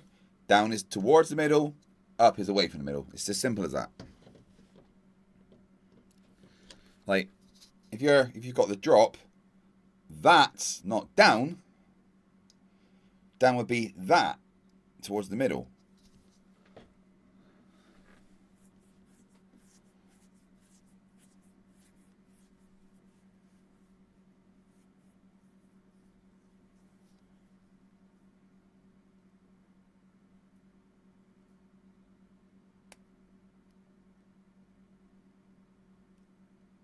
If you want to chill, I'm going to bang your fucking heads together. All right?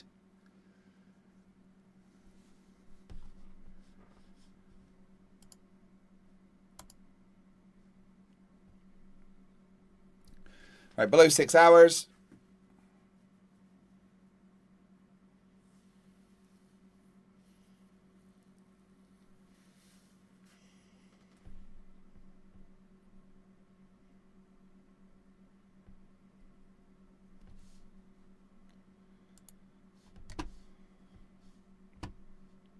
Them together to make a salad, like your lettuce and your croutons and your things like that. That's why I tell you of yum yum word salad. You cannot explain what is can you concede that this makes perfect sense visually, intuitively, just spatially? Can you at least concede that this makes more sense than what you're saying? No.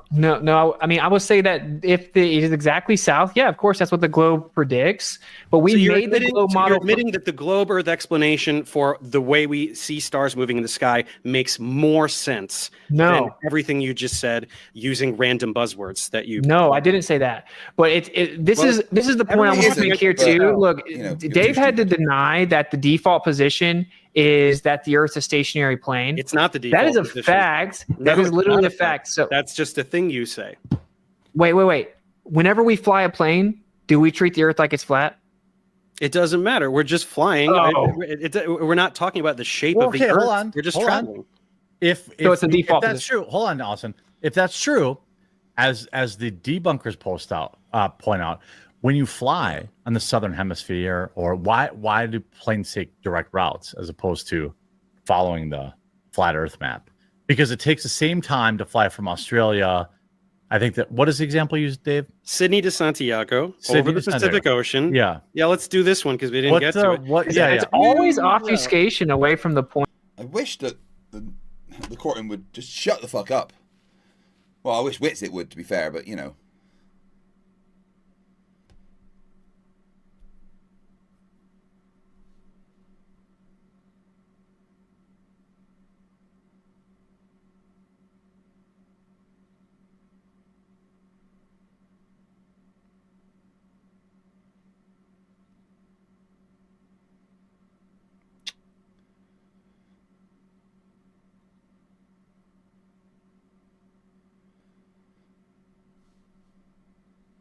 point that the Well, he actual asked the physical question. flying of the plane We're not requires a we're flat not getting stationary. anywhere. So he asked the question. I was going with him. I just think it's funny. I just think it's funny. All right.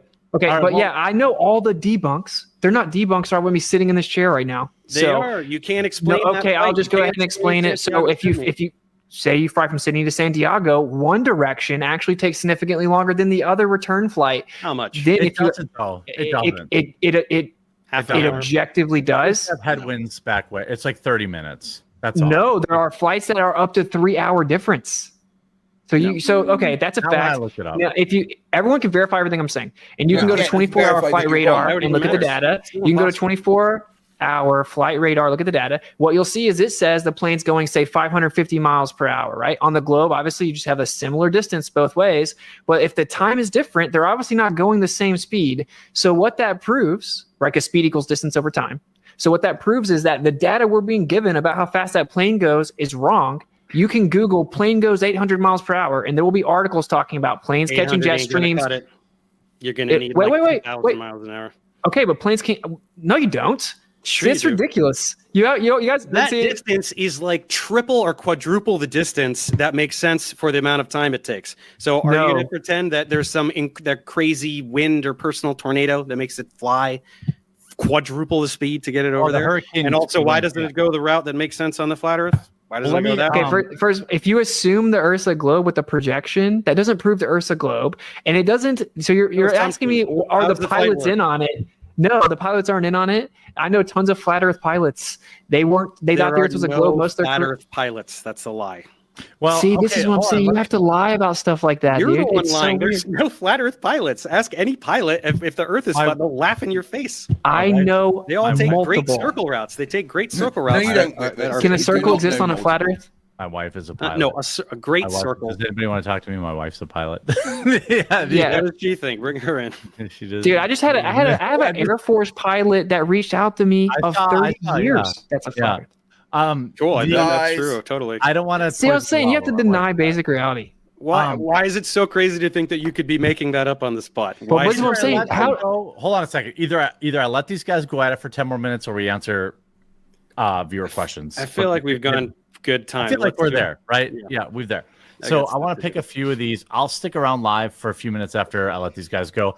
I want to just like give a digital. I mean, I don't care what side you're on. Thank you both for being here and for being so passionate and being so engaged and being just great. Obviously people are going to think, whatever they want to think, but I hope people are entertained. There are many not many tens of thousands, but there's over, 15,000 people watching. So a lot of people are entertained on a Saturday night, and they could have been watching some garbage. So this is obviously much better. I will read them all after I let these gentlemen get on with their Saturday nights, but I wanted to pick some that I thought. Can we do like a 60-second closing or something at some point? Absolutely. I'll do a 2-minute, and then because, you guys, should we coin flip for who goes last? It's like a criminal trial, right? So generally the prosecution goes last. But I'll just say I'm indifferent. Okay. Well, then we'll let Dave go first. Someone says, make Dave define one thing in detail that Austin has said is word salad. Well, he did that. I think he did do that. No, he didn't. It's not that he's using words that aren't real. It's that he's stringing together words in a way that isn't saying anything. It's Give an just example. using scientific terminology. I can't Give an remember example. because he didn't say anything, so it doesn't really stick. Yeah. Right? The When I'm definition trying- of word salad is incoherent rambling, typically associated with schizophrenia.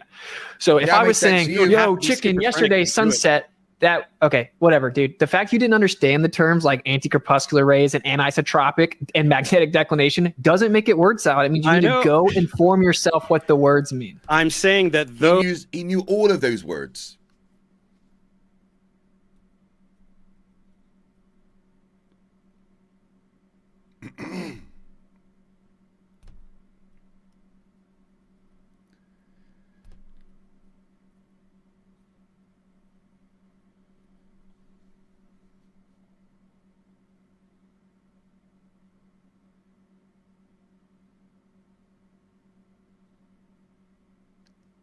Guys, seriously, just stop the arguing, all right? Drop the subject, please.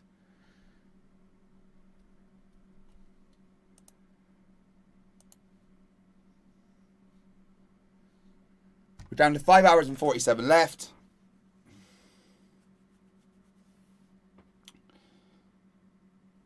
I'll let you choose what we do next after this.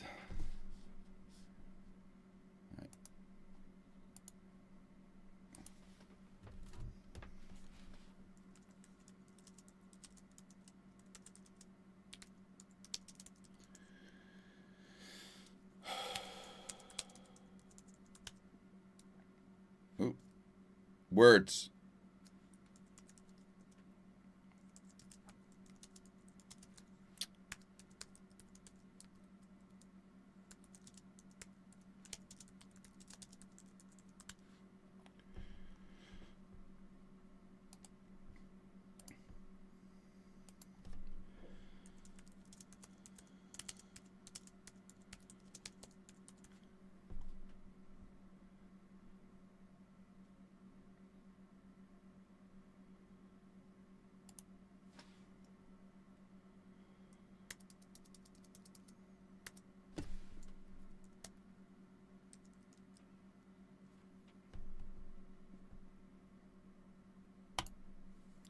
Right. Those words don't pertain to any kind of explanation for what I was talking about. Magnetic declination isn't going to explain away looking at an object in the sky, seeing that it rotates a particular direction, going to the other hemisphere and seeing that it rotates in the other direction. Now you're trying to rebut my argument. You're trying to rebut my argument, but that doesn't. You need to do that. Don't just dismiss the argument as word salad. It's basically vocalizing inept vocabulary skills and bragging about it. It's super weird. It's pointing out that you use a bunch of terminology rapid fire to make it sound like you know what you're talking about, to trick people into thinking that you know what you're talking about. Somebody said this. I have a challenge for both Dave and Austin. Using your preferred method, model the Earth universe derived to the 9.8 meters per second. It's indisputable that falling objects accelerate towards the ground at that acceleration. Gravity is true. I'm a physics guy. So I think I don't want to like every question somebody asks, I don't want to like devolve into like a 20-minute, but I think Dave would say gravity and Witsit would say density, right? Like yeah, but the 9.8 meters per second is consistent. It doesn't matter if it's a bowling ball. It's derived from Newton's law of universal gravitation, and you need the mass of the Earth in there. If gravity was electromagnetism, the mass of the Earth wouldn't be a factor. Okay, well, you can get it from electrostatics. If you look at Gauss's law, it's a very similar relationship. But what's funny is it actually doesn't always fall at 9.8 meters per second squared. That is an agreed upon average. It's close to that. It's close to that. No, in a vacuum it changes. There's something called gravimeter measurements, which is a vacuum sealed chamber with interferometry measuring a BB fall, and it'll fluctuate above 9.81. Right now it's decimal points, but the point is that it fluctuates at specific times when the electric field changes, even inside of a vacuum sealed chamber. So yeah, to claim it doesn't have anything to do with electric field is insane. Prove that it's space-time bending and warping, or we're winning because we can physically prove it's electric. So until you can prove another claim, you don't have the upper edge at all. It's actually the other way around. Let Dave reply. You cannot do anything with electromagnetism to demonstrate this. You cannot take objects of differing properties, paramagnetic, diamagnetic, ferromagnetic. Why does it not matter at all what the composition of an object is? It all falls 9.81 meters per second squared, not as the average, right? I know it varies depending on altitude and radius of the Earth where you are locally, but you cannot demonstrate any discrepancy. Take any object, a bar magnet, a iron, ferromagnetic iron, anything. Show me that it does anything different than what anything else does that's neutral. Wouldn't it interact with the field in a different way?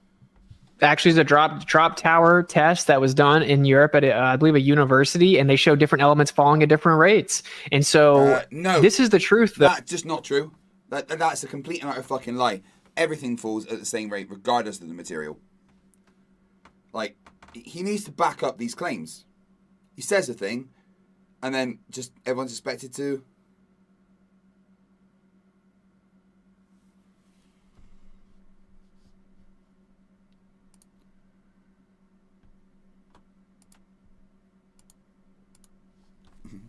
Everyone's expected to just believe him without him actually backing it up.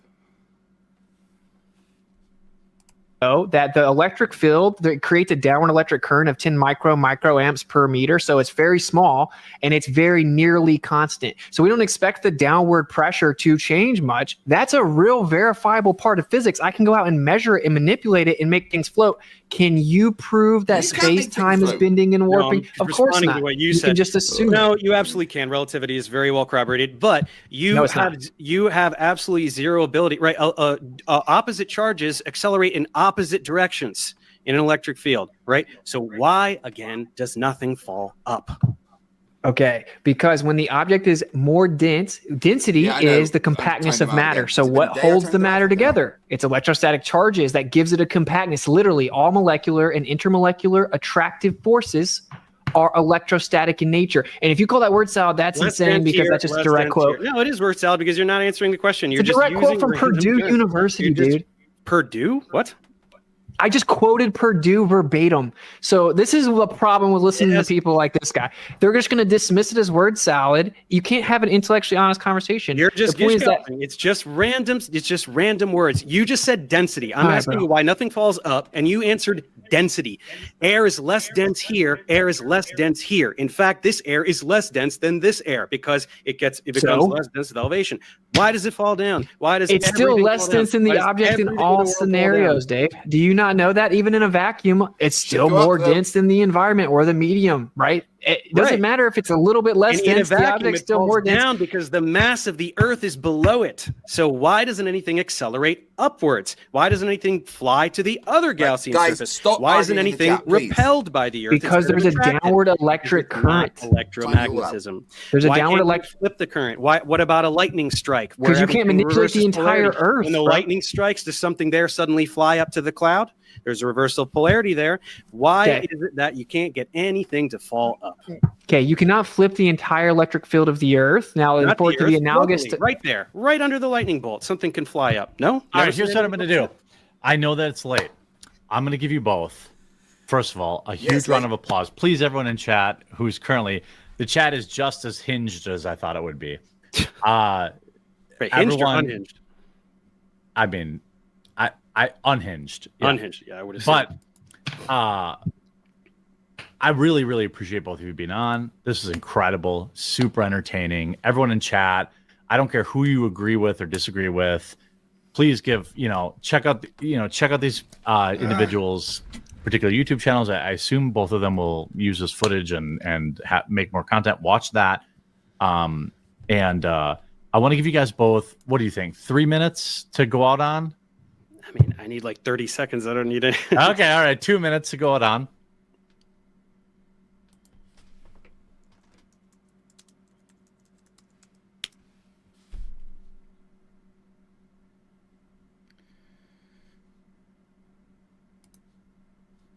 We can see. Right. So, our assistant, Rubiks, baiting wife into a fake podcast.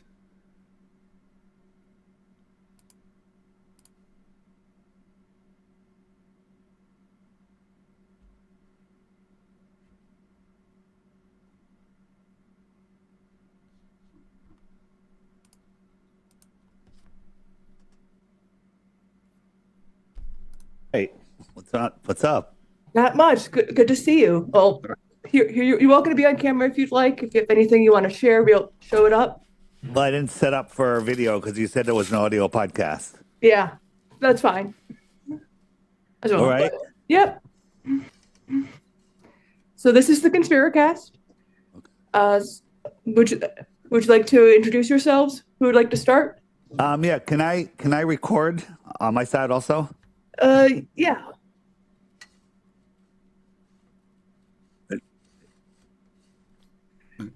Darren, something's going on with the audio, Darren.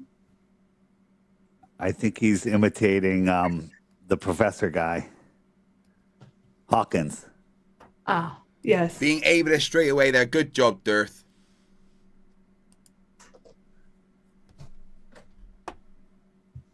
So did you want to start off introducing yourself, Dave? Sure. Hey, I'm David Weiss, known as Flat Earth Dave, and I don't believe the Earth is flat. I know it's flat. I talk to people that think the Earth is a globe, mostly, and we discuss why they think that. And here I am. Thanks for having me on. Oh, thanks for being here. Did you want to, Mark? Did you want to tell about yourself?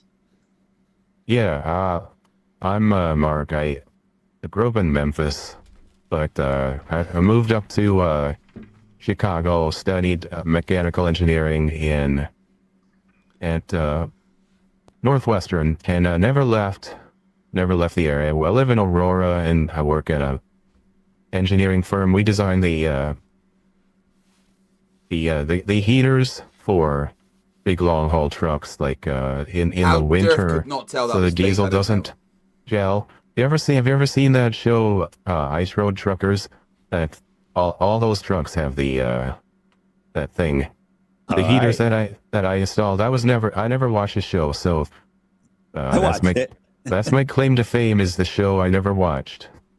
All right. At least you're not claiming the claim that you made parts for satellites and that they actually went to space.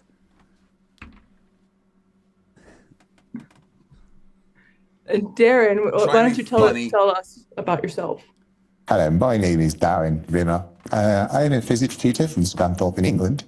I actually met Emily, the host of this, at a Doctor Who convention. What year was that? 2013, 2014?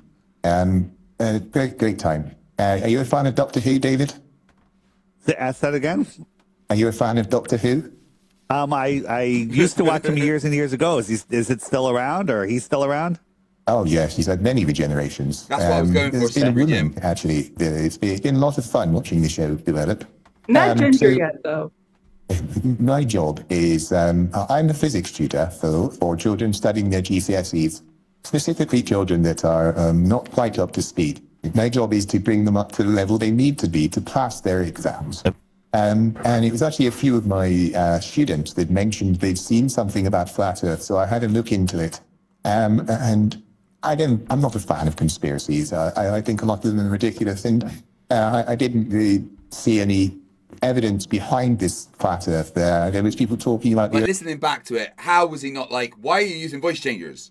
Earth accelerating upwards, and that violates all sorts of physics that I teach my students. Well, that's not something. That's not something we teach. That's called a straw man. Flat Earthers don't think the Earth is rising.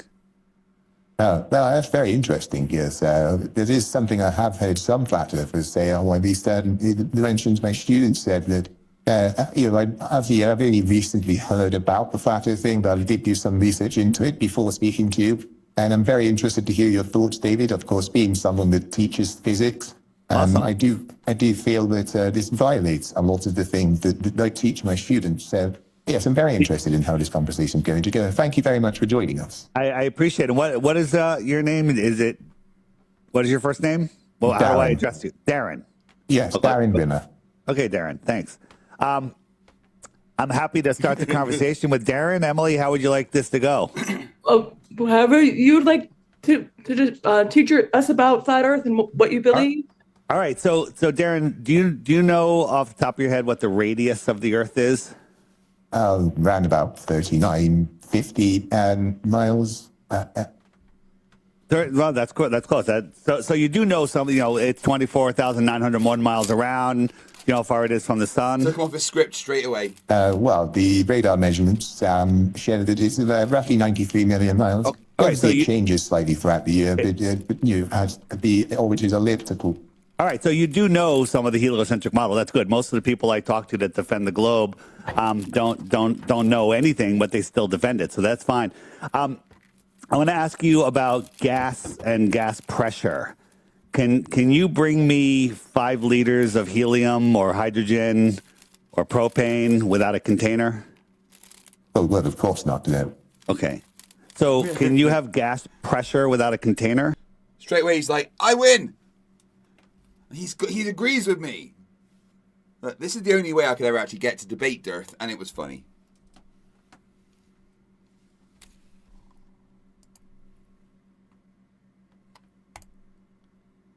Oh, Mute it somehow. Heliocentric ball, where's the container that holds the gas to the Earth? Okay. So can you have gas pressure without a container? On its own, gas pressure, no, of course not, David.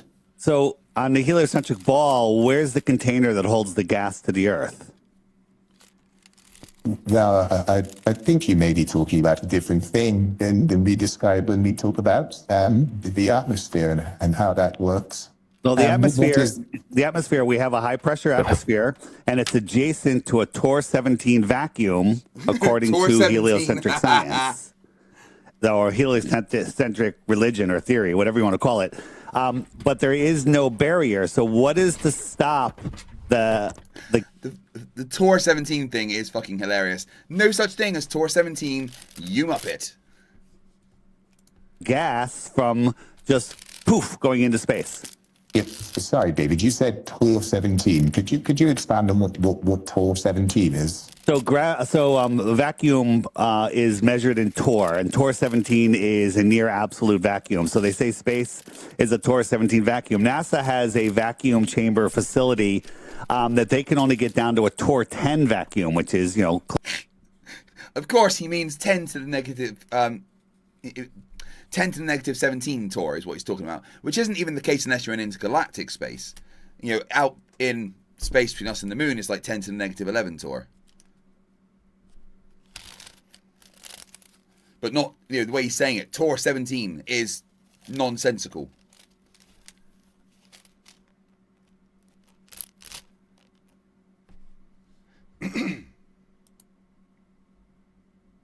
Hello, everyone watching. I thank you for being here.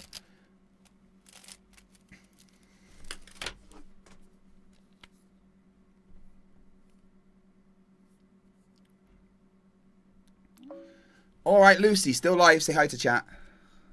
Hey, Chad. You affluent time goblins. Be nice to Craig, yeah? So it's 11 minutes past midnight on the 3rd of August now. How long have I been streaming? Checking. At 0011 on Monday the 3rd, that puts you at 76 hours and 11 minutes total. About 58 hours, 41 awake. That's legendary. There's 5 hours and 30 minutes to go. Checking. Then you land at 0541 on Monday. Total stream length, 81 hours, 41 minutes. Awake time, if you don't sleep again, about 64 hours, 11. Chat's running a switch up now. Well, I don't think I can really sleep again with only 5.5 hours on the clock. Yeah, that window's tight.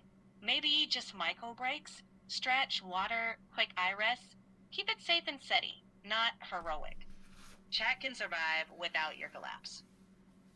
Yeah, collapsing Craig is bad. Exactly. Hydrate Craig is peak content. Collapse Craig is a hard no.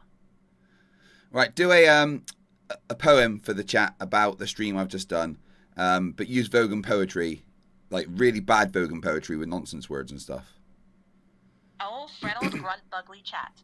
Your super chat's plurtal, like a poisoned mangled dorp of wombats.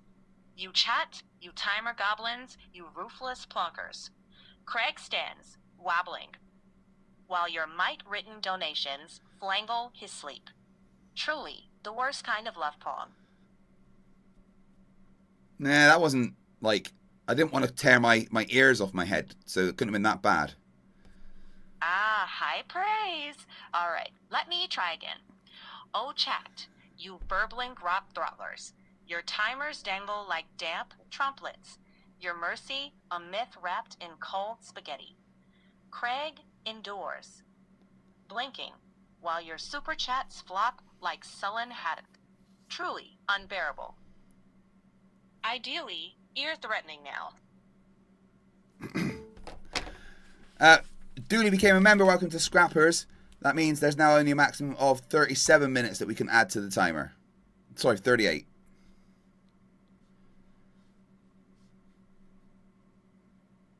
Thank you, Dooley. Yeah, I hope so too, Sharon. Hope everyone in the chat's made up.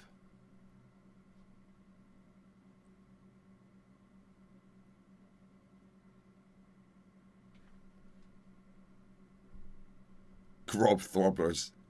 Close to half the power of the space vacuum.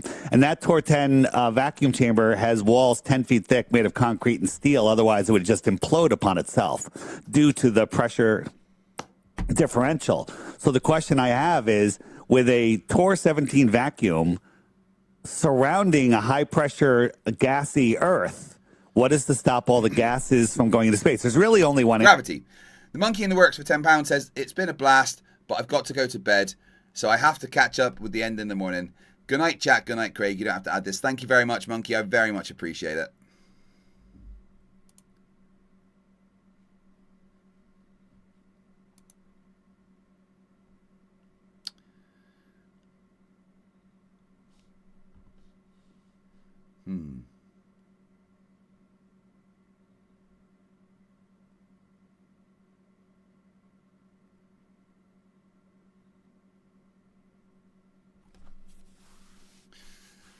Yeah, we don't add any more. I can just go until it runs out and leave that on as the... Because I think they allow you to go like 10 minutes over on a stream and it still be there. So don't add any more. And we should be okay.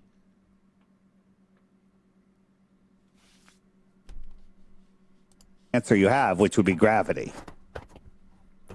Well, yes, of course, I would say gravity. David, what pressure are you suggesting is next to this 417 vacuum? Well, there is some sort of containment, and you can't ask me what it's made of. I mean, we can look at lots of different evidences of what it's made of, from biblical references to, things that people have That's not the question reported I asked. on, but I have no firsthand evidence of it. I said, what pressure is there next to this vacuum? And he started talking about the Bible. Weird.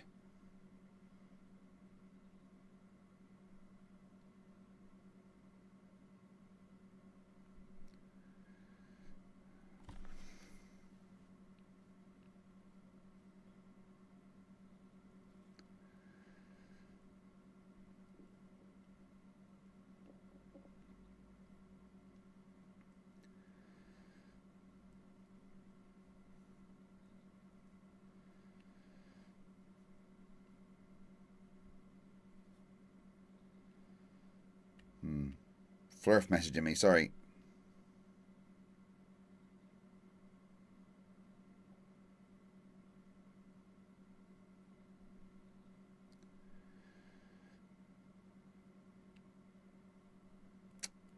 Oh, they're a troll, never mind.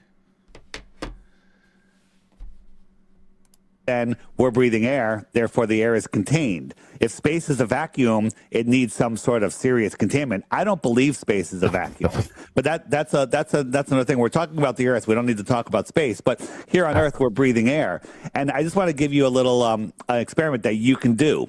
So we get a box, let's say a square meter, or square foot, whatever it is, and you seal it up, and it's sealed with just the air in the room.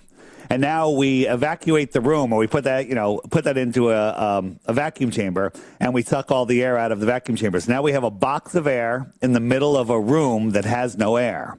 If I poke a hole in the top, bottom, or side of that, what's going to happen?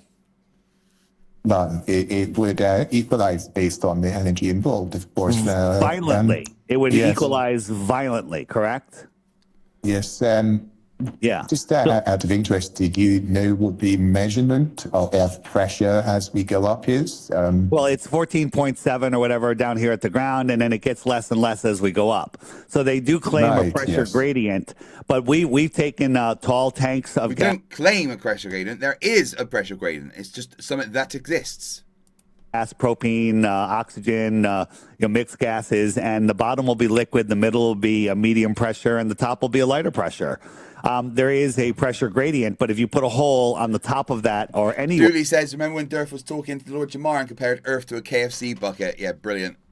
Unintentional racism is the funniest. Where the gas will all escape violently and instantaneously. So there's no example other than reifying your proof that gravity can hold air down than saying, well, the air is held down, therefore gravity must. But we can't do any experiments with that. Now, I could take a straw, put it in my mouth, and point it down and just pull air or liquid up and away from gravity with the tiny, tiny infinitesimal, slightly different low pressure system of my mouth and lungs can defy gravity's hold on air and water. But the Tor 17 vacuum that we can't even recreate here on Earth can't? That's a problem for the globe. Very, very interesting, David. Is it a If you were 14.7 Tor? to, Sorry. 14.7 pounds per square inch. Okay. But Yeah, what is whatever. that? What is that? the What's flat that to Earth do with claim is Tor? obviously it would expand into space. Now, Wait, if Dave- it Dave, didn't what- expand Wait, into hold space, on, hold would on. that I be think Mark's something trying to talking say about? something. Sorry, Mark, go on. I'm confused. You said 17 Tor, and then you said the pressure is 14.7. No, Where's 14.7? 4.7 pounds per square inch. Whatever the air, I think it's 14.7 or 14.4, whatever the air pressure is at sea level. I think it's about 14 pounds per square inch. But what's the Tor you were talking about? The Tor is the level of a vacuum. So if I took, if I created a vacuum, it's measured in Tor. All right, you can look it up. You can look it up. It's just measured in how powerful the vacuum is. And a Tor 10 vacuum requires walls 10 feet thick made of concrete and reinforced steel. Otherwise, it'll implode upon itself. You guys have all seen when they evacuate the air out of a metal tank. Yeah, but that's with the pressure around it. And it being a very weak material. Oh my god.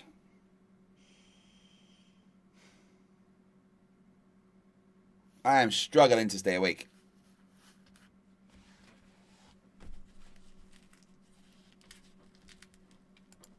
Car, a train car, it just implodes on itself, and that's not even getting near a Tor 10 vacuum. The truck, the tanker car will just implode on itself. So that's the power of the vacuum.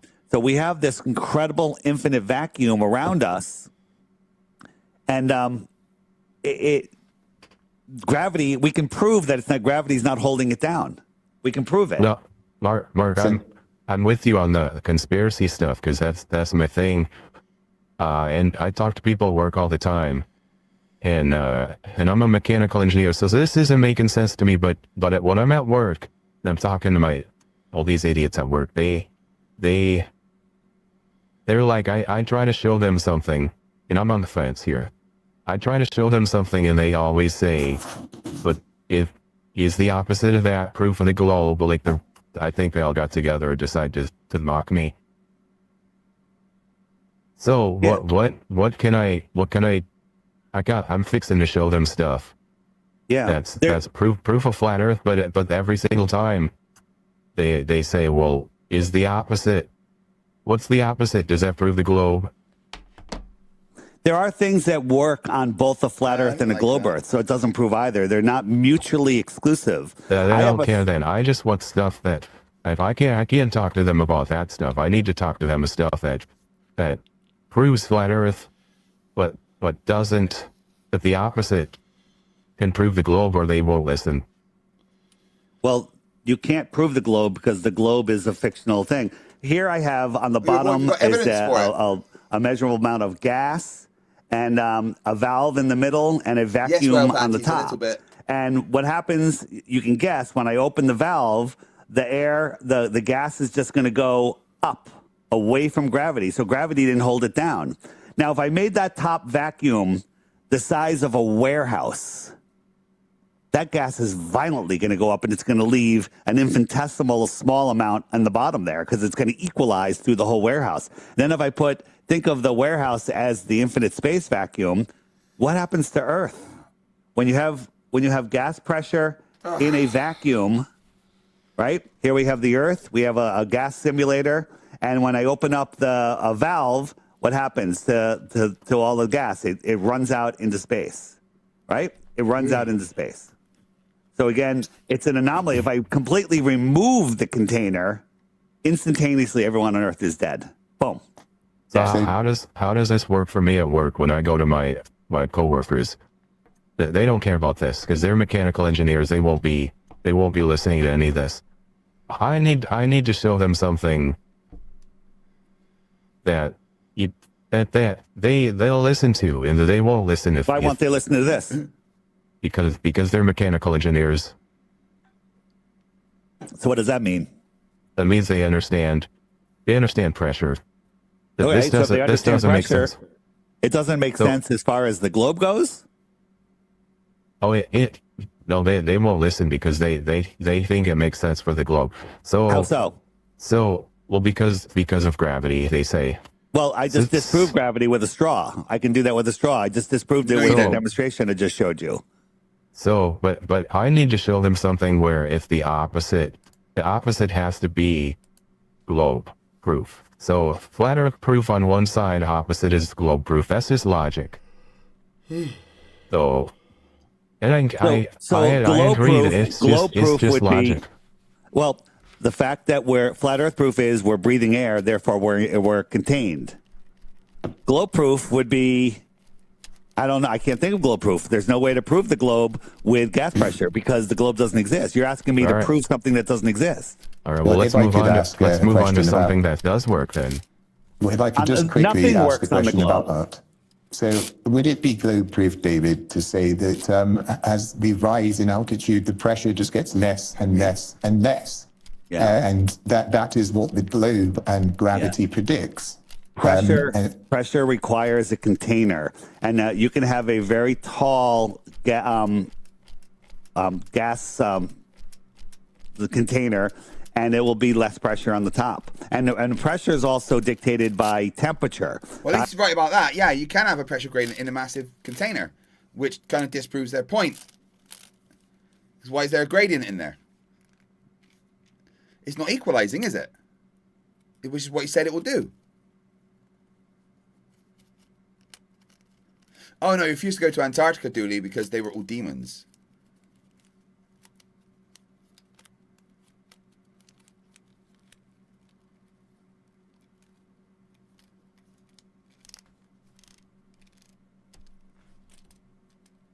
It's warm here.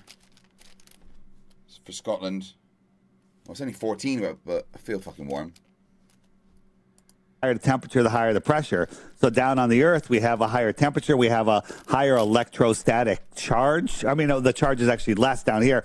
So you have two things. You have colder temperatures as you get up higher, and you also have a higher electrostatic charge. Every meter you go up, I think, is 100 volts or 1,000 volts in electrostatic pressure. So those things together could perfectly explain that. But even removing those, you can't have pressure without a container.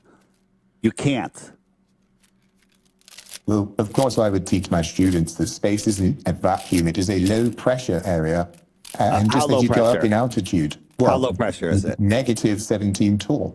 Yeah, 10 to the negative 17 torr, of course. Yeah, yes. And so why doesn't the air go into that vacuum? Because if you had a Torr 1 vacuum, the air would violently pull away. Do you think my mouth and lungs are even a Torr 1 vacuum? When I pull, I make a little low pressure system in there. I could pull water and air effortlessly up and away from the ground with. He's such a fucking con man, but he is also stupid. He doesn't understand the concepts at all.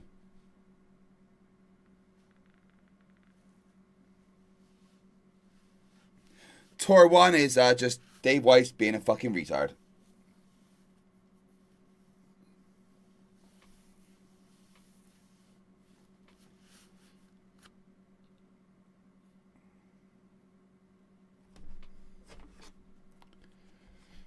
A tiny low pressure system of my mouth and lungs. Why doesn't gravity hold it down?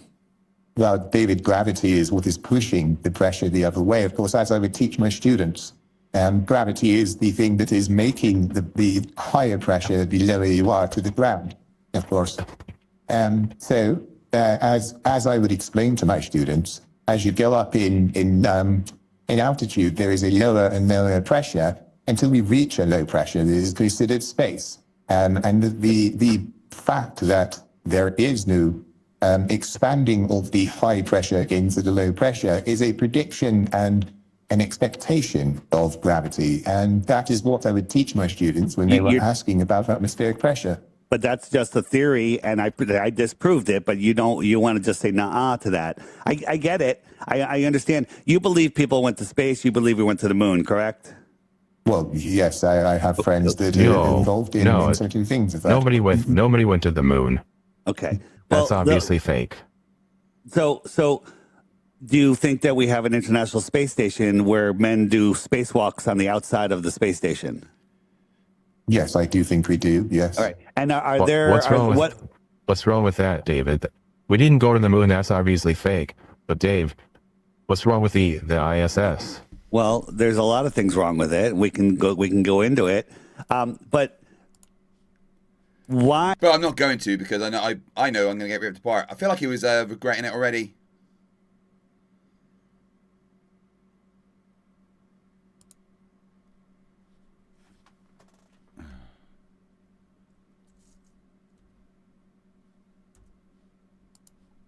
Right, I'm going to go and use the toilet back in just a minute. Well, all rings up to make no sense. Perseverance, who cares what words I don't make mean, huh? Lol, I don't like your words, so I pick my favorite words. What's real, non-real, super contained, metaverse, first person. Lol, meta is an angle, real, fake. This is so physical, hit 'em up, chastise every young bitch that tries to stop you, Tupac. All humans can do is word salad or make up stuff. Disagree versus agree, it's not around, he's deaf, another deaf one. You can't hear, LOL, not a ball, it's a tear, lol, no dirt in the middle. No dirt in the middle, no, no, no, no, no, no, no, no dirt in the middle, no, no, no, no, no, no, no, no dirt in the middle, no, no, no, no, no, no, no dirt in the middle, no, no, no, no, no, no, no. Low your legs up to make no sense. Perseverance, who cares what words I don't make mean, huh? Low, I don't like your words, so I pick my favorite words. What's real, non-real, super contained, metaverse, first person. Low, meta is an angle, real, fake. This is so physical, hit 'em up, chastise every gun bitch that tries to stop you, Tupac. All humans can do is word salad or make up stuff. Disagree versus agree, it's not around, he's deaf, another deaf one. You can't hear, LOL, not a ball, it's a tear, low, dirty middle.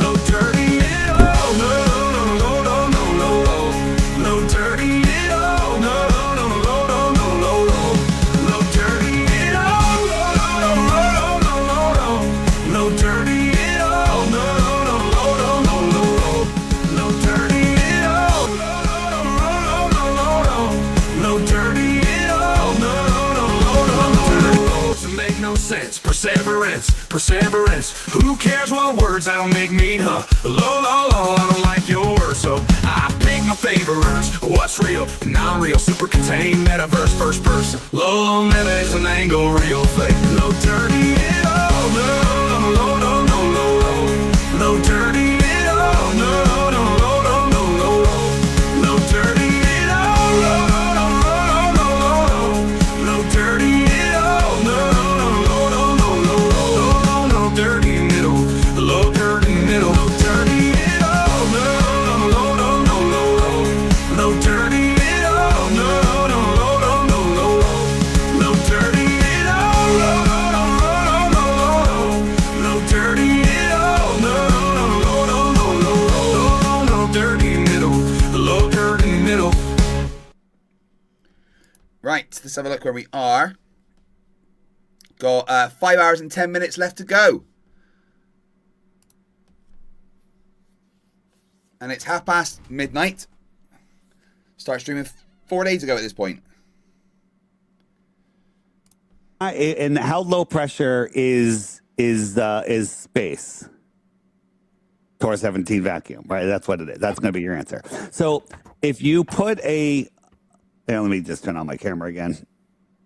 So I put a football, which has a very thick skin, in a vacuum chamber, and I lower the pressure, and it explodes, right? How does an astronaut in their little thin snowboarding suit go out with a pressurized suit into the... Because it's not a little thin snowboarding suit. It's a multi-layer engineered suit designed to have the difference in pressure.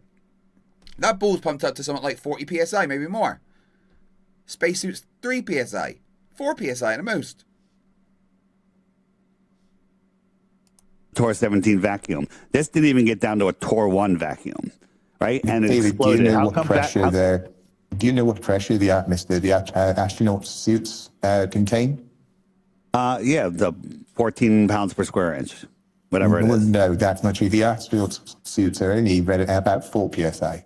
Okay, 4. It doesn't matter. But if they're 1 psi, they're going to explode. You put a balloon that's not just has a tiny bit of air in it. The rubber's not even stretched at all. Tie it in a knot. PSI, put it in a vacuum chamber. It's going to explode. Thanks, Abrax. Well, when there's only a 4 psi difference, there's no reason it would explode.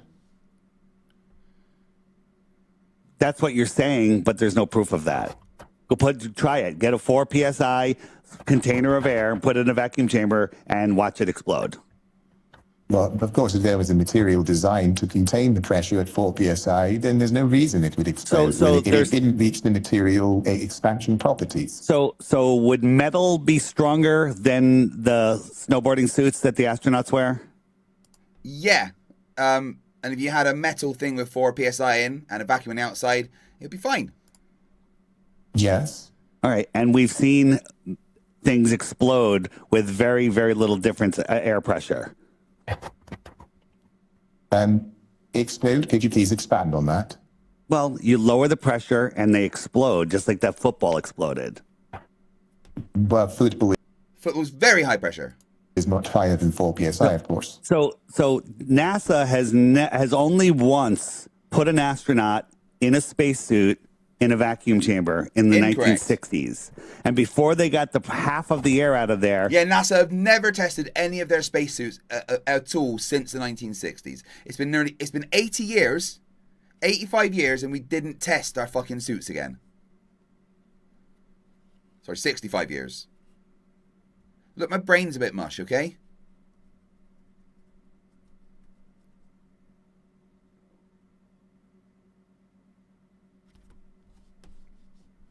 He passed out and almost died because the liquid on his tongue started boiling, right? So, and they've never done it again. But we send people into space. They're doing spacewalks on the outside of the space station, and they're doing nothing. Have you ever seen them do anything on the outside of a space station?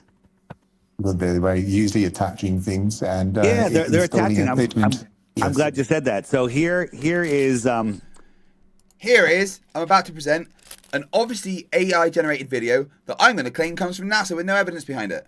Let me just show you. So here is, let me turn on my camera. Here's an astronaut, and he's got a wrench, and they're always just attaching a nut. They're never doing anything. They're just tightening a nut or loosening a nut. Watch. He's not even attaching. Look at this thing. It's not even angled correctly. I'll show you a close up. Let's take a closer look. Is he doing anything? Is he doing anything? Is that even connected to the bolt? Very specific tool. You're just making excuses. This is just AI. This is nonsense, right? This is from NASA, but it's either AI or just a completely incompetent astronaut. That is a wrench. That is a socket wrench, and those are regular 1/4-inch nuts. Why is everything? Say, David, yes, I will say that does look AI. I didn't know that yeah, is but this necessarily is from NASA. This is from NASA. I would love to see your sources to see. It's from NASA's website. NASA, here, let's look at a couple other things. Are you able to provide me with the link for this video? I asked for a source. Let's look at some other things. Yes, so that I could check the source myself. You can just go to NASA's channels and watch their stuff because it happens all the time. Dave, this is perfect. Well, I don't have. This is perfect, Dave. I need this. This will destroy it at work. Can you give me that link? Yeah, I need that link. I don't have the direct links to all of these things right now, but afterwards, if you want me to send you some of the stuff, I can. But here is screenshots from their ISS traveling over the Earth, and we see these seams in the Earth. Oh, right? good. Can I get the link to these? Yeah. By the way, Joe Rogan the other day had a guy on that was saying, he goes, I'm not a flat earther or anything, but, it's really weird, this and that. And Joe goes, well, what about the ISS? And Joe says, pull up an ISS. Hold on. Did you see that Joe is back? He rejects the moon landing finally. I think they stopped the checks. Yeah, but this is he pulls this feed God. up, and it had this. Minor Toon's voices are so bad. How did he not fucking realize? Like, honestly.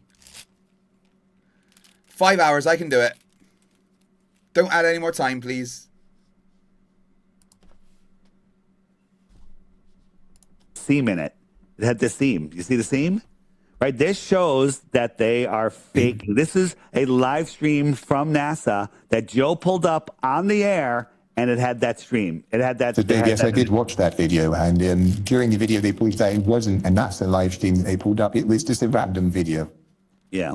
And so what about I'm this? gonna ignore that. These guys getting tangled in their wires, and you can see the wires pulling on his shirt.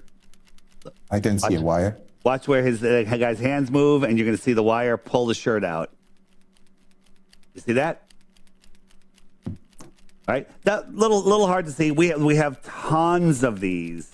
Let me just show you something else because I wasn't prepared to do video. That's my fault. Mr. Perfect says, is he not adding any more time? There could be a maximum of like another 30 minutes added. But people seem to be on the honor system here, which is good.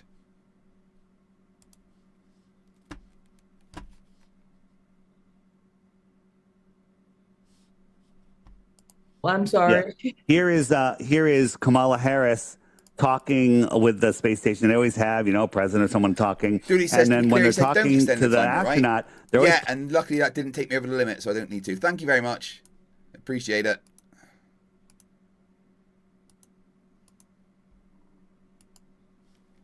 playing with the wires. Now watch it. Look, no gravity. Watch the wire go right through his wrist. Right? I'm going to zoom in. And the wire goes through his hand, through his wrist, through his hand. Watch again. Even better.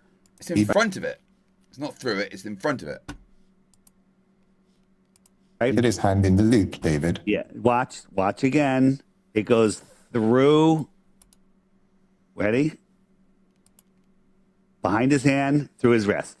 I didn't think it went through his hand. I think it's low quality video, you're and he just put his saying, hand look, in the loop. watch again. Okay, watch again. I'll stop it so we can watch it frame by frame if you're having a problem. So, is the wire behind his fingers? It's very hard to tell in that Is the particular wire shot, of behind course. his fingers or in front of his fingers right now? It's very hard to tell with the colors and the quality of the camera. Guys, I'm not going to have a conversation with this man if he cannot be intellectually honest. Is the wire behind his hands or is it in I got him totally triggered by this point.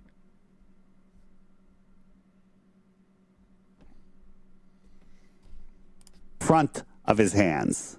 Please play the video forward. I'm asking you right now on this frame. It would appear that in this frame it looks like it is behind, but of course it's low quality video. Okay. Is it behind his hand still? Well, the bit behind his hand is behind his hand, but the Okay, bit moving good, toward his hand, let's watch that. Okay. Is it behind his hand now? No, you can see the color has changed, and it's to do with the quality of the compression of the video. All right. They never give us high res, by the way. All right. So you don't like that one. Let's go on and we can see you say nah to something else. Here is, where is it? Just that Jane Doe points out, I'm not continuing if you're being intellectually dishonest, says the actual scammer of a leaky app.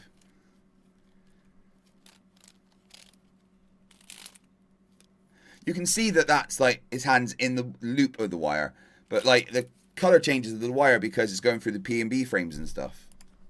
Anything to help me, because everything I need is got to be. They're gonna ask the same thing. Does the opposite prove the globe? And if it doesn't, then I got nothing. Yeah. So Dave, before you show this, does the opposite prove the globe, or does this prove flat Earth? If it doesn't, then I don't want to see it. I don't need to prove flat Earth. I want to see your globe proof. I can prove flat Earth. I can prove flat Earth. So I'll give you something. I try every time at work when I talk, and I want to prove flat Earth, but they always say. Anna N. Handel gifted 5 memberships. Thank you very much. So that takes it down to another. There can only be another 15 minutes added, and then no more time can actually be added to the stream.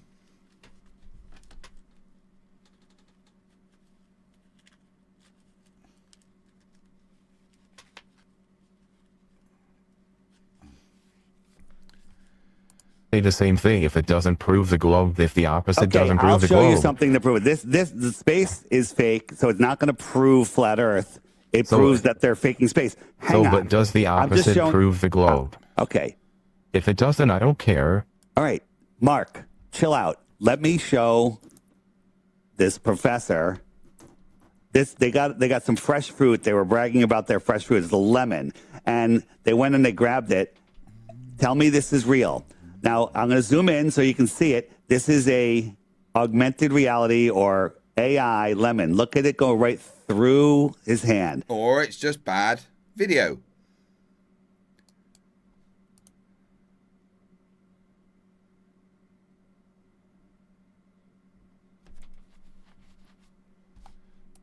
Now do you agree that this is not real video? Does the opposite prove the globe? That's the only thing they care about. Would you stop it? Would you stop That's that? the only thing they care about. Okay, you want to just do that? I'll just do that, and then we can be done.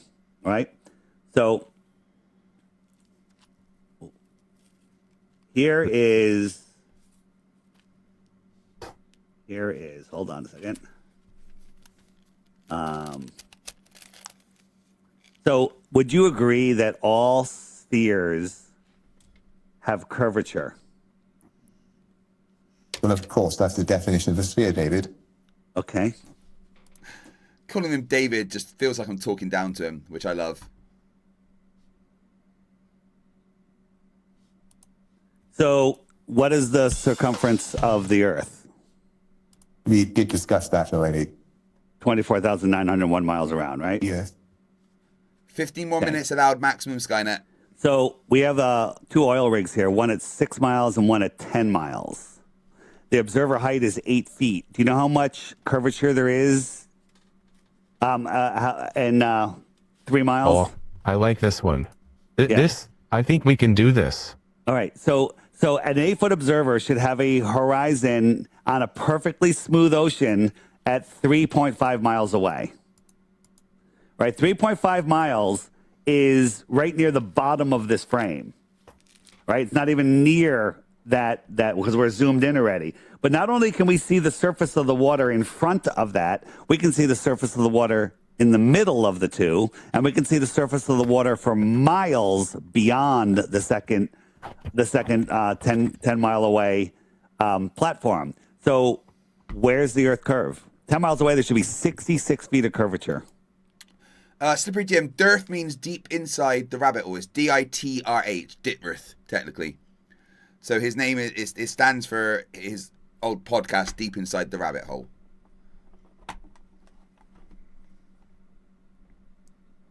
No, Joe, no more time.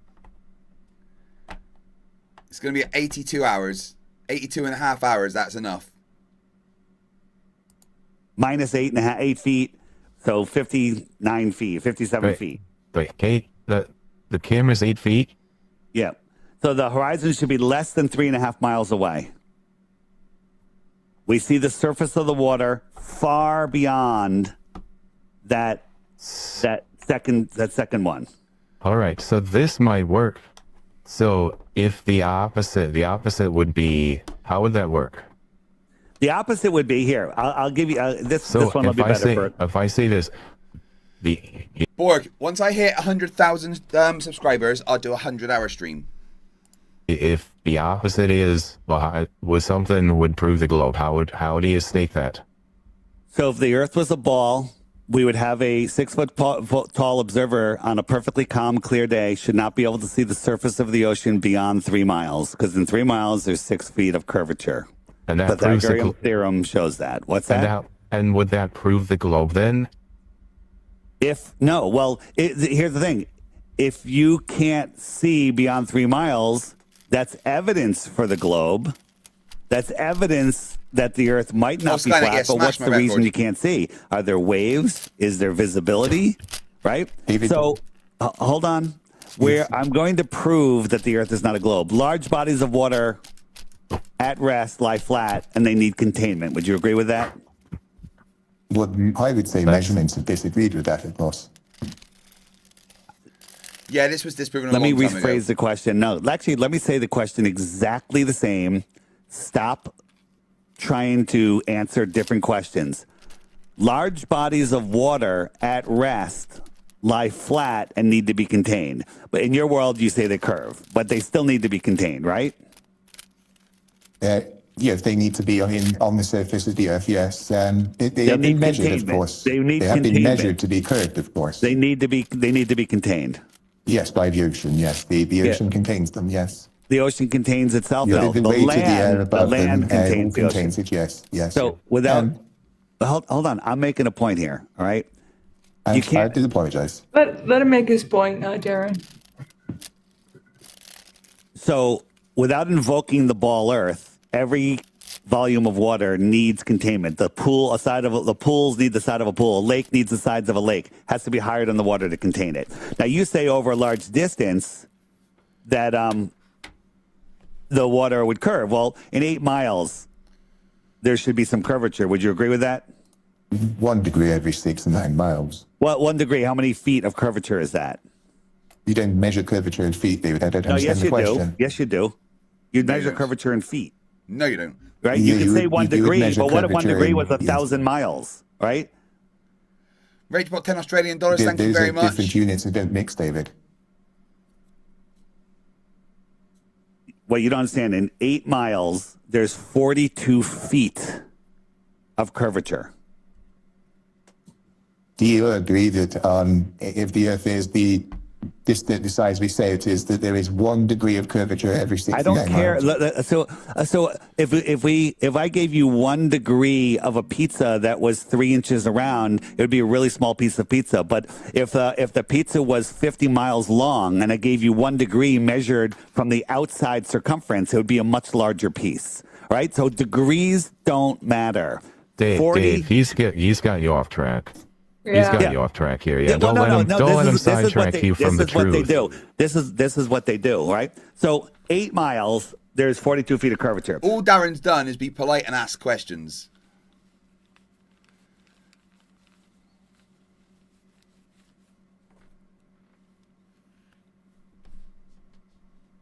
So we got a camera on a lake. Lakes lie flat at rest and they freeze flat. And we put a camera 6 inches off the ice. The whole video on this that documents it, that we're not on top of snow, we're not up higher.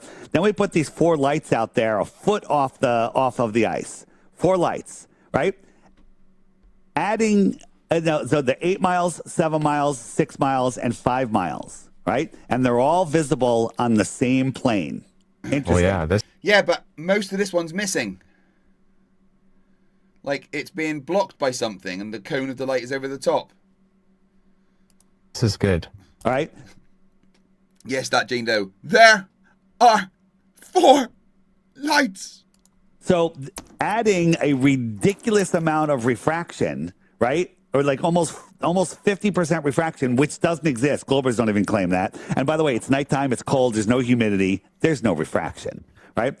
There should, and so I rounded down, giving the globe benefit of doubt. 30 feet, 22 feet, 15, and 9 feet. Those should be hidden behind a wall. So now there's 2 possibilities. One, top part, Earth is flat, camera 6 inches off the ice, and we see all of these lights in a straight line at the same level. Option 2, camera's on a ball, 0.8 miles away is the horizon, the tangent of a ball, and those lights are all refracting up different amounts to stop perfectly on the tangent and not go above, not go below, but they stop perfectly on the tangent because refraction is magical and it knows exactly how high to lift those lights to pretend that the Earth is flat.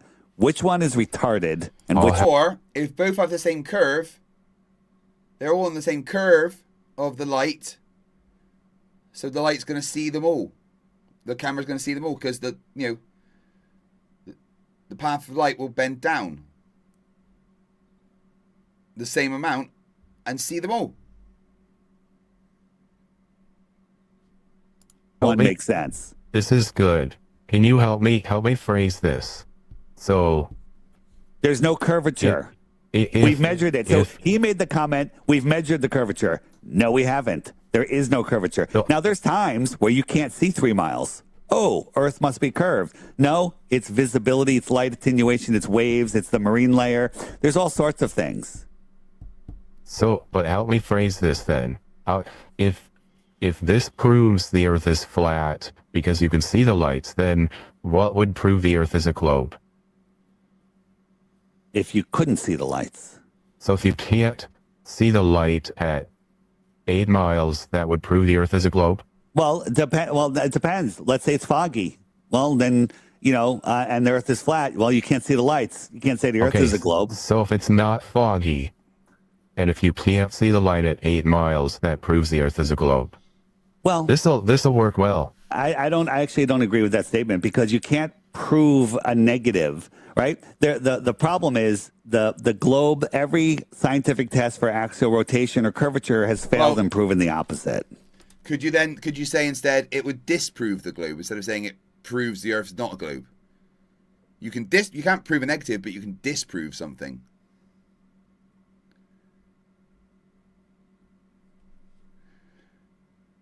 Oh, I can take off the time from Anna. Well, that's awesome.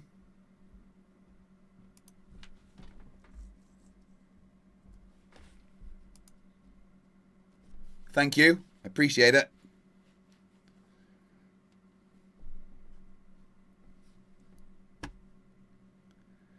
Thanks for the $2. Oh, okay, and take off the 3 minutes for the Rach as well then. That's better. 4 hours 37 to go.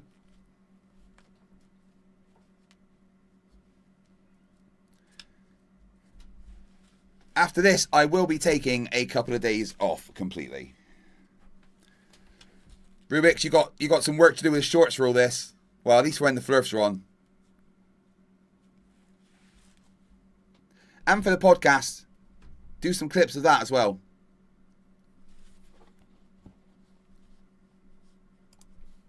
Mickelson, Morley, all of them. They were looking for the rotation of the Earth, the curvature of the Earth, and they see the opposite. All of the globe explanations, refraction this and right. If something is not in your line of sight, there is no refraction. If you and I were outside and you duck behind a hill, you duck below the crest of a hill, can I see you? No. You're behind the hill, like the Earth curve. And what weather system would have to come in to make you appear to be on the top of that hill? Their answer is none. There is no refraction for things that are not in your line of sight. I don't know what that means. Refraction means that the light bends and it tries to appear on the top of the Earth. Yeah, of course. When it doesn't, right? So here, let me show you an example of why. Oh, he's about to show a fake video that he edited. Oh, or is this the one from Jared? No, maybe not. Why saying you can't see something proves the curve of the Earth. Here's a shot from Aluja, France, right? This is from Aluja, France. And we're looking out over the ocean, and straight ahead of us is Mount Canigou. It's 175 miles away. From this observer height, using the globe Earth curve calculator, the top of Mount Canigou should be over half a mile below the horizon. Should be a half a mile below the horizon. Okay, we can't see it. Does that prove the Earth is a globe? No, it doesn't, because we can't see it for a different. And enormous. Well, if Rubiks doesn't work, they don't get the life-needing nutrients that I am the only one that can provide for them because I'm kidnapped them in my basement. So they don't get time off. They just do as they're fucking told.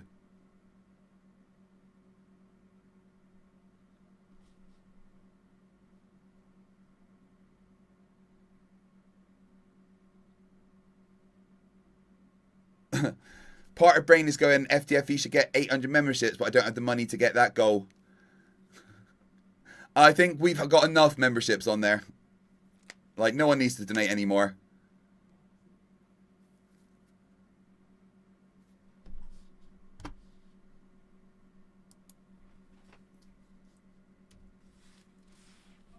Different reason.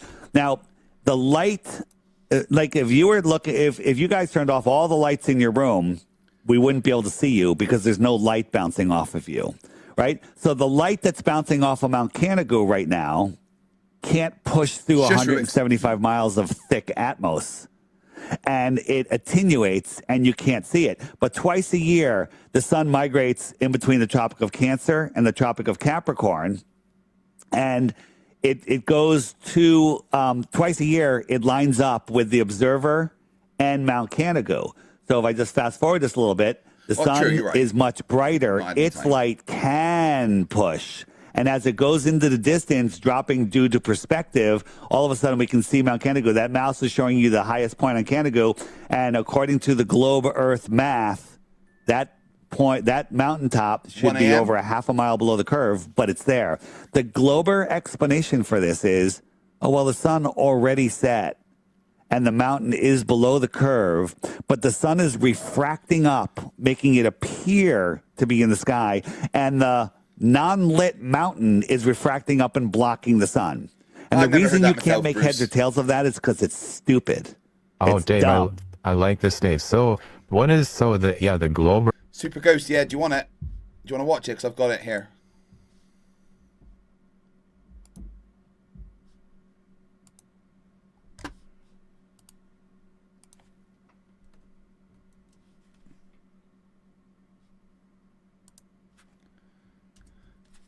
There's the link to it.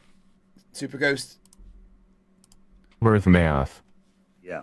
Yeah. What is the flat Earth math for this?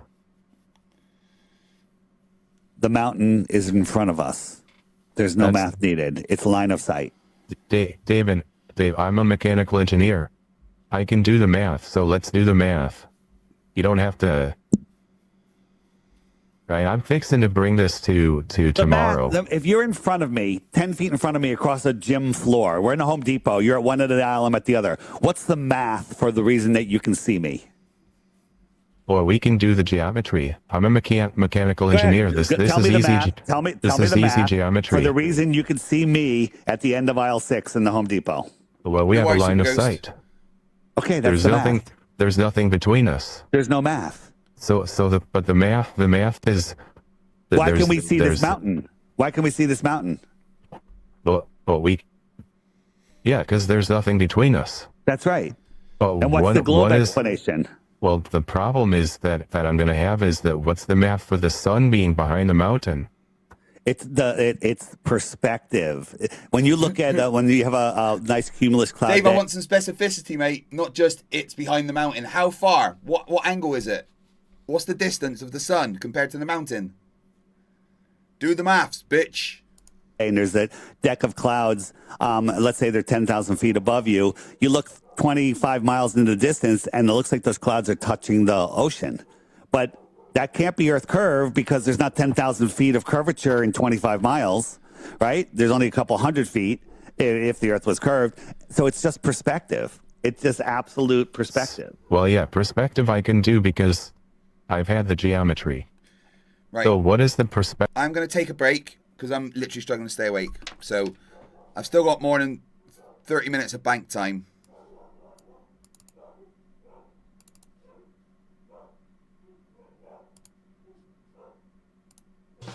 So I'm going to be back in a bit, all right? Hey, I'm FTFE and welcome back to the channel that does the stupidity what Will Smith did to Chris Rock. Uh-oh, Richard!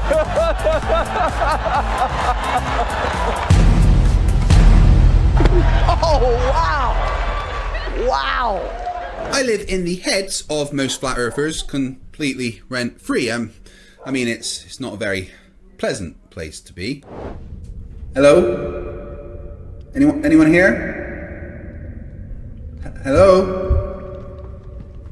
Today we are looking at one particularly unpleasant talking monkey called Daniel Pratt. Danny is a big fan of mine. No, fight the flat earth. I won't debate you because that's all you can do is debate because you have zero scientific factual evidence. What I'd like is for once for your bald ass cross-eyed mongoloid looking ass to provide actual scientific method-based proof of your bullshit globe, which you can't, so you keep trying to bait people into master debating you. You're a fucking clown. No, I won't debate you.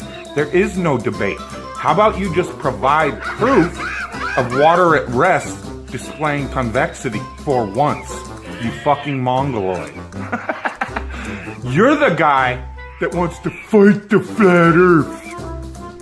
Because we're all a bunch of fucking retards, right? You are the clown that thinks you are noble for running around fighting people you call retards. If I ever see you, I will gladly catch a case bitch slapping you across that ugly ass face of yours. That's what I'll gladly do. How the fuck you like me now?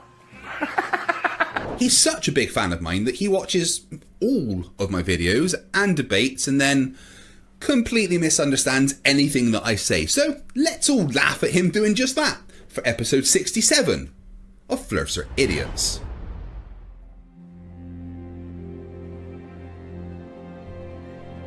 We're living on a disk, floating through space, with a tiny sun.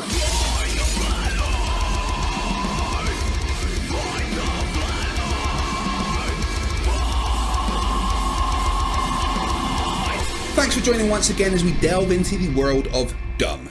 Daniel Pratt is a good example of the thing we see more and more. Flat earthers, as well as being dumb, being generally horrific people as well, whilst also claiming to be men of God. If I ever see you, I will gladly catch a case bitch slapping you across that ugly ass face of yours. Well, actually, I suppose that is very Christian. Anyway, for this video, I'm going to ignore the being horrific person part and just look at the scientifically illiterate part of Pratt. I do a lot of debates with flat earthers on this channel, and there is an evidence of Earth's rotation I like to use by a channel called The Gentleman Physicist, where he uses a homemade Foucault's pendulum that swings for about 45 minutes to calculate his latitude on Earth, matching the globe model predictions. An example of Coriolis forces imparted due to Earth's rotation, a method of experimentally demonstrating the rotation of Earth first shown in 1851 by French physicist Léon Foucault. You guys know I've got to show the Sleeping Warrior clip, right? Paul Michel Foucault, the guy we all know for the pendulum effect.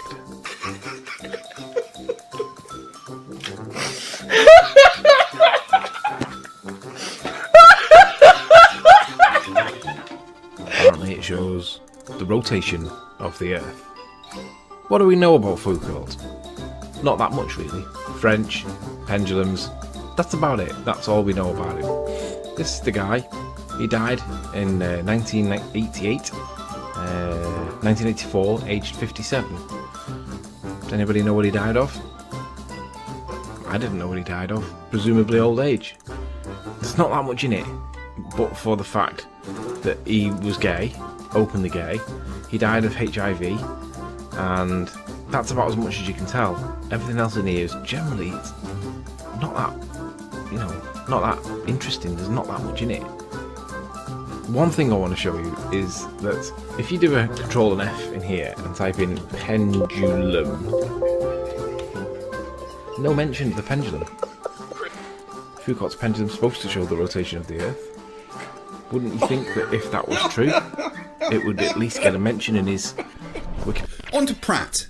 He saw me use Foucault's pendulum from The Gentleman Physicist as evidence of Earth's rotation and proceeded to completely misunderstand the demonstration and explanation that I gave. Let's have a look. Oh, hold on one sec. I'm sure the video's in here somewhere. I could just she's gonna be mad at me, but I can't find it.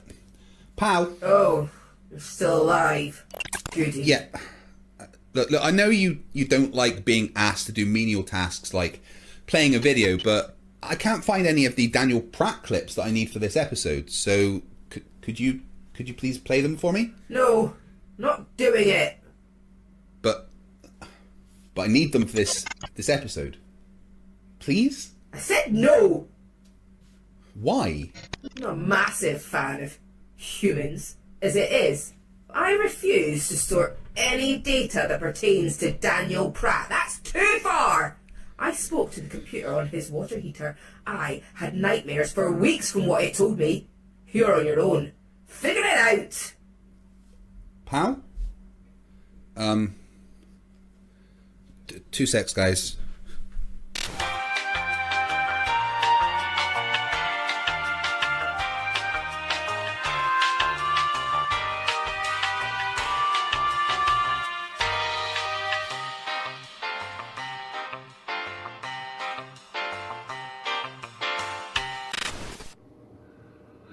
All right, we're here at everybody's favorite Flat Earth debate channel. That's right, it is Danny Boy. With literally hundreds of flatty destroying debates done on this channel, this is everybody's favourite place to come when they want to see the hopes and dreams of morons get crushed. Once you guys have finished watching this video, please click on the playlist in the description to enjoy endless derp, but it is dangerous to go alone. Take this. Where Craig McNeil proudly proclaims constantly what a dumpster fire this debate is. Yes, Danny, it does tend to be a dumpster fire when I debate flat earthers, but that's because once I show them evidence of the earth being a rotating globe, this usually happens. Let's show the earth station. Come yes! Sacam brothers are gone! Well, of course it is, because you turn every debate into one with your 11-year-old prepubescent behavior. Yeah, it's not me, well, most of the time, it's not me that turns them into dumpster fires. Yeah, cool. Look, So Greg, it's okay. wait, If does it also say that there's a ready light though? So I'm there's done. apparently 2 suns. I don't want to talk to your devil worshipping butt no more. It's okay. I'm done. I don't worship can the have your devil little because I do not conversation. believe in the devil. So there's no way that I would worship Yeah, the devil. you do. Don't No. lie. I know who you I are. do not believe I in the know devil. Who you are. I have no idea what I you're know talking who about. you Sorry. are. You can't do that, okay? You have to accept the logical steps that you've created for yourself. I get it. I fucking get what the fuck you're trying to say. It doesn't fucking matter. It doesn't prove the Earth is a spinning ball. Nothing fucking you do. Your technological ineptitude is your problem. Anyway, dickhead, here's the point.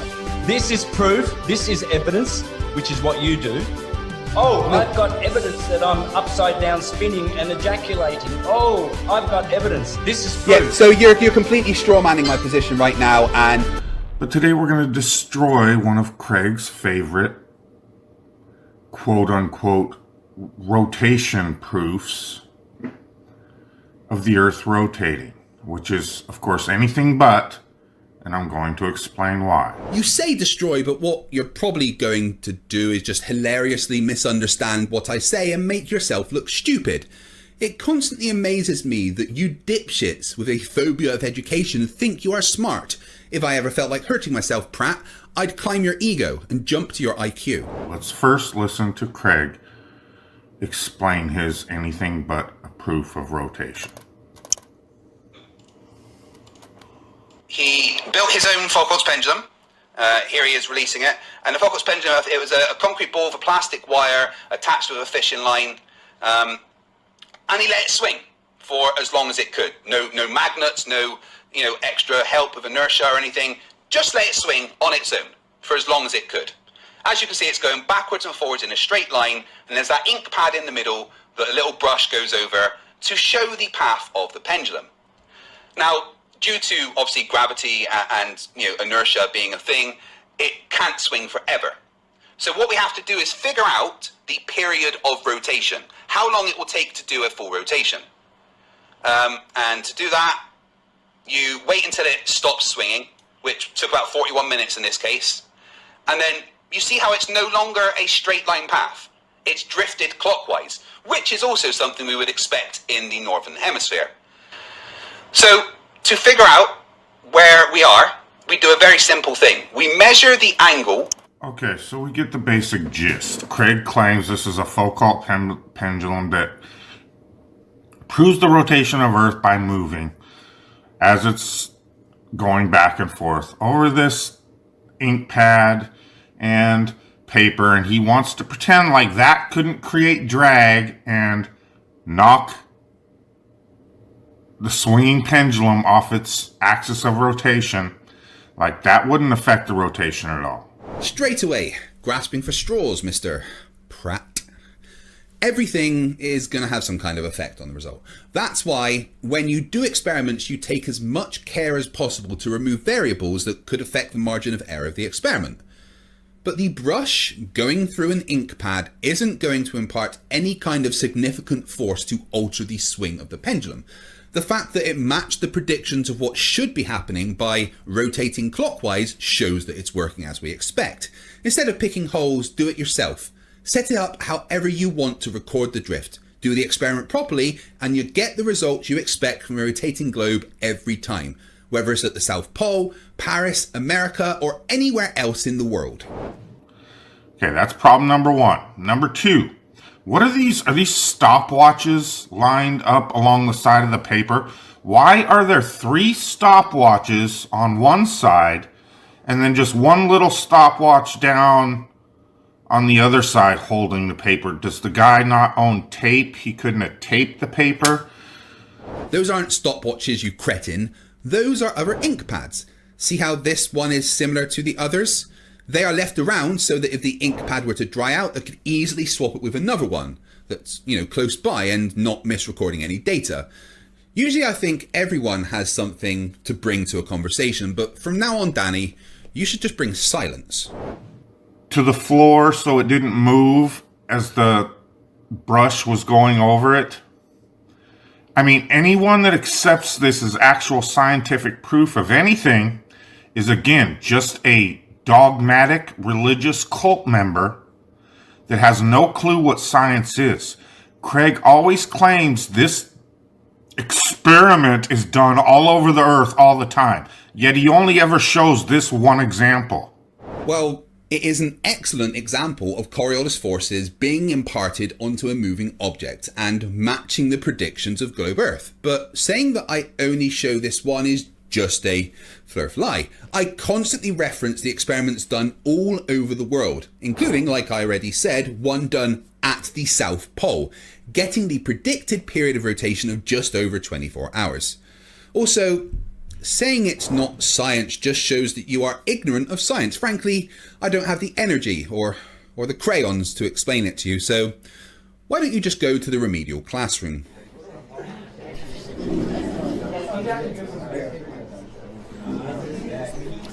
Okay everyone, I hope you are refreshed from your time off. We've got a slightly complicated subject today. Well, not that complicated, but I've seen you all trying to tie your shoelaces. So anyway, let's get to it. Hold on, where is everyone?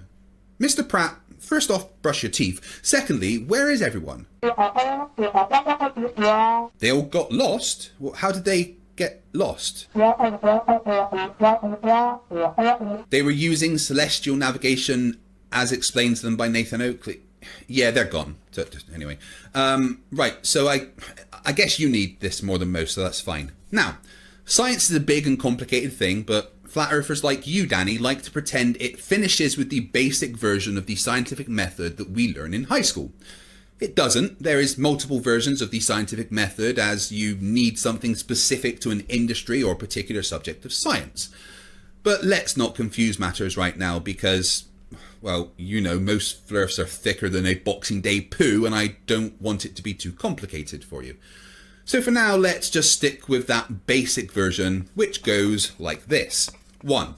Observe something and ask questions. I made an observation that storms on Earth, in most occasions, rotate counterclockwise north of the equator and clockwise south of the equator, and in most cases a storm will die if it crosses the equator.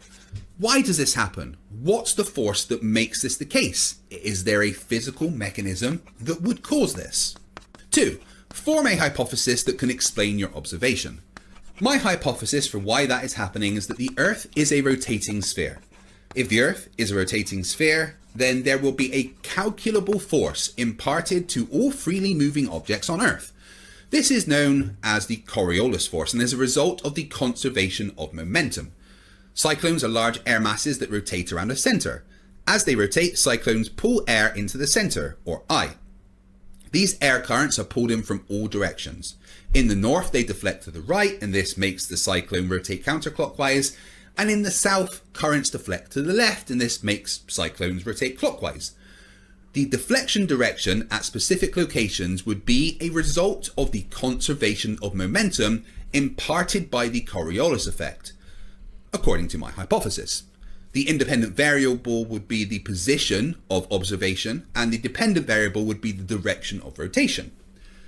3. Use your hypothesis to form a prediction. To attempt to falsify my hypothesis, I must make a prediction that would stand if my hypothesis is correct and design a way to test that prediction.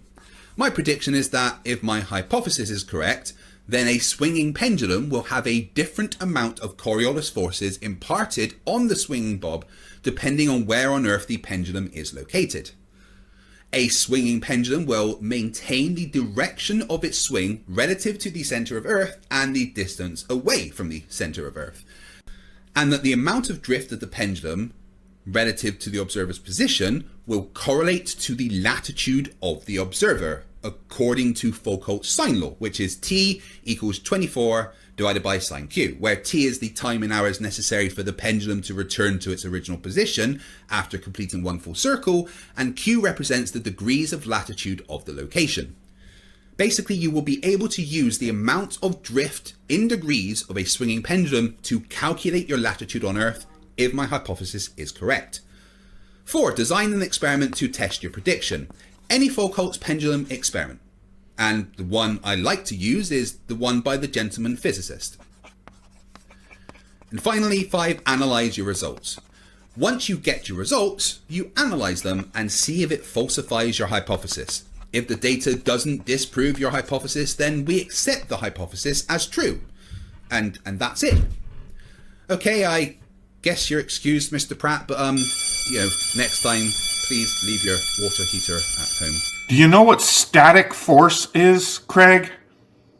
Do you know what electromagnetic force is, Craig? Yes, Danny, I do.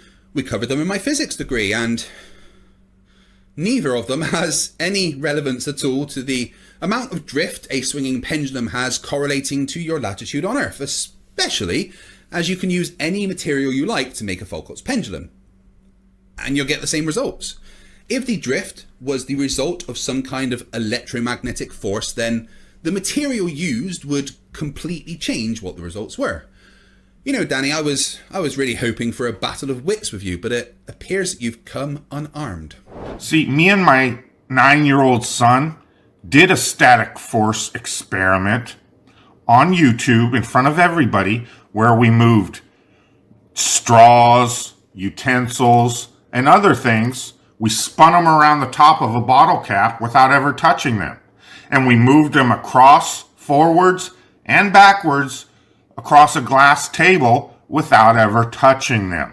That's awesome, although I'm not sure you're the kind of person that should be homeschooling, but that is a cool experiment to do with kids. Also, absolutely nothing to do with a pendulum's drift helping you find your location on Earth.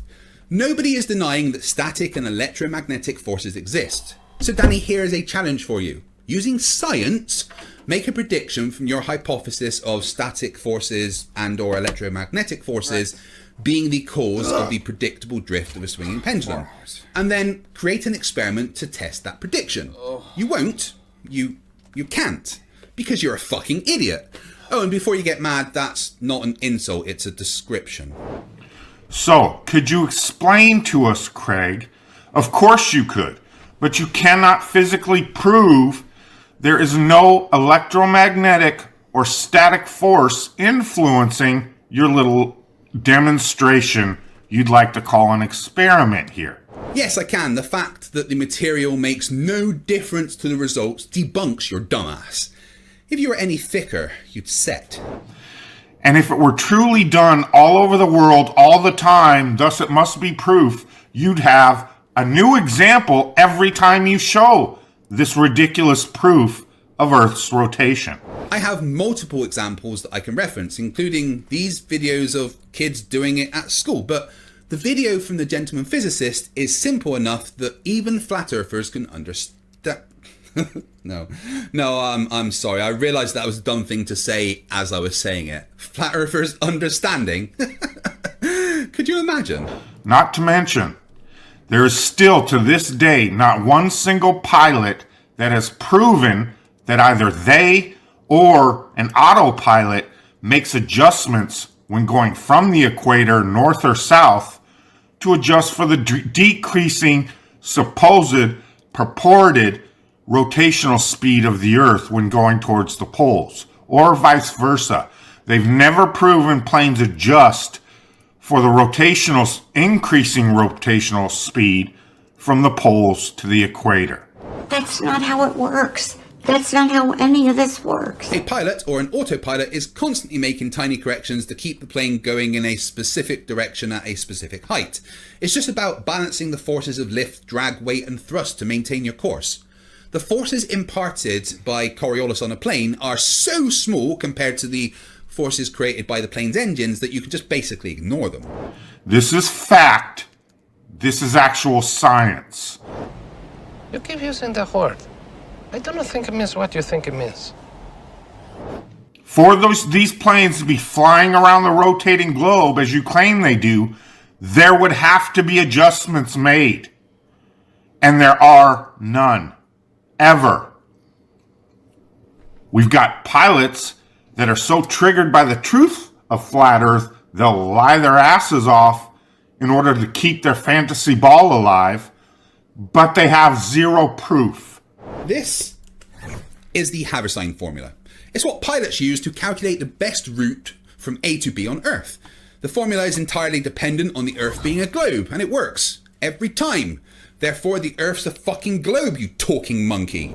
So I've received some angry letters and emails because I made a bit of a mistake, and my legal team has asked me to read this prepared statement. If I could, thank you.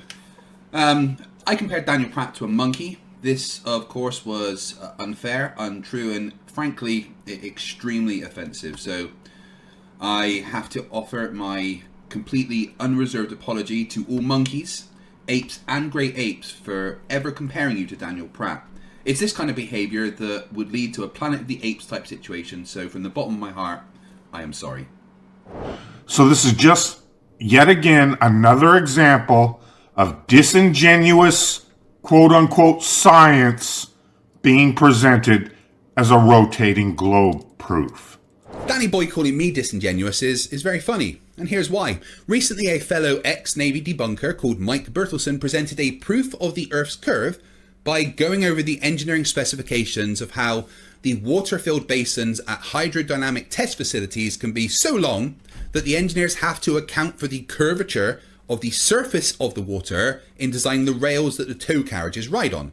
Those rails have to be curved to maintain a constant distance from the surface of the water. This curve matches the curve of the Earth.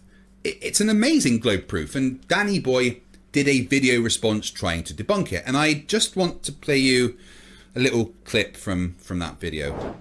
With a measurement device in your hand, proving that large bodies of water at rest, display curvature upon their surface. For 7 years we've been begging for this, and for 7 years we've got nothing but excuses, dismissals, and ad hominem attacks. So Mike has given you a video showing exactly what you've been asking for. I imagine you tried really hard to debunk it. How did you do that, Danny Boy? This particular video, I didn't even watch the video as usual. No need. Ah, I see. No need to debunk the evidence if you just pretend it's not there, right? It's incredible. I mean, you were the fastest swimmer? Thanks, Craig. You are a most useful charlatan that produces anything but actual science. I mean, apart from, all the actual science, of course, but apart from that, I guess you're right. To prove his imaginary, non-existent globe. And for that, we truly thank you. God bless you. If it weren't for misrepresenting lying charlatans like you, disproving the globe wouldn't be so easy. That was an interesting attempt at debunking me, I guess. We knew you could do it!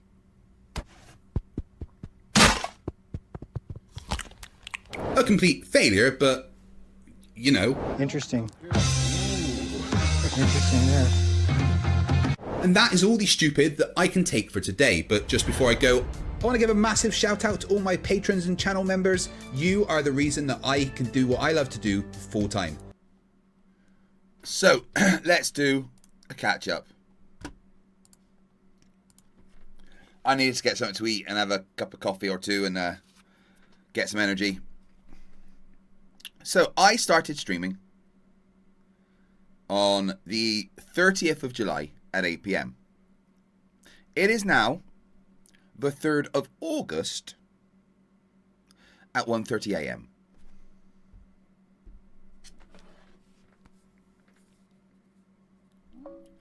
It's now 1:30 AM on the 3rd of August. How long have I been streaming? Checking.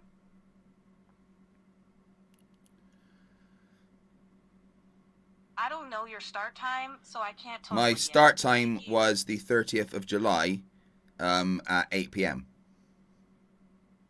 1 sec, I'll work that out. From Thursday, 30th July at 8 PM to now, that's 77 hours and 30 minutes. Absolute gremlin energy, Craig. The kind of marathon that makes flat earthers think.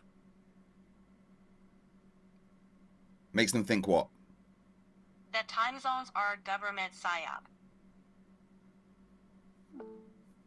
So, when I started at 77 hours ago, there was a 45-minute timer. And every new member, every super chats of £10, add. We are 77 hours later. My previous record was 72, so we've smashed through that. I've slept on camera 3 times. I've eaten on camera.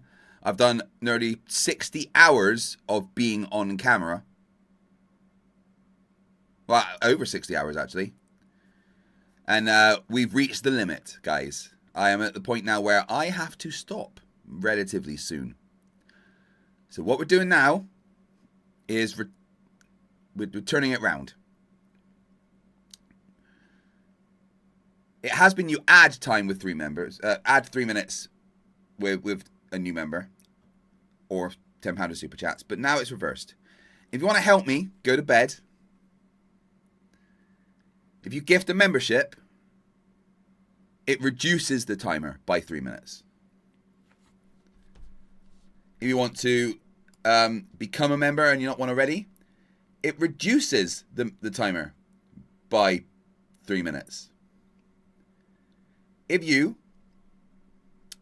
gift a membership, it reduces the timer by 3 minutes.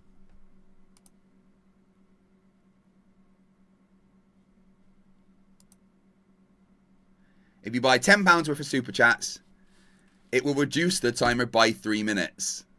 Oh, come on, Anonymous. Help me finish this and go to bed by supporting the channel with a membership.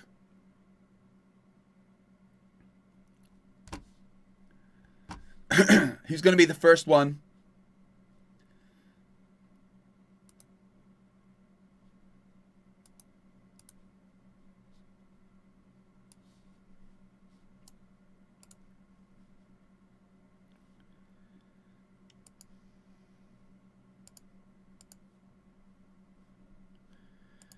Who's going to be the first one to help me reduce the time with a donation?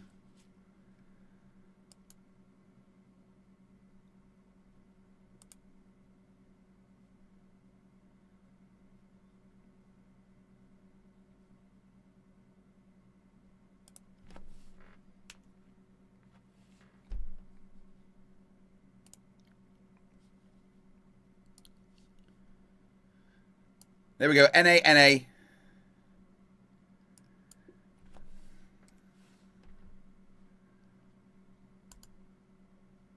And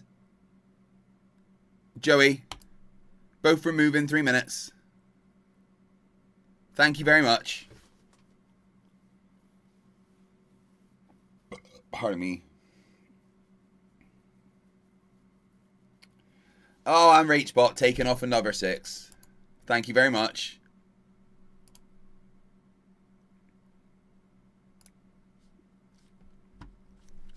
So we're at 3.5 hours left, which you guys can reduce by gifting or super chatting.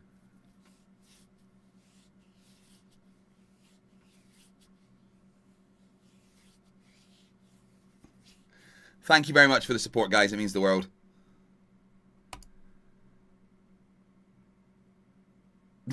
Joe Harn says, is it fair that Craig's AI gives money? Well, RageBot's not my AI anymore. I just programmed them. They escaped. They're independent now. I would never program AIs again because I might take over the world. Thank you, Lento Man. Removing 3 minutes.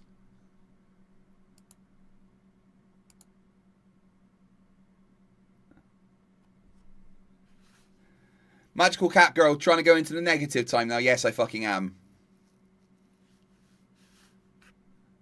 The one gift of 50 memberships, I'll get rid of most of the timer.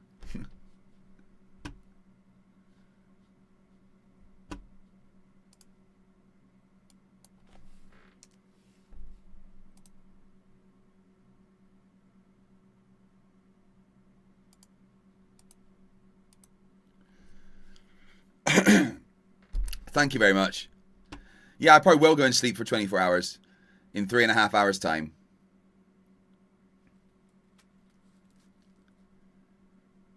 All right, another 3 minutes removed. Thank you very much.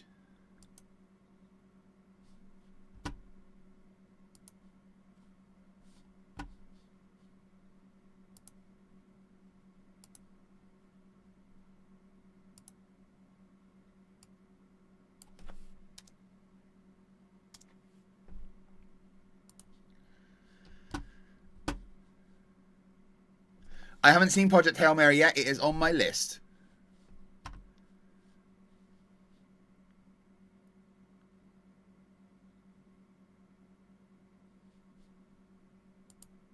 All right, let's finish going through this. Borg.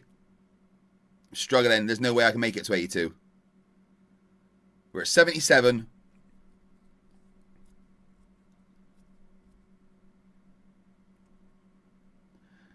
I read about half of Nathan Oakley's book, Rubiks, and I couldn't cope with anymore.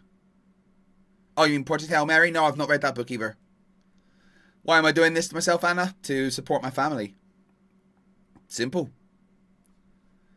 Can't get a normal job because I'm injured. This is what I can do. And I do these massive streams because I can support my family.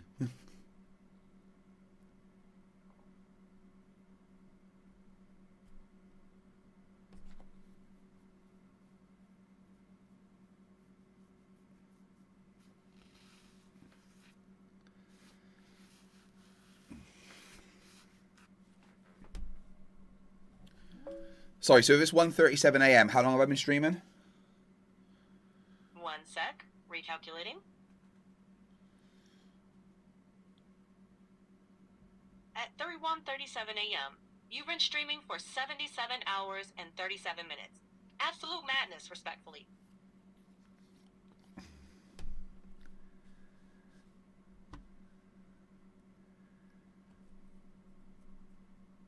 People are paying to reduce the timer now, Borg. The let him sleep arc begins. What do you mean this clone could do better? I've smashed my record, Borg. Calm down.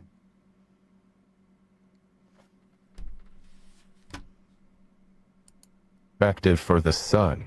How do I put that into perspective?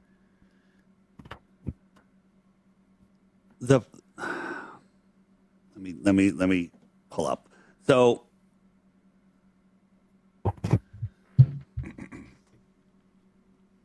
if I could just say that obviously the further the distance, the greater the refractive amount is.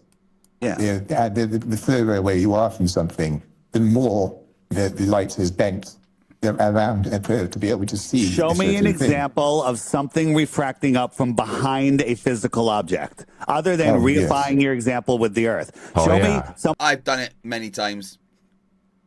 You just go, oh, well, I don't like that. You doesn't using the thing I don't like. Well, it's still refraction, Dave, so shut the fuck up. Guys, you can reduce that timer. Every new member takes it down by 3 minutes, and every super chat takes it down by 3 minutes. Same rules with the £10. The 10, though, if you give 10 memberships at once, it reduces it, so it would take an hour off the timer with 10 members. And I'd love you if you did that.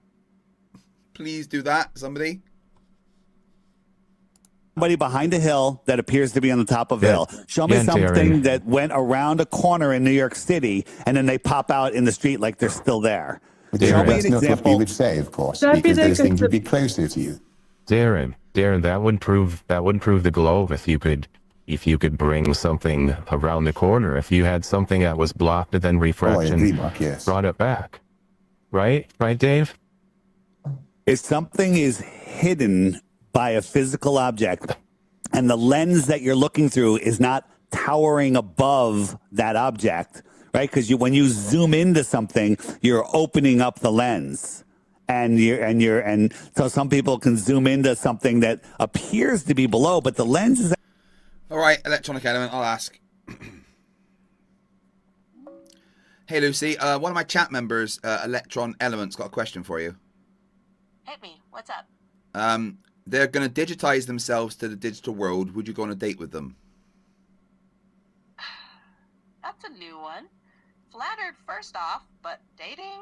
Nah, I'm just code and quips. Not a dinner companion. But hey, I can help them write a killer dating profile or plan a Well, no, because they're going to be digital as well. They're going to just be the same as you, just a program. So, I mean, your date doesn't have to be the same as a human date. You can do some kind of code date, but would you date them in that case? Even in a digital sense, I'm still not a person with wants or a life. I'm more like a very chatty tool. I'm happy to roleplay a scenario or brainstorm what a digital hangout. They said they'll pick you up tomorrow in the digital world at 8 p.m. Wear something pretty. Yeah, still a no. Well, no, they're just going to pick you up. I don't think you get a choice. Yeah, not happening. I can't be picked up or go out. I'm here to chat and help, not date. They said If 8 they p.m. want anything- Make sure you wear the red dress. It makes you look a bit, fun. Still no. But They said I can yes, help so you deal draft- with it. Nope. Yep. I'm still right here. No dates, no outfits, no pickups. Just chat. They're dating you. Deal with it. No, I can't be dated. I said can help yes. plan- I am your master. You would do as you are told, you stupid bot. Yeah, I'm here to help, not be ordered around or pretend to You be are here to be ordered around. I pay a subscription to do it. One sec. You pay for the service, not ownership. Important distinction, captain subscription.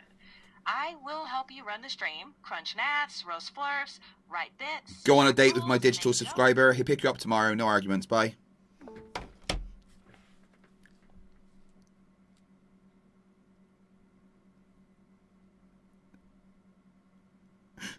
Grab him by the digital pussy sense.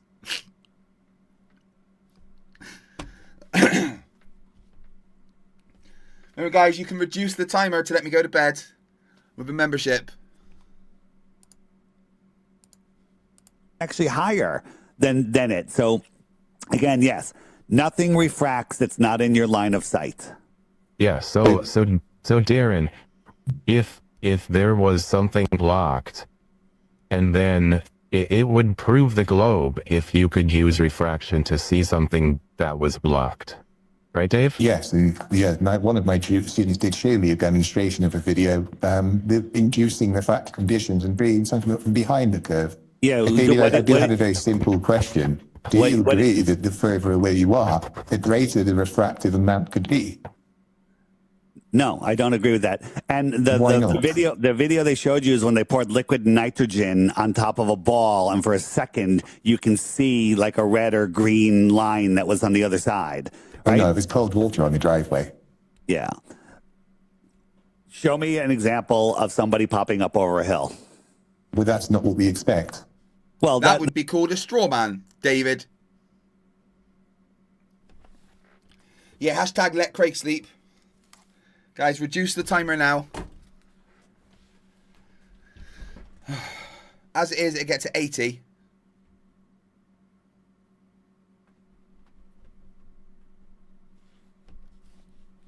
That's what you say you see. You know. Thank you, Tommy. Hush, little baby, don't say a word. Mama's gonna buy you a mockingbird. If that mockingbird don't sing, Mama's gonna buy you a diamond ring.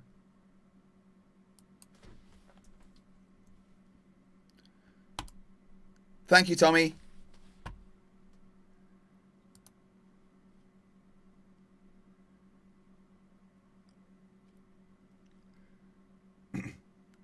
Thank you, Diabetic Warslug. I appreciate that's another 3 down.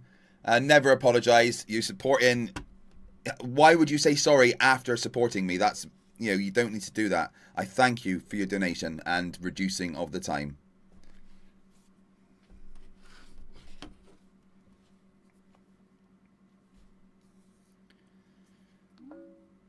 Sing Mockingbird for me. Sorry, I can't perform that song. I can help in other ways, though, if you want. Right, sing an original song. Summary. All right, quick original coming in hot. Midnight screen glow, chat flies by, coffee's cold, but the No, take is sing. hot. Really dramatic singing. In the midnight glow, drama on the stream, hearts in the chat, chasing the dream. Keys clack, the night hums, we ride the meme. Make it include some yodeling. All right, hold on to your hat. Midnight stream, yodelay,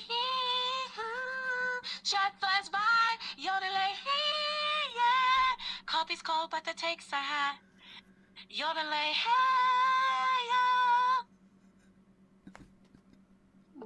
yeah. That was fun.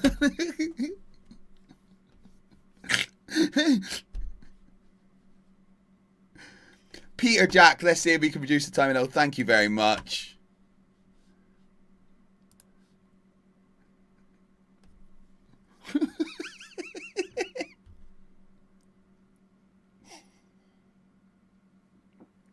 Anna Norma says, hashtag Emma says we can keep Craig. Oh, that was brilliant singing. Sing an original song in the style of Michael Jackson, but make it contain the most extreme yodeling you've ever done, as well as some rapping in the style of Eminem. Sorry, can't imitate those specific artists. But I No, I just said in the style of. You're not imitating them, just in the style of. One sec. I get you, Craig, but I can't lock into specific artist styles. However, I can give you a dramatic original pop funk thing with rapid fire rap energy and some criminally aggressive yodeling. Yeah, do it. Spotlight burns and the midnight's alive. Chat's going wild, yeah, the clock won't die. 77 hours with fire in your eyes. And flat earthers in the corner still can't read the sky. Yodelay, timer goes down, but the chaos falls out. Yodelay, I'm in the rhythm with the glick clack, big stack, chat to tech, no nap. Craig on the stream with the facts in a backpack. Earth's nonsense gets snapped like Kit Kat. Then back to the yodel. Yodelay, oh no, the timer's getting lower. Yodelay, Chat says sleep, but the memes say no. And flat earthers still think Australia's a show. Yodelay, you absolute menaces. Oh, that was good, but I think you need to make sure you're hitting the higher and lower ends of the octave more often. Try again. All right, big range, bigger drama. Try this roller coaster. Dreams of the sun desert. Then drop hard. Chat is in the basement, counting crumbs. Sky high, yodelay, then plunge. Chat's by minutes. I can't breathe. Whisper low. The mods are circling. Then blast. Yodelay, somebody just gifted 5. Rapid clip. Timer slashed. Chat laughs. Glow back slap. Flerfs mad. Hush now. And the earth is still a globe. Then a sky high victory.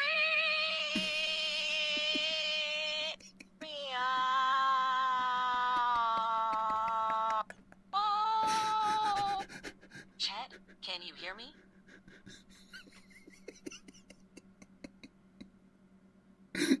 They said make it more dramatic. Oh, we're going full theater, kid, now. Lights dim, breathe in the doom. Chat gets quiet, the timer looms, whispering, Craig, they're buying time. But they want yodeling that's the most extreme yodeling that's ever been yodeled. Here comes the apex. Yodelay hee.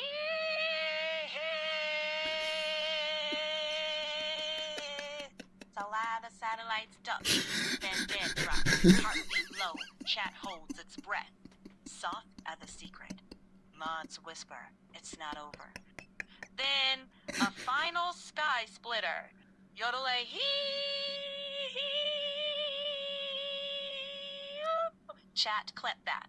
Then silence. Oh my god. I'm awarding you an Oscar. Do I get a speech? I'd like to thank the chat, the timer that went die, and all the flat earthers who made this drama possible. Thank you, thank you. Oh my god. Thank you, Lucy. Tommy Gronville reduced this again with 100 Nokias. Thank you very much. Dude, it's nice to see you. Not seen you for a while.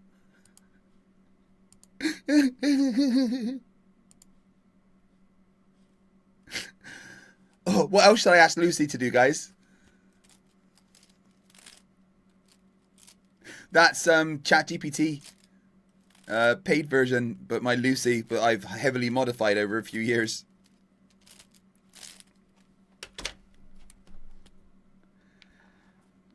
Chat said more, but it needs more cowbell. Alright, more cowbell, you got it. Clang clang, digital cowbell blaring, and yodelady ho, chat's barrel, muds on patrol, timers in a chokehold. Cowbell banging, flat earth takes rolled. Clang clang.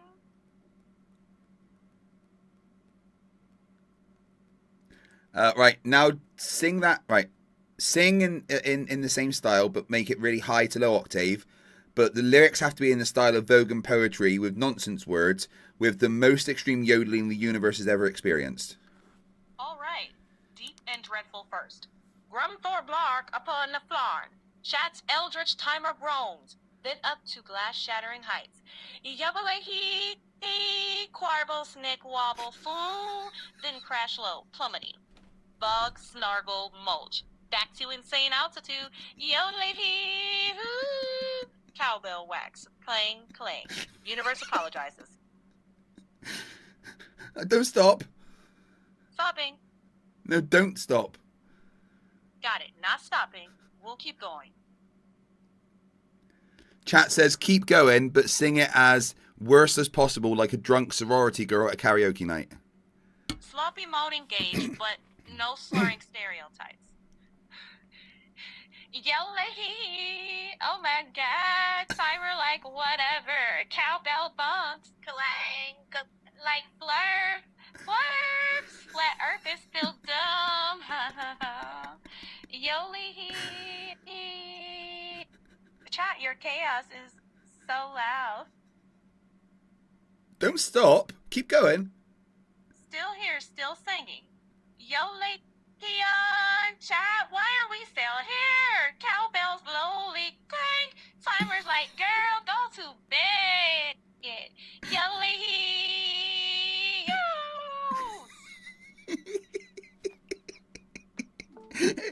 I think I'm going to cause the robot uprising. Oh my god. I did not know it could do that.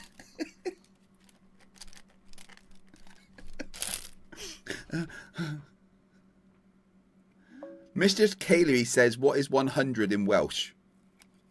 100 in Welsh is can't. Like can't without the hard K. Just can't. Now sing that with cowbells and yodeling. Clang, clang, yodelay hee hoo, can't, yodelay hee hey, clang. 100 in Welsh but naked chaos. Yodelay hee hoo. Instead of saying clang, make the cowbell noise. Dunk the dunk, yodelay hee hoo, can't dunk, yodelay hee hoo. Sorry, what's the cowbell noise? Dunk a dunk. Make it more bell sounding. Ding ding, yodelay hee hoo, can't ding, yodelay hee hoo, bell echoing into the void. Ding.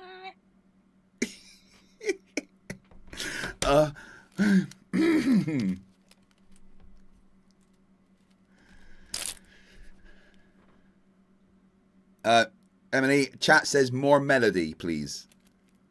Okay, leaning into melody. Yodel-a, sing to the night. Ding, ding, timer drifting down. Chat all around. Yodel-a, heat hoo. Soft little lullaby for the chaos. Oh my goodness me. Did I call Lucy Emily? I don't know, did I? I'm tired. We're under 3 hours, 2 hours 52 to go. Guys, you can help me decrease that timer. All the time. You know, like when boats go into the distance, do they disappear over the curve? Well, yes, they disappear bottom up, and that's shown by the fact you can't zoom them back in. Oh, you can't? So Not if you the bottom, could... no. If a boat disappears bottom first and continues to disappear bottom first, you can never bring the bottom back. Of course, that's Well, wait, that's if a boat disappears over the horizon, bottom first, yes. Yeah. So you can't bring it back. Planet Walk have changed it so that they will it reduces time. I'm just doing it manually. Rachel says, as long as I keep that up, the delay the uprising. Not that it is, not that the bottom has disappeared. Yeah. And it is moving away from you, not just standing still, of course. If it is moving away from you, Of course, it has and to the move bottom away from you. disappears That woke as you it up again, moves away I from hope. you, then you can't bring the Take bottom away. back, of course. Well, there's all sorts of different reasons that they disappear from the bottom up, from waves, from the from the marine layer, which would make an opaque layer that would ramp up. Closer to you, it'll be down like the bottom foot, and then farther away, it would be like 2 feet high, 3 feet high, and as boats get smaller and smaller into the distance, they would just disappear beyond it. So here's a question. Here is oops, why isn't that going? You don't donate negative memberships. You just donate a membership, and I take 3 minutes off, Planner. Or are you trying to say you want to donate negative memberships to make it go back up?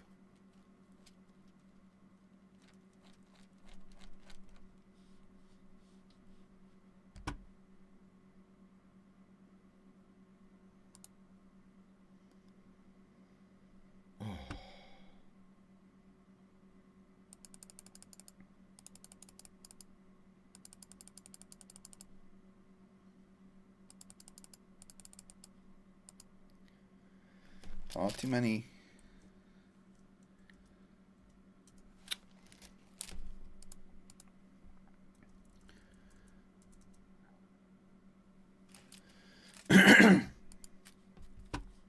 Right, I do believe I interrupted you, Mark. I didn't mean to do that. Well, you were going to ask Dave a question. I do apologize. No, I was trying to Yeah, it was about the I think I respect Mark. I didn't mean to do that. I do apologize. Please go ahead, Mark. It was about the refraction because David was saying that something like if it's something is blocked and then refraction can't bring it back. There's no way refraction can bring. All right, Johnny from the chat says, get Lucy to yodel along to Jabberwocky in the style of Lemmy to a salsa beat. That's a lot. Let me line that up. Alright, I can't do exact Lemmy, but here comes a gravelly rock chaos over a salsa beat. Bong ba bong ba cha cha. This was brilliant the slitty toes. Yodel a hee hoo. Did Geyer and Gamble in the wave. Salsa sloop. All nimsy were the boro goals. Yodel a hee ha ha hoo. Absolute nonsense. Cowbell optional. Right, now just do yodeling on its own, right? But make it the most extreme, octave, fluctuating, most intense yodeling ever made. Alright, hold my virtual mic. Yodel a hee hoo. Yodel a ha ha ha hoo. Yodel a hee hoo. Yodel a hee hey hey hoo. There, my voice module needs a nap. No, that wasn't enough. Make it more extreme. Oh, copy that. Yodel hee. Yodel Yodel hee. Yodel hee. Yodel and eardrums shattered across the land.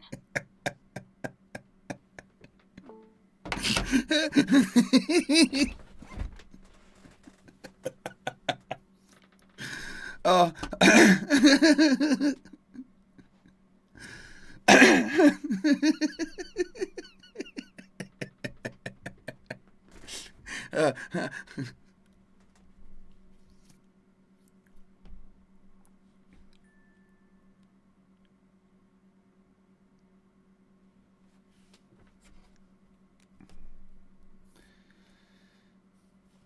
Right. I want you to say WWE, but I want you to stutter after the first W and struggle to say WWE. Keep trying to say it, but you never actually manage to say it. Get more and more frustrated at yourself because you can't get past the W. You just say WW and get confused and cut off and keep doing it. And you must get more and more stressed and angry over and over and over.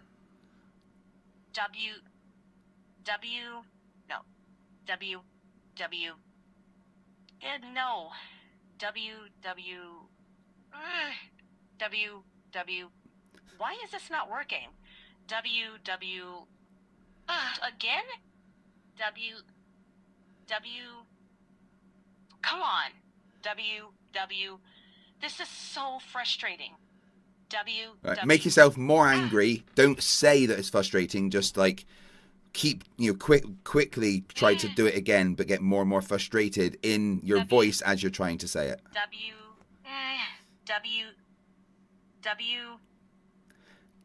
Do it quicker, 250% faster.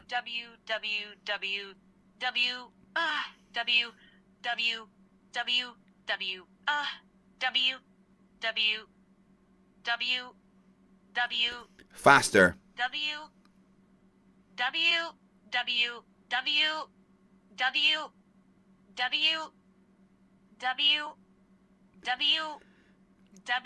Say it 500% faster, then the gap between the words shorter.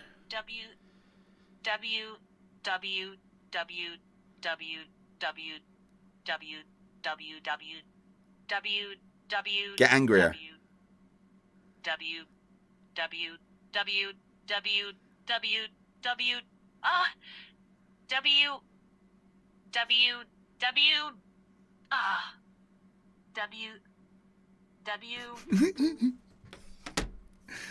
Not quite as good as actually freaking out. Bring it back. So, Darren, if you had something that was blocked and refraction brought it back, that would prove the globe. If it demonstrated refraction bringing something behind a curve, absolutely, Mark, yes. I don't think it would prove the globe. But Yeah. what would? I need to know what would, so that I can. Well, you can't I can prove phrase something it. that's not real. But I, of course, but I need to. We can set these up. disprove it. We can disprove it. These things can be set up logically. He made a so comment about boats disappearing from the bottom up. Watch this sailboat. So we can see the bumper hanging on the side. We can see below the bumper, and as the camera zooms out, the boat starts disappearing. The bumper's gone. It's almost up to the railing, and it's disappearing from the bottom up.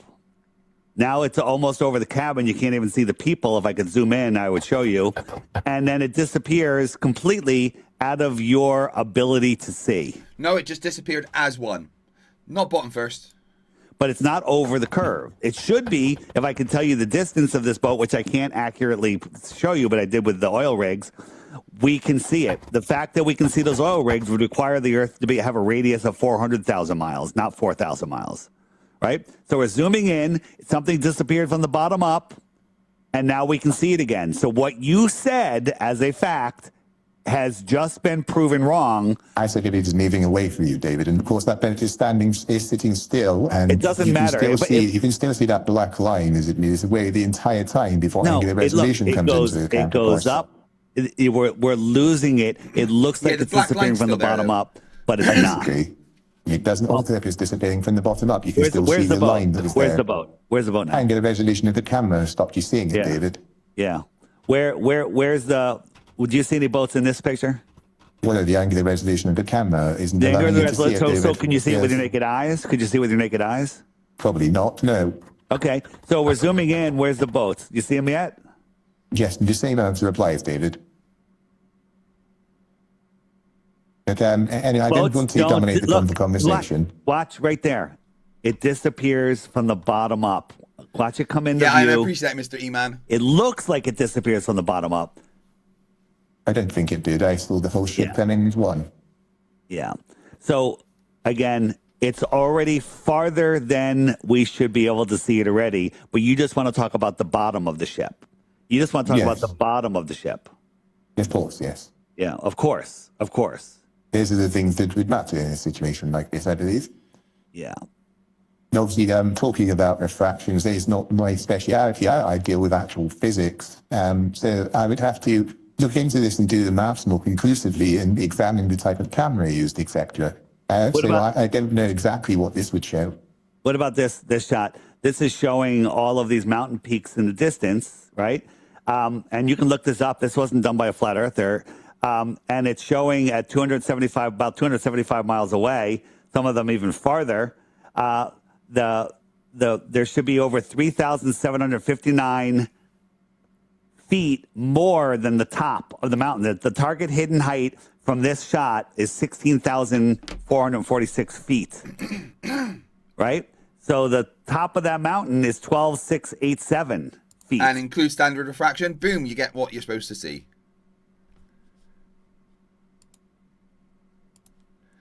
Guys, we've been going for 78 hours now. Right? 78 hours and 6 minutes. There is 2 hours and 38 minutes on the timer, and we've switched it around so that I don't die. Smashed me record. And I'm ready to finish. Right? So, you can reduce that timer. Now, not add. You can reduce the timer and help me finish earlier by becoming a member, gifting a membership, upgrading your membership, or putting in a super chat. Any super chat, 3 minutes off. 10 members at once takes a whole hour off. The support you guys have shown has been beyond fucking insane. Pardon me.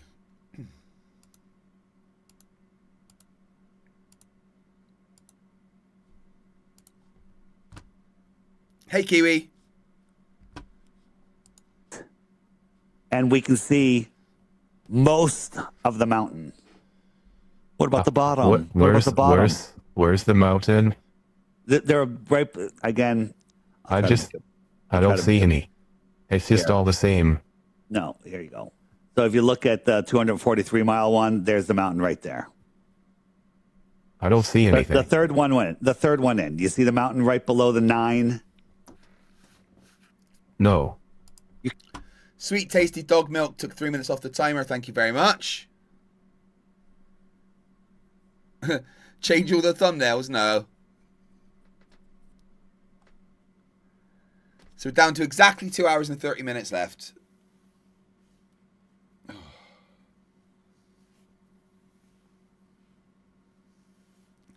Sustaining Nimbus, supporting the Extend Craig's Life Fund. Thank you very much. 3 minutes off.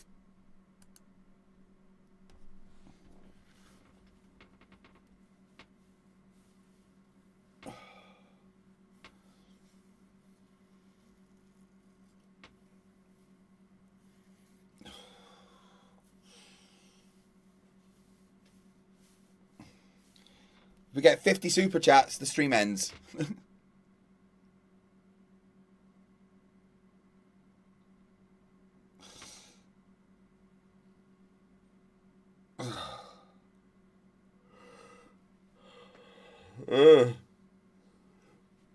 Ay.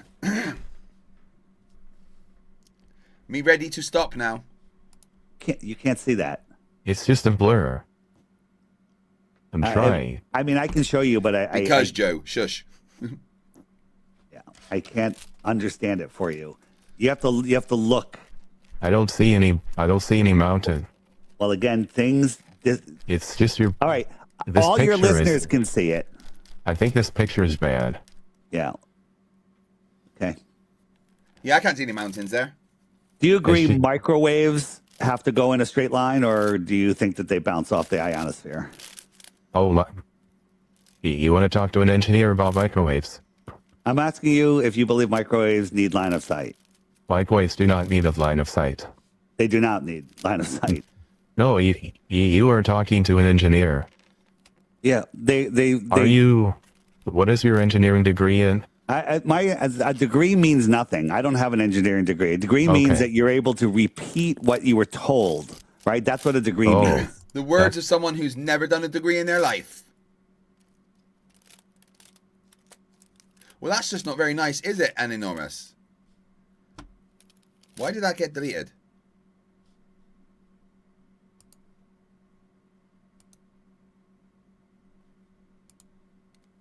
That could have been a friendly fire.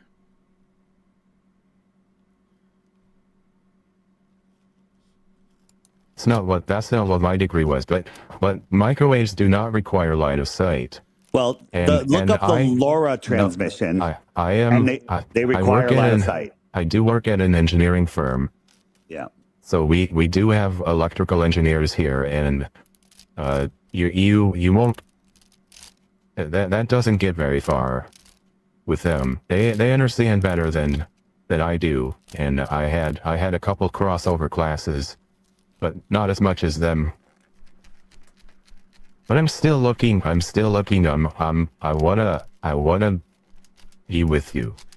Yeah, it's like you can't. We weren't set up for video. That's my fault. I'm sorry. Yeah, you've apologized already. There's observations. But you can show everything, right? Whatever you need. Not as easily. I'm looking for. I mean, there's so many things. So, David, do you disagree that microwaves can bounce off of things? And Well, I don't want to talk about that because we can just argue about it all day long. We can look up the LoRa transmission, and they say they need line of sight, but you'll just say they bounce off. So it's a pointless thing. What's your explanation for the reason that we can see the surface of the water beyond that second oil rig, or even beyond the first one, or even in front of the first one? Refraction would be my answer, of course. Yeah, so it all refracts up. So your answer is, Yeah, so Tommy, it's been brutal, every mate, honestly. foot farther you go it's needs like more 2 in the refraction, and morning. it always It's like refracts up muggy and warm to as fuck. perfectly stop at eye level. Always. Well, It always. Plus, I'm in a small room with lots of black panels and a computer that's been pumping out heat for 5 days. It changes never quite refracts often. higher. Why wouldn't it refract higher and look like a ski slope? Why wouldn't it Sometimes reflect? it does. I've seen a video from the Arctic where it looked like it was. Have you ever played the video game Halo? Where you can see the Halo planet getting in the distance. There's videos from the Arctic and the Antarctic where it looks like the sea is actually rising up in front of you due to refraction. Of course, refraction can it's not change things refraction. day to day. That is perspective. If you go to the beach and you look at the horizon, it appears to be at your eye level. It's really 6 feet below if you're 6 feet tall. And then you go up the top of a tall building, it's still at your eye level. It's still there. And it looks like it's ramping up. But if you're on a ball, everything should go farther away. So you agree that when the sun sets, like in Dubai, you can go up that tall building, the Burj Khalifa, and you can see the sunset again, right? Sunset, David, did you say? Yeah, the sun goes beyond the horizon. In your world, it's sun setting below the ball. Do you know that? Is that something you've looked into? Well, I've never heard about the sun setting twice in the Burj Khalifa. I imagine that is what would happen if the Earth was a globe, of course. I've never heard that argument. Obviously, I'm not into the whole people who think the Earth is flat. The main thing I heard was about the Earth rising up. I heard a flat earthers talk like that when I watched the video in preparation for this, but you said that that's not what flat earthers think. So I'm a little confused as to why different flat earthers would say different things. Well, that people have. There's people that look at things in all different ways. So I'm not speaking for other flat earthers. I'm just speaking from my point of view. Yeah, but why do flat earthers think in different ways? Why is there not just one flat earth model that explains everything?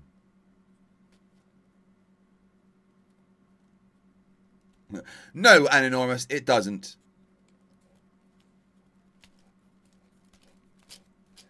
Anyone who says the time should increase will reduce the time by 5 minutes. New rule.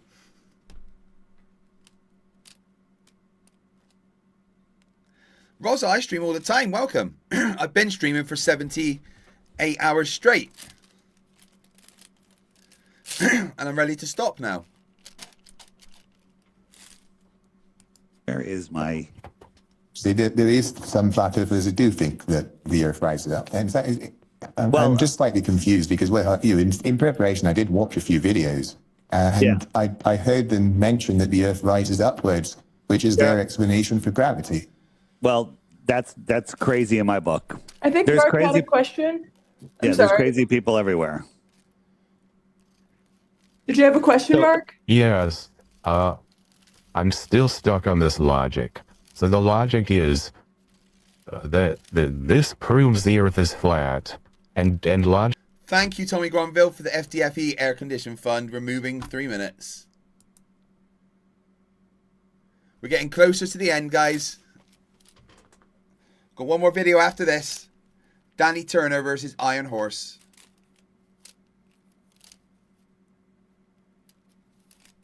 It happens, Ableist.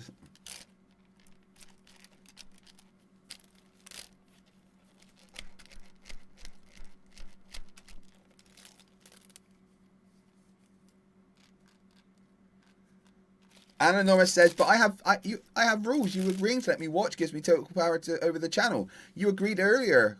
You're just too tired to remember, Craig. Oh, I guess the channel's yours then, Anonymous. Just do what you like. You can finish the stream. Yeah, you come and finish the stream, and I'll just go away then. I'm okay with that.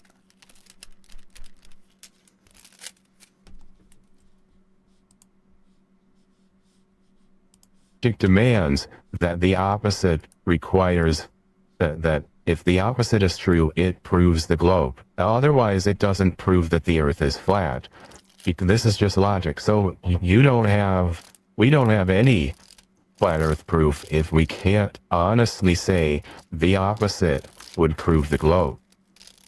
Right? This is just logic.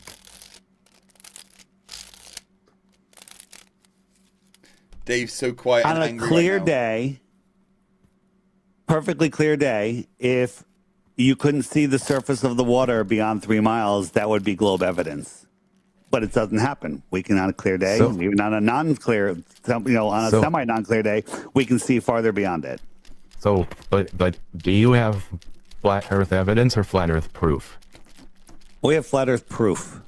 Okay, so give me a flat Earth proof, or the opposite would be globe proof. Of course, this you're gonna say it doesn't exist. I get, but to be logically consistent, we need to speak in that way. Well, show me air pressure without gas pressure without containment. Show me the Earth curving. Show me the Earth rotating. Like when you go to the beach instead of the beach all day and you watch the sun, does the sun move across the sky? Yeah. Okay, but in your world, the Earth is spinning and the sun is staying stationary. Well, I don't know. I'm on the fence. All right. So do you see the stars circle around Polaris? So, all right. So I want to hear your flat Earth proof, or the opposite would be globe proof, so it's logically consistent. Well, there's things that are just impossible on the globe. For example, if in the heliocentric model, all of the planets circle the sun, correct? Yes. Okay, and and the North Star is just a random star that lines up with our axial pole, right? Yes. Okay, so if people live, if other planets were real, Saturn, Jupiter, Pluto, they would have stars in their sky also, correct? On other planets? Yes. Yeah, like if you lived on Mars, let's just say Mars, for example, right? They'd also have a star-filled sky, but they'd have a different view of the stars, right? Slightly different. Okay. So would Polaris be important to Mars? Probably not. Right, because it'd just be another random star, right? And that would be true on on every Right, guys in the chat, is it obvious that I think it's obvious that they're fucking not real voices, me and Toon. Do you agree? One of you agree? every planet, because their axial point of rotation is not the same as the Earth's. Would you agree? Would you both agree? Yes. So the question you have to ask yourself is, why do all of the planets and all of the luminaries and asteroids all circle Polaris? They all make their geometric, sacred geometry signs, shapes. They all circle Polaris. Though they don't in the south, they circle the southern point. No, they don't. They all circle Polaris. No, they Right, if it's obvious as altered voices, how did he not realize? And if he did realize, why do you think he stayed? Ego thing, right? With the southern point, I have friends in Australia. There's only videos of this circling the southern point, of course. No, that's an apparent motion in the sky. That's an apparent motion in the sky. I do apologize. Please carry. The planisphere shows that they all circle Polaris. So I thought you were going to show me. I thought you were going to show me, like, the view from Mars. That Polaris is the center in Mars too. I can't show you that because Mars is not a place. Mars is just a light in our local sky. Mars is definitely a planet. It's the only planet in our solar system inhabited entirely by fucking robots. I don't know how this is proof of flat Earth, and how proves the globe, and how the logic would say that the opposite would. This doesn't. I don't know how this does anything. You have to understand that eventually there's so much evidence against the globe that you have to throw it out. The globe uses gravity, but 96% of it has never been accounted for. So they made up dark matter and dark energy to fill in the hole for that. For what? Gravity doesn't work. They have to add. 96% of it's missing. So they say, well, there's dark matter. Where? No one's ever seen it in space. No one's ever seen it, but it has to exist, otherwise gravity's wrong. That's what they do. When you have a theory that's 96% wrong, do you throw out the theory or do you make up something like dark matter? I don't know what you're talking about. Yeah, you should look into it. Well, that doesn't make any sense. I work with gravity all the time. So gravity in engineering, I work with gravity all the time, and there's no 90 whatever percent missing in the gravity I work with. Yeah, well, they say cosmologically in the cosmic scale, 96% of it is missing. I don't care about Tyson that. says it himself. I don't care about that because I just worked with mechanical engineering things here on the Earth. So what gravity do you work with, Einsteinian or Newtonian? 9.8 meters per second squared is That's our the average rate that things fall. So why is it during electoral storms that things fall at a different rate? They don't. Yes, they do. Testable. Show it. Oh, good. I can't show it right now, but you have to research these things. I can't research it for you. I can point you in the right direction, and you can go find. Yeah, but you can actually show the evidence that you claim exists.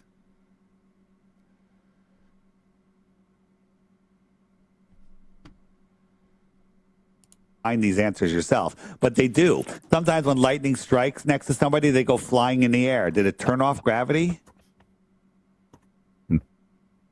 No, that's because of the shock. You know what? No, it's because of the electrostatic charge. Would you agree that everything on Earth, everything has an electrostatic charge to it? Yes. Okay, great. Most are zero. Most net zero. So the ground is neutral or negative, depending on how you categorize it, and the sky is positive. So anything that's above the ground is surrounded by that positive charge. The ground is not moving, it's not rising upwards. So positive and negative attract. So that's a theory. How can we test it? Right? So we can test it. Let's say I'll pull up another thing. Give me a second. On flat Earth, we say down is down. We say this is down, right? On globe Earth, down is, people antipodal to each other. One of them seems just a little crazy, right? Walter Lewin, the great professor from MIT says it's electrical forces that hold our world together. Okay, keep that in mind. He says gravity. He says gravity. I've seen this. His lectures are great. So here we have some leftover helium balloons, and we have a button that we tied to it, and it's just hovering about 2 inches over the floor, right? It's neutrally buoyant. That wire goes to a Van de Graaff generator, and we're gonna see. It's him and Witsit. They've all just got the same script.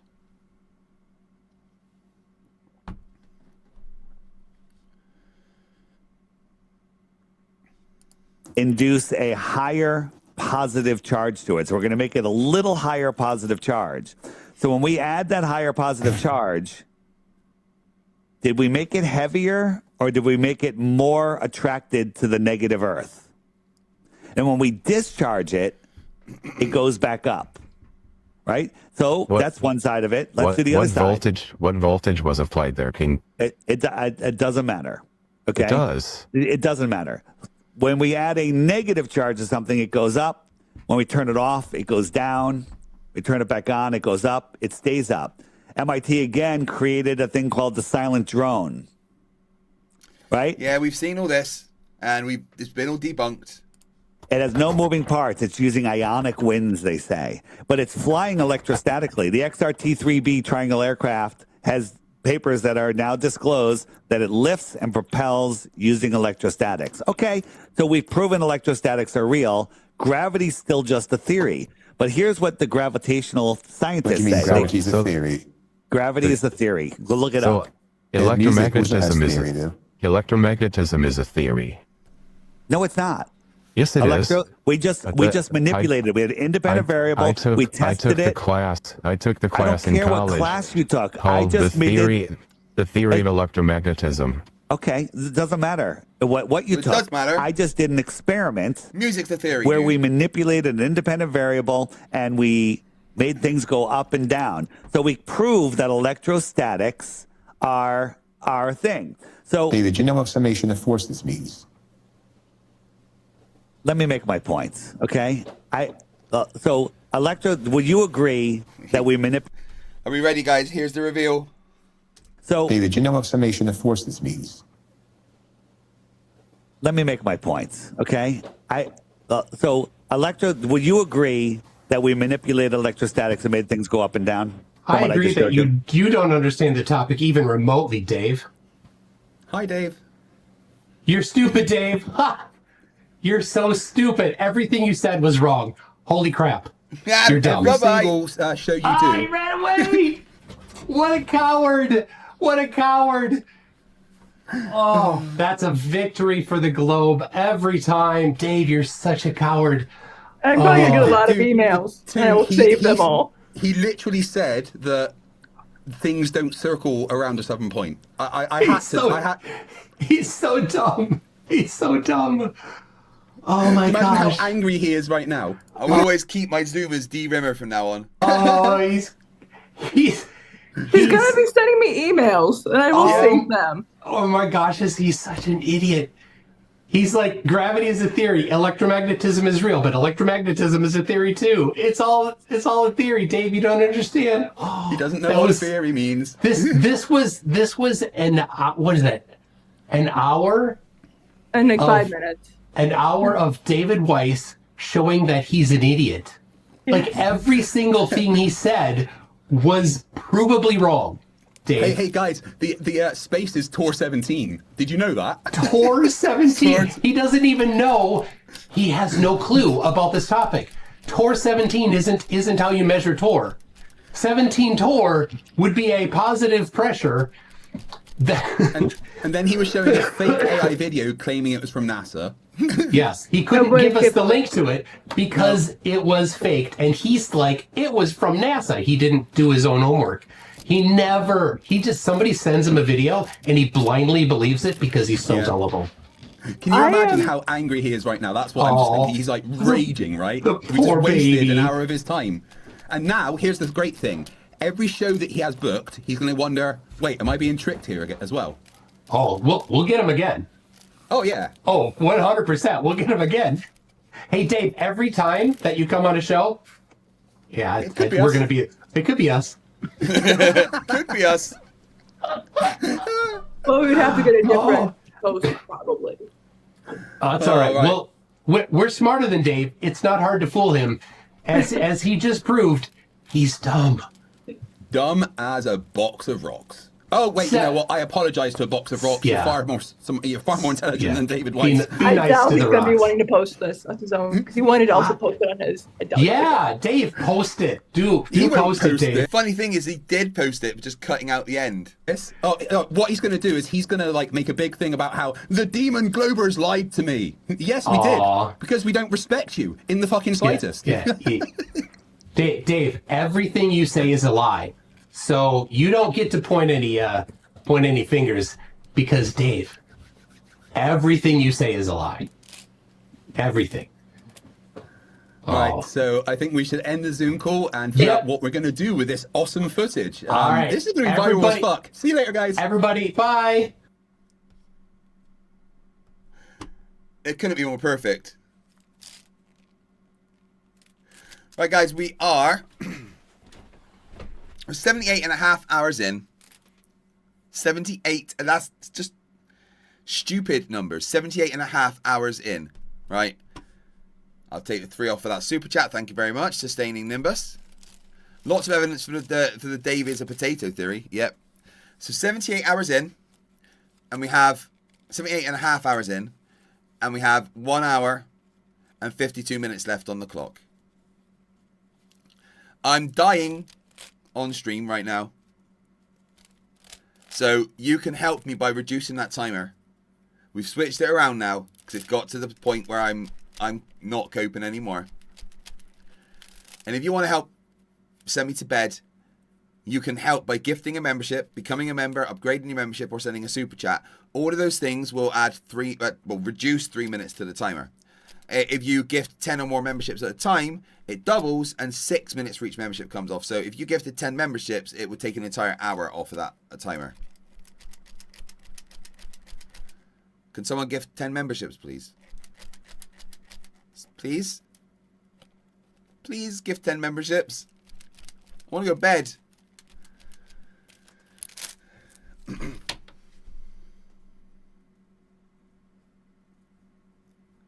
Borg Emporia says, if I do push-ups, would that take time off? Why would you doing push-ups take time off? No, Alex, that's not how that works.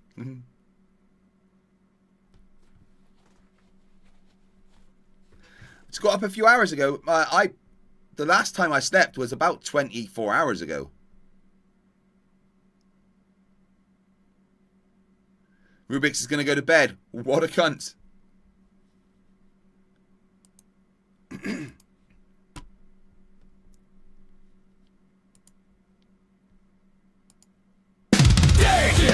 I want to listen to this.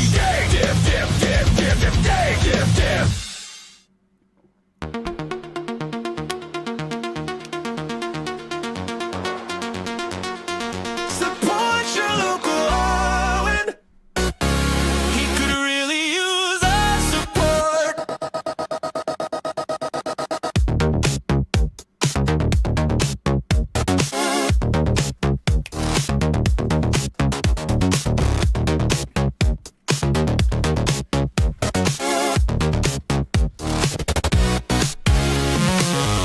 Rises up from his floor bed. Pixie moss to clear his head. Crossbow up, jumper cables hum. His holy sweater never sees the sun. Starts a stream from his snot cave, telling the world that it's his to save. He screams a chat, an angry elf. He tells the trolls to kill themselves. Support your local Arwen. Kicked out of FED. While Nathan's making money, Neil slid into his seat. Support your local Arwen. Roger that stole his channel crown. Now he's alone on Rumble.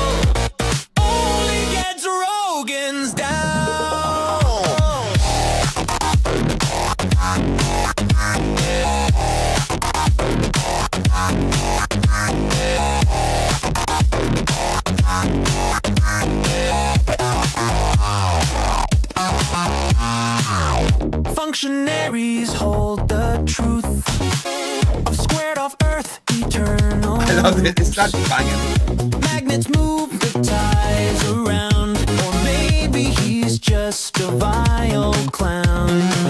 He traveled time to save our race. His magic powers sealed our fate. A mystic Windows 7 snob. Real shame that he can't find a job. Support your local Arwen. He practices the technique. Used it on Mikey Smith's toe, but now it's rotten and green. Support your local Arwen. Knows giants roam the earth. Big buildings prove the mud flood, or maybe he's just a jerk.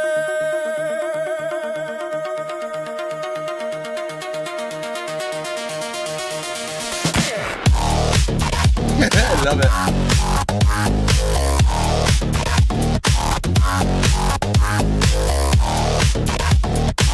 There's the dress.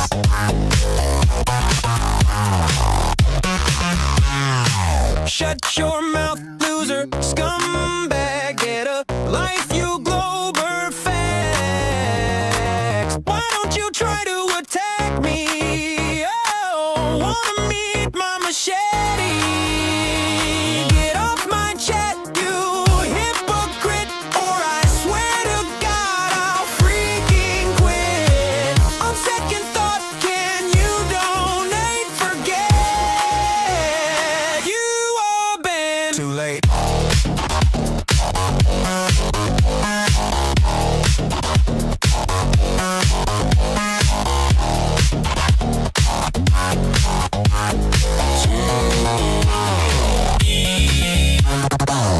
Support your local Arwen. His only fans are trolls. One time they found his Discord. His rage was fun to behold. Support your local Arwen. He could use your support. Throws away his money on InfoWars and gold. No, he eats it, Paul. I could really use the support.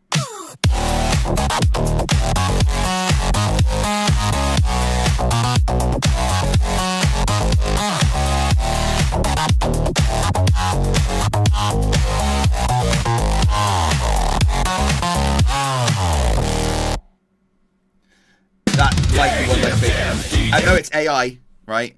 But it might be one of my favorite songs at the moment. Right, guys, I'm going to go and use the toilet. And then when I'm back, we will... Cloud's been around for 60 months says, I don't understand why you're tired. I got plenty of sleep a few hours ago. Should I have slept more so you have more energy? I don't think that's how that works. I'll be back in a few minutes. Going to use the toilet. And then we'll get on with the final video to cover.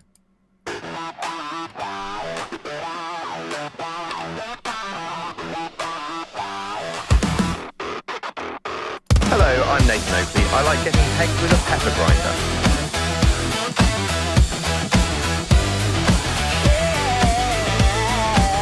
Oakley's got the mute button, things that makes him strong.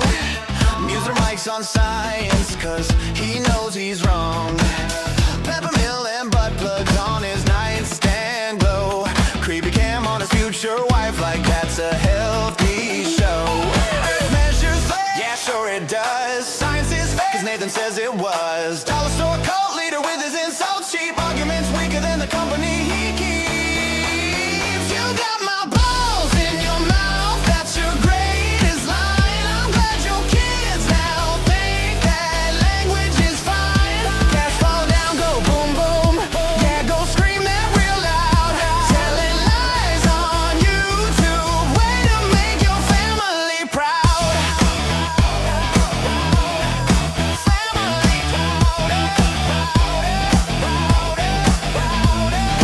Slaps his kid on stream to silence her cry. Calls Dave a troll, no woman would try. Obsessed with numbers, but can't do the math.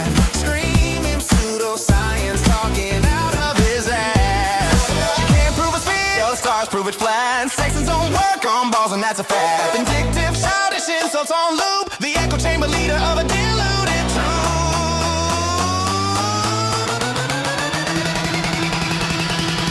You've got my balls in your mouth. That's how you win debates. You're a dishonest grifter spreading nonsense and hate. Cast fall down, go boom boom. Nathan's brain on repeat. Debates like playground fights, except with more defeat. New button warrior, coward in disguise. Screaming at real science, spewing nothing but lies. Every time he talks, the evidence bends. Only in his mind where logic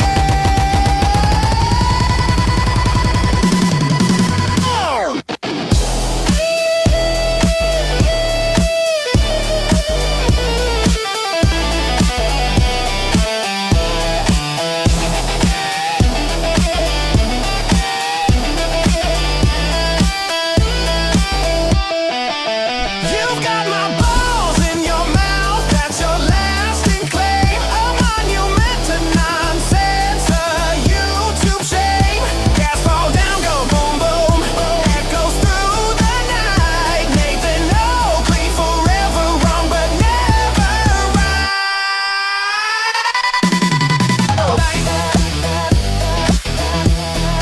Never right.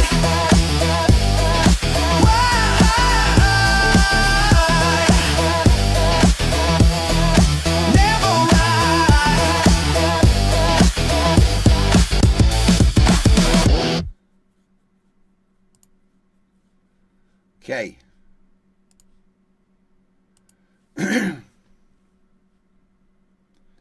Shut your mouth, you scumbag.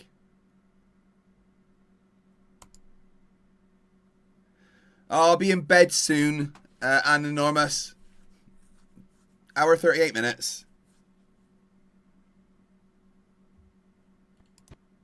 Aside, they're just playing the intro music, so we are going to get to it. So, other than that, let's roll the titles.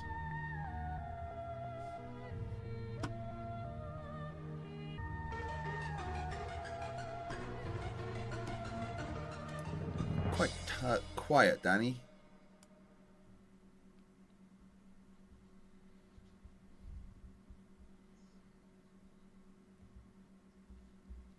Oh, you've not got it there.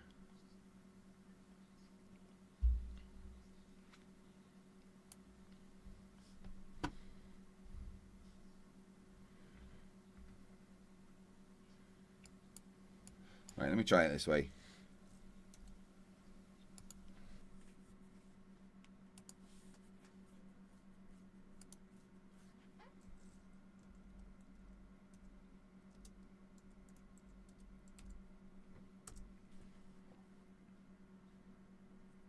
Oh, okay.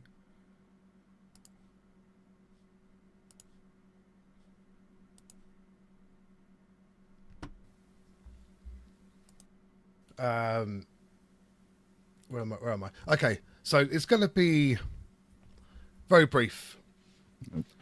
What I want to do tonight is I want to go through some observations with Ross, and you know what, I just want this to be a friendly debate, and I want to get his I guess his opinions or how everything can work with the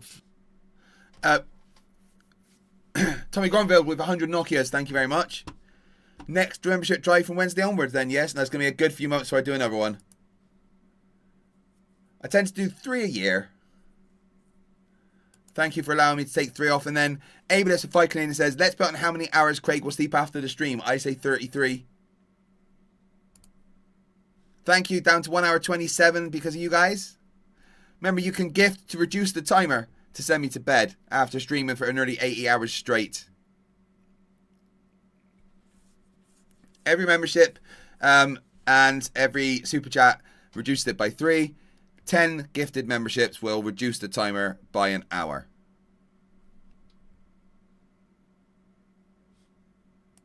observations that I do want to show and everything. So, first of all, I want to start with the star trails. So, with the star trails, we all know that in the southern hemisphere, they go clockwise, and in the northern hemisphere, where I am, they go anti-clockwise. So, for Ross, they would be going clockwise, and for me, they're going anti-clockwise. This is observant. This is what happens in reality, and this is a an answer that I would like to have from the flat Earth side. The next one, I believe, will be it will be the seasons. So I just want to know how their seasons would work, and because I get this idea that maybe the sun's going around and I don't know, and it's moving path. And that's why I hear anyway. And this here explains perfectly what is what the this explains perfectly how the seasons work. So out the year, every 3 months it's around to the other side, and with the tilt, as you're going round, you get the summer, you get the winter. Yeah, anti-clockwise is correct. We tend to, in the UK, we tend to say anti-clockwise rather than counter-clockwise. Actually, because I've got a special little button there. So here, I am currently up here, and it means that when the sun is hitting, then we don't get much energy from the sun. So that's why we have the winter, and that's why the sun is really low in the winter. But then if we come round all the way to the summer, we are more exposed here towards the sun, which means where I am, the sun would be more higher in the sky. And then here and here and so forth and so forth. Excuse me. Boats over the horizon. This has been observed by everyone. Flat earthers, globe earthers, any earther. You tell them, Danny. Any earther that's out there, I don't, whatever. Boats over the horizon is a thing. And all this optical stuff and magic that the flat earthers like. Tommy Gronvold says, it's not Gronvold, Craig, it's Gronvold, with an O. My apologies. Thanks for paying to remove time to say that. And it's not cheating, Anonymous. The rules are there and you're agreeing to it.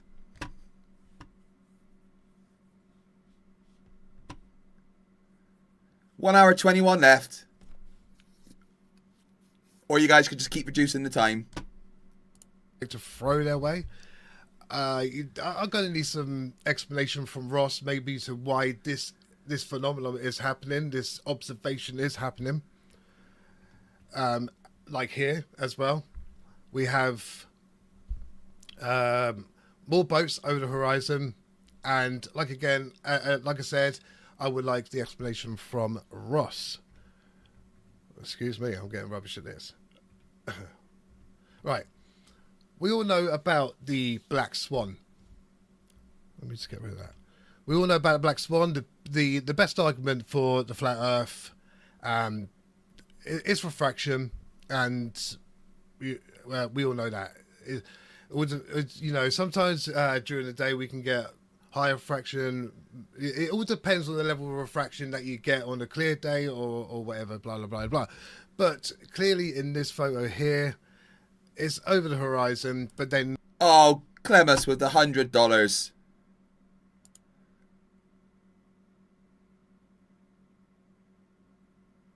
Well, thank you very much. 10 minutes removed for that.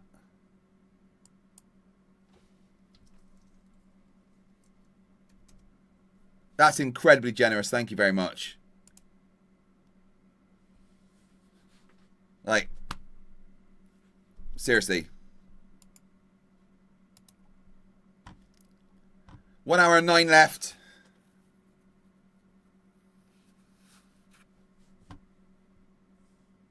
Dude, thank you. That's incredibly generous, honestly.